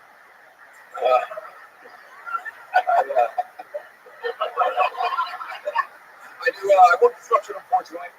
Made some bad choices in high school, but back in the day, I was in the Navy. I joined at 19. I fucked the Navy, right? Yeah, no, nothing for them. I don't know why I joined. I think the recruiter was really compelling. I was young. He sounded a lot like Christopher Walken. He told me in the office. I saw you out there. I'm losing my house. They look like a lost baby. I'm a dad. I'm going to see you. He's tonight. Chasing the muff around. Smoking dope. When I was your age, I was getting out. Long story short, I watched something up my ass. It'll take me around 126 minutes. Still, I don't tell the story. Young man, I want you to see the world with the Navy. And he was right, I didn't get to see the world, but he's got to mention the world's 95% water. I've seen every kind of water you can imagine. And then I got out of the Navy, and we started working at Trader. Thank you very much. Wow. The best punchline ever.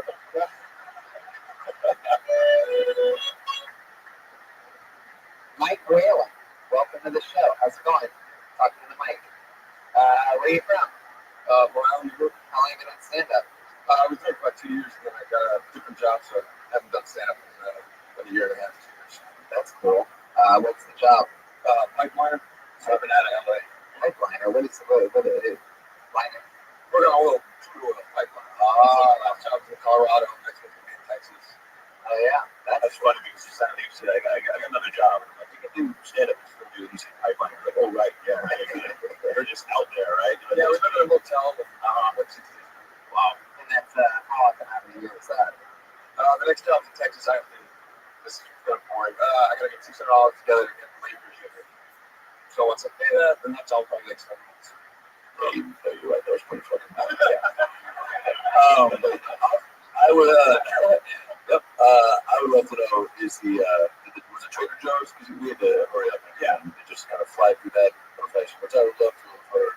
But I'm curious, was there at some point when what if Christopher Walken worked at a Trader Joe's or something like that? I don't know Christopher Walken at all. Isn't that a law of being on stage? Like no more Christopher Walken. You guys thought, but you idiots were laughing at the shit I had. I almost wanted to Jewish credits out. Jewish credit, that was really great. It was so long. And that just proves I think that's really old. Yeah, like you talk about the watching and that. Yeah, Christopher Walken on. It's like done a million. Yeah, I'm just saying. I'm not saying don't do it. But like you were in the Navy, right? Yes. So you can do anything you want.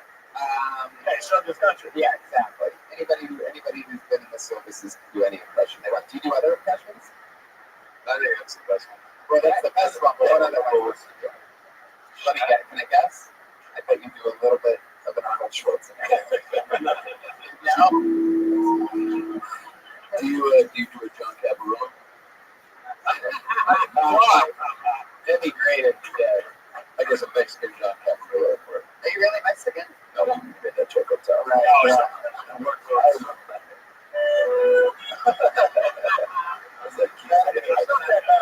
That line about you see the world, but the problem is the world's mostly water. That's really good. Yeah. I'm surprised that I haven't heard anyone say that. Have you heard that before? No. You know, but that's a perfect thing from your perspective as a person who's in the Navy. So, it didn't land like it should have. I don't know what exactly way to put it or whatever, but it's like it was one of those ones that made me go, yeah, fuck, good one. So were you one of the funnier dudes in the Navy? Like, what would you do to get the attention of the other? Well, I got in trouble in Singapore. We were supposed to be back on the ship at 10 o'clock. It was our last night.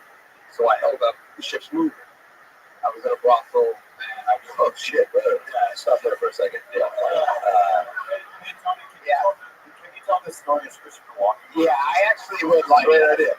Just tell the story. Give us a moment of the brothel. Like, just paint the picture of how nice or shitty the brothel was, and then it was really nice. Like, I can't understand you in that voice.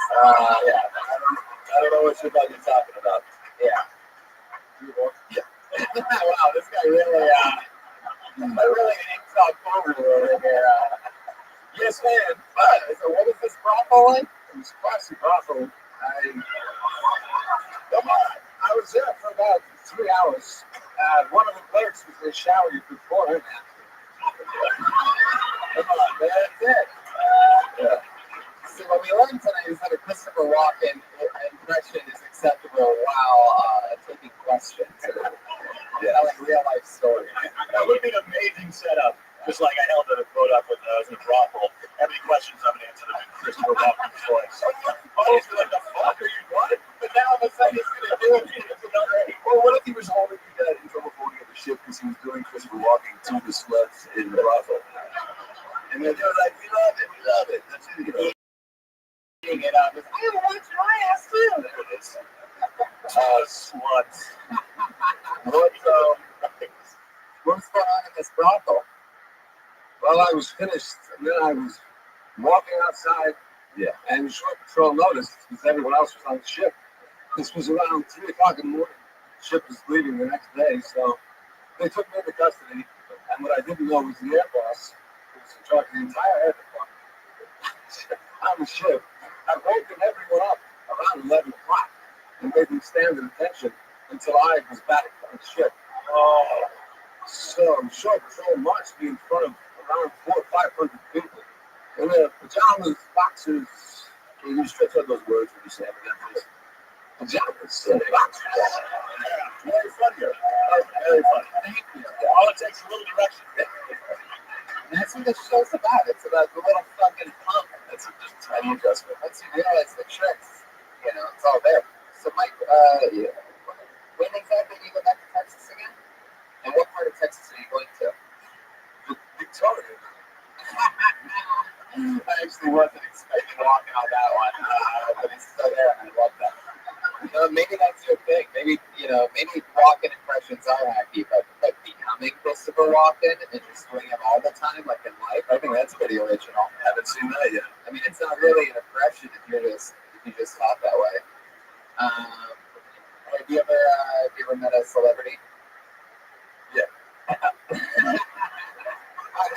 have. It always gets me whether he's going to do the impression or not. I never really know. Well, that's fun, Mike. So, Who'd you meet? You know, I met Chris Rock. Get back at it. I love that. That is touch. I met a non-comedian, Joyce. Something that you wouldn't expect. Like I met Lawrence Fishburne at Trader Joe's. Yeah. Nice. Dude, see? Open with that next time. I'm immediately intrigued. And you got a sex. I read it to bottle him while I was in the store. I watched him breathe, and then I followed him out to his car to get a picture for my Instagram. Oh my God. No, can I just suggest something? You start either a podcast or some sort of show or just whatever, where you tell Trader Joe stories from your life as fucking Christopher Walken. Christopher Walken, Trader Joe Employee Chronicles. I ended up getting fired from Trader Joe's. You did? I was really bummed out by that. No, I remember we went on Santa Monica from North Russians. You know what's going on. I used to do impressions of the Russians. What would they get? What was their hot item? Go from the shelf. Kefir. Kefir. Pomegranate kefir. This is lovely. But I would do impressions of them, and the managers got the impression that I really spoke. So they'd go over there having a disgruntled little Russian with them, and they'd be like, hey, Mike, you speak Russian, right? Yeah, I speak Russian. And I swear to God, so I'd go over this, the old woman with the receipt, she'd be like, he was my graduate, bro. And they'd be like, Mike, tell her those are the organic apricots, they're not on sale. I would take the receipt and just go, I'm not saying anything. And the managers are like nodding to her, like, yeah, got it. Now get the fuck out. Yeah. And then they're like, Mike, what'd you say? I'm like, well, for one thing, you got to that's your story. That's the story for your life. You were doing it and everything. That's relax. Also, insert whatever she said about Paul. Like, right, something funny than you're not very kind. I don't know what she said because I don't speak any Russian. Sure. How did she convey to them that she knew that you were Russian? She didn't. She stormed out. How did they find out Okay, you didn't speak. Well, there was a lot of things. And they closed that one down, so it's secret to safe. That was just the funnier of all of them. Right. I love that. That's It's just the grocery store is so ripe for like, especially in Trader Joe's. I mean, you have a Hawaiian shirt, which is fitting for a Navy guy. And you have a pumpkin. leave, so you got a stock thing. Trader Joe's has that fun bell you can ring when you make fun of a Russian lady. And I said, there's Steven Rock, like on the walk, and like, we're a cowbell or whatever. Well, there was one guy named Nikolai, and I don't know if you remember the one on Santa Monica, but there was 2 bathrooms, and it was in the back where we picked up the produce and stuff. And there was a little wall, and I always used to hear it say Nikolai, and he couldn't speak in English either. So he was waiting in line, there's 2 doors, both doors are occupied. Nikolai's just standing there. It's like a stern, whatever, flat top military Russian guy. So I said, Nikolai, and I would go on between the 2 doors and just start kicking each door. Wow. And then run away. And then Nikolai sitting there. So when people came out, like this woman was like, why are you getting on the door? She's like, we're a kid.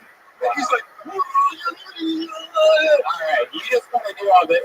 And do all of this. Like, you go and set.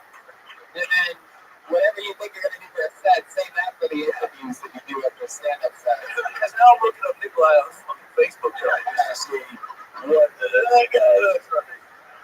Tell your Russian Trader Joe's stories, and then when people talk you up the show, like, you're funny, speak only as walking. Like just to people on the street. Yeah, be crazy and goofy with it. Obviously, you have a love for it because you can get the lights when you start doing those Act outs. I would not have guessed act outs were in you, but you definitely like social stories. That's a great gift if you got that. So ride that hard. Very, very fun. Nice to meet you, Mike. Come on, everybody. Anything can happen. That's what's amazing. This room knows what the F can happen in this show. Anything can. Put your hands together for David Friedman, everyone. David Friedman.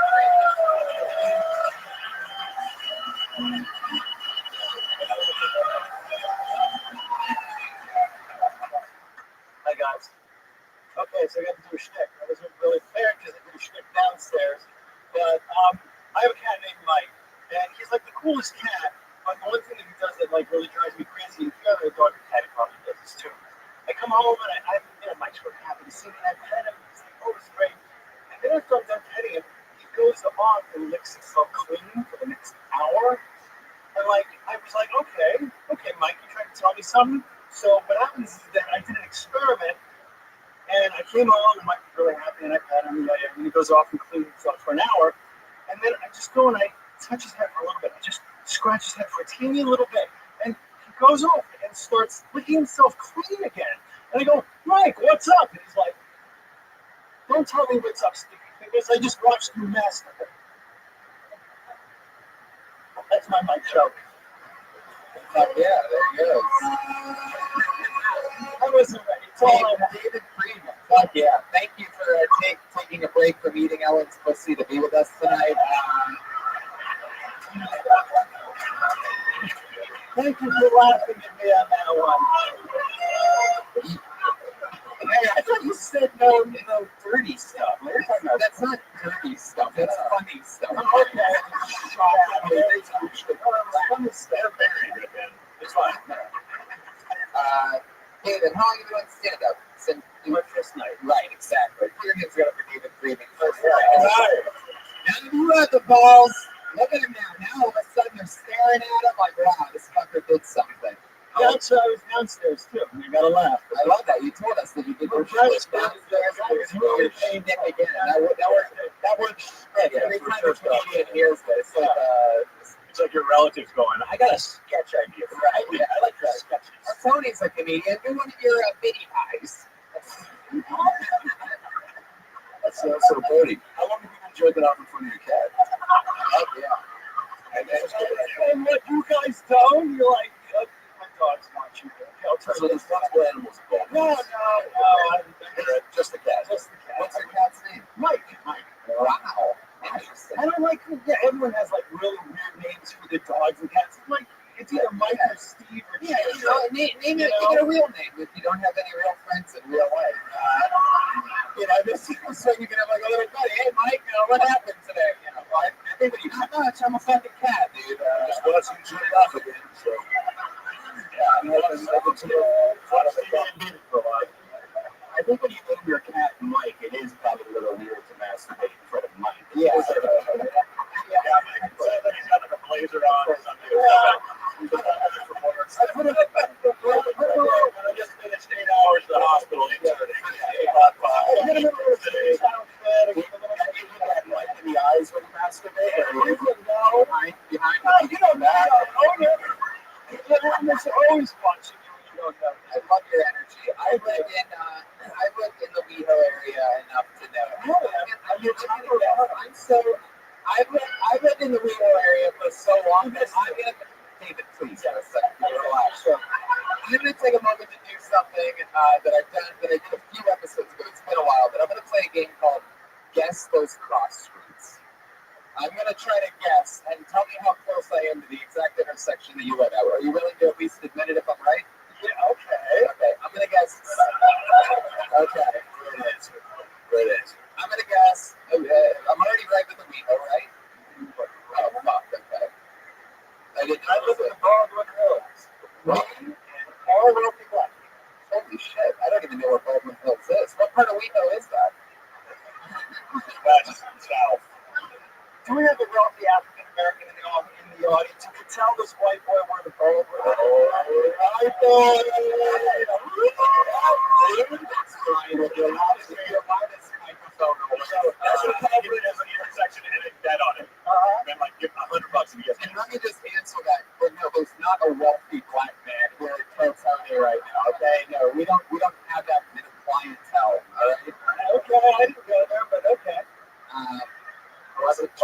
By the way, do you get the way you just got very forceful with Landon and Tony? Do you, like, if Mike looks away, do you get that angry at him? Like when he's It's also do you smear him with Marco?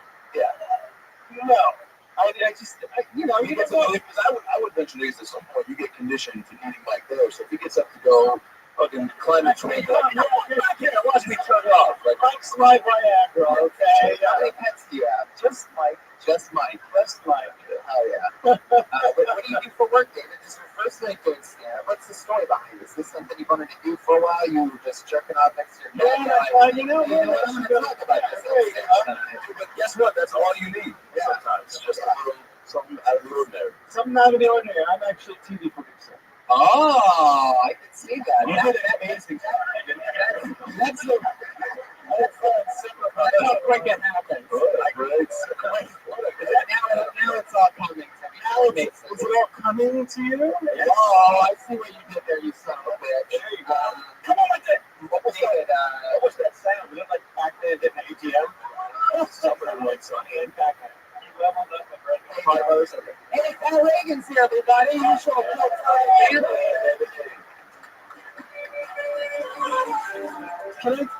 Can I these two together as Lockton? Can I just say Reagan and Lockton? I have no fucking clue who Pat Reagan is. Hi, Pat. Wow, David, you're really Shake his hand. Oh, I think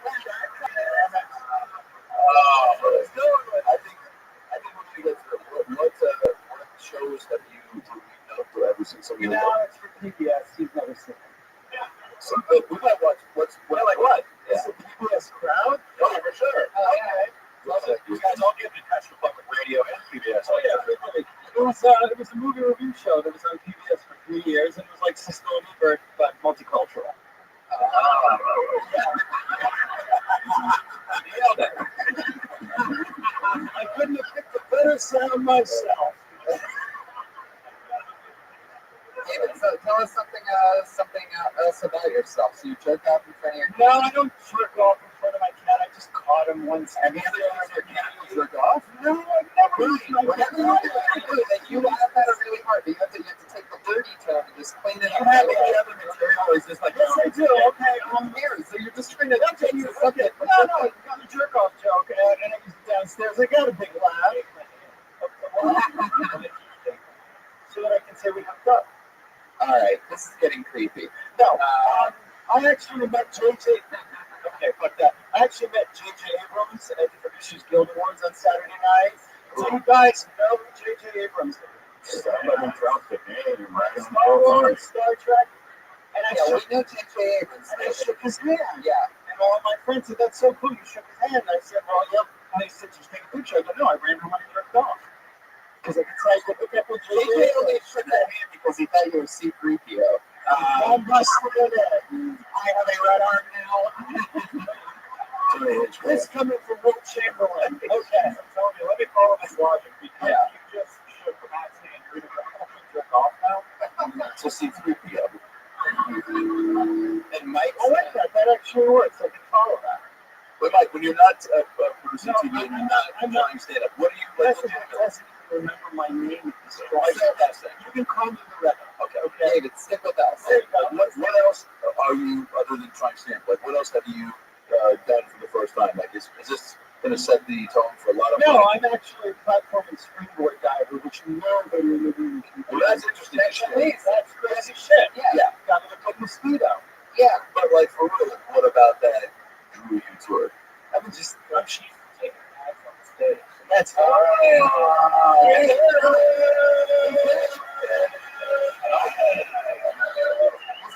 He's not into that. This was his first time tonight. I'm short. What are you showing into? Swimming pools? Like, I don't understand. Jello? Like platform, Olympics, divers? Oh, that's the type of level that you do it. Yeah. Oh, okay. It It just seems like an interesting gig to get into. It is. No one else can do it. Anyone else would do it?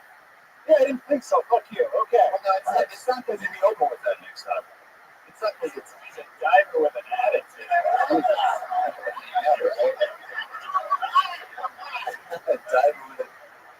What's the camaraderie around the pool like? Are you guys like jabbing and jiving before the? Wow, I've never said that before. Have you guys like bullshit around and goofing and giving the dukes? Yeah, But, like, what's towel snapping.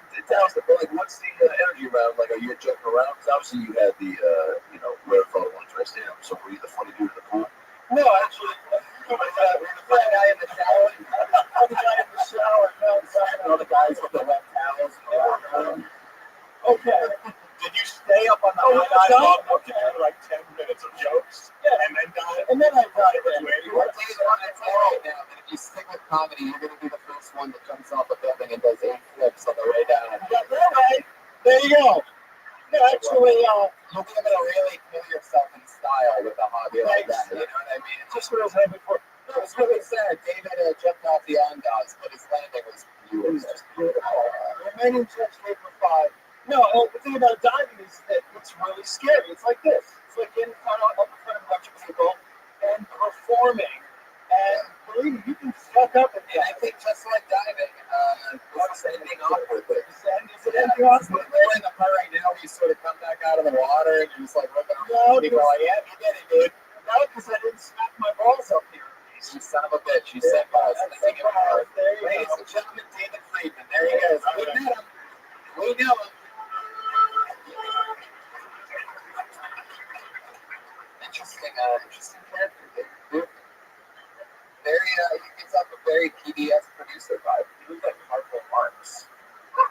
Harpo Marx? Like Harpo. With a trim. I threw another name out of the bucket. It's another person who doesn't have a Twitter handle, which is always suspicious to me. We're going to have for Nick Costas, everyone. Here we go.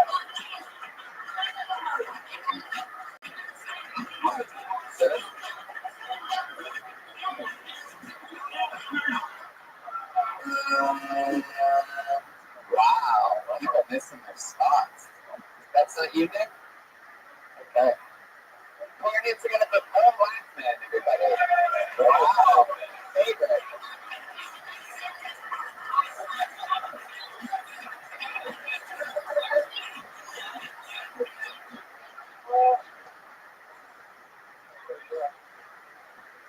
So why is there a share button on porn sites? I got like post to Facebook, share to Twitter, email a friend. Who's watching porn and thinks, you know what? Everyone would love this. You know? I live in a weird area. There's a lot of massage parlors by me. I was walking by and I saw a sign that said Swedish massage, deep tissue massage, Thai massage. And then it said child massage. I don't care how good that sounds. I couldn't afford it, so I'm actually working on a dating app for kids. It's called Kindergarten. Oh, wow, man. So you've been on this show before? Welcome back. How's life going? It's good. How long have you been in stand-up in LA now? 5 months, 4 months. Before that? 6 years. Where at? Austin and Houston. Oh, very cool. Yeah. And you've been here 5 to 6 months. Yeah. Very funny stuff. I remember the Tindergarten. I think you've done that on here before, right? Oh, I guess so. Yeah. In your 5 years of doing stand-up comedy, have you read more than 60 seconds? Or is that's just your go-to? No, I think I filled a minute with the first two, and then I just had that because it kind of fit with the last joke. Gotcha. I like your style. What do you do for work? I've been doing extra work lately. What have you been an extra on? A lot of stuff. You could totally be Harlan Williams stand-in on anything that's ever I've been happened. doing body double for Eric Bana for a new Netflix movie. That's pretty fucking Yeah, cool. it was cool. It was cool. I love that. Yeah. What's he like? I didn't meet him. Wow. That's why they hired us, so they didn't have to hire him. You know, you don't have to be a dick about it. Do that. Just trying to get to know you, man. No, I'm just saying. What are you dick for yourself? Yeah. What are you? You give off like a somewhat aloof vibe. Is that? No, I don't know. Oh, I don't know. The most aloof answer. The most aloof answer to the you with the aloof accusation. Yeah, super aloof. Oh yeah, you are. Yeah. What are like your three favorite things you do in LA? Other than stand up, yeah. Skateboard. Ride my skateboard. Is riding a skateboard number 2 on the list? Did you go from skateboarding to riding a skateboard? I think you admitted the first one. I was clarifying. No, I'm thinking you're the only so it's all right.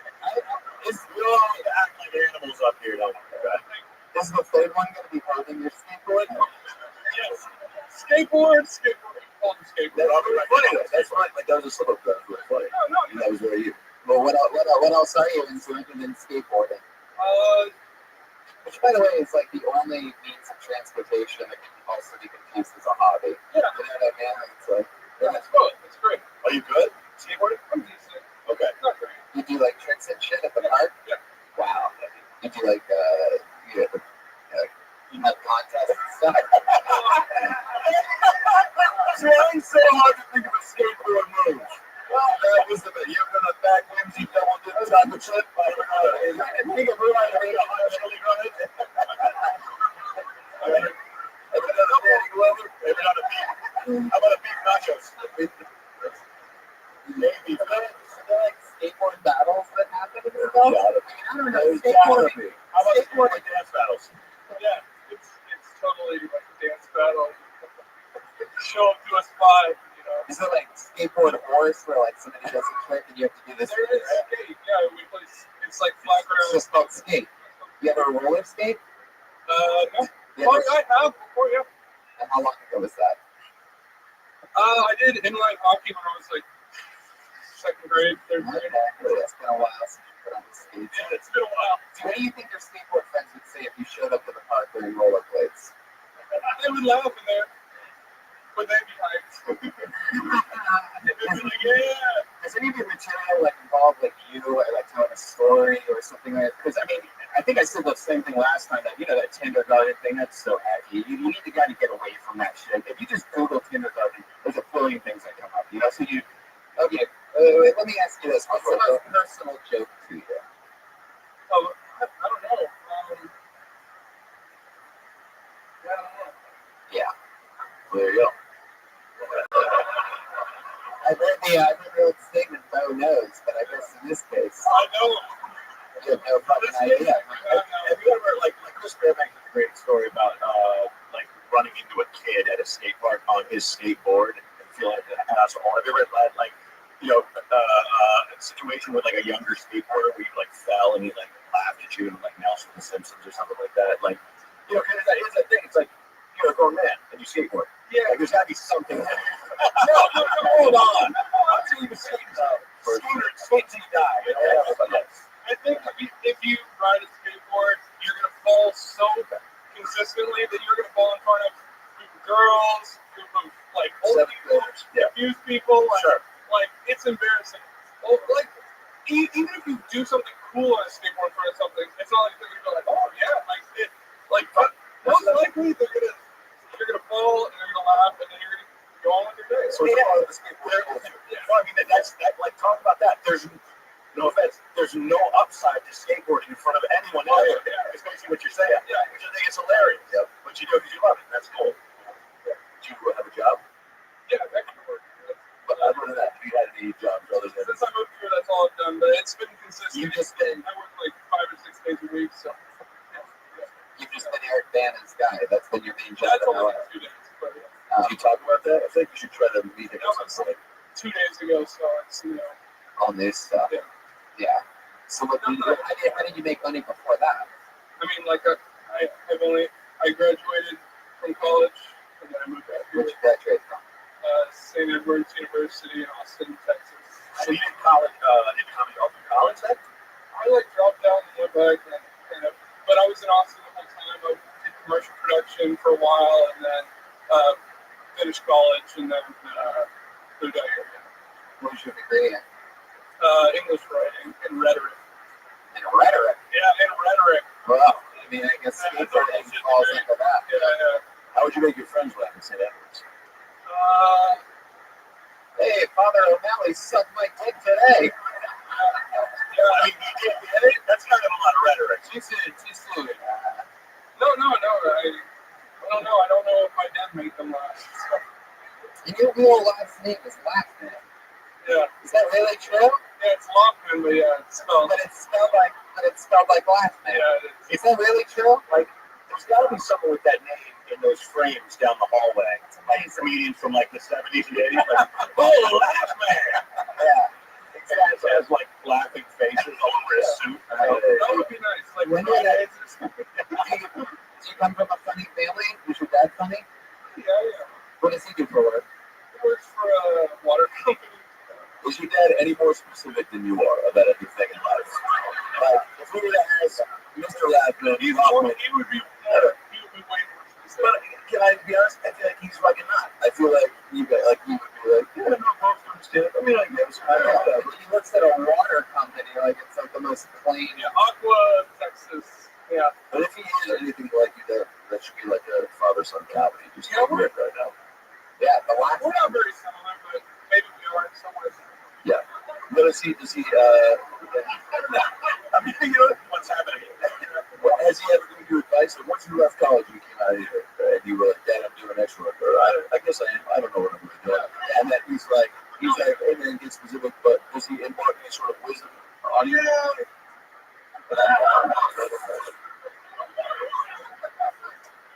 Yes, he's supporting. Yeah. Well, you're young enough to fuck up for a while, right? I like to think you can do extra work, and as long as you're going up at night, or you hitting like an open mic. I try to do it, man, because you're funny. But like, I mean, I think you have time until your dad's just like, all right, just come home and slang water with pops. Yeah. And even then, if he asks you to come home and you get on a flight, you can be like, I got on the plane. I don't really know what happened. Like, I'm in Austin or Houston. I mean, I don't know. I'm in Baja. Yeah. Wait. Well, it was nice to meet you. We're going to keep flying too. Good job. Keep rocking, bro. You can say that was spoiled. Laugh, man. I call him Laugh, man. All right. The guy wears the diaper. Baby man. I'll pull another name out of the bucket. Gary is here for Gary Hoffman, everybody. Come on. That's a very.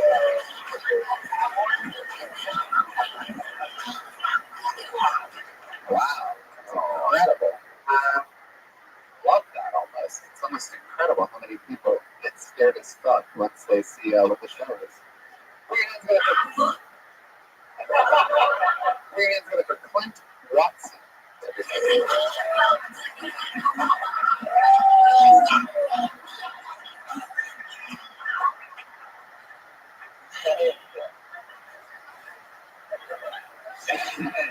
Okay, so I'm just gonna be real vulnerable, y'all. Right now? Yeah. So,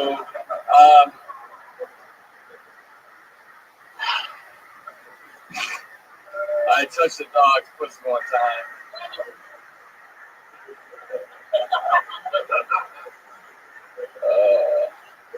I drive with my cousin a lot. Not anymore, like when I was a kid.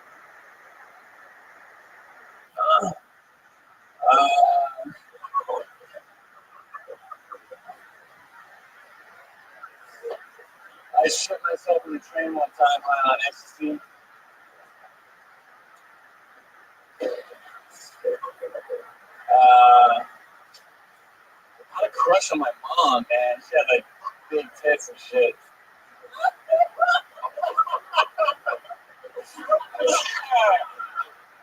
When I was younger. Watson, bringing out the barking dog, everybody. Quinn Watson, everyone. Red Band. Yeah. What's this your favorite comic of the night? Yes. When you say you touched your dog's pussy, I mean, like, did you put a finger in it, or you accidentally was holding it, or? Yeah. This is Brian's bread and butter right here. It's gross, punchline-less jokes. I'd like to thank you. Clint, I'd like to thank you. You dressed so much better than you performed tonight. Like, it's incredible. It's really all right. Jesus Christ, lady, thank you so much. I know you're very angry. What happened? You want to get raped by a gay magician or something? Like, what are you so angry about right now? Something die, lady. Jesus, so fucking power freaks in the audience. You know what I feel like watching that? I feel like we were the guy who potentially was going to hire you like at Target, like that was like a job interview. Yeah. And all we did was say, so what, tell me about yourself. And it's just, I feel like you've been off that list of personal anecdotes before. Like that's right, the best attributes. This outfit that you're wearing now, how many grapes did you have to rob to put this exactly together? Because it seems like it's a few different grapes. It's my only one. Really? That's the main suit. Now, I also noticed that you actually signed up. Again, it's another person who doesn't have a Twitter handle, but however, you put Clint Watson, and in parentheses, you put bow tie.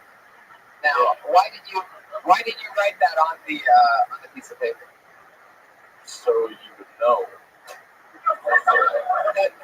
But wouldn't I know if I pulled your name out that you were the guy in the bow tie because I'd see you anyway?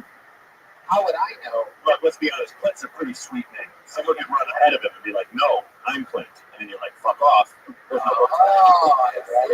You're right.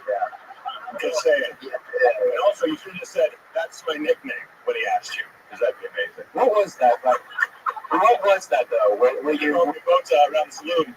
Was that a bet? Did you like lose a bet, or like what was that all about? The material, or why you dressed that way? So I did some material downstairs, and then I was just like, you know what? Let me just I barfed out everything you can think about yourself on stage. Are those all the beginnings of actual stories or bits, or were those just like, this would be funniest day? Like, Yeah. I love that you hit it with that. well then, the voice you gave them. Sorry.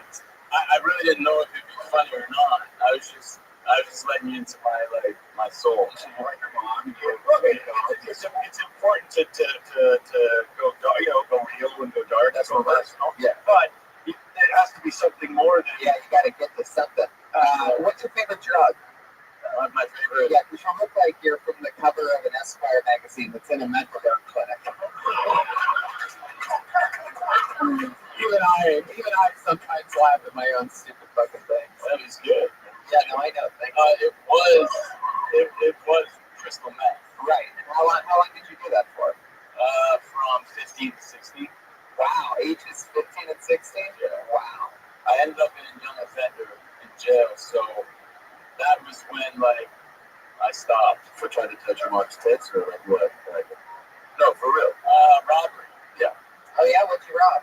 Cabs. Interesting. Yeah, I know it wasn't a clothing store.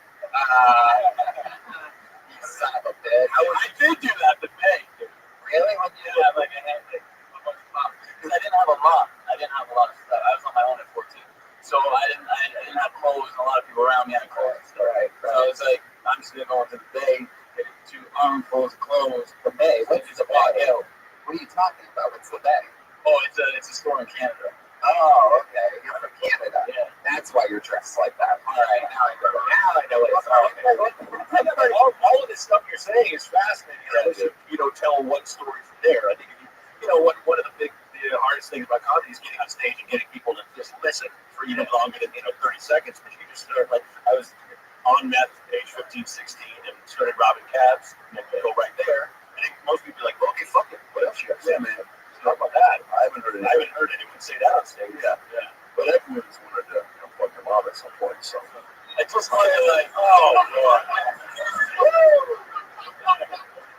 I was hoping for laughter, but I'll take a song instead. That song makes everything okay. How do you go about robbing cabs? Like, is there a go-to line, or like you put out first? I got pretty good at it.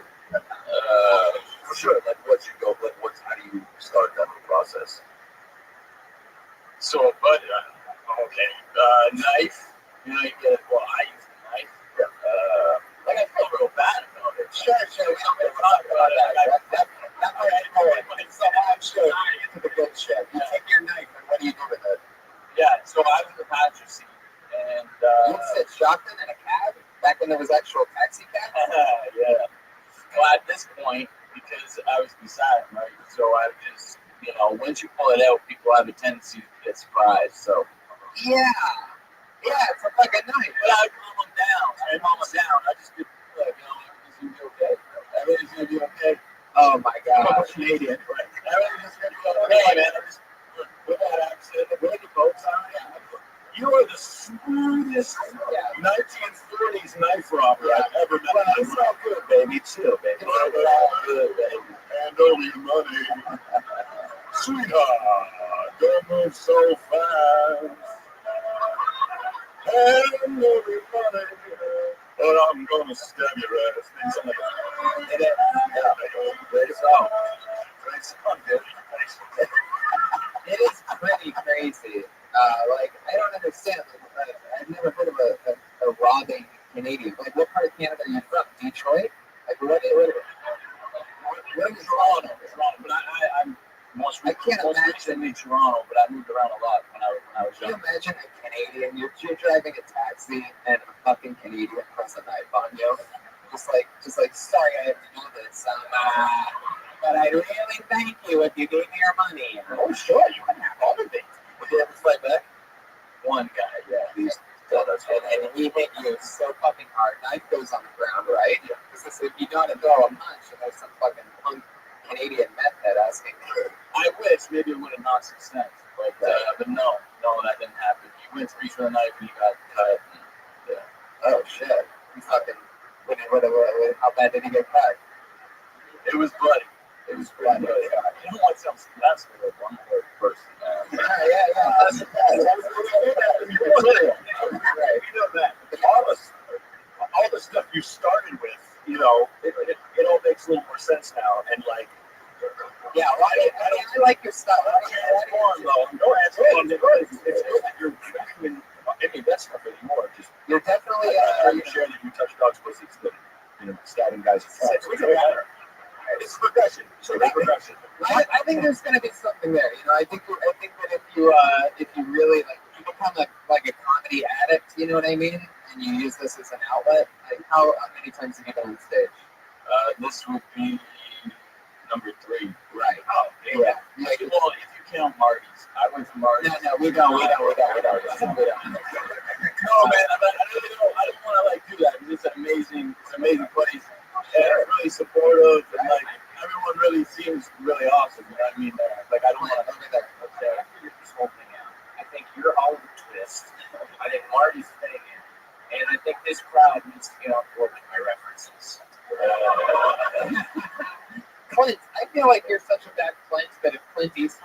he would change his name. I mean, you're right. Thank you, Brian. Thank you. Show me where that button is so I can hit it when you do all your people fart jokes, alright?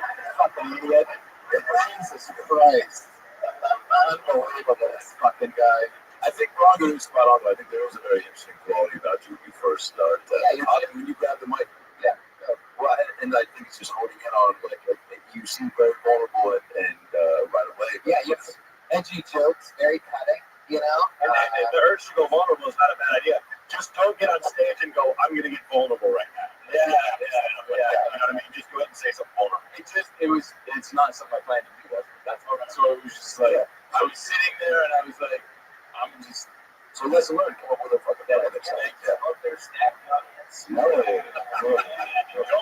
Don't do it, bow tie. Don't do it. And then you're more than just a bow tie. I wouldn't always write bow tie next to your name. But you said that's your only suit. Yeah, now it is.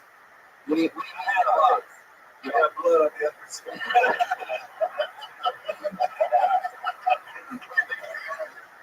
Well, I just want to take a moment to thank you for not killing us at all.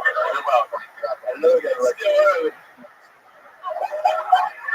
This feels too real now that we know, man. Yeah. Like, how can you stand it? You're so slow. It really is. But you still, man, I appreciate that. So, I love that. What do you keep in that pocket? What is that? Is it a hanky, right? Oh, wow. Hanky? There's like, a little hanky for your shanky? Only half a lap on a good shank joke, okay? Do you ever blow your nose in that thing? No, that was a very aggressive move. I was wondering if you were waiting for the applause if you did that. Sure. All right. He comes in the room, he's like, Dr. Watson, it's time to go. He walks off stage, improvising. Nice. Do you do a lot of hanky work in your... That was, yeah. No, if you were to meet the cab driver that you attempted to stab tonight, would you have some sort of, like, apologetic... would you have some remorse, or would you be like, well, no, absolutely. You'd be, I'm very sorry, Yeah. What do you think he would say if he saw you said that? He'd probably say, I'm touched by dogs listening. Do you have a girlfriend that's alive? Do I have a girlfriend? I was married for 10 years, actually. I was married for 10 years. Really? Yeah. What happened? Widow? You said...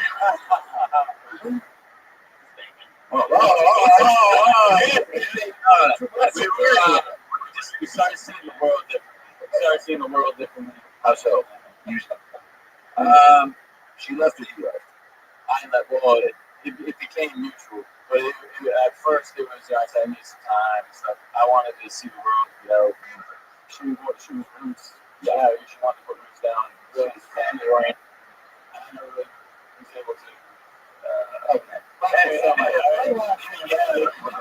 Personal shit, yeah. Here he goes. Ed Watson, everybody. Fuck yeah.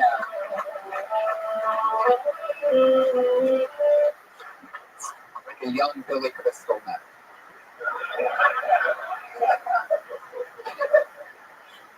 Let's fucking keep plowing through this. Actually, let's go to our regulars and we'll get one more person out.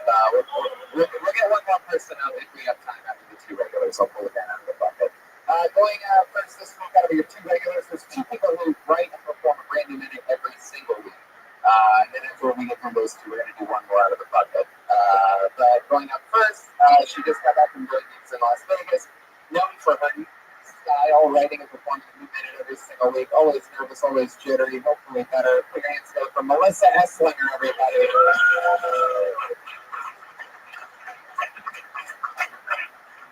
Yeah, I went to Vegas for the first time this weekend, and it was scary, but cool. I had to get a new class. I'm sorry. You said be better. Jesus. I just crashed and breaking. Alright, so you guys, I just went to Vegas this weekend. That was cool. And I realized, you know how when you're a kid and you have that friend who like has really bad parents who like to hang out there because you can do shit? That's kind of like what Vegas is. Place where there are no rules. Nobody says no. I was confused by like why I was seeing kids there. They looked lost and they were with their parents. And I think we have Chuck E. Cheese to blame for the casino venue here. You got through it. You fucking did it. You come in like you stumble. You start to. It's unbelievable. You have everything there, and you did it. You did a great job. And meanwhile, you stumble on punchline-less nothings in the beginning that don't deserve a laugh. And then you apologize, and then you have to restart. And for no reason, you had it all the entire time. You delivered it perfectly. Why do you think you felt the need to stop and apologize in the beginning? Because when I Did you freak feel out, like my it brain should just stops. No, my brain just shuts up. It's the only time Well, it's if you convince yourself of that, then that's always going to happen. And Right. And for your entire career, you'll go, yeah, my brain just stops. Like you have a brain that's absolutely different than everybody else's. Meanwhile, had you just took one more breath instead of saying, I fucked up, I lost my thoughts, I'm sorry. Because that's sort of a repeating theme that we've seen a lot, is this apology thing. We're trying to get Don't apologize. And here's the thing: every comedian forgets jokes all the time. Yeah. And all you just do is just take a second and wait for it to come, and just don't. Yeah. Because nobody knows. Yeah. No one sees what's going on in your brain. No one's like, oh shit, the record's skipping. Yeah. No one has You understand that? You know what I mean? You have protection inside, and the beginning is the part where everyone's going to judge you for the rest of the show. So just at the beginning of your set, you fuck up. It's really hard to come back from it. You can literally say anything you want. Anything other than I'm sorry. It's just simply the two words that you can't say. Yeah. Like, have you ever been on stage and said the N-word? No. Right, but you laugh like that. But let's just say that I'm sorry is the new N-word, okay? Because there's no need for you. I know it's mind-boggling to you, but it's not enough. I just throw it around so carelessly. Well, I'm sorry for the N-word. And like all comedians are white. Let's just put it that way. Yeah. Like no one can say that N-word is white, right? Right. There you go. Yeah, shouldn't have thrown that way around. You should literally not say that on stage anymore. Don't say it. You give it more I'm sorry's in. It just comes out. 8 months as a Keltoni, but it just doesn't come. It's not an option. And it's been longer than I mean, seriously, if this can't be fixed, you're never going to be able to progress past. One of the interesting spots that you're in, what this live audience is witnessing right now, is that you're in a position as a regular on this show to where we have to, for viewers' sake and for our own, eliminate the shitty habits that happen when we all start stand-up comedy that we've all been guilty of. But we have to eliminate them as hard as we can. And the I'm sorry thing is it's almost becoming your get or done. Right? And it's like, and you really don't want that. People don't want to buy I'm sorry merch after But I your think show. when I had this That's stronger Larry than I. guys are saying that he's sorry. Yeah. Get it right. And it's one thing to like take this in and go, yeah, I'm gonna actually try to like not do this next time. But obviously, like with any of more stand-up, like just doing it in repetition of when this presents itself again. Hopefully, you're cognizant of like, all right, I fucking don't like try to talk through. Letters always says like staying in the pocket, which I think is great. Yeah. So just like try to force yourself, even if you were like, I forgot, like just start talking about Vegas, like I'm sure you had some other opinions and stories, just like start kind of just not fail, just like tell yourself like don't fail on anything. I think you start with that. And, jokes were so good too. Yeah, like a genuinely good perspective, a unique take on what is just an overdone thing that everyone said in Vegas is crazy. But that's like it was a really interesting way to look at it. It's like the bad parents' house. It's fucking genius. It's a really good joke. And it's even better coming out of your youthful, sort of naive perspective and likability that people can read coming off the stage. All of a sudden we picture you sort of like this goofing around Vegas, like, whoa, this is crazy. And it's a very fitting joke for you. So on top of it being written well and performed well after apologies, I love that you're writing stuff that's in your voice and tone and really cool stuff. You just have to stop apologizing. And it's going to be fun a year or two from now when the many Keltoni fans that there are always going to, I can just feel it, they're always going to mention, it's so fucking amazing how we got to watch Melissa Esslinger grow. you're a little bit different than all the other regulars that you came in extremely green, and you have so much potential, and we see these little fundamental mistakes along the way. But at the end of the day, your writing and your performing is shining through. So thank you so much, Melissa. Yeah, Melissa. Melissa, what's up?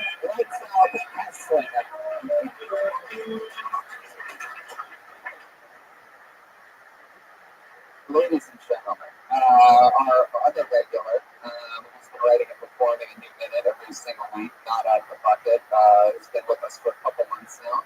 And here we go again. Put your hands up for the silence. You know her from Kill Tony. You love her from Kill Tony. It's Vanessa Johnston, everybody.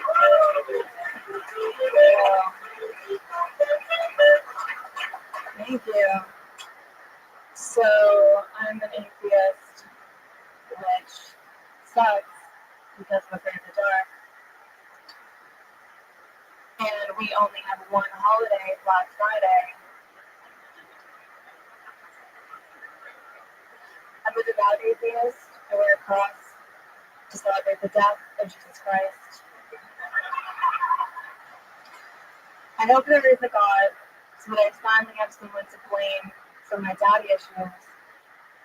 That way, if someone was like, "Hey, is everything okay?" I would be like, "No, not really.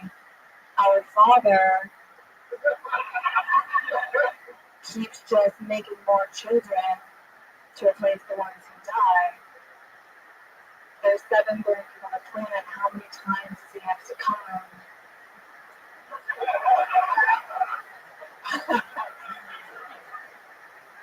That's a minute, Vanessa Johnson. Got it. Say it again. What's that? What do you mean? Yeah, it's done. Yeah, it ended on a lap. And I think she was expecting a cap, but we knew that it was a minute. You did it. You're right there. It's an interesting thing because you've only been a regular for a few months, but I feel like you already have your finger on the pulse of exactly what a minute is, which is always fun to watch. It's just a difference that you see out of these people out of the bucket and somebody on stage, and I love that. If you know how long a minute is, then you definitely know how long a 3-minute set is and a 5-minute set is. It's a good thing to know is to have that internal thought in your head. This is your guys' first time seeing Vanessa Johnston. First impressions?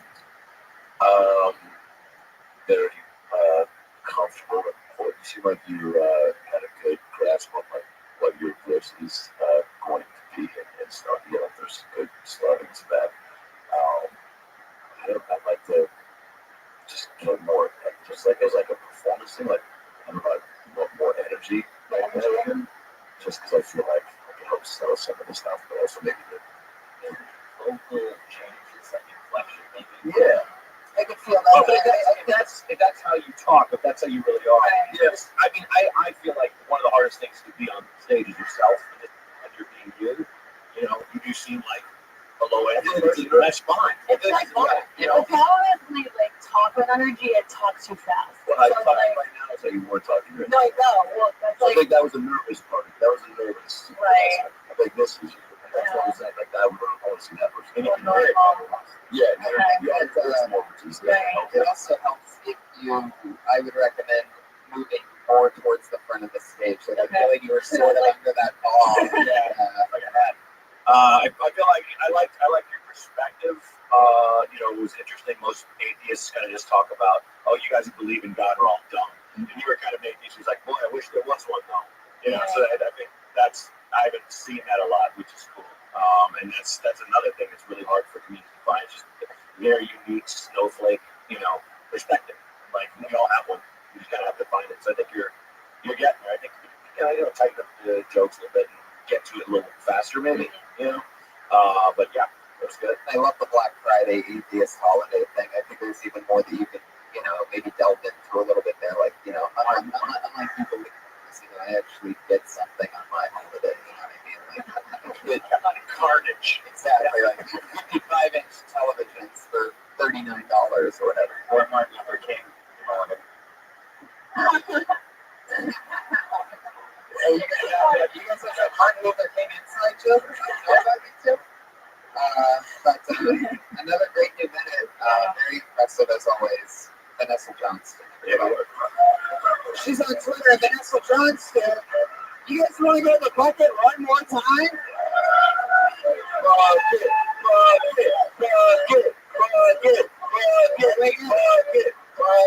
Let's close the show with a bang, shall we? Let's see what happens. We bring up Bruce Ray.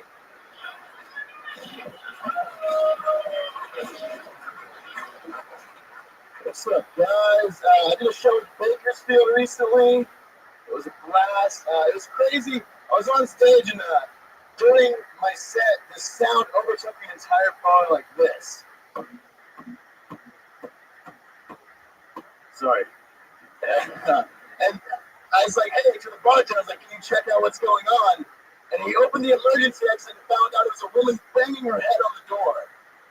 He was like, hey, it's a comedy show going on. You can't do that right now.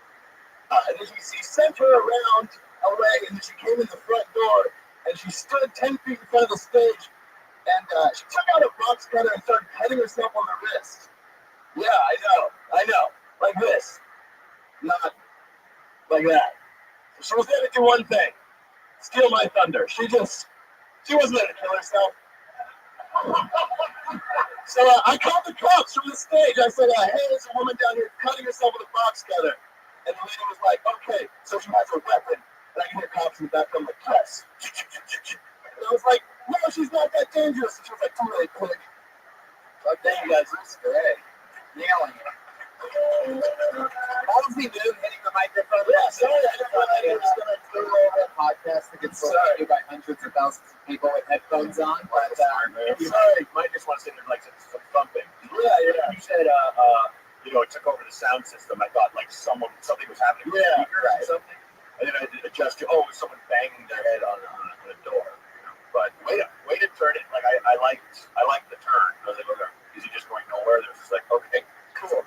Yeah, I feel like there's really nowhere. It's ironic how all of us know exactly how to slash our wrist. And I'm not downward, not to the side. I like you. I've been a fan since I saw you as the catcher on the Sandlot. Thank you. I will take that. Thank you, Jeremiah. Very aggressive. I feel like it was like, no, I looked over mid-set and you got disapproving looks for hitting the microphone. Oh, shit. Yeah, of course. Yeah, it's a way to the listeners. I mean, you're not going to get the tweets that we're going to get if this movie's up with that fucking giant lens at the end banging the microphone, you know what I mean? But we're going to get that. Who are your influences? It's really funny to say, when I was like, I don't know how old I was. I stayed home from school. I lied from being sick. And I saw Matt Bronger. Robert Gotham. Really? Oh, yeah. From 2008. Yeah, you, Adam Devine, Tommy Davidson. Yeah, man. What's I did deprive you of your education.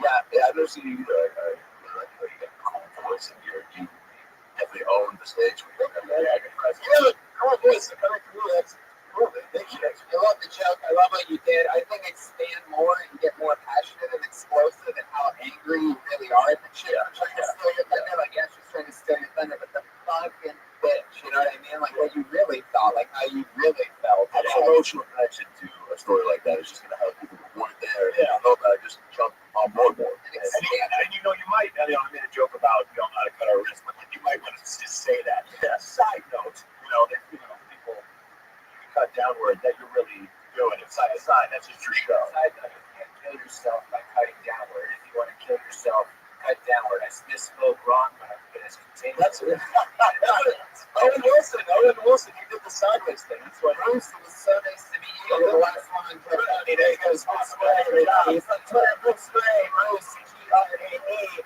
Guys, look at this. Remember that blank sheet of paper? RyanJeebelt.com. Buy your Kill Tony poster prints. That's everybody. Adam Ray, Matt Bronger. Guys, what do you have coming up that you want to promote? Adam Ray, what? You can check my podcast with Brad Williams about last night. I've got a show on CBS coming out with Elijah Schwester called Separation Anxiety starting March 8th, so tune into that. Yeah, it's beautiful. Adam Ray, Matt Bronger. I've got a web series right now on Comedy Central Digital called White Flight that I hope everybody checks out. And I'm going to be I'm on the Asian Partners. It's so fucking cool. That is amazing. Congratulations on that. One of your newest X-Men, everybody. Jeremiah Watkins, Patty Reagan on Twitter. What else, guys?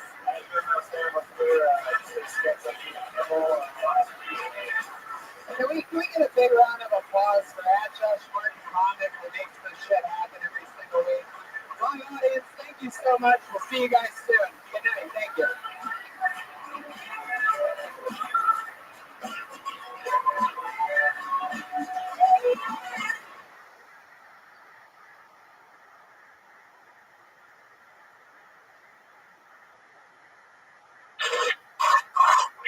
Hey, this is Megan from your life. We love Famous Family, so we're ready to episode of Cool Tony, right? You never told me this. Oh my goodness, everybody. Here we are. This place is crazy. Jerry's already covering his ears because the applause is so loud. He plugged his ears with his fingertips for that, ladies and gentlemen. Hi, everybody. Welcome to Kill Tony. It's Brian Redband, everybody. So we got live in the flesh. We're back together. We weren't here last week, and now we're back. And keep it going for your house artist this year, everybody, with a blank sheet of paper right in front of him. The great Ryan J. Eagle draws every episode. So what you see tonight, he's going to draw on a blank piece of paper at the end. Those prints are available at ryanjeagle.com. Jamie is in the back on the big HD camera, as always. That's Jamie Vernon at Josh Martin Comic running around. And one more time for Pat Reagan, everybody. Come on. You heard him. You love him. You are graced with the always amazing presence. You hear that horn of Jeremiah Watkins as well. Hey, Tony, we're coming to Seattle. March 24th, we're going to do a Kill Tony and a bunch of shows that weekend at the Margo Live Comedy Club. That's right, Seattle, Washington. You get the Kill Tony Live. That's happening March 24th, Thursday night. So schedule it now, buy your tickets immediately, and have fun with that. I'm going to be in Vancouver next week, and we're going to be in Seattle that weekend, and Zany, Chicago in the middle of April, and Cap City. You just got back from New York. Caroline's out the back. East Coast. So much fun. Yeah. Very, very cold. I'm an LA guy. I like being warm. Yeah. Hi, everybody. Welcome, live audience. You guys ready for a crazy night or what? Let's just jump right into it. I am so happy to be back on this show. This is my most favorite thing that I do ever. So, out of all the crazy long sets in New York City and all that shit, I am so happy to be here. You guys gonna have fun tonight or what? We're gonna watch comedians do comedy and then talk to us comedians afterwards. And I always have two of the funniest people in the world on this show on any given week, and we're gonna do it that way again. Two of the best, two returning guests, two of the absolute best comedians that I know and to work with on a regular basis. Comedians together for the great Tom Irera and Steve Simone, everybody. Come on. Holy shit. Holy shit. Holy shit. Holy shit. Holy shit. Holy shit. Holy shit. Two of the best. Two of Philly's finest. Philadelphia, Pennsylvania. Unbelievable. Tom Irera, probably our most used guest of all time. Just an absolute favorite, a monster. Appreciate it. I'm just a little upset tonight because that motherfucker is not supposed to be here. Ah, I don't like his attitude. I don't like the look he gives me. Right there, like his girlfriend's tits. Like a frog. He had to tell the old man, open like a little pussy weird vibes. It's a podcast. They just want them to hear that. Amazing. Sweet Katie. Yeah, can you say that line about my girlfriend's tits? No. Tell me what to do. Oh, shit. Look that shirt outside. Fuck, it just slipped. Did it fall out of my pocket? I got it. Oh, okay, cool. I got a great t-shirt from Steve Simone, one of my favorite t-shirts I've ever been given in my entire life. He sells these at stevesimone.com. He has an amazing, amazing podcast called Good Times with Steve Simone. So we just need this to me. One of my only friends that brings me the t-shirt in the proper voice medium that I wear. And that makes me so happy. Everybody always tries to pawn off one of their larges. You know what I mean? I can't rock this. Everybody's doing merch for the podcast. No. Yeah, it's cool because I was a big fan of the Garbage Pail Kids, but so it's really nice to see that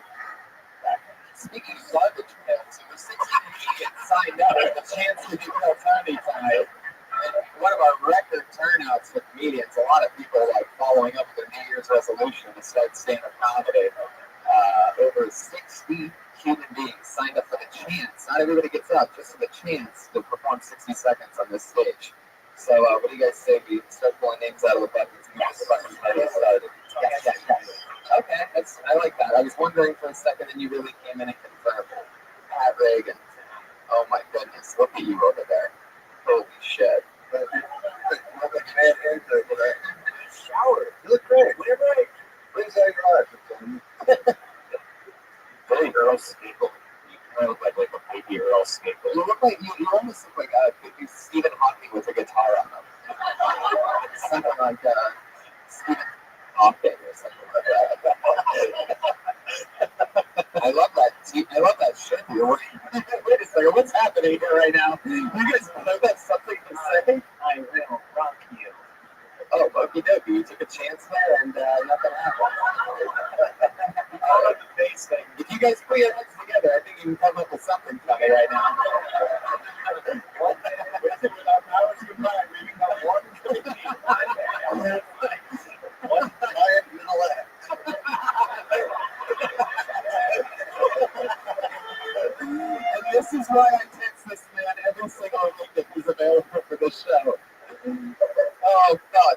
Let's do it, guys. You ready for the bucket? You ready for Kel Tony live from the Comedy Store? So many new comedians signed up tonight, so it's important that you know. You get 60 seconds if your name gets pulled out of the bucket. You come on stage, you do your 60 seconds is up, and you hear the sound of a kitty. Oh, you hear that? That's adorable. How about one more time? There it is. I need you to wrap it up then, or else you're going to bring out the angry West Hollywood bear.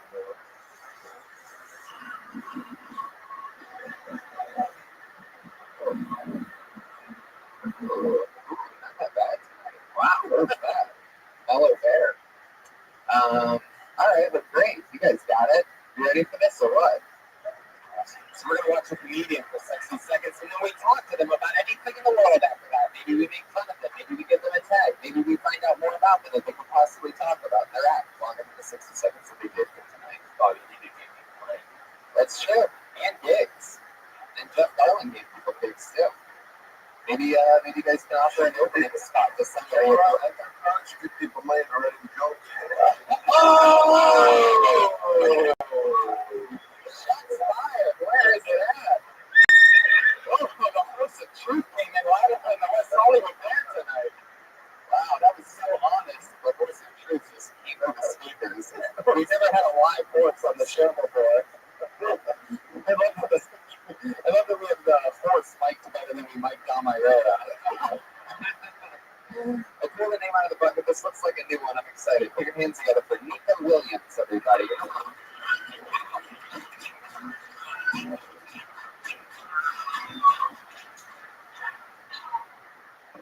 So I took my weave out. I'm rocking my hair natural, and I was in the mall.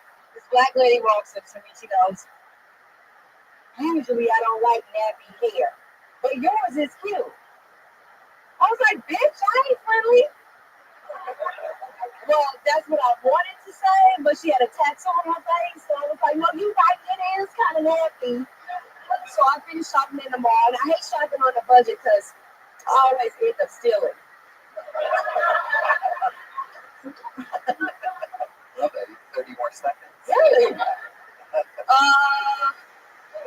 I just found out that my best friend has been lying to me about her age. I thought we were both the same age, 25.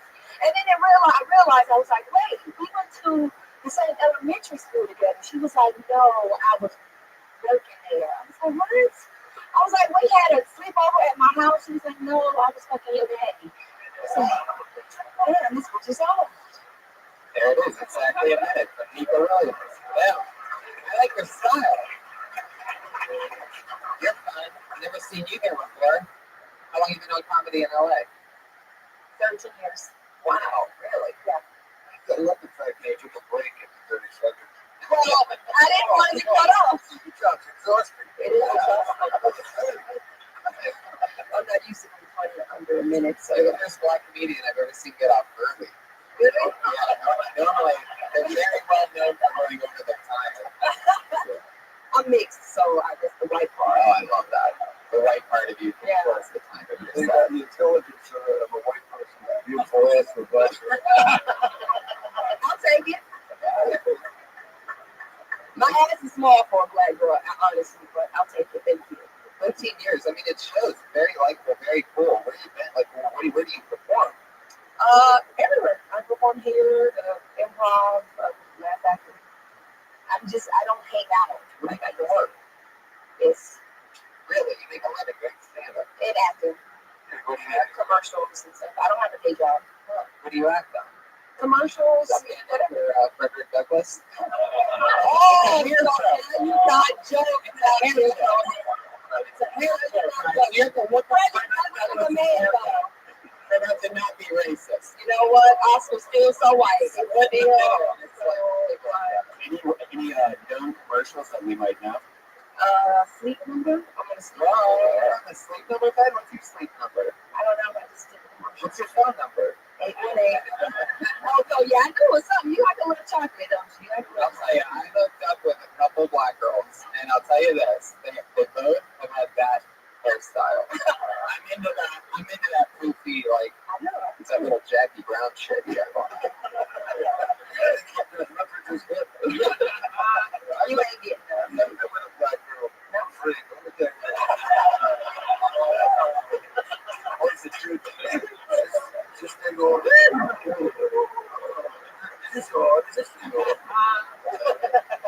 What's your, if you don't mind me asking, what are you into? Which way do you go on the color chart?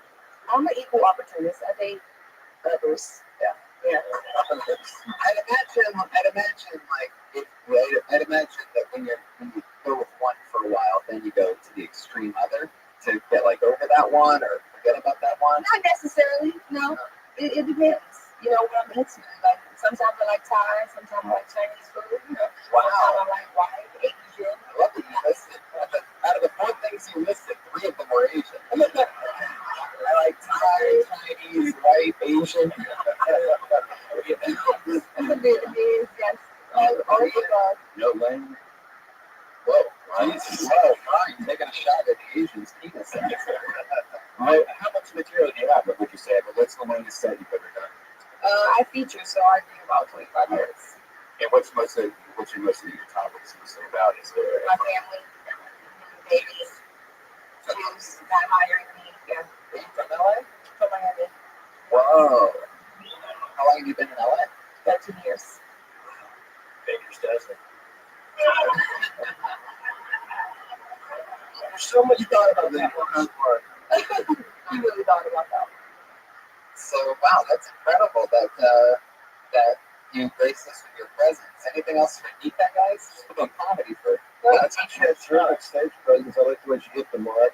Yeah. I think it was funny that she stopped at 30 seconds and looked at you like, ta-da. No, I mean, no, it wasn't a I could have kept going. I'm not on yourself. No, it was a feel being cut off, within the right mark, but Right? yeah, Good job. thank you. That's great. Okay. Nika Williams. She's on Twitter, Nika Will, Nikawil. She's out on did she follow her on She did, there was a little ta-da there. She looked It was a powerful 30 seconds. And I know how it goes. You do 30 seconds of killer fucking shit. You want to close strong. You know that your best 2 jokes are out there, and you decided to front end for 60 seconds, She had a little bit of that, follow that motherfucker. Yeah, exactly. Drop the mic. I've never seen somebody drop the mic and then pick it back up to finish their set. I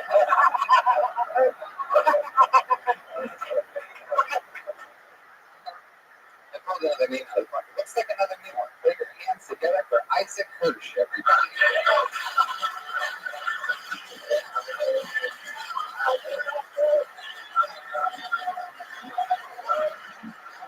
Oh boy, oh no, right?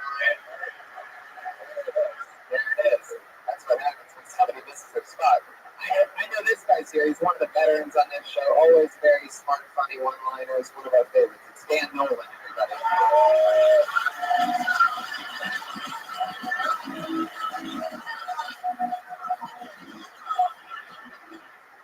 What's up, guys? I'm about to be celebrating a year clean and sober. Thank you. I used to have to to suck guys' dicks to get heroin. None of them would just sell it to me. It was so annoying. I was like, come on, guys, this is ridiculous. I got to get about the church right now.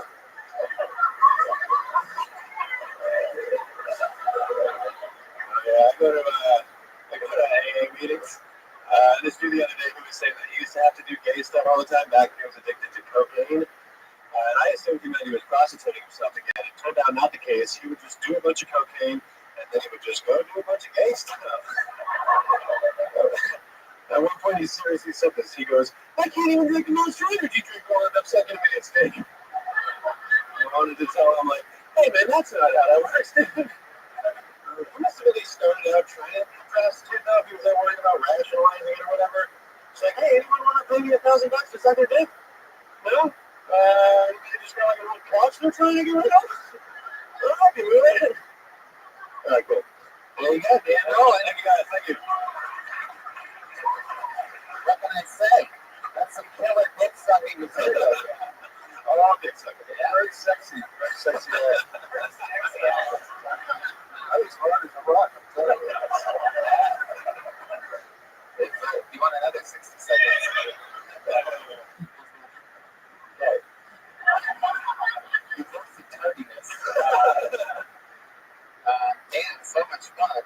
I love your style. You know, I love that you smile through your set. You know what I mean? Like, you could be so dark and creepy if you did. You balance your serial killer look with likability, and I think that helps you a lot. You also just fucking get to your shit. You know what I mean? Yeah, just get the material out there and let the audience decide if they're going to laugh or not, which I think is important. A lot of people get so fucking slow. Anyway, yeah, cool. Hey, no, so cool to meet you. Yeah, Don, you were still wearing pink polo shirts when you were on heroin? Yeah, I used to, yeah, I would just, pretty much just say. Well, I saw you with a new pair of jeans a couple of weeks ago. What happened to those? Oh, I got them. Yeah, well, I wanted to wear shorts, but you can't wear shorts. So it looks like your jeans are still on heroin. What happened there? Did you shoot up into your knee pads? Were those the jeans that you wore when you were dick sucking? That's how the knees got off. No knees left in there. Jesus. Some kind of like mysterious fucking legend. Dan, how do you make your money now? I work at a restaurant over on Santa Monica. Right? Oh, yeah, the dick suckers. Yeah. What's the restaurant that you work at? Life Kitchen. Life Kitchen. Oh, I like that place. That's Can you go there? Yeah, well, I go not that fucking location. Oh, okay. What, the Culver City one? Yeah, you. Culver City next to all the fucking movie studios. Yeah, you dumbass. Yeah, that one. We paid a look to their yeah, one of their names on this thing. Guys, any relation to Nolan Ryan? No, That's us. So.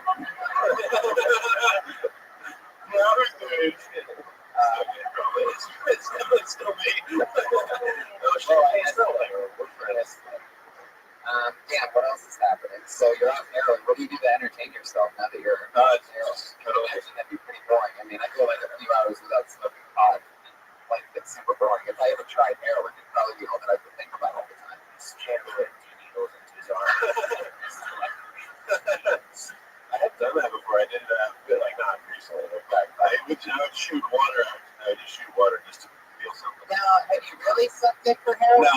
Yeah, I felt like I didn't have enough time. I usually go like, nah, I just bought it or whatever. I was like, oh yeah. So, Right. let them think what they want. Have you ever almost sucked a dick? Have you thought about it for heroin? Like, the times were bad? No, yeah, I probably would have sucked a dick. There were definitely times where I would have sucked a dick. Could you describe if you would have sucked? What would have been the maximum size dick that you would have been willing to suck? Does it really matter? I don't know. Like, Can you draw it on face? So that's it. What else do you do for fun to fill it in? You look more like you would just shoot up a school. To me, he looks like the last Circuit City employee.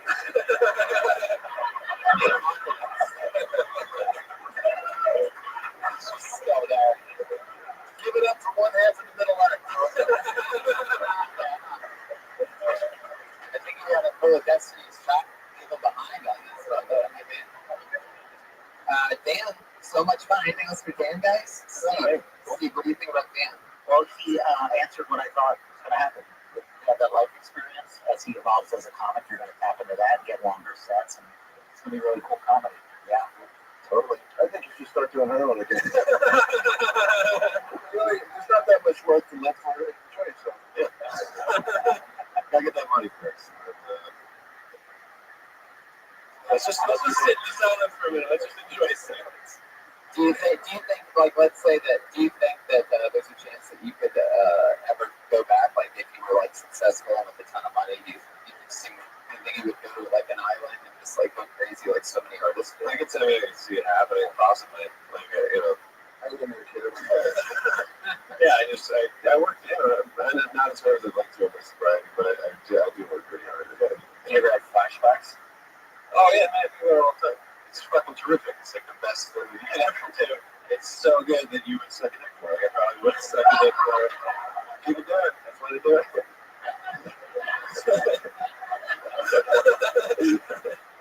It is interesting. Like, I mean, like, you know, like, Dom, you love the NFL. I know that you have parties at your place on Monday nights. You have meetings with friends over and this and that.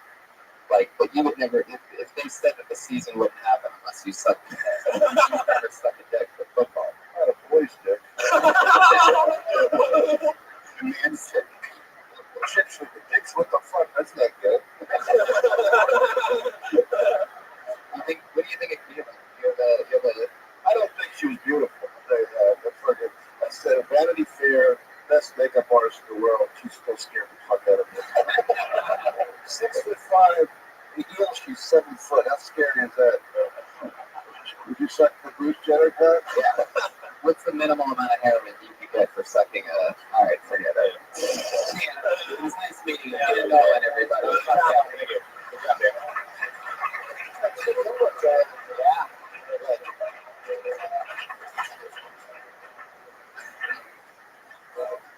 It's gotta be crazy going to like AA meetings to heroin addict and like suck people just drink. He's so normal. That's what's scary about him. It's like, you don't want to fuck with him too much. It's like one of those nights you're in the parking lot. Remember me, motherfucker? Yeah, you just start sucking your dick. Well, that was fun. Anyway, have anything for me?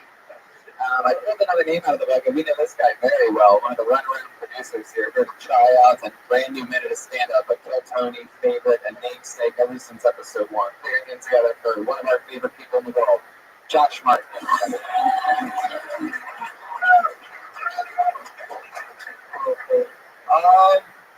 I just impediment. There's a lot of things I can't do. I realize a lot of things I can't say. Like if I say certain things, no one's going to believe me.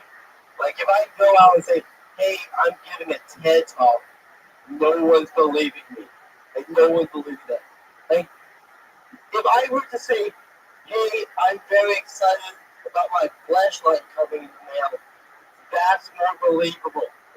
People are like, "Yeah, he's alone. He definitely found a flashlight."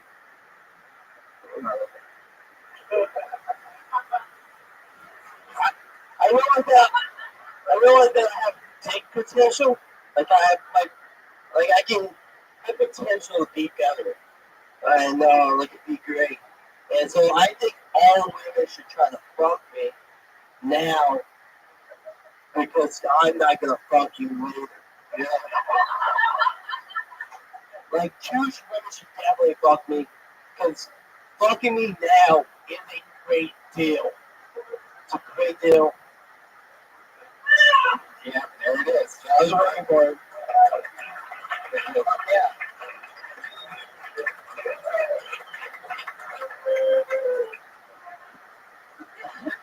You know, Tony, we had Josh on 2 shows of this last week while you were gone, and I've had him follow Rogan recently. He's actually been applying so much lately. He's really fallen into it. My was not Monday. Except for Monday, where he decided to do some weird story. I did a story of how I almost slept with a guy. Yeah. Whoa. That catfish. It's almost Josh, could you wear a Woody doll on your Was there a snake in your boot?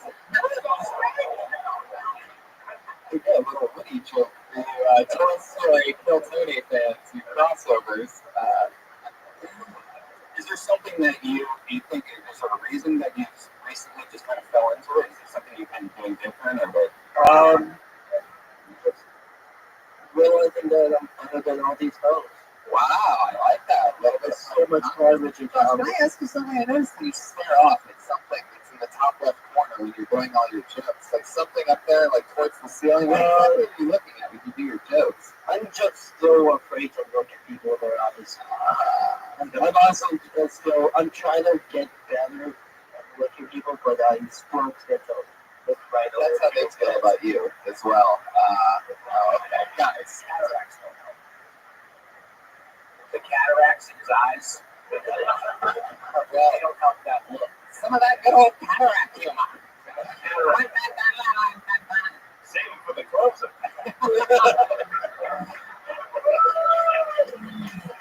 Wow. I'm trying to get more comfortable in looking at people in their eyes. But even when I naturally just talk to people, I don't tend to look at people's eyes. So when it's over the head. Mostly dick. Now, what were you trying to say when you were talking about what were you saying, like dick confidence? Like, I feel like as I get more confidence, I feel like people should sleep. You're talking about like how you have this confidence. You just said you can't let go of potential. That confidence. What does that mean? I feel like I have potential to be something much greater than I am now. So you should talk to me on a low level. I think that that's I'm not going to fuck you ever. Then I think that that's what you should say. Yeah, that makes way more sense. Yeah. Like I see you as like a future like Steve Jobs. All right. A Tesla guy. Type person. You gotta drop your head in the bed. It's killing you.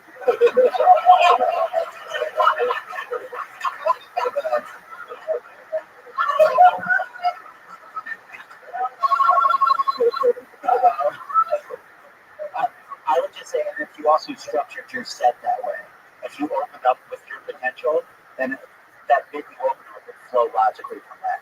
That there are things that you want to do. Yeah. Like, That's something I wrote. Like, what was the first thing about it again? like nobody would take you seriously if you said you had a Okay. talk. Yeah, That's right. So if you open up a potential thing, Yeah. that could set up a whole point of view for 15 minutes. Yeah. Try to speak normal just to see what you're saying. Yeah. What did you say? Okay, hello guys, it's great to be here today. Yeah. Oh, God. No, don't do the high voice.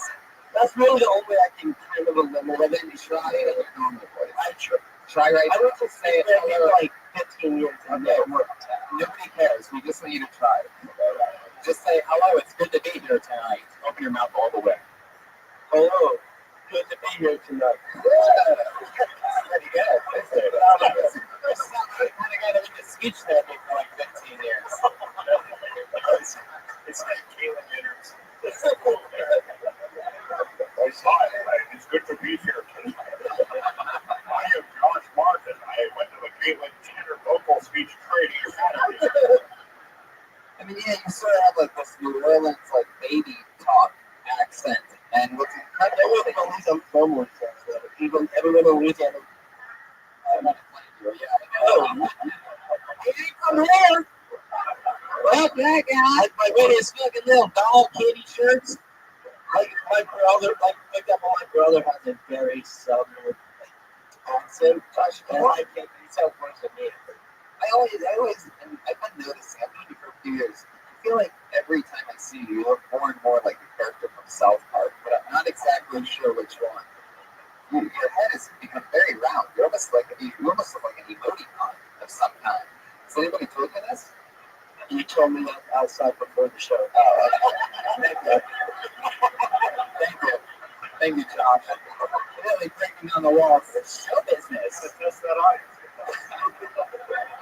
And the show is not funny before.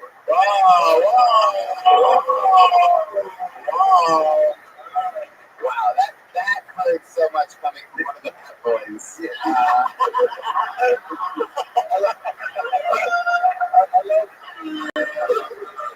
you. I love the angry guy. I love the angry guy with a speech impediment.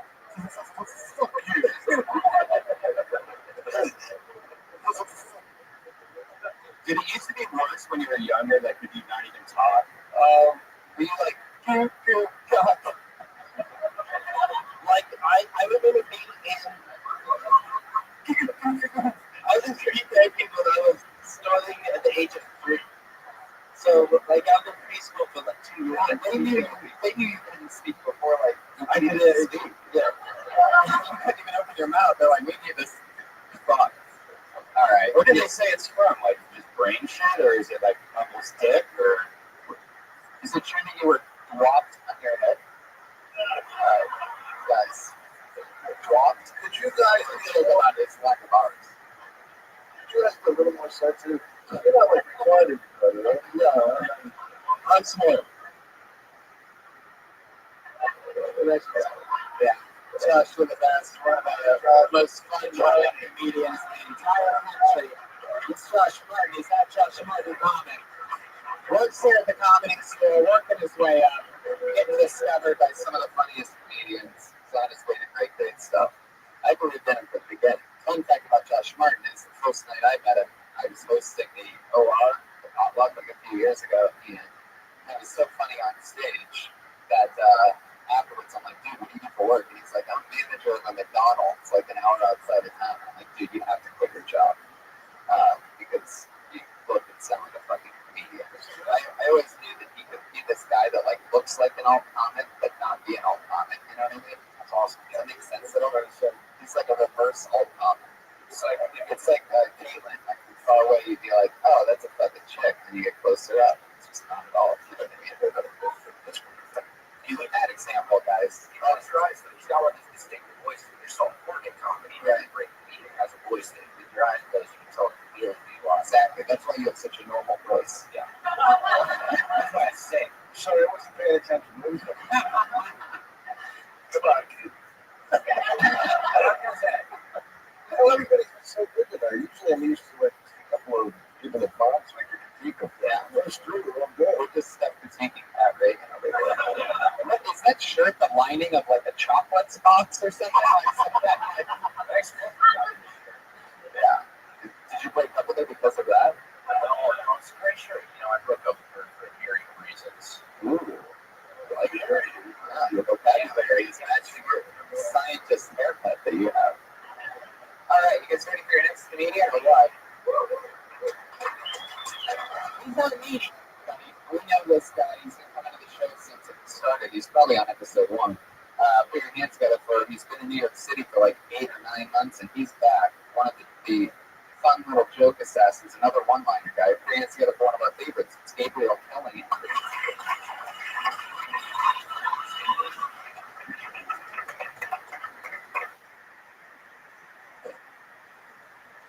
I enjoy masturbating. After I finish, I usually feel really depressed. Sometimes I say bye to all my friends in the chat room. Opinions are like assholes. Everybody's got one, and I want to know it.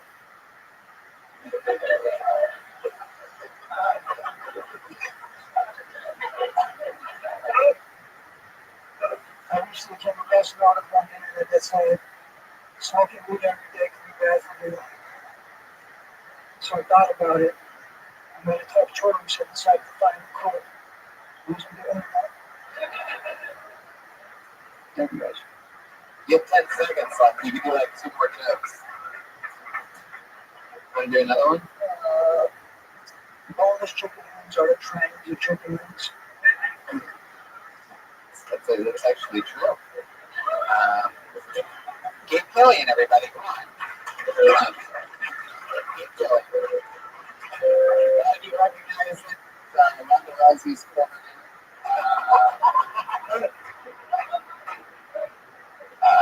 I've noticed your voice has changed since last time we talked. Yeah, it's gotten a lot more alright. I just need to clear my throat or something. I've never seen that drive-through. Yeah, when he clears his throat, he sounds like Josh Martin. Lost everybody all at once. What happened, guys? It's really nice that Don's son started doing comedy. Oh. Whoa. Whoa. What happened? Please. There it is. That always puts everybody back on the same page again. So, Gabe, you've been in New York City. What's happening? What's going on with life? How do you make your money? I ran for a mixed martial arts website. Which one? Oddsbreaker.com. Oddsbreaker? Yeah. You gamble a lot, right? That's your thing. Yeah, I make money from the UFC. What's the most money you ever made Uh, off the record? uh, on the Sunday night? Yeah. Or whatever comes out. Oh my god.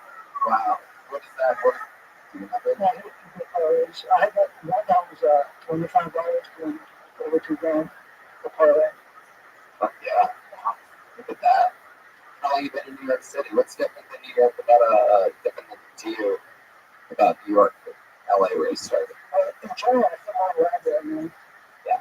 And I went to college some more out there. More out there. Is that because you're Armenian and you see all those taxi cabs and it makes you come to life and it gets you pumped up? That's probably the issue. Are you more promoted yourself? Oh, no. You don't play? No. I went to season here. Gabe, how much would it cost for me to pay you to read me bedtime stories at night? This good voice is so relaxing. Well, my going rate was 30 an hour, but I'd do it for 25. Holy shit. 40 roses or $40? That's what's up. Like all the comics knew what I was talking about back then. I caught it. How long have you been playing comedy for? 5 years, a couple days ago. And do you go up every night, or do you? I don't rarely see you anymore. I spent more nights trying to get up and not getting up, and I've been getting up and I try to get up. Going to the wrong places. I should try other places. Seriously. That's a really good game voice that you do.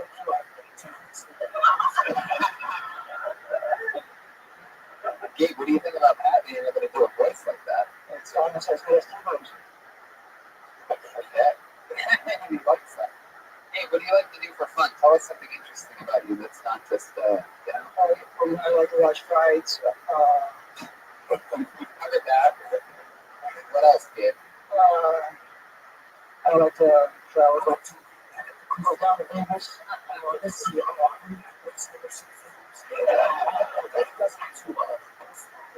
Classical music. I like Terry Riley.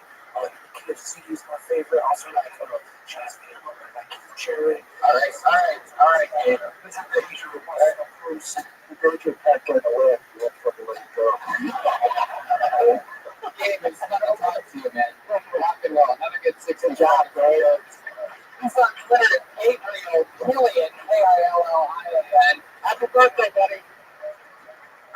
Don't tell me favorites that pulled out of the bucket tonight. It's like a little who's who. This looks like a new one. I don't know. This is bad handwriting on the last name, but I'm just gonna try here. Jesse Balala.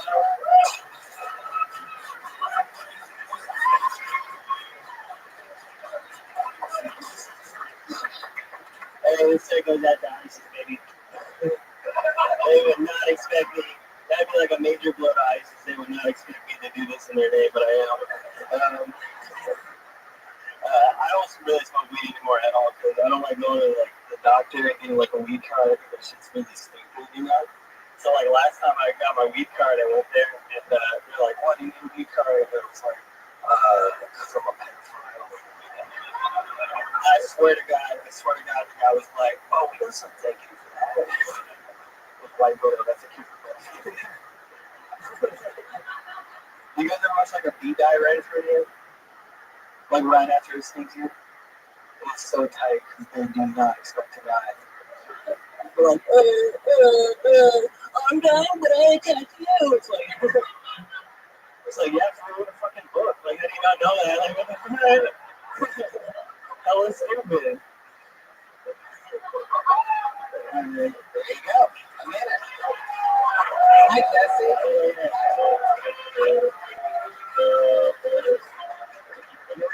It really reminds me of a little book on there. I don't know who it is, dude. How's it going, Jesse? Who do you think that is? His voice sounds. Jesse, where are you from? I'm from Seattle. That's cool. And how long have you been in LA? Like a year and a half. Seattle, March 24th. That's when we're going to be there. Anyway, what about you again? What? How long have you been in LA? Like a year and a half. Oh, cool. Yeah. So fun. It is fun. Just the right versa. Oh yeah, I got a better one now. Yeah, it's a Harley and people are impressed. Really? Yeah. How'd you buy it? I bought it with credit, man. They'll get anyone a fucking Harley, I swear to God. That's so cool. You seem more like a moped guy to me than an actual full-size motorcycle. I had like several more things I upgraded. Somebody was laughing at all this stuff. What you were thinking earlier, Fred? Oh, is there a side on this line? That's Courtney. She's just in love with me because I'm really good at comedy. That's good. Where are you? Somebody, it's like you hit the horn button and I look over at Jeremiah. I'm like, that. It's so nuts. Jesse, so how long you been on stand-up? I don't even know, dude. I really don't know. Like Bob Market? I do. Sorry for bothering you. Right. Sorry for bothering you. Sandy asked me, these questions. It's like math. It's like, because I'll like do like 2 years and I'll quit because I hate it and then I'll come back. It's been like 6-7 years or something like that. That's so cool. You're so funny. What do you do for work? I fucking steal shit. Sell weed and shit. It's so sad. I love it. Dude, it's such a rush, dude. I stole myself in like a security cam one time, like stealing some shit, and I got caught that time. And I know why I got caught. It's because I have too much swag when I steal shit. Like, I was like, oh, you steal shit. It's like going up to this dude. So I don't do that anymore. I kind of just You're funny as fuck. What's your last name? Molasses. Molasses. Yeah. I'm trying to get famous. Should we go on some show?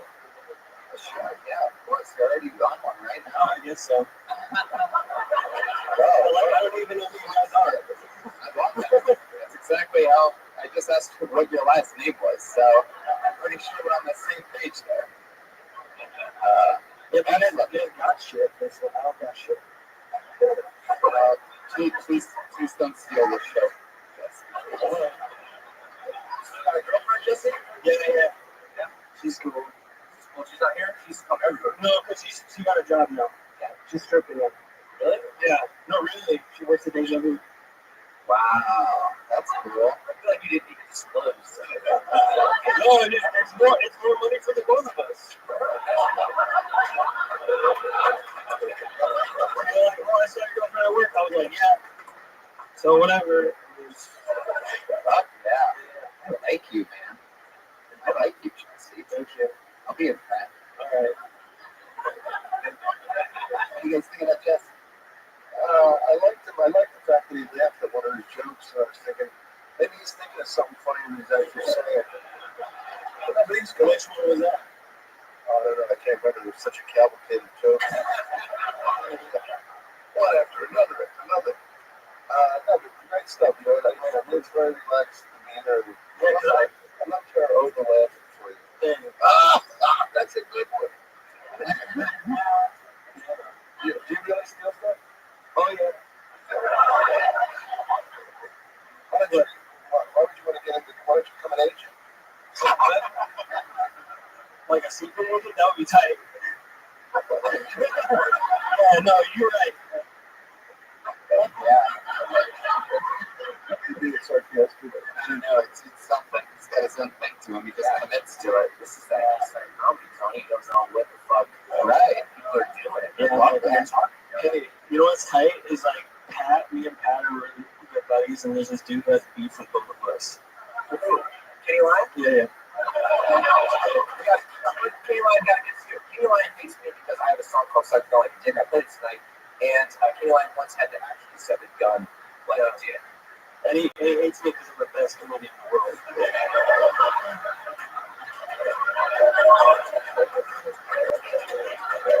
I'm like, I'm sorry. Well, it was very nice to meet you, Jesse. Have fun with it all. Fuck yeah. This is what happens to Disney stars. Just relaxes. QPD Apple Pie. His Twitter handle. That's definitely an East Side comment. Yeah. QPD Apple Pie.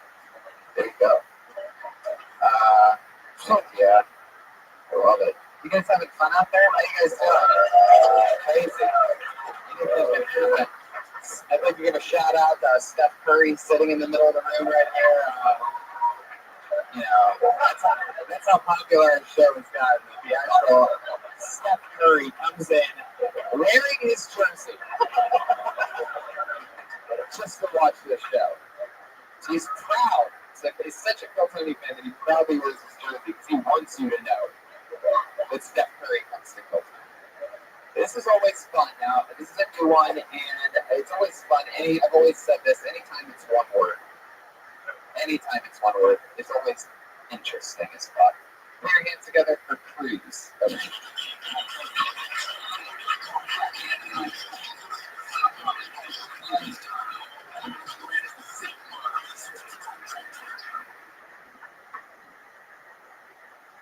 What's up, everybody? Recently picked up a bad habit. I started shoplifting out of spite. I used to get upset at the grocery store. Not anymore. Still around the place. I was at the ARC, I was paying for gas. I'm in the ARC for about $60 in gas. Go to pay with my ATM card. They come back, they want to charge me 35 cents to use my ATM card. All right. Guess what? So to find out my energy, one more time. I didn't get mad at ARC. I'm just going to get 5 hour energy for 35 cents.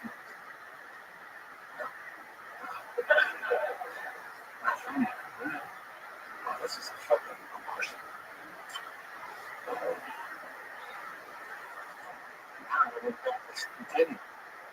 I was at the grocery store. The only thing I told them at the grocery store stuff, so I kind of ran it out.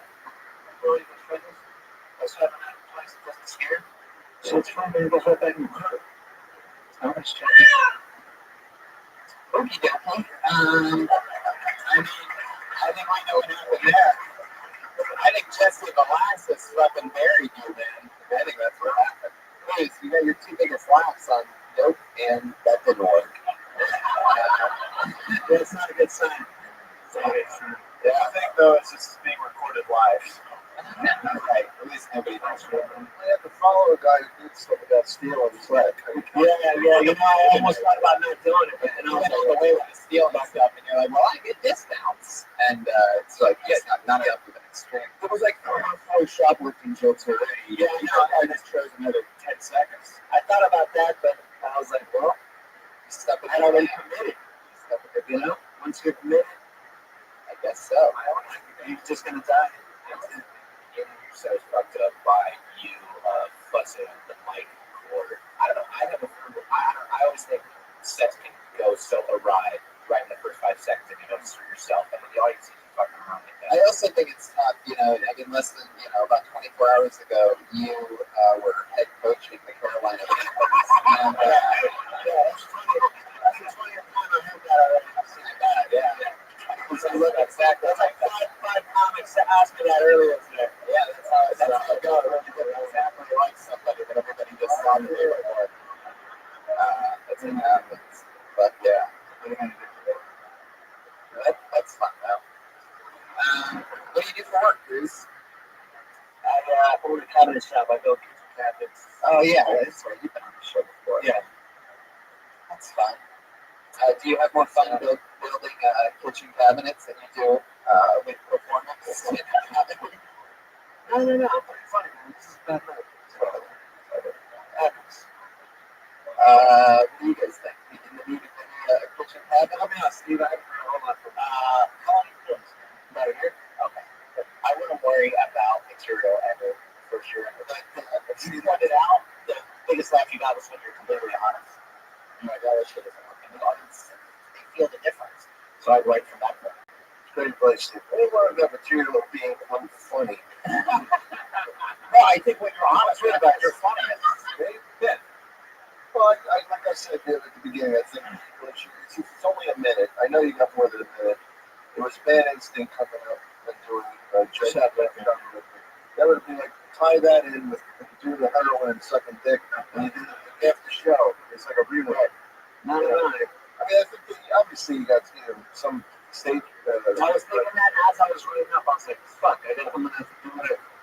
But you can feel it. You can feel it when you're saying it. Yeah, I was committed to it. So like, I fucked up at that moment, and then you know, you get a minute. So what are you gonna do? One door closes, the other one opens. But you both have it, so you know that.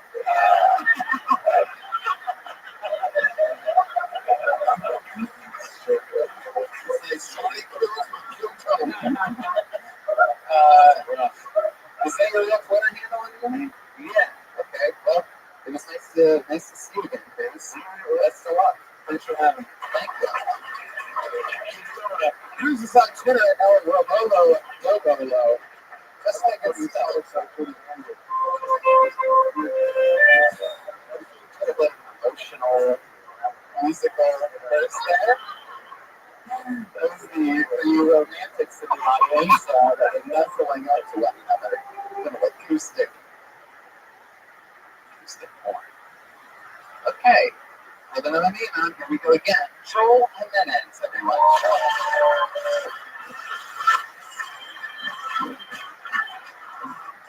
Oh, is it hot in here or is it just me having a full-blown panic attack?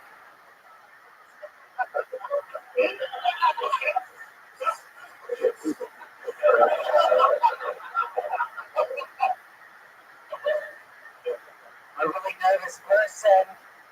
The first time I ever climaxed for masturbating, I was 12 years old. And I audibly said the words, "Oh no, I've gone too far."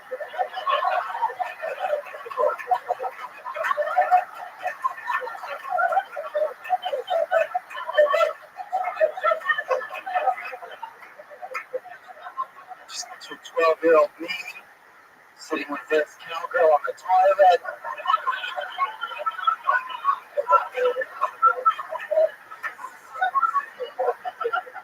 It's the only way I could do it.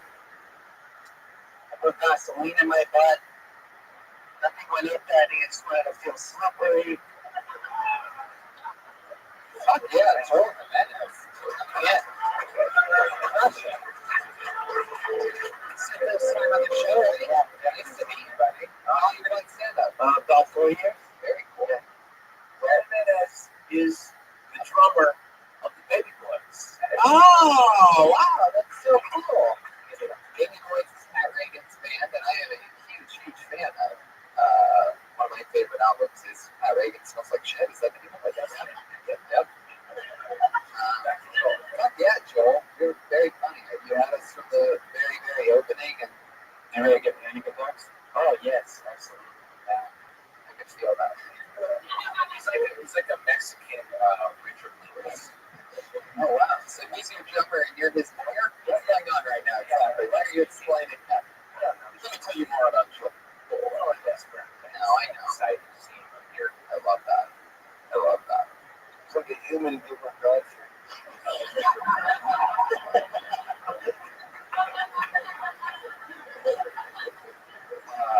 Joel, so what else do you do? You play drums, you do stand-up, what do you do for work? How do you make money? I work at a skate park. Wow, yeah, that is the trifecta. The kids hate me. Why is that? Because if you're under 18, you have to wear a helmet, and I enforce helmets. And they fucking, they hate me so much. Wow. They wrote "fuck Joel" one time. I knew that would be. It was like in double letters too. Like it was fuck was like 6 feet long, and then Joel was like 6 feet tall, and then another ramp had a giant dick on it. Fuck Joel is carved more into that part than like anything else. Wow. And so there's that. Has the hoverboard made it to the skate park? But now I kind of like more hoverboard kids because they're not like pretend to skate. Anything that sport kids don't like, I can relate to now. So the hoverboard kids, they just want to have a good time, roll around. Do you always close your eyes when you talk? It's very good. I might just be right in my head. I don't know. I've never noticed that. I'll pay attention to that. Thanks a lot.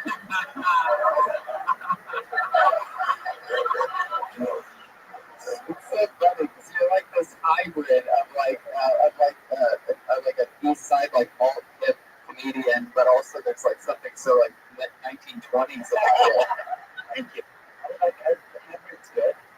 I want to be a mixture of both. I would like to. I'm every woman. It's all in me. Shut up, Pat. All right, move on. Damn, good sativa. How long have you worked at a skate park? Because that seems like the kind of job you're going to have for a very long time. 9 years. Okay. Yeah. The first, like, I got the job when I was like 20, and it was great. I was like, yes, I'm fine. And then the older I got, the more the job meant. I started being a little more anal about the rules, and then that's when they all turned out. But it's pretty easy to get forward to the skate park. I'm fucking bored. I'm reopening listening to the podcast in Biloxi. What's not even a city. So Joel, what's something crazy that you've seen at this skate park? Anything interesting other than just people saying "fuck you"?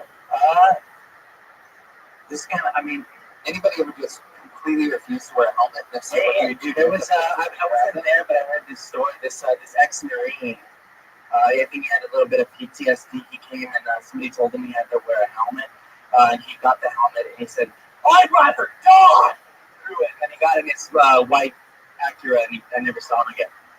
Wow. And he was under 18? No. Oh, well, there's a little backstory on that. This kid cracked his head, and then after that, everybody had to wear a helmet. And then we figured out that if you're over 18, you can sign for yourself. It's during the time when everybody had to wear a helmet. Oh my God, it's crazy. Yeah. I'd imagine a lot of that skate park, you know. Can't they go anywhere else, like at a stairs and stuff? Yes, I tell them that all the time. They're like, "Fuck you, told me, hate you. Get out of here, not funny." They're your subconscious. Yeah, exactly. Yeah, they become like your actual thoughts. Oh God, I hope they hear this. It's the probably thing about it. Someone was at a campus come on Sunday, and no one he was like, man, this the kids will think I'm cool because I went to the cannabis cup. I don't know what these kids think. I'm gonna have a panic attack, but the kids are gonna hear that I went to the cannabis cup, and then I try to keep it like, okay, all right, moving on. So I wish I could have just, okay, all right, let's go. Okay, guys. Have you had a girlfriend recently? Yes, I've had a girlfriend for the last 11 years. Wow. Yeah. Jeez. So skate park for 9, girl for 11. I know how to commit, dude. Wow. Where is this working lady? She's at home. She got off work at 7 o'clock. Where does she work? She works at a spa. Ooh. Yeah. That's a good job. I will. Does she do massages? No, she runs the desk and stuff. She does all to make sure everything runs smoothly. Madam. She prefers Madame, but yes. Well, Joel, very nice to meet you. Welcome to Great job. Very, very good. Thank you guys. This was very fun. One of the beautiful boys, Joel Jimenez. That's the. Hey, Tony, do you think gay score?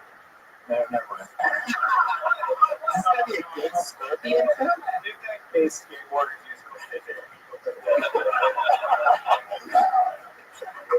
Jeez, I thought you were ramping up for a better skateboarding travel. Ramping up. I failed. Yeah, you should have pulled a real 180 there and never done that.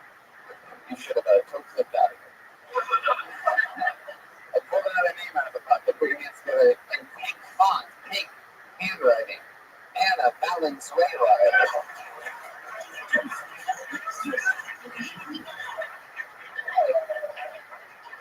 So I was having sex with my ex-boyfriend and he had a stroke. That's right, I blew that motherfucker's mind. You would think that would never happen again, but I went on a date with somebody and 2 days later, he died. Fun fact about that, he worked for the show Cops and he was shot on location. Yeah. Thank you. Now here's the deal. Again, that can never happen, right? Well, went on a date. A couple weeks later, the guy was found dead in his apartment. So here's the deal. Either I'm comedically unlucky and Kill Tony is exactly where I need to be right now because my life's already a fucking joke, or I'm going zero for the fastest acting STD you've ever encountered. Okay. Yeah.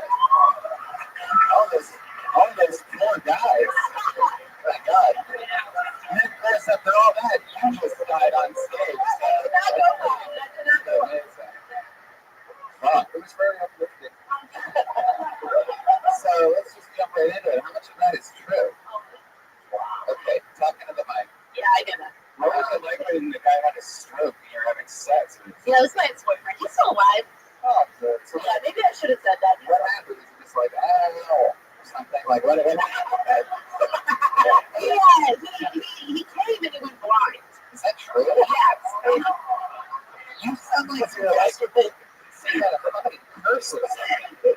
That's the point. Yeah, that's the point. I think I've got that It Follows disease. Yeah. The 4 people in this room have seen that amazing movie. Yeah. She goes, he came and he went blind. And pussy's not good, man. I don't know what to tell you. Do you really believe that? Do you think that you're special, so special that people are dying afterwards? Like, well, I've done everything that I could possibly do. No, but it's something unique to me, and so it's like obviously those events happening in order, that's unique, and so when I say it on stage, I feel like it's like different. Wow, you are dangerous one. I mean, that's crazy. There has to be, there's no joke in people dying though, that you're just kind of like freaking out. You're basically just reading a bunch of obituaries.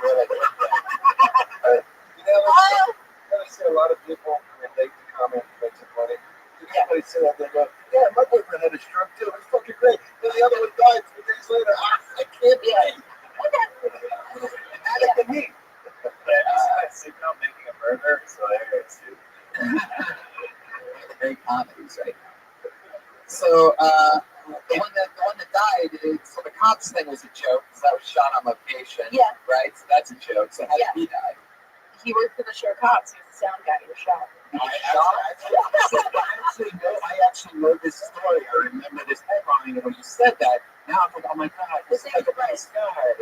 He was a super nice guy. We saw the kid in the back seats together. We were picked up by a friend of his. Wow. So this is the sound guy for the show Cops. Wow. Oh my god. So you work with the boom, you die by the boom. It's a much better joke than you guys are giving us. An audio guy has to get shot for that joke to work. Okay, you ever get to use that? Boom, boom, motherfuckers. Anyway. So one guy had a stroke, one guy got shot, and the third guy, or was the third guy? Yeah. He was found dead in his apartment. See what the funny is if you're just like, the third guy, I just broke that one. I just don't. Yeah, that's true. That's really true. What actually happened? That was it. We're not 100% sure. Yeah, he had a lot of problems. Like Dan, I'm clean and sober, and so he was in the program, and he had been clean for a while, but he'd been really fucked up through heroin. So I never had sex with Barry. What did you do? We just went out on dates. Yeah, for sure. He was dead anyway, so he did it to himself. This is a bummer. I think I should just abandon the whole bit. Well, I mean, or you. There is a way she could probably do it. Yeah, you have the right words. Maybe not. I felt like they were in there, but I guess they weren't. What was the joke? The kind of was my first one, and then the shot on location. And what part were you in when he had the stroke? Oh, you said that. We were in the shower. We were having sex in the shower. He took a final that night too. I passed it. Took a what? A final. He was in grad school. Wow, after the stroke. And it was a real stroke. In the hospital. I mean, I've had sex in the shower where it's gotten so hot where I had to have to stop and go lay down on the bathroom floor. That has happened. Really? Both of you were excited about that. Were you guys fucking each other? You guys both laying next to each other on the bathroom floor? Yeah, that's the worst too. I've had that happen a few times where it just kind of fainted. Anna, it sounds like you have a lot of awkward funerals coming up. Yeah, well, I went to the two guys that died. I went to their funerals. Yeah, it's really weird second date option, by the way, for the person. Are you okay for this? I mean, 3 in a row. I mean, like. It was about 6 months before I started doing comedy, so no. But I think that. I don't know, it's an interesting experience. It certainly makes you value life and having a sense of humor for those things. And I wish I had a of any of this? Do you really take any of the blame? Yeah. Because that's a crazy coincidence. Right? You're a little bit witchy. Yeah, you sure you're not? I probably am. A little bit with it. Did you do anything? Did you read any like creepy books or like a magic store or something like that? You know, I cracked a lot as a kid. Do you know who Tyler Durden is? Maybe you've been doing this the whole time. Maybe some serial killer. Maybe. I mean, at least you can go somewhere because Because it wasn't here tonight. I agree. That wasn't my strongest performance. I think I'd done this before. I did better last time. But it doesn't matter. Anyway, what else is going on? What do you do for work, Anna? I work at a drug treatment center. Yeah, I'm like a house mom at a sober living. And then I do comedy. That's what I do. Have you had sex since these incidences without any problems? Well, when did the stroke happen? Gosh, that was probably 2.5 years ago. So you've had 3 strokes. That was fun. Check the water forever. That's never let's stay like that. I know the bottle's empty. Just keep it up. Okay, Anna, we're gonna move on. It was nice to meet you. What's your Twitter handle here? What does that say? Anna B is fun. Okay, sometimes. Anna B is fun. Anna B is fun. Anna B is fun. Anna B is fun. Anna B is fun. It's all happening. It's all happening. We're flying through it. Here we go again. Oh, I went to school with a guy that has this name. I'm wondering if it's him, but it's of course probably not. I'm going to go for Dan Walsh, everybody.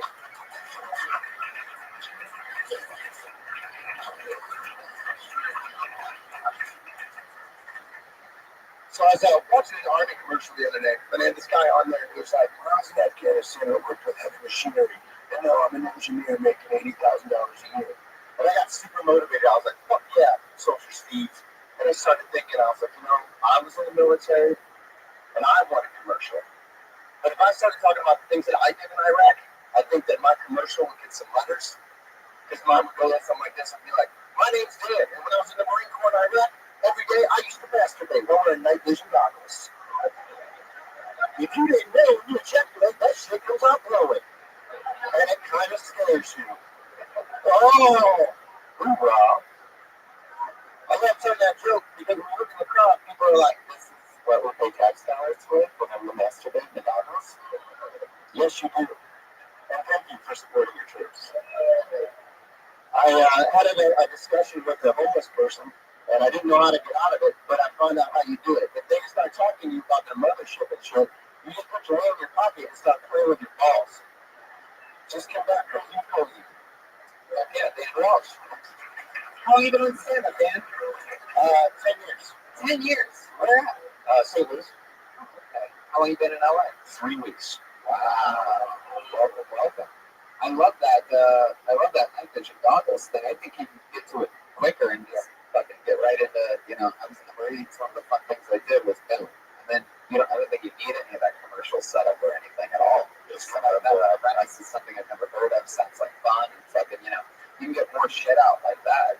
Just talking more about the Marines. You can totally own that. Be going USO shows. Have you ever done any of those? No, when I was in Iraq, like, my job in the battalion was to entertain everybody. Like, they had like time off. So, like, that's how I started in comedy.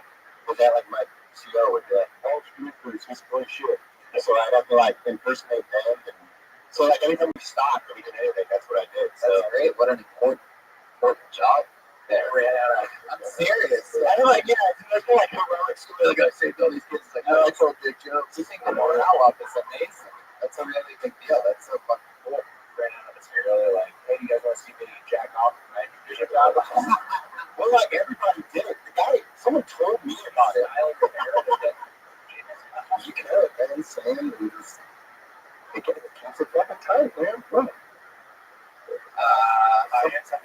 I love that. It's so nice to meet you. What do you do for work now? I'm security at the Whiskey Go-Go. I'm Central, and then I drive a Uber. One of the only bars that I ever like to go to in this town. What kind of Uber do you drive? Uber X? What are we talking about? It's Civic. Am I right? I have a Prius C. I have the 2016. Whoa. I have the newest. Wow. So if you were to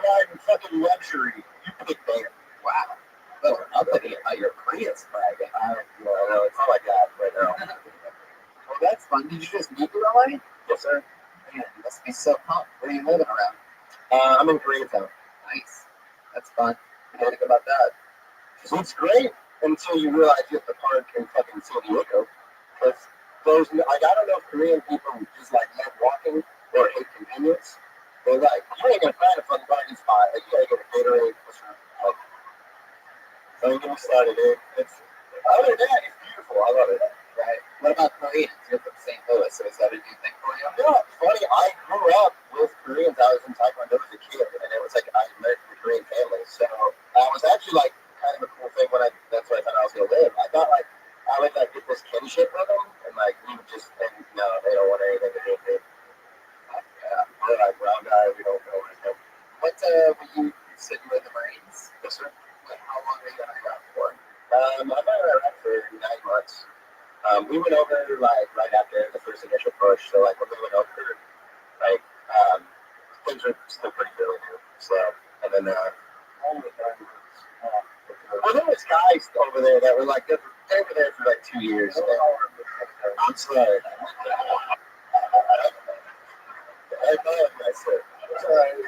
You're a little out of line, sir.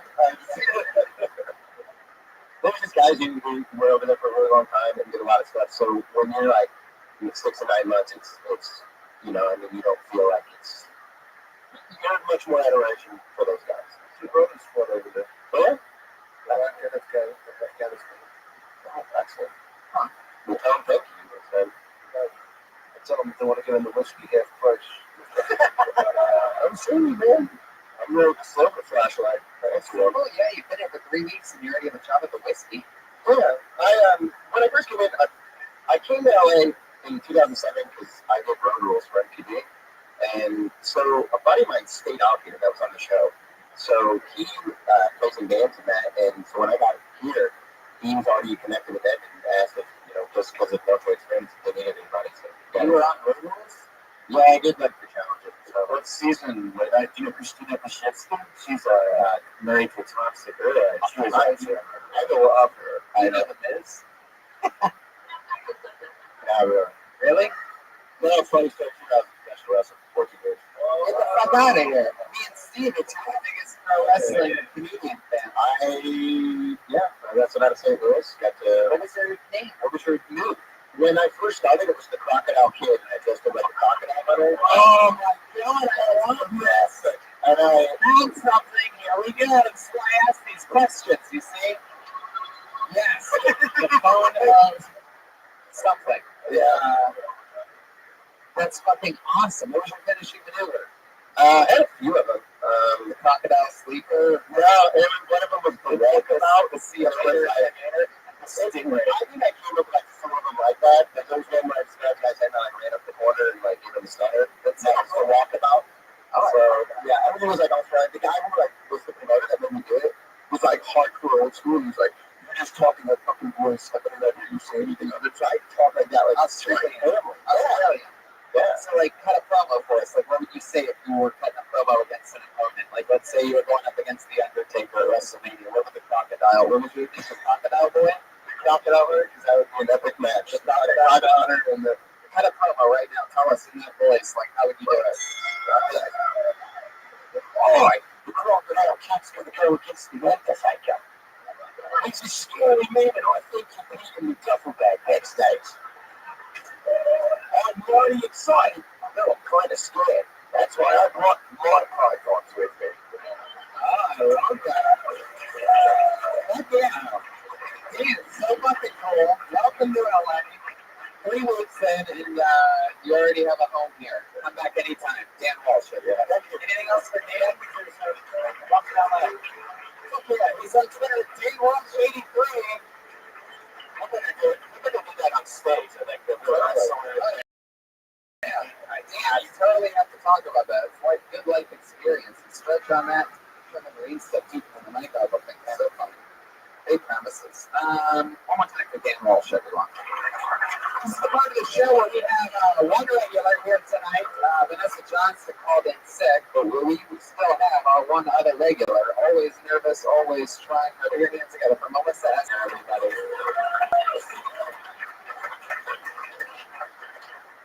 I went to an RV garage, and when I pressed the button to get my ticket to go in, the machine was like, please obtain validation upon exit. So I guess I can stop paying for therapy and just start going there twice a week. Speaking of therapy, I still sleep with my Barbie doll, which is probably maybe why I'm still single. Also, maybe why I tend to attract pedophiles.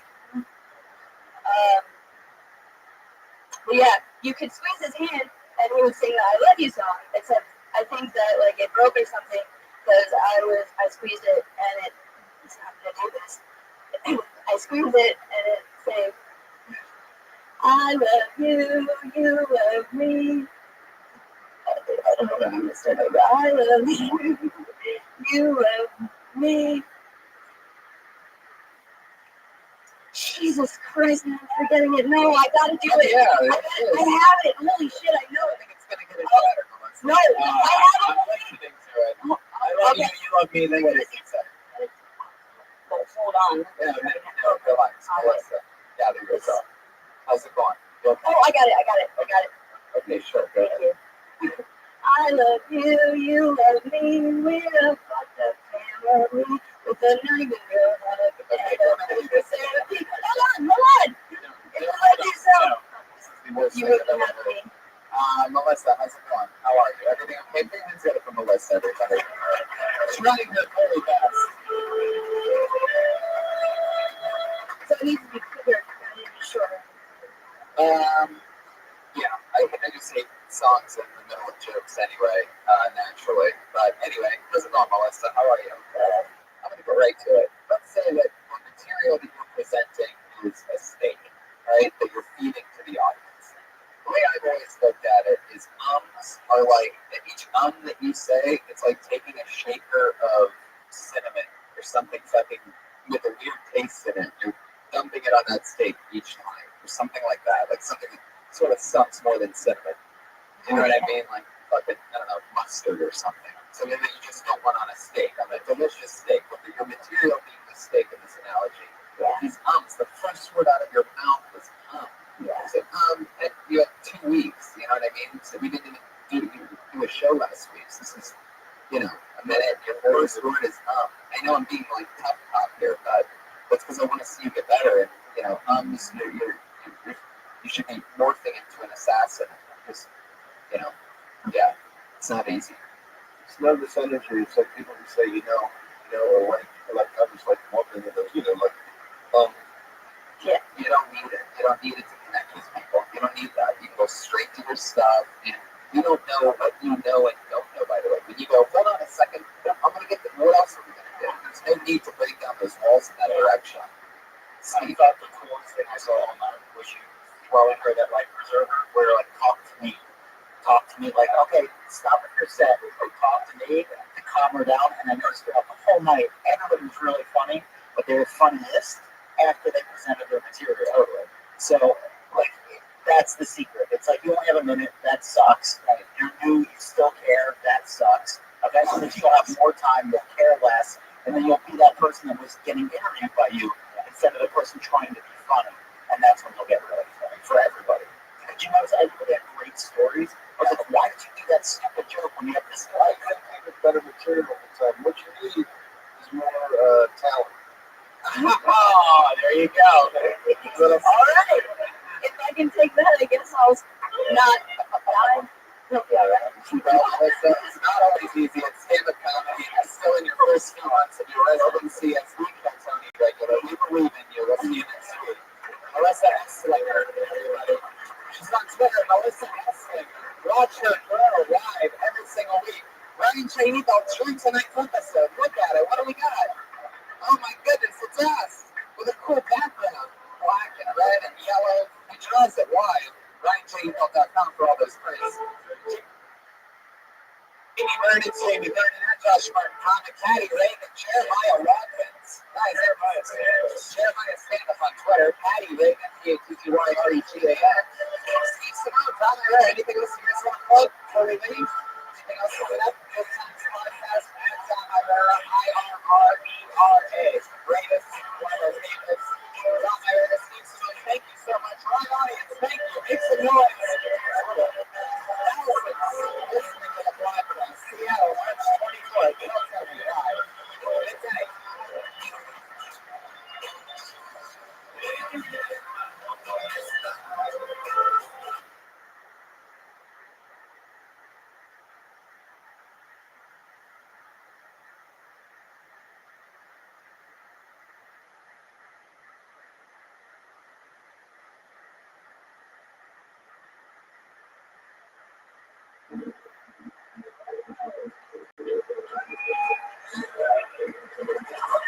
Fuck yeah. That's a great way. What do you want? For the most favorite comedy so far. Brand new episode of Kill Tony, Volume 3. Get up for Tony Hitchcock. Wow, the electricity in this room is so powerful that when I walked in, I just blew one of the fucking light bulbs out. Give it up for that. That's how much power I have now. It's unbelievable. The dark side really is much more fun than being a Jedi. Thank you. Good to be here. Hello, happy Monday to you. You guys ready for the craziest show in the world or what, you motherfuckers? Here with the great Brian Rabbi and everybody. Hi, guys. We got Jamie Vernon on the HD back there. Fuck yeah. One and the only house artist, Ryan J. Ebel, with a blank sheet of paper in front of him. He draws every single episode. His prints are available at RyanJEbel.com. And guys, the band, Pat Reagan, Jeremiah Watkins, it's Reagan and Watkins, everybody. Pat Reagan, the band leader. I love this. Pat used to be a one-man band. It seems like Jeremiah's in the fold. You brought on more power behind you. Get that sax. Yeah, it's up a super weapon, Jeremiah Watkins. What? Look at that. I like how you moved the mic away after that. Like people will possibly never have anything better to say than that. The rest of the night. Like you really do that mic far away from your mouth. As it gets. Okay, there it goes. Guys, welcome to the show. Here we are. The number one live podcast in the world. You guys have made it here. Right? No big deal. No big deal. We did that. No big deal. Always fun. This is, we're having tons of fun, and we are here. Seattle dates canceled. We got to tell you that right off the bat. If you heard about Seattle, we're moving that to a different place, different venue, different dates. So stay tuned for that. We have a lot of fun things coming up. Vancouver. 420. We've been going to Vancouver every year for 420, so we're returning this year again to Vancouver. Yes, it's going to be unbelievable. And also, I'm doing Cap City in Austin and some other fun dates. Chicago, traveling the country, doing stand-up. So check that out. And my Netflix special one shot. Hello. And I also made shirts that aren't selling at all for my special Crown Royal. It's not that cool, I guess. People tell me they don't like the shirts. So fuck it. Well, yeah, you think you have a good idea sometimes. And people are like, that's a pretty ugly shirt, dude. It's like, fuck, all right, I guess I made an ugly shirt. Hey, sometimes. I only have to sell 25 to make my money back, guys. So, limited edition, we'll call them. I'm surprised, like, the alcoholics have to grab. Like, right, PC they want. No. I don't give them away for, like, free either. Yeah, it's one of those guys, it's like, yeah, I don't think any of my friends are going to sell my merch by wearing it. Well, Boone had one of my shirts the other day. He was selling, like I said, I gave a shirt to somebody, and then they gave it to Boone, and Boone sold it back to somebody else. That's the comedy store way. I'm so happy you're all here. We're going to have a blast tonight. This is a show where comedians watch comedians and comedy, and then we talk to them about comedy or anything in the world. For this show, we always have two of the funniest guests in the world, always, and this week is no different. Ladies and gentlemen, put your hands together. It's Al Madrigal and Jessica Michelle Singleton, everybody.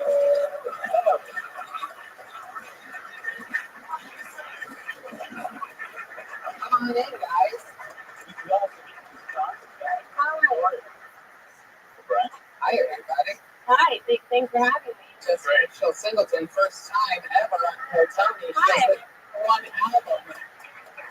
In comedy right now, it's number one. Yeah, number one. And we're going to try to keep you there. Welcome to the show. This is awesome. Judging comedians I've never seen or heard of before with a comedian I've never seen or heard of before. Great Al Madrigal. Kill Tony, super regular. This is true. Show. So many great specials. Al, you're one of our favorites. Welcome back. My wife, when I left the house, said, "Be nice." I've already fucked that up. And so I really am going to try to be nice to everybody. Al, you have one of the great storylines of guests on this show because you were one of the ones that was extremely nice your first time on, and then you came back saying, you know what? I think I was a little bit too nice. And you got notoriously a fan favorite of many of the Phil Tony listeners immediately. Actually, after that, I got a couple. By the way, since then, not since then, but I took Twitter off my phone. I fucking hate it. But people did tweet at me saying how mean I was.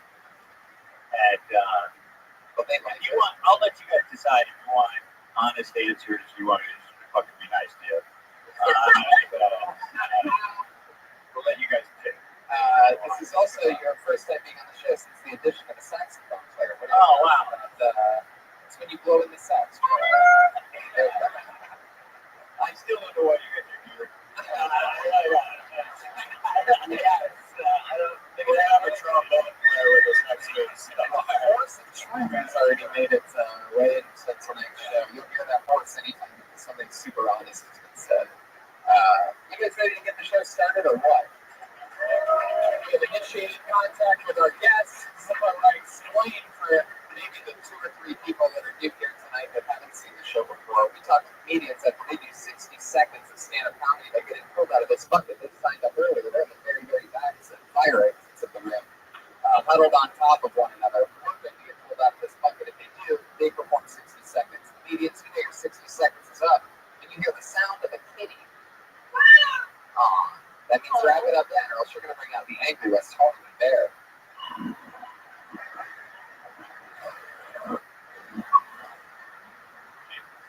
Now I've said this every single time I've come here. I don't know why you never subject yourself to this. I think it's a huge fucking mistake. But let's see how the show goes. Every single episode is always a blast. And we're going to do it again. Because anything can happen. That's what's beautiful. Is sometimes we find some of the new best comedic talent that just moved here, and sometimes it's the complete opposite. And no matter what, after 60 seconds, we're all going to get through it. You ready for your first comedian tonight, everybody? Yeah.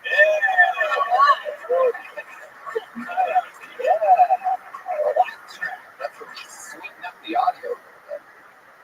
Okay. We've seen her on the show before. She's back again. Put your hands together for Courtney Banks.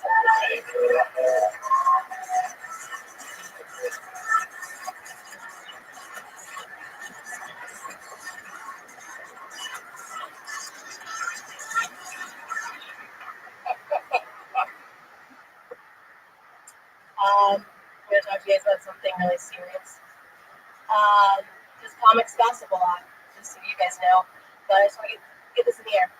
I'm black, so you guys know. And it's very difficult, probably because I have a perfect nose. You can take a look at it right here, actually. Thanks. I actually had a white woman ask me if I had plastic surgery, and I was like, no. Actually, somebody was probably right. Some point in my family. Not me, or like my mother or my grandmother, but probably like her mother or her grandmother, you know what I'm saying? Just, and if you're white, you have to feel bad, like you right there, it's fine. It's like not your father or your grandfather, but probably like his father or his grandfather.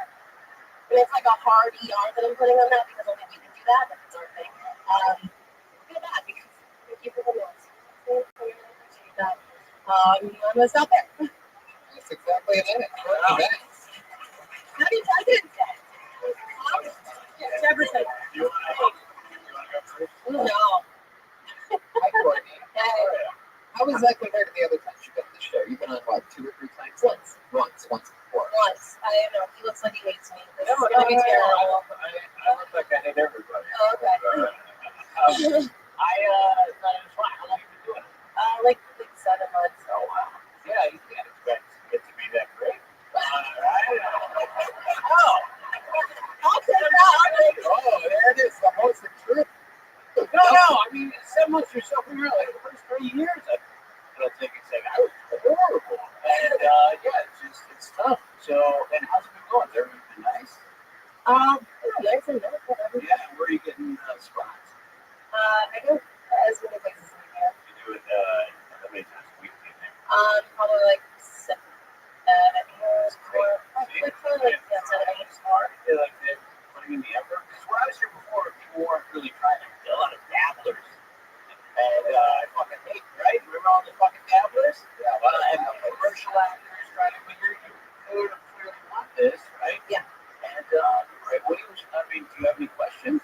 Well, I mean, I do about that premise because it's like, I mean, it's right out of, if you want to be honest, it's right out of fucking the Judy Carter book. Like, hey, you know, I left the because like, I know I look like such and such, I'm half this and half this, that means I look, so, yeah, I don't know. I just don't want to like talk about anything too like, oh my god, It's also fucking fun. I mean, yeah. so, but I, you know, a lot of this reading about what I look like, I look like this, I look like that. Maybe it's, I don't know, you can get into something else. But, yeah, I always like to talk about what is very true to me that no one else can fucking do. So, we got sort of that. And you guys have any different work for me? I don't have a job. Oh, you say that with so much pride. I do. I was a waitress and I hated it. So. Oh, I like that you still dress like one.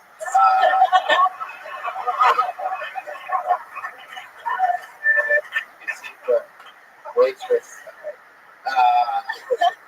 Maybe your waitress has. Cabo Cantina. Hollywood. Yeah, I would have fucking killed myself. Oh, wait, wow, that's incredible. What was like some terrible shit you had to go? That's one of those places where you guys give away like free multicolored We would shots. just sell like mega margaritas and shit, and I just want to like, I would just like cry and chain smoke every day. So. Do you know? I was just asking if you knew how to play it. But you do know how to play that saxophone. Okay. Yo. Maybe we'll hear some later. So yeah, I guess this is going okay. Yeah, that's fun. Nice. No, yeah, you're definitely being nice on this one. I like that. That was definitely your best set Kill Tony. Oh my god, one other one. Yeah. How was the other one? Like, The last one wasn't that, you know, it wasn't structured at all. I was kind of confusing or something. So yeah, I messed up a word and I was like, so nervous. Yeah, this one at least, I saw it when you were going in and just keep on going. How long have you been stand up? 6 years. 6 years. What advice do you have? I would probably just tack on that. And it's gonna sound insulting, but I didn't hear the first one. But I know you definitely do have like a premise there. That's a good premise. And but I do think he's right about drawing attention to the way you look. I think especially women do that, and you run into this weird line that women always walk where it's like, oh, if you're not like hideous and you bring up your appearance, maybe you might lose people in the audience. That's true. Like I think that if you're gonna make fun of your non-black nose, then you should make fun of your super black hair or something. Yeah, well, also it would. Like now that you make fun of yourself. I only had a yeah. Also, in the best way, you have to be like a really like in the nicest way. You have to have like a really perfect nose, and you know, to be like it's a very because people it's not you're not that's not standing out. So like if you're gonna make fun of something, especially I mean I know this is an opener, but like you come out and you acknowledge something. I think it has to be something that people are going, what like what's happening? Oh yeah.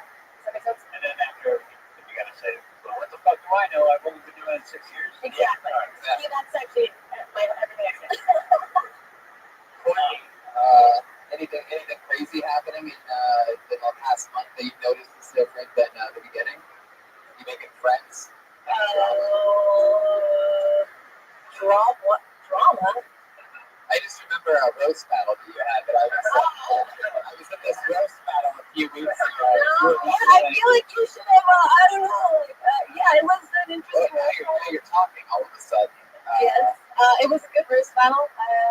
Lindsay Giddings was a great opponent, and it was fun. Are you talking about we kissed after? Is that what you want me to say? No, I don't want you to say anything. Because I heard you talked about that on the podcast. What? I heard you talked about that on the podcast. What's that? Oh, yeah, I am confused as fuck. Are you guys confused as fuck? What's going on? Well, yeah, she's got an inside joke about it, but I did Legion of Saints podcast, which was so much fun when I was in New York City. They were like roast battle, and they talked about has anybody tried to fight? And I go, the one I went to last week, the two chicks that were almost like against each other ended up making out at the end of the entire thing. Yeah, rage and love are next door to each other. Push that mic away from your face, please. Nice meeting you. There you go.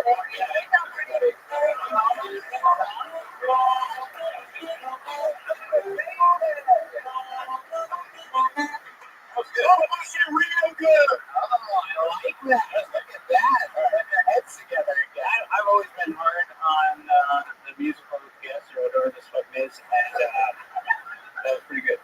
I pulled another name out of the book. This looks like a newer name. Put your hands together for Daniel Boucher, everyone.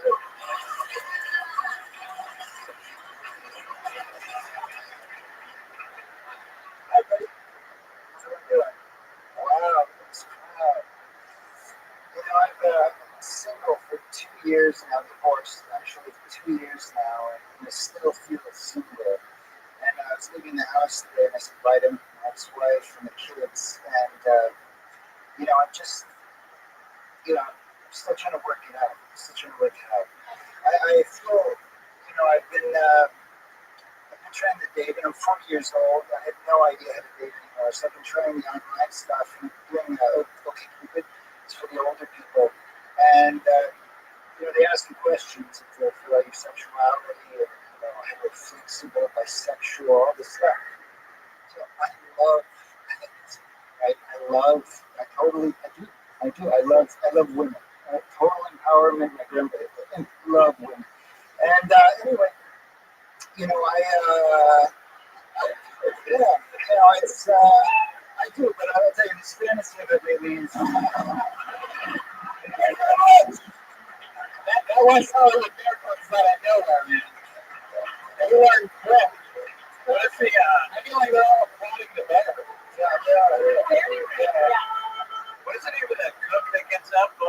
El Cocho. El Pussy. You guys have the same? That was fucking horrible. You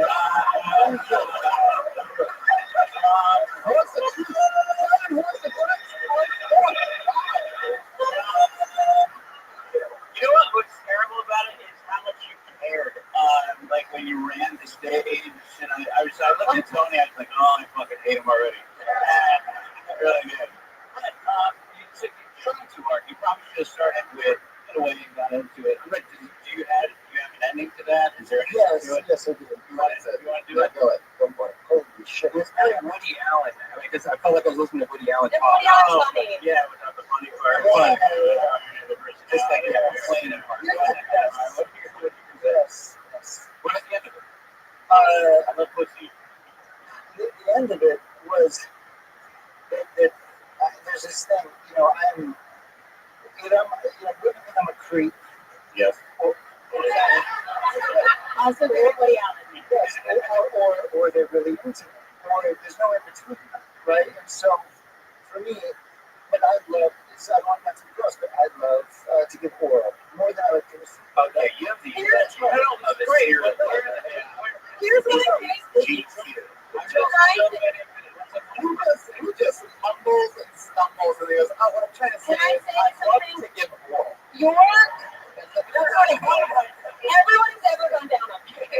That's really funny. I mean, maybe if you did just mumble through the whole thing and then I guess what I'm saying is I love oral and I love pussy. Or it's funny, I guess.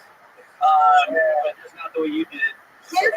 What's really happening? Like, are you really divorced? Yes. So what happened? You're 40 also? Yeah, really? Yes. And how long have you been trying this? Yes, this is the first night. Tonight. Oh, wow, look at that. All right, you go. That's it. Hey, if you were going to tell me to do it 10 years back, that's going to be great.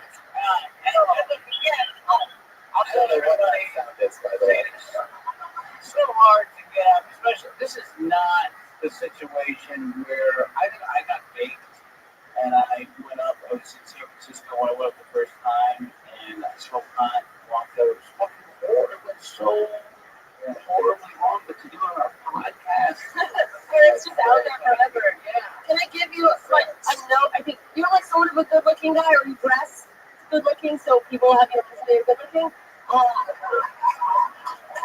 here's the thing: is that I think that when people perceive you as good-looking, you have the luxury in normal life of people pretending that what you're saying is interesting. And I mean that as a serious note that like you have to have jokes. Like people like at a bar go like, it's funny. Like maybe he's right. Like, I don't know. Like when you get on stage. Is that why you started doing this? The girls tell you that you're funny? Has anyone told you? Yeah, on occasion. Yes. Yes. No, that's how it starts. You make your friends laugh, and then like the 5 different levels funny where you're making your friends laugh, then you make other people laugh, and then hopefully you'll get to the second part. But it's tough. Well, what do you do for work? That's like your major. He probably is. He looks like a tailor for a magician. Think about it, Men's Warehouse. Yes. Well, I work in, if he was a tailor for a magician, he'd have something up his sleeve. But, he did it. He's got a room. You can have that. What do you do? I work in solar, renewable energy. Of course. Do you sell it, or are you an engineer? No, I just handle the engineering. Yeah. Well, what do you do exactly? Always funny engineers. Are That's always like funny. No. High school graduate. Yes, exactly. You graduated from high school. That's good. Almost. How long have you been divorced?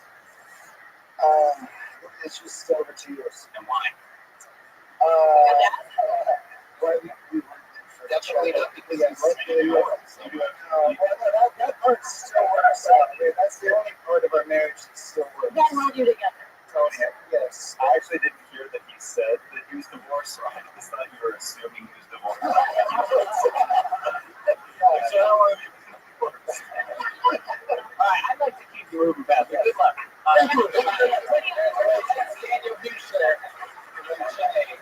Get some more people up here. Let's put up some serious numbers. I like that. Let's keep moving. Your answer for Avery McKinney, everyone. Here we go.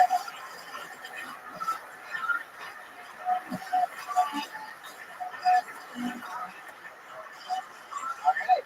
No April McKinney, so I'm going to pull another name out of the bucket. Is that really him? Are you going to do it? That's him. Not him. Is he coming? Is that Avery McKinney or not? No. Okay. Pull another name out of the bucket. The name is Justin Freshman.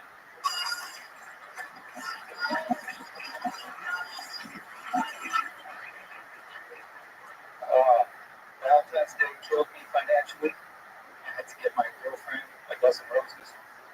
She normally charges $200.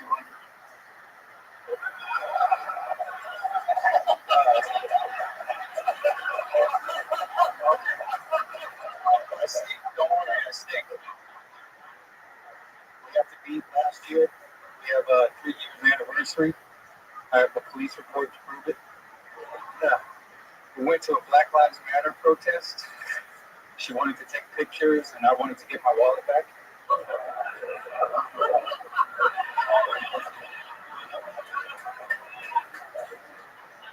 You have 20 more seconds if you want to do anything else. Now, one more stinker, okay. I got into reselling Air Jordans. It's pretty good. I'm heavily in the Puerto Rican stock market. I lost my job recently, and I've got to get the Zika virus. That worked on my resume. That's it. Oh, yeah, Justin Freshman. That's your story. Justin, you're pretty new too, right? Yeah, pretty new. How new are you? Well, I lost my job on Martin Luther King Day, so I got the balls to go up. What job was that? Like a warehouse job, West Covina. Wow. Or you work in a warehouse. It's a racist warehouse, men's warehouse. Yeah, A warehouse. it's like So just reselling Jordans. just general labor stuff. When's Martin Luther King? How old? Wait, did you get fired on Martin Luther King Day because you're racist? No, Did you come in and wearing a cape and a hood? I actually overslept. Did you try that material? No. Yeah, How many times were you late before you should have late on Martin Luther King Day? well, it was general labor, so I thought we got the holiday, but that was like my 6th absence. So I dreamed were a little different. That's sad. When you're having normal conversations, don't make jokes like that. And like to have a straight conversation. It drives me fucking crazy. I hate doing crowd work and then I really think numbers just trying to fucking be funny and be freaking nuts. I love this. I love this look that you have, by the way. I feel like this is what the last guy dresses like when he's getting rid of the bodies in the woods. Or in the warehouse. Right. Looks like a sniper for hire. Have you ever sniped before? What's your story? What are you into? What are your hobbies? Well, I came out here on a company vacation from Mexico, so I got a sketchy Comedy big selfie shot with what you wanted to make it in show business. Oh, Jesus, man. Oh, God damn. Al Madrigal throwing his voice over here? What's going on? So, you came out here from that was where your job was, New Mexico? Yeah. And then, how old are you? 26. Okay. Did you always want to do stand-up? So I saw it at the comedy store, and then I got a job in West Virginia. And then when that ended, I finally got some balls. And I'm not racist. I'm just dumb. That was one of the main parts of being racist. So.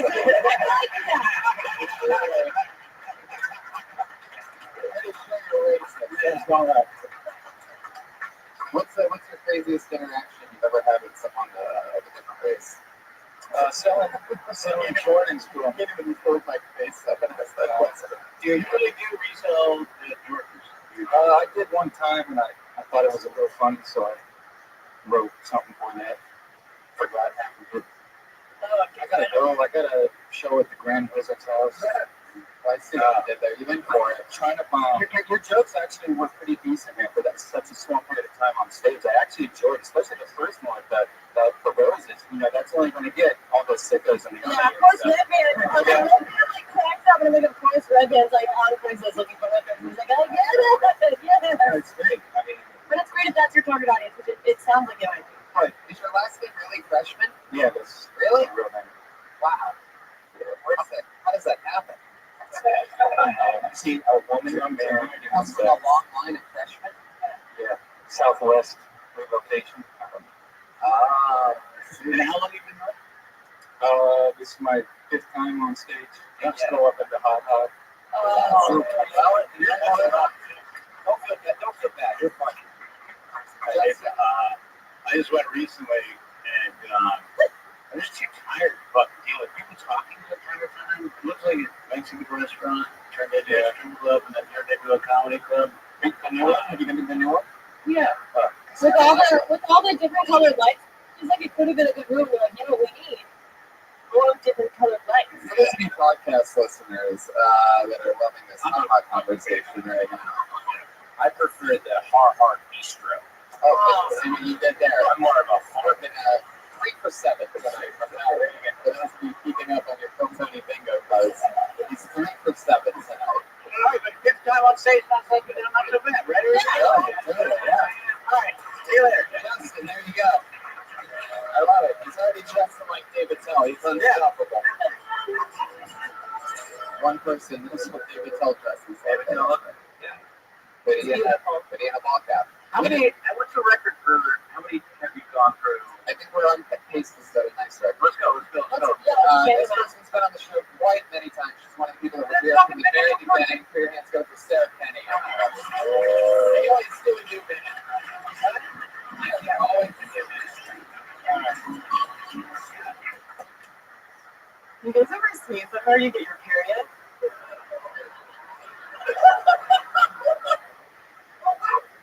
Yeah, every time adults see a little kid having seen a while, they always say the same thing. They're like, oh my god, your mom's so big. Kids get tired of hearing the same thing over and over. That's why when I see my little niece and nephew, I kind of mess with them a little bit. I'm like, oh my god, I'm getting smaller. That's not right, I don't think. So there's this food activist, and the way that she became famous was like she petitioned these companies to remove harmful additives from their food. But it's kind of silly because like the companies she picks are like Krispy Kreme. And if you're worried about toxins in your Krispy Kreme, it's like worrying if your heroin is organic. And what's even left when you take all the additives out of a Krispy Kreme? It's like dust in your hand. So did you know that keeping the exterior of your car clean all the time will have no effect on your life whatsoever? Thanks. Sarah Kenny. Sarah Kenny. Sarah, you've been on this show a bunch of times. How long have you been in stand-up now? 3 years. You sit on it and talk to the microphone. I love that. Still behind you. You can grab that at any point. You can wrangling cables. I don't know if you think we have a boom operator. I didn't sleep much last night. I'm low. Why is that? Well, I have some family in town, and actually they were going to be here tonight, but they got even drunker than me last night, so I'm just at home. What covered did you guys all drink at? They rented a house up in Hollywood Hills. Where are they visiting from? Chicago. How much family? My brother and sister-in-law, and then their 2 little kids. Oh wow, you still came out to do this when they're all here. I did. Well, they're just. Oh, that's impressive. That's why not. That's totally dedication. I'm into it. And then, yeah, every single comedian that started in San Francisco. And, no, that's a fine thing to say. You really did. I can name 12 comics that you remind me of. And, yeah, it's not a bad thing. So, I see that San Francisco thing. She also rides her bike here, so that's another San Francisco thing. It's true. and then you've always wanted to do this? You've always wanted to do this, or how did this happen? Why are you here? I did. I wanted to do it for a long time. I tried improv like years ago, and I kind of liked it, but it wasn't quite a good fit. And then I liked this because I had more control of it. You know, it's all I heard it all. What did I say to you, Jeremiah, when you asked me to do your show up here? Oh, you're like, no, it sounds stupid. What is your show describing to everybody? Where the audience gets suggestions? Yeah, it's called Stand Up on the Spot. You create material based on audience suggestions. So I was like, he goes, no, people suggesting what I talk about, this sounds horrible. No, I hate the fucking audience. You guys are great. But I really do. I hate giving the crowd any power at all. So, yeah, fucking crowd. It's horrible. No, and I don't even do crowd work at all either. And I try once in a while. So I feel like I should Insist on it. I feel like have to like respond, but you don't need to be like, here comes my crowd work. Sarah, what do you do for work? I'm a programmer. Oh, what did Yeah, what did I say? Every fucking comic I started with in San Francisco. Same fucking thing. It really is true. So everyone's who's like a fucking programmer. So and you do that, it's going well. Yeah, it's good. I like it. What's the most fun thing you program? Well, I used to work in neuroscience a lot, so there's people who do brain imaging. I basically just took this. You're confusing the man. It was basically just an analysis that had taken forever to run, and I was able to like split it up in a bunch of machines and actually get it. Yeah, that's great.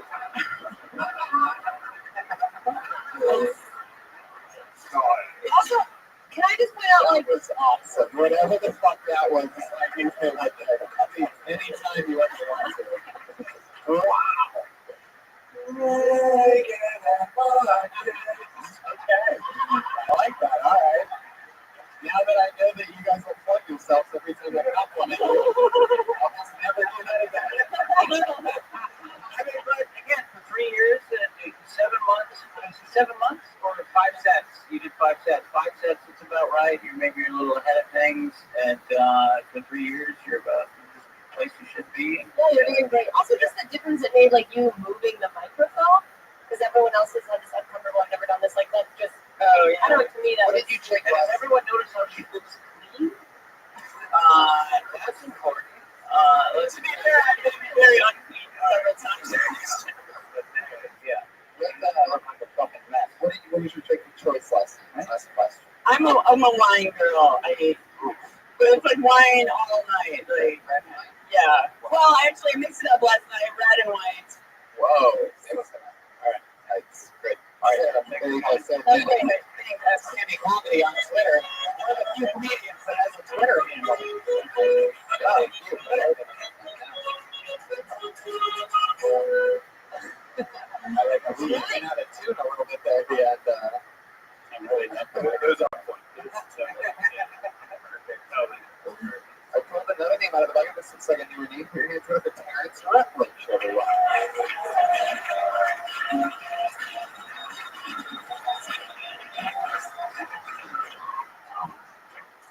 I come from a very Christian family. My family's like the Bible. My dad is like Jesus Christ. I've waited my whole life for him to come back. My uncle's like Satan. He's always trying to get inside me.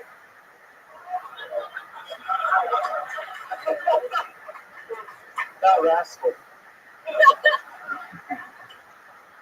My mom lied to me. She told me I could be anything I wanted to be. I'm 22 years in and I'm still not white. But I feel white because I haven't done a lot of very black guy things. The only black guy thing I ever did was fuck with that white girl.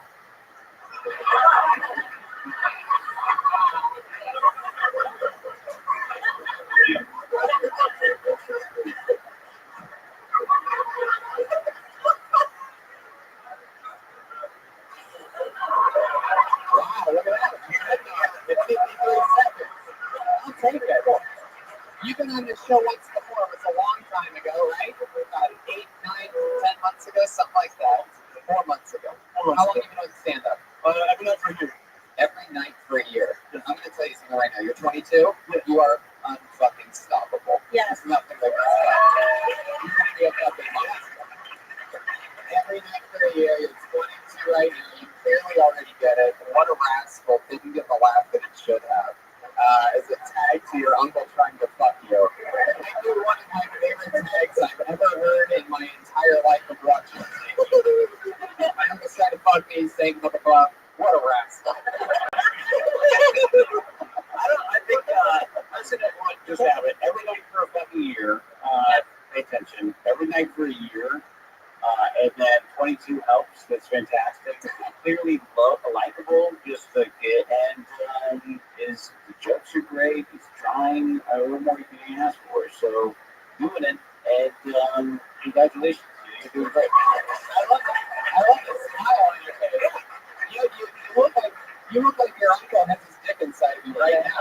The other thing is that you're so likable. You can say horrible You can say shit. those Yeah, you look like a group leader at like a Christian comedy, and you can say horrible shit, and everyone will still like you. So you can tell people to fuck off. Anything you want. And I love that style though. That you go like dark and creepy, but then there's like this, oh gee willikers. It really works together, you know. What a rascal! I am a fucking. So yeah, You good job. Yeah, and with that type of rhythm and mixing that weird, nice guy, humble goofiness with your darkness, I think that's an unbelievable cocktail. I mean, the smile on your face right now is frightening. I really thought that we were through some of the serious people we'd have on already tonight, but even the people that are killing are a little bit creepy to throw some smile. Well, you're always that. Like I've met you before, and you're always very like really the nicest guy in the world. Absolutely, and I think that even just a little bit more time, like getting up, you're going to be able to be more comfortable being who you are off stage, on stage, and having that like smile and happiness is going to make those jokes hit like 100 times harder. And you stay positive and smiley and nice. How even I was wondering if Red Band knew you from around here from like hanging or whatever. Even hear him say it, we say it, I say it, him say it. Like this is the I lived it with Gerard Carmichael. Him and I started together. That's the exact type of formula that he had, was being nice, smiling, being positive. Nobody in the world could say anything bad about Gerard Carmichael because he's built a stellar reputation. And I feel like he's the type of guy that would pull that shit off. Great job. There he goes, Terrence Rutledge. He's on Twitter at Comedy Terrence. I suggest following him now. This is like a fun mishmash of this show. A couple new timers and a guy slangy to hear. I love him. You know, right? I called another email about we're setting a record for most people ever up in Coltonia. I do on a piece right now. Here hands go for Cody Woods, everybody. Come on. Cody Woods. Cody Woods.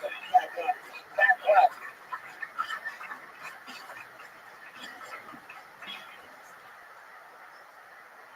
So I'm trying to eat healthy lately. I went to a Whole Foods. I just realized how impossible it is to eat healthy when you're poor. So let's go buy bananas at Whole Foods. They're like the NFL lots of fruit. Swear to God, you have to have a shitload of money to get them, and then within 2 weeks they're all bruised up. They're impossible. I'm trying to get them. You notice shit on like the food too. Like the food, it says a lot of asterisks on food now, especially the poor people food. It says no GMOs asterisks. How the fuck do you get away with asterisks when it comes to people's health? You know, you can't be on Eat Harmony or Tinder and you see the profile like no STDs, asterisks. You gonna fuck them? No, you're not. Yeah. I've never done a minute before, sorry. Let's take this. I was going to insert a small penis joke here, but I'm not sure if you guys are going to feel it. Is that it? I don't know. I've never done a minute. This is weird. I don't know. I don't want to do small dick jokes. I don't want to offend cops. So I'm just kidding about that. I know they have small dicks. They try to kill the guys with the big ones. So. Why did you up with this fucking light, John? Yeah, I mean, we have a light out. You want to fix it? No, not right now. No, it's fine. Your first joke, you make a joke about how expensive bananas are, but I think bananas are probably the cheapest thing you could possibly buy in the house. Like, you're underestimating how poor I am, right? You get bruised, but who keeps bananas around for a couple weeks? So, yeah, that's their own fault. I think one banana is usually $1 at a gas station, and that's overpriced. Right, gets a gas station banana. Senior healthcare correspondent, Brian Redman. That's funny. I get my bananas at the gas station like everybody else. So I'm buying a banana at a gas station. I'll take it. Yeah, it's funny. How long have you been doing it? Like 4 years? Almost 10. 10? Oh, yeah. I was going to ask you. I quit. So too long to be fucking doing this and doing, so why hasn't it worked out? No, I just moved over. So where from? San Francisco. Oh, really? You did it for 10 years at the same thing? You did it for 8. He started a few out. You left it behind. Where, does Molly put you up? No, Molly, Maybe she will. I mean, she's No, she's. Molly does not, you're not a punchline person. No, I tried. Can you tell in 60 seconds he's not a punchline? You sort of got like, I'm a big, I hate starting out in LA, and it's tough, but obviously a lot of people have done it very successfully, and it's much more difficult when you start out in these other cities, like AAA, baseball analogy sort of works, and you can start out in San Francisco, but you have to make it through the gatekeepers, and you didn't make it through one of the main gatekeepers, Paul Schmink, who books cops, the punchlines, you booked the features and the openers, and you didn't work at either club, you worked at the shit club in the East Bay. The Improv. Sacramento. San Jose. Yeah. Also, it's fucking horrible. Somebody just got shot and killed last weekend out in front of a fucking place. So I'll be there in March. seriously, one of the most dangerous clubs you've ever walked to. Just horrible. Yeah. So anyway,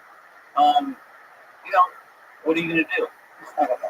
Cody, it seemed like You're too far in to turn back at this point.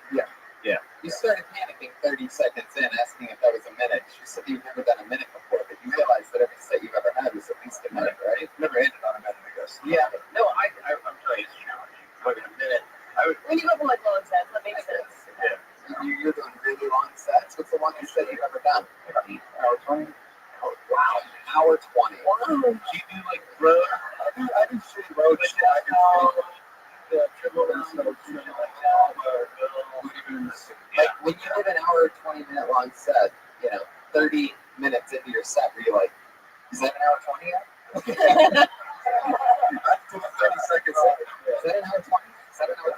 How about now? Is that an hour 20? What do you do for work? What do you make? I just got a job as a telemarketer. Oh, really? What do you sell on the phone? Car warranties. Wow. Oh, Any specific kind oh, of car? I hate you. Any type of car, as long as they're old and senile, we'll take advantage of them. Listen, I gotta make money. I'm sorry. Yeah. No, you're in a tough spot. Yeah. So, you spend a lot of time.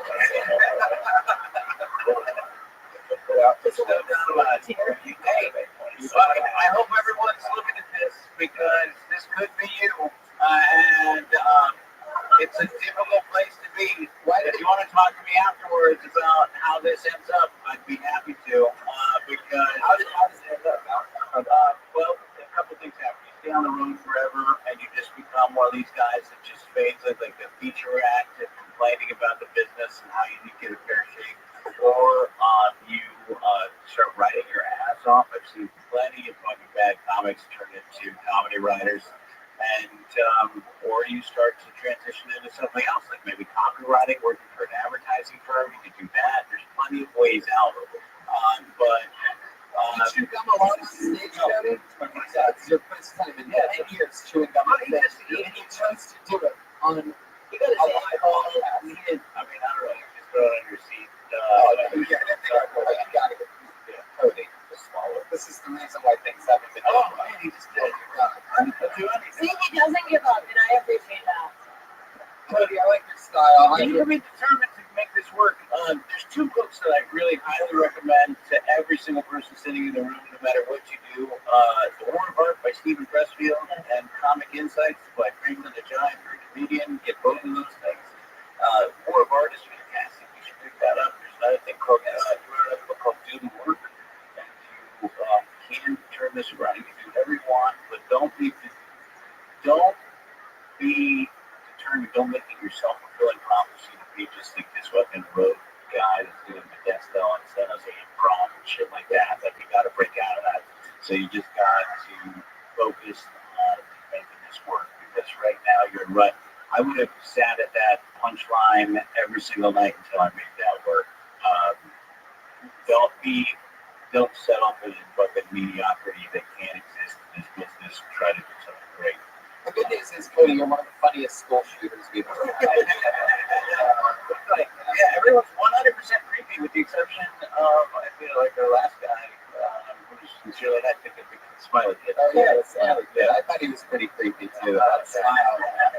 Mike, come on. That's what he's going to look like with a fuss. There he goes, Cody Rhodes. He's on Twitter, Cody Rhodes Comedy. There's only one Cody Rhodes Comedy on Twitter, and he's him, believe it or not, live in the flesh. I pulled another name out of the bucket. This looks like a new one. Henry Johnson. Henry Johnson.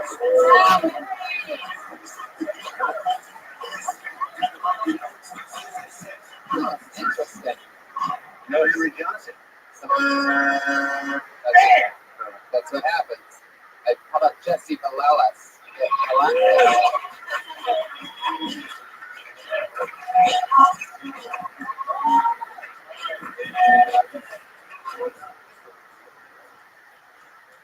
When I was a kid, we were like 6 in.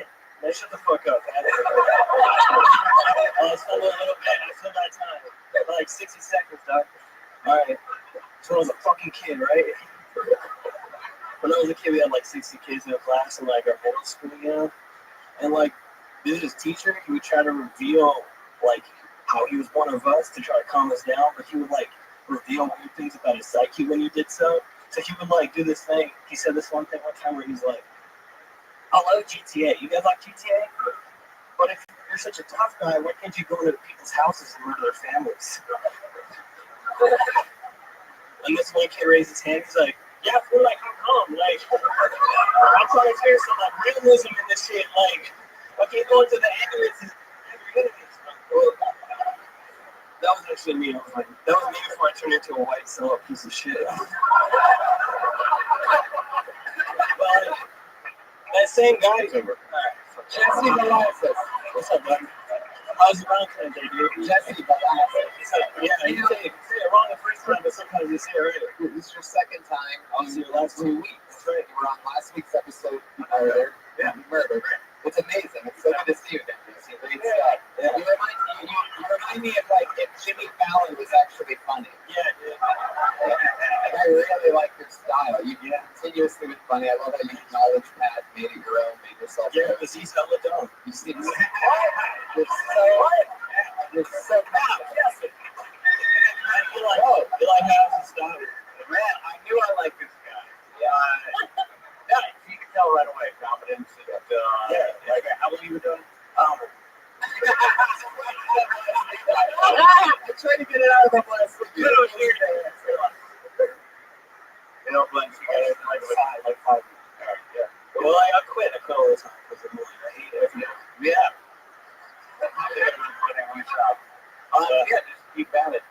How often do you get up? I don't know, like 3 times a night if I have to.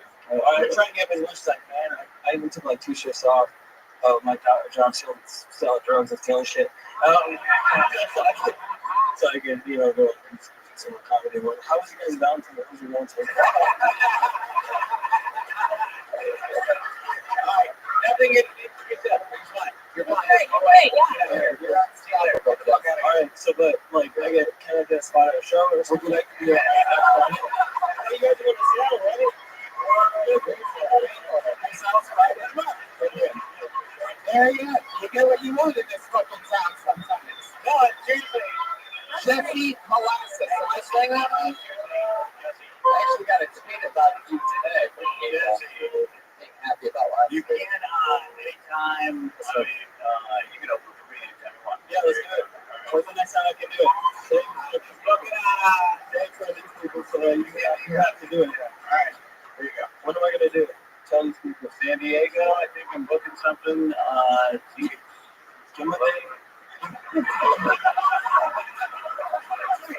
not fucking around. I'm talking to you.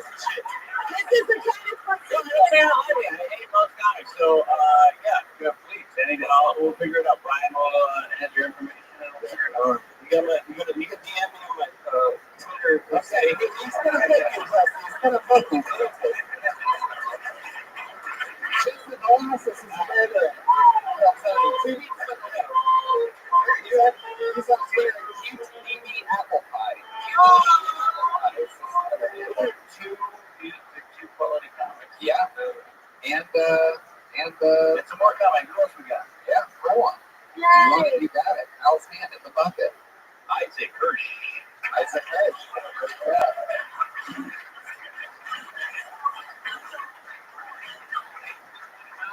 I take the bus a lot. I keep seeing this ad on the bus. It's an ad for an app like Grubhub. It says, you use an app to find a date, but not an app to find a sandwich? Explain.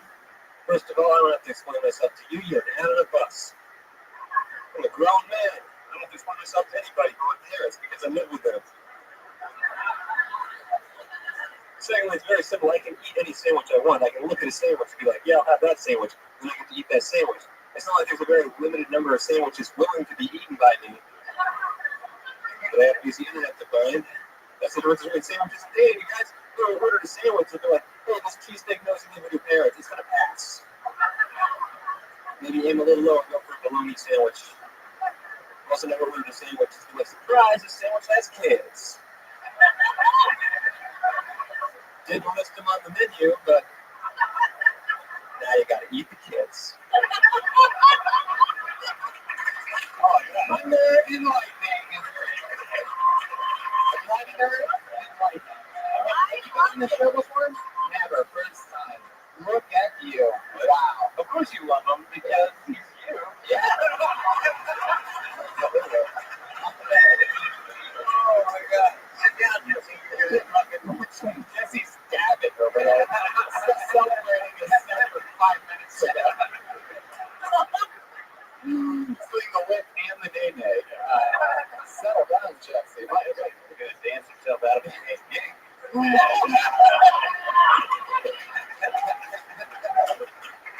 That's great. How long? 4.5 or so, 4.5 years. Yeah. Right, I just moved here last week. DC. Oh, DC makes great comics. yeah. So let's say it's on the come up, guys. That's a great scene. Quite a lot of that. So how's that Jackie? Is it to you get up there? Here and there. It's tough to get in there. I shouldn't have nothing done. Hey, they're great. It's a great club, but Of course. And It's the hard for came from there. Oh, yeah. They're at least a generation before us. Dude, Probably you're two. definitely one of the funniest 7th grade chess champions that we've had. There's no question about that. I get Paul from the Wonder Years a lot. That's the one I get. A lot of unfunny hacks you hang around with. Jeez, I mean, Wonder Years reference. That's quite topical. Did anybody ever tell you that you look like the lead singer from the B-52s? Fred Schneider? Oh, that's a great. I'd love to be Fred Schneider. Are you kidding? I give him cut. So, how old are you? I'm 23. Wow. And your parents live here in LA? No, I just need to update the joke. It was true as of 2 weeks ago. You just moved here 2 weeks ago? Yeah. Oh, yeah. Sorry, French Schneider voice. Yeah, lunch that. I don't do impressions. There's a reason. Isaac. So this is your first time. The last couple weeks has been your first time in your life not living with your parents. Yes, that's true. Tell us about it. What's going on? I thought Yeah, I want to know. I thought there'd be more steps. There hasn't been. I don't know. I live in South Central, and I didn't know exactly what I was signing up for exactly, but it's an okay. If you go out in the daytime, it's fine. It's a nice neighborhood on the whole. Wow. How are you live by yourself? I live with 2 other guys. They're cool. I think there's a good part of the parents. Yeah, one's from Baltimore, and I knew him, and the other I didn't know at all. But yeah, That's a really some guys is that just choose you on these black guys. This is X. What's up, special?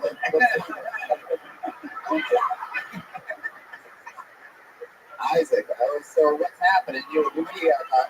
No, this is it. It's the Isaac show in DC. What happens when Isaac moves in with 2 thugs in South Central?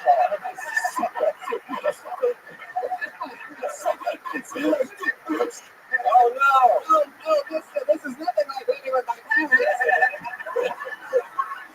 Oh my God, there's a black pig everywhere. There's so much black pig. I'm just a little Jewish boy. Now my life has changed forever. I thought there was in South Central Beverly Hills. Oh, really? Doing such a great show. Let's make it. Great, yeah. Tony, will you put on his glasses just for no, stop it. You want to pitch ideas and do that in between the week. Glasses exchange, you animals. Come on. Oh, come on, dude. Yeah. And are you ready for this? Oh, yeah.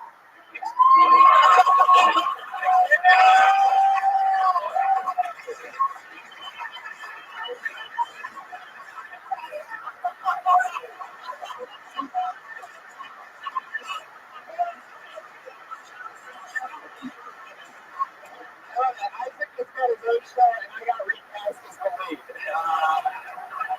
That's all bad. That's what this is about to you, Isaac. Give it over, Isaac Hirsch, everybody! Welcome to Los Angeles. He's on Twitter at IG Hirsch. Saw him here first. Isaac Hirsch. Not just one fucking show we're having tonight. We're blessed to do it. I like this magical fast approach. It's like a Chip Kelly offense coming to Sanford. Yeah. That's what this is like. Give him another name out. Sean Williams, everybody. Here we fucking go.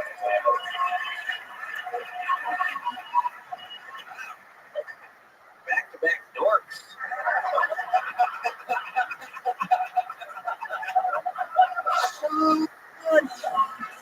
Sean Williams.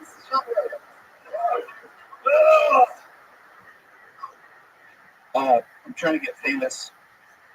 I want to make a video about bacteria that goes viral.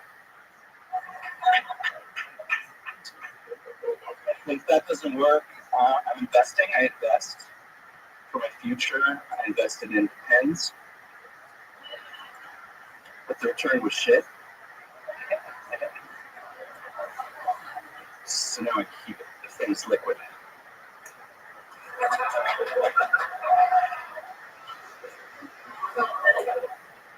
From Vermont, small town of Vermont.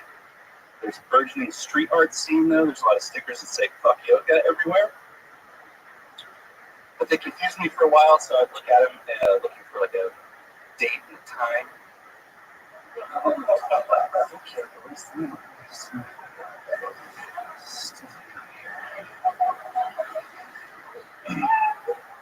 So that's it. Sean Williams. Best advice I ever got right away. I think, does anybody know Robert Hawkins, the comedian Robert Hawkins? A great comic. You find him. I think he's got 2 or 3 albums. Stephen Hawking? No, Robert Hawkins. No, wrong guy. And he said, start with your best joke, end with your second best joke that maybe you should look him up now. And then never wear shorts again. I second that. That's good advice for everybody. But he looks like a dad in an Old Navy catalog. If you were doing jokes like that, The roast master Jeremiah Watkins. Savage. That's what happens when nice guys try to be. I'm going into the sex next It's time. a good point though, because I wanted you to be like a dad character when you came up like that, because I was like, that will at least rationalize the choice. But What was that act that you did after you told the dance joke where you like clamped the poop around in your diaper? yeah, that was fine. I like that. Yeah, that's cool. I love how you're looking at me while they're talking. You must be really psyched out. Like, I think everybody had such high hopes when you walked up on stage. yeah, because you look funny. I mean, You look funny. yeah, you Put clearly. this on. you look comfortable. You think he got buried with the dork comments though? Yeah. I don't think so. I think he was already buried. I think, he got, I'm just saying, like, I think Isaac Hirsch was a much better young Bernie Sanders than you are. I do admire that you're one of the only human beings that gets your haircut at the Oompa Loompa section of the chocolate factory. He doesn't like chocolate. He likes Laffy Taffy. That's where he gets all his jokes. Oh, Brian,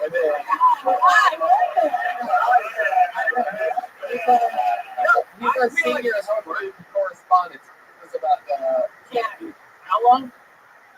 How long do we have to put this in perspective? So, how long have you been doing this? about 4 years. Where have you been doing it at? Vermont.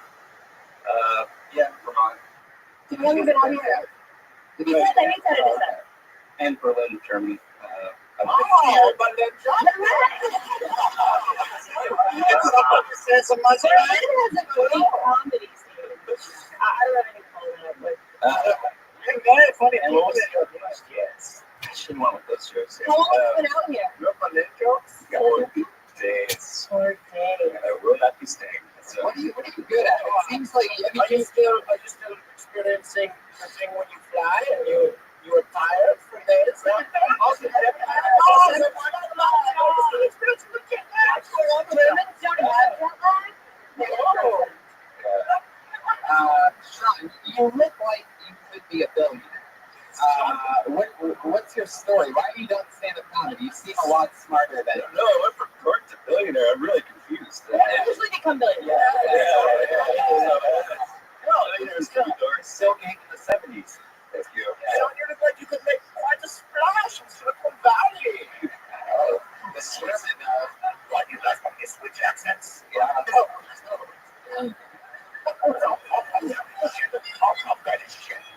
What is the right bottom over there? Dude, just explain yourself. What do you do? See, I'm the one right over this side. Yeah, you two are really misbehaving over there.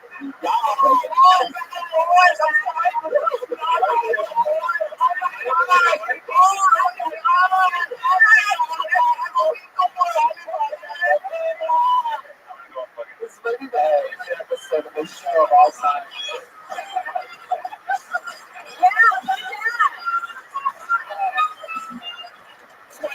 Oh, you will do anything to get this guy to like him right now.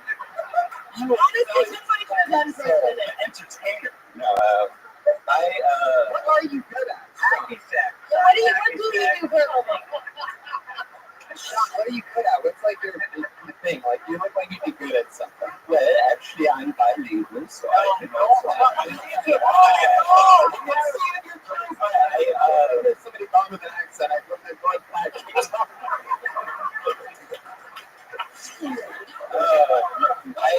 You didn't like my German accent? You heard of college nights before? I carve stone for a living. Yes. What does that mean? It means I carve things out of stone for a living. Yeah. Well, what kind of things? I don't know, whatever you want. I don't know. Small, big, both. Yeah. You're a sculptor. Yeah. Could you make a more of oatmeal? That's a stone. Can you make a new band out of stone? Yeah. Whatever you want. And how long have you been doing that? Much longer. doing that? I do, yeah. Yeah. Awesome. Yeah. Do you have an Instagram that features your stonework? I do, yeah. Well, yeah. I actually want to know the answer to one of Pat Reagan's questions. Can you make a bowl of oatmeal out of stone? Yeah. I think you should make us one for this show. A bowl of oatmeal made of stone to make up for what we did here tonight. Are your parents wealthy? No. You're really, you sell, how much do you sell a piece for, like a decent size? Last piece I sold was for $2,500. It's about 7 footballs, or maybe. How much for a life-size sculpture of Cody? Good question. Is that going against your like artistic integrity? No, I would say I'm already stoned at the gills right now. So I don't know what you could possibly do. I don't know, 90 grams, 90. I'll take it. And what is the most expensive piece you've ever sold? 40 grand. What was it? And it was a big bear. It was a giant bear. Is that out of marble or like what specific? Granite. I'm from a granite. Granite. You sold a $40,000 bear made of stone? Where do you get a piece of granite that big? It was from Brazil, actually. It's from Brazil. I knew it. The Brazilian finest product.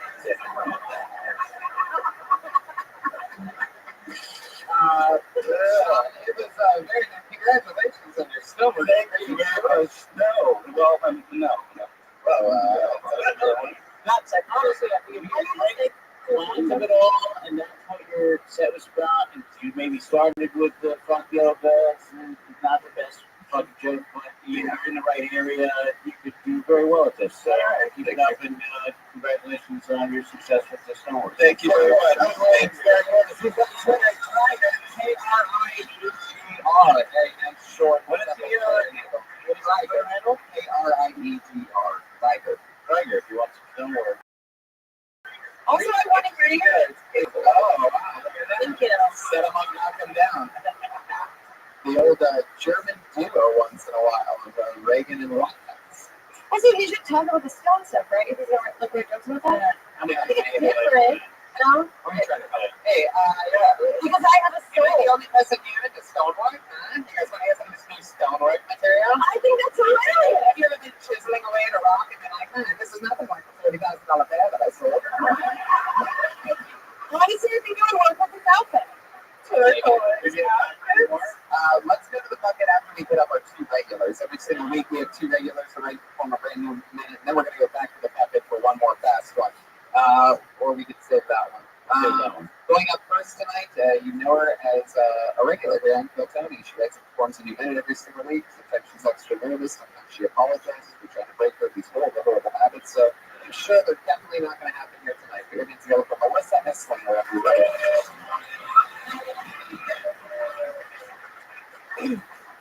So I've been in LA now for about 9.5 parking tickets. It's expensive here. Speaking of expensive, I recently tried cocaine. What? I thought it was gonna make me like super hyper and creative, but it just made me normal. Like I started adulting for like 4 hours. I started doing my taxes. Like got life insurance. Balanced my checkbook. I don't even have a checkbook, so I don't know. But I guess that's the difference between like being an adult and a kid is money. Like getting the grip on that. So like I don't want to grow up, so I guess I shouldn't do cocaine. You know, that's not funny. That's just a thing. Cool. They got 50 seconds of thunder. Melissa Hesslinger. How's it going, Melissa? No apologies for that. No ums. You know the cocaine, right? You're really doing cocaine, right? No, Melissa, you're grounded. Yeah, you're in big trouble. Have you tried cocaine? Yeah, it was several months ago, but yeah. I never took you as the cocaine type. I figured you're more like the Eat Elmer's glue type or something on that. I picture you like eating crayons and like. I thought it would be more like that. Don't eat the Play-Doh, Melissa. There's nothing wrong with that. That was one of your best sets probably in the last couple weeks. One of the openers, that's the movie you're right in with a joke before we even know it. You know what I mean? I've been in LA for 9.5 parking tickets. That's great. So I'd extend on that. Maybe just since you're already there, you know, figure out a joke about parking tickets so you can stay in that pod for a little bit longer and then get out of it a little bit more cleanly than just switching from another one liner, switching direction. And then I wanted to tie it back to parking tickets at the end, but I forgot. So. There you go. Melissa Essinger, brand new minute for Melissa Essinger. She's on Twitter, Melissa Essinger. That's Melissa Essinger. Anything else for Melissa, guys? She writes in the forms of brand new minute every single week. Yeah. I don't know. You really want me to be nice? You want to trick? Sure. If you knew you were doing the fucking minute, you could have been a lot better. Okay. It really could have. It really could have. I felt like you could have. You had some decent premises there, and like Tony said, you could have been all about the parking ticket, but urged it with the sandwiches thing. So you might have to just stick for something. Yeah. And not try to pass it. Don't even do it. Jeremiah loading up. I don't feel like you have to like. I don't feel like you have to shove a lot of things in. Like you have to force a minute. Like you have a lot of ideas. You don't have to force it into this minute. You have to Okay, right. Like you actually downloaded, like you actually tried it. I'm fine. I'm a little concerned. Do you do it people here? No, I don't do it. I just try it. You tried it, but just watch out. Yeah. I don't. Yeah. No, that's with that. When I first started doing comedy, my uncle Skip Tarantino grabbed me, and I was like 4 weeks in, and he goes, "Watch out for the nightlife, baby." Everybody watch out for the nightlife. You get free booze everywhere you go, and there's lots of drugs around. Don't become an asshole. It's gonna fuck up your work. So there's no need to hang out too much. If you're young, how old are you? Okay. Yeah. And that thing that you're No, you can, but just don't let it take over your entire fucking life. And so, just try everything if you can, but don't get obsessed with it. That's why I get worried about young comics hanging out here too much or hanging out anywhere. Just do your work, and it seems like you knew you were going to do your minute. Like when you come back next week. Yeah. No, and by the way, this is exactly what was on par for our last 2 regulars that were on the show for a year and a half before moving on to the original and things like that. They had this phase, and they had this I'm sorry phase, and they would make through these things. And then this is sort of like the sophomore part where they ended up finding out that they should expand on their ideas instead of just hitting a one-liner about parking tickets and then going into cocaine and then going into something else. It's like you can extend on these things. By the end of their sets, they were covering a topic a minute. A new week, it's Weinstein would come in and talk about kitchen drawers, and then the next week it would be ketchup. You know what I mean? Instead of blah blah blah. Try that next time. Just try to have it be one thing and see. Stick it out. Melissa Tony Citizen, keep on cooking. I want to get on every Monday freestyle it. This is a great opportunity. It's a great writing exercise, and also just to tag on what you said. Like, don't hang out at the place you're at. Like, don't hang out at one place at all at this point. I moved to LA and then started comedy a week later, so all of my like social activities became comedy. Very easily started hanging out like different places. Yeah, that's normal friends. Yeah. No offense, I love other people also. Melissa Essinger with another new minute. Let's go. Oh yeah. Thrower. Our other regular, a new favorite here in Kiltony, our newest regular, putting it together for everybody. It's Vanessa Johnston. Hi guys. Happy Black History Month. I'm a white person. We have perks to being white. We have a great memory. We will never forget the Holocaust. We will never forget the Titanic. But we will always forget slavery. Even if there is a whole month dedicated to it. Fucking stupid. A lot of white people now have white guilt, which is so typical for white people. they always have to own something. And if it isn't going to be people, it's going to be emotions, white guilt, the whites only. I really admire other ethnicities because they have a great sense of community. Like white people, we don't have a sense of community, and that's because we're too busy destroying everyone else's. I think when you got there towards the end, you know, with the white guilt stuff, look, you have a message on to everybody. There you go. I see what you're saying. The first stuff, I see what you were going for. I think you need to rewrite it and explain it better, but I understand where you're going. You got to go in nice and soft so the people don't think you're like I'm a racist. Yeah. No, I know. Everybody wants to, I'm not sure if you've experienced this, but from the moment you said put on stage, everybody sort of wants to hate you. I got Here, Mike, gets out. it's all out.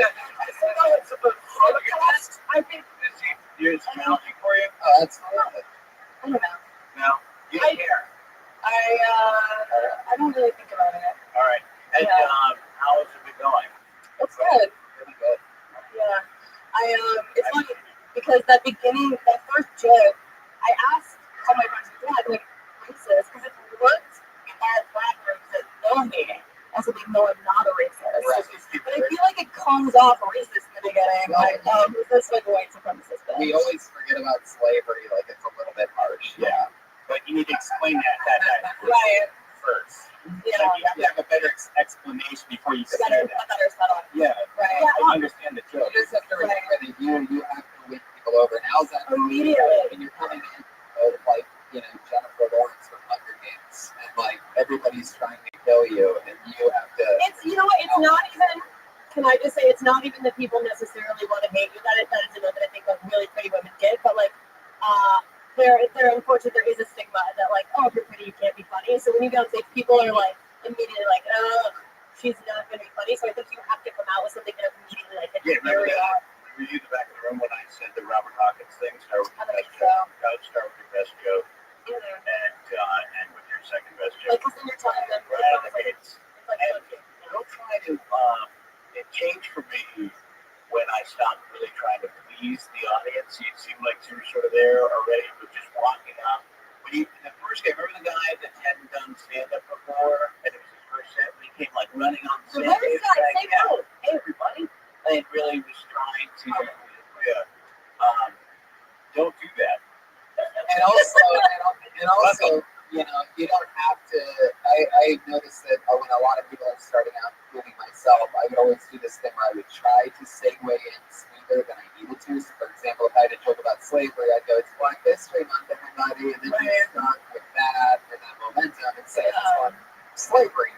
But Just straight to the joke instead of an encore. you don't need to go Happy Black History Month, and I get it. Given so many extra So work you part of it. this is the podcast, so you actually listen back to this, but I record and have recorded every single one of my sets ever, and I listen back, and you can tell right away where something works. You want to trim out all the extra parts, just get right to the parts that get laughs. What are you going to say? I was going to say, I record all my breakfast. I like to record them eating breakfast, so that like the next day it's really acidic.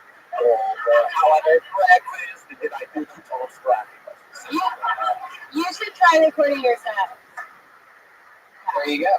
Vanessa, it's so fun. Another new minute. Bring you in every single week with Vanessa Johnson. She's on Twitter and Instagram.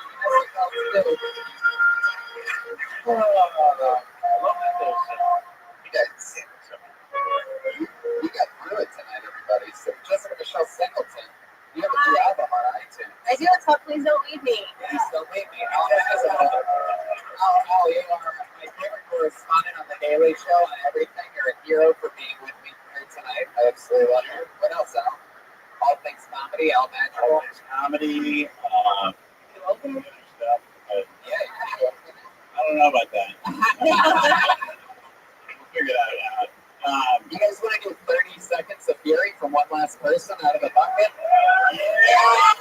The super 30 seconds. You gonna do that guy or pull a new one? Pull a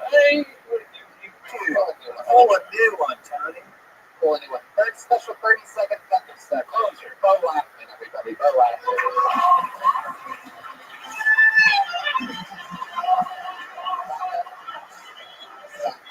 Lethal Weapons. We're gonna go with this other guy, Alec Hall, everybody. Alec Hall. Okay, nobody there. 30 Seconds of Thunder from Taylor Rizzo. Taylor Rizzo.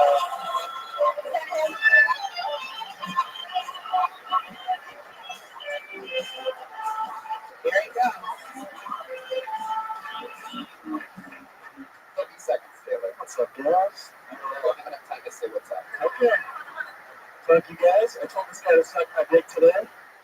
It's weird. I realized that anytime I tell somebody to suck my dick, it's always someone that I would never want to suck my dick. And anytime there is somebody that I want to suck my dick, I'm always way more polite about it. Could you please put your mouth on it? It's like, you gotta ease it in, you know? I don't know. This 30-second thing was my worst idea ever.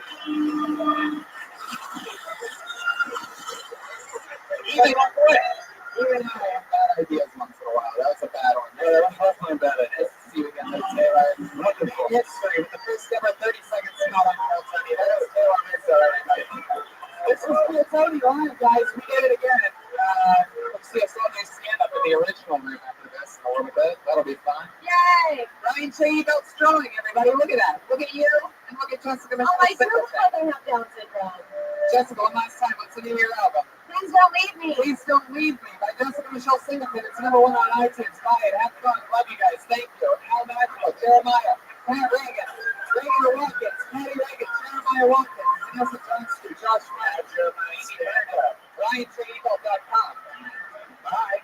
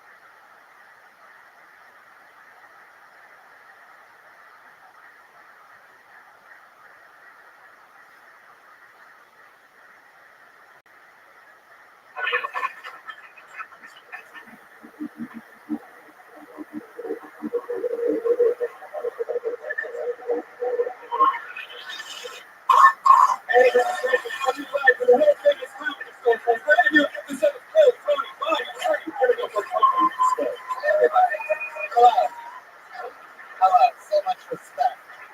I love a hot room. Wow, another Monday night. Look at this. Brian Redband's here, everybody. Look. What's up, guys? We're here. We're live. It's Phil Tony. We go for Pat Reagan, everybody, on the ones and twos. He just played his fucking heart out for you. And house artist Ryan J.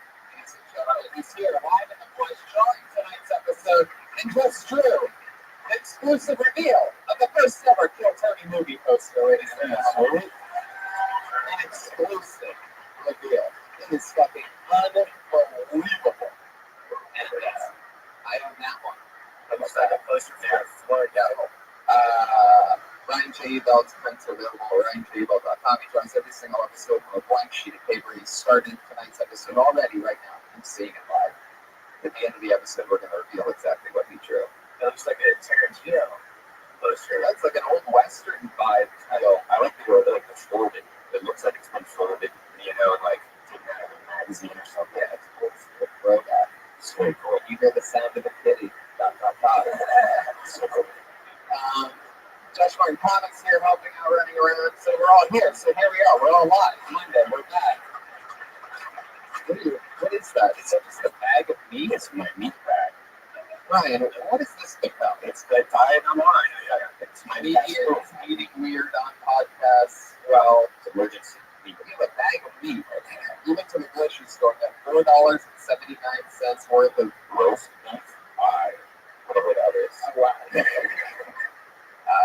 Jamie Vernon, everybody. I'm going to see camera way in the back. Young Jamie. Great Jamie Vernon. Amazing artist, amazing director, photographer, so many things. Matt, how's life going? It's going, man. I'm keeping it 100. Trying to stay awake. I'm here in the streets. I'm trying to pick up what the kids are talking One of my favorite things about this poster is you actually. Look at that face. It's like a soft look. It's a good. Maybe we could add on maybe there's like accessories you can buy for the poster for if you stick with this glasses look that you have this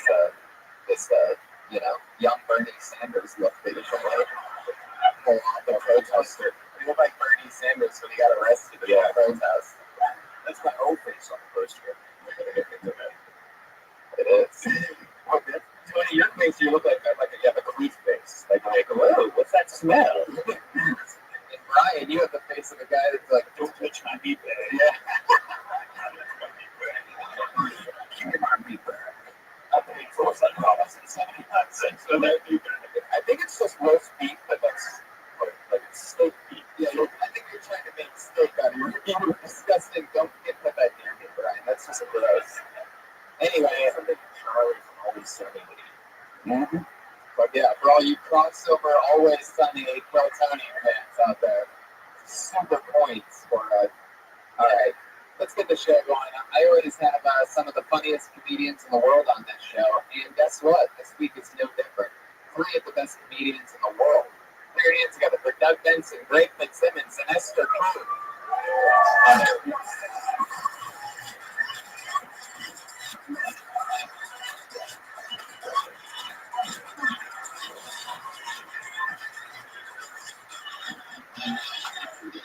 Oh, shit.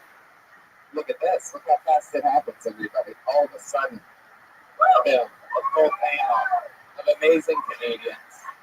Some of our favorite people. Guys, hi, everyone. Grab a microphone. Make yourselves at home. Hey. Josh Martin. Hi, everybody. Hey. Esther Cruz is your first time on the show. Even though the set looks like it was made for you specifically. Thank you. I love it. What's got the crowd? Can we find out now? You're all grabbing your mics by the bottom of the other cord. Go ahead and thanks That's that one. it's that one. It's the one on Wait, it's stage. the one on the stage. Oh, perfect. It looks like it's been Give bashed the into a lot. first time shittiest right. Hello, mic check. Josh, this is the part where you should be fixing something. He freaked out. He just ran and stuff wrong. Okay, so that mic's out. Right. Doug, you sure on? Mine's I know I'm an amateur comedian. Hello, Chad. I could use a little more hotness in mine, but Yeah, you I need some heat. I'll be a pro and talk loud into it. Esther, how's yours? Hello. I think whatever cable that Doug is using is bad, and that's why Doug can't be heard right now. Yeah, so maybe you and Esther can just hang out with my mic. Just unplug it. You want me to share my mic? Just until Josh gets back from the women's restaurant.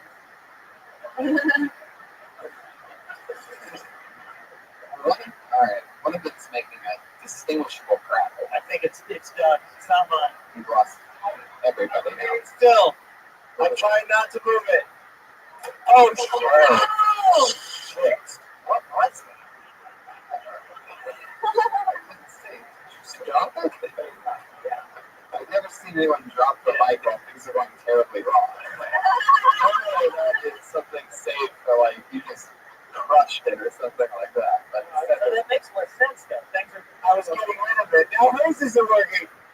What? Hello? Good thing this live show is a podcast, right? Because it's just a live show, so that it doesn't matter because no one will ever hear this. But Hey, from Chad. We'll be like Josh Martin. I feel like we should always have a mic. This one's bad. This one is not good. No, I put that one down. Oh, you figure out which one as well. Josh. Make this like real. Make it real like how the Come on, Josh. performance will be. Where'd you go, John? That's good. That's good. The show just started. Yeah, Josh.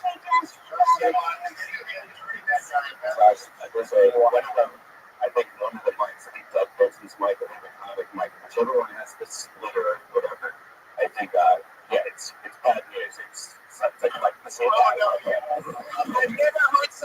drop a microphone like that.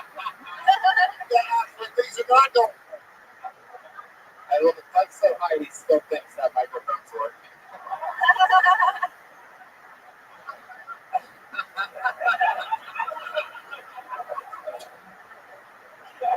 Oh, shit. Did you ever have technical difficulties on this? I once did an entire hour and 35-minute podcast with Andy Kindler, and then realized at the end of it that we had not hit record. And I said, hey, he goes, I go, can you stay and we'll do another one? He's like, let's go. Did it another hour. It was unbelievable. He was hot. I'm sort of back. Oh, right. That's got a little bit of. Oh, that's nice. Oh, that is the heat that I'm looking for. And I'll only drop the mic in victory. Hello. Oh, got it. Hello. Yes, there you go. That's the microphone. Yeah. That's right. Josh Gordon right there. Right when we needed him. Right at the second we needed it. So he's going to get the Texas teas over here. All right. Let's get this party started. You guys know how it works. Comedians signed up for the chance to do 60 seconds on the stage and then talk to us afterwards about anything. If you're on a live podcast, we talk about the set, what we saw. Maybe we make fun of them. Maybe we can say something that helps them. Maybe we can find out something else that they can talk about. Guys, comedians, your 60 seconds is up when you hear the sound of a kitty. That means wrap it up then, or else you're going to bring out the angry West Hollywood bear. All right. Okay. There you go. Wow. Really fresh from the Lebanon. Really? The subtle audio tastes of Brian Redman. Right when we couldn't push more people away from listening to this episode of this podcast. That's for you guys that were on the treadmill right now. Special gunshot for you. You guys are getting me? It's, Ryan, on this table. You put it over there on your special creepy producer table. Jesus, it's like a scene from a David Fincher film. Guys, let's get this party started. This is Kill Tony. So we can just start the episode right here. Hey guys, welcome to Kill Tony. Everybody's here. Alright, I pulled the name out of the bucket. That name is Steve Reeves. Steve Reeves.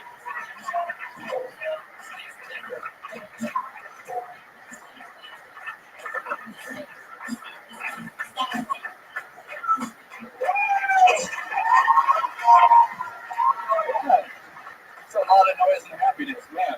Thank you. How are we doing, you guys? Great.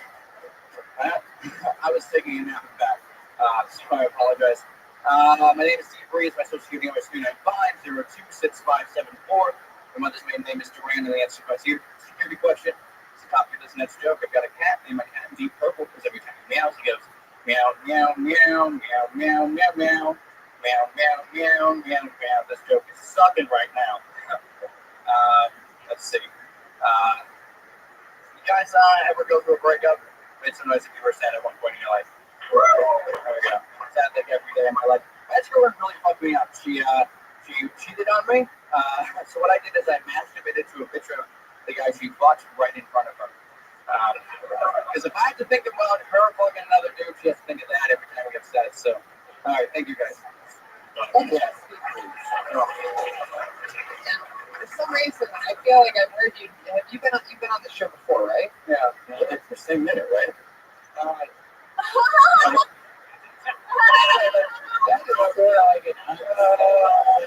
Same bear sound effect, right?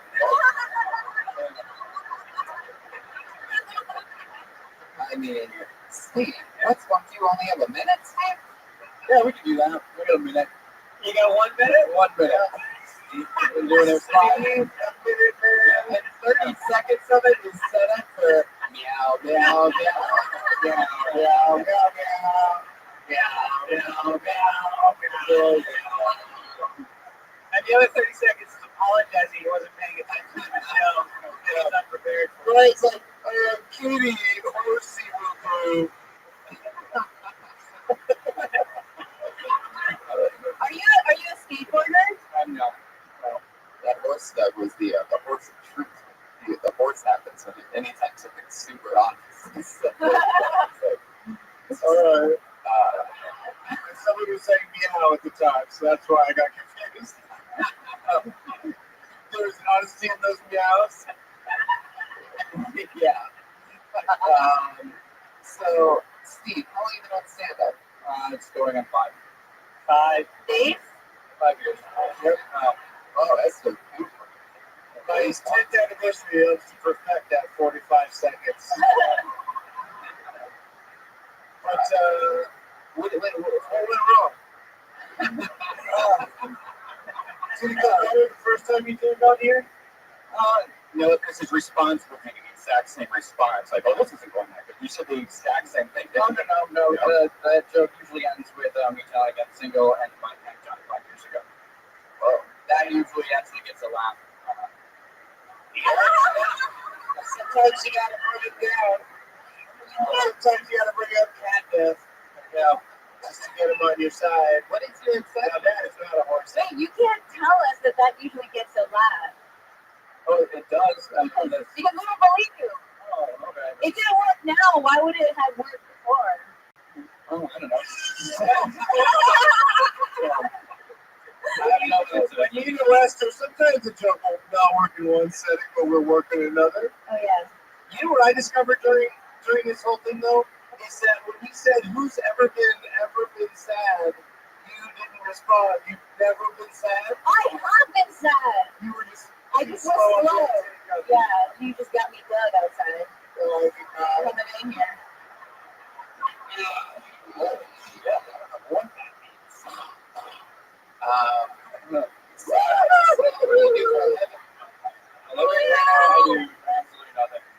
You do absolutely nothing. Absolutely nothing. I just apply for jobs until I do a full run.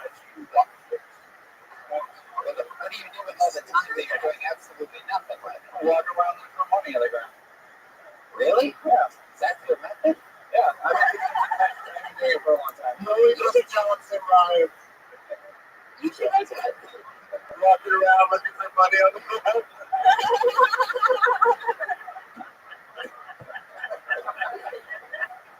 Meow, right? Meow, meow.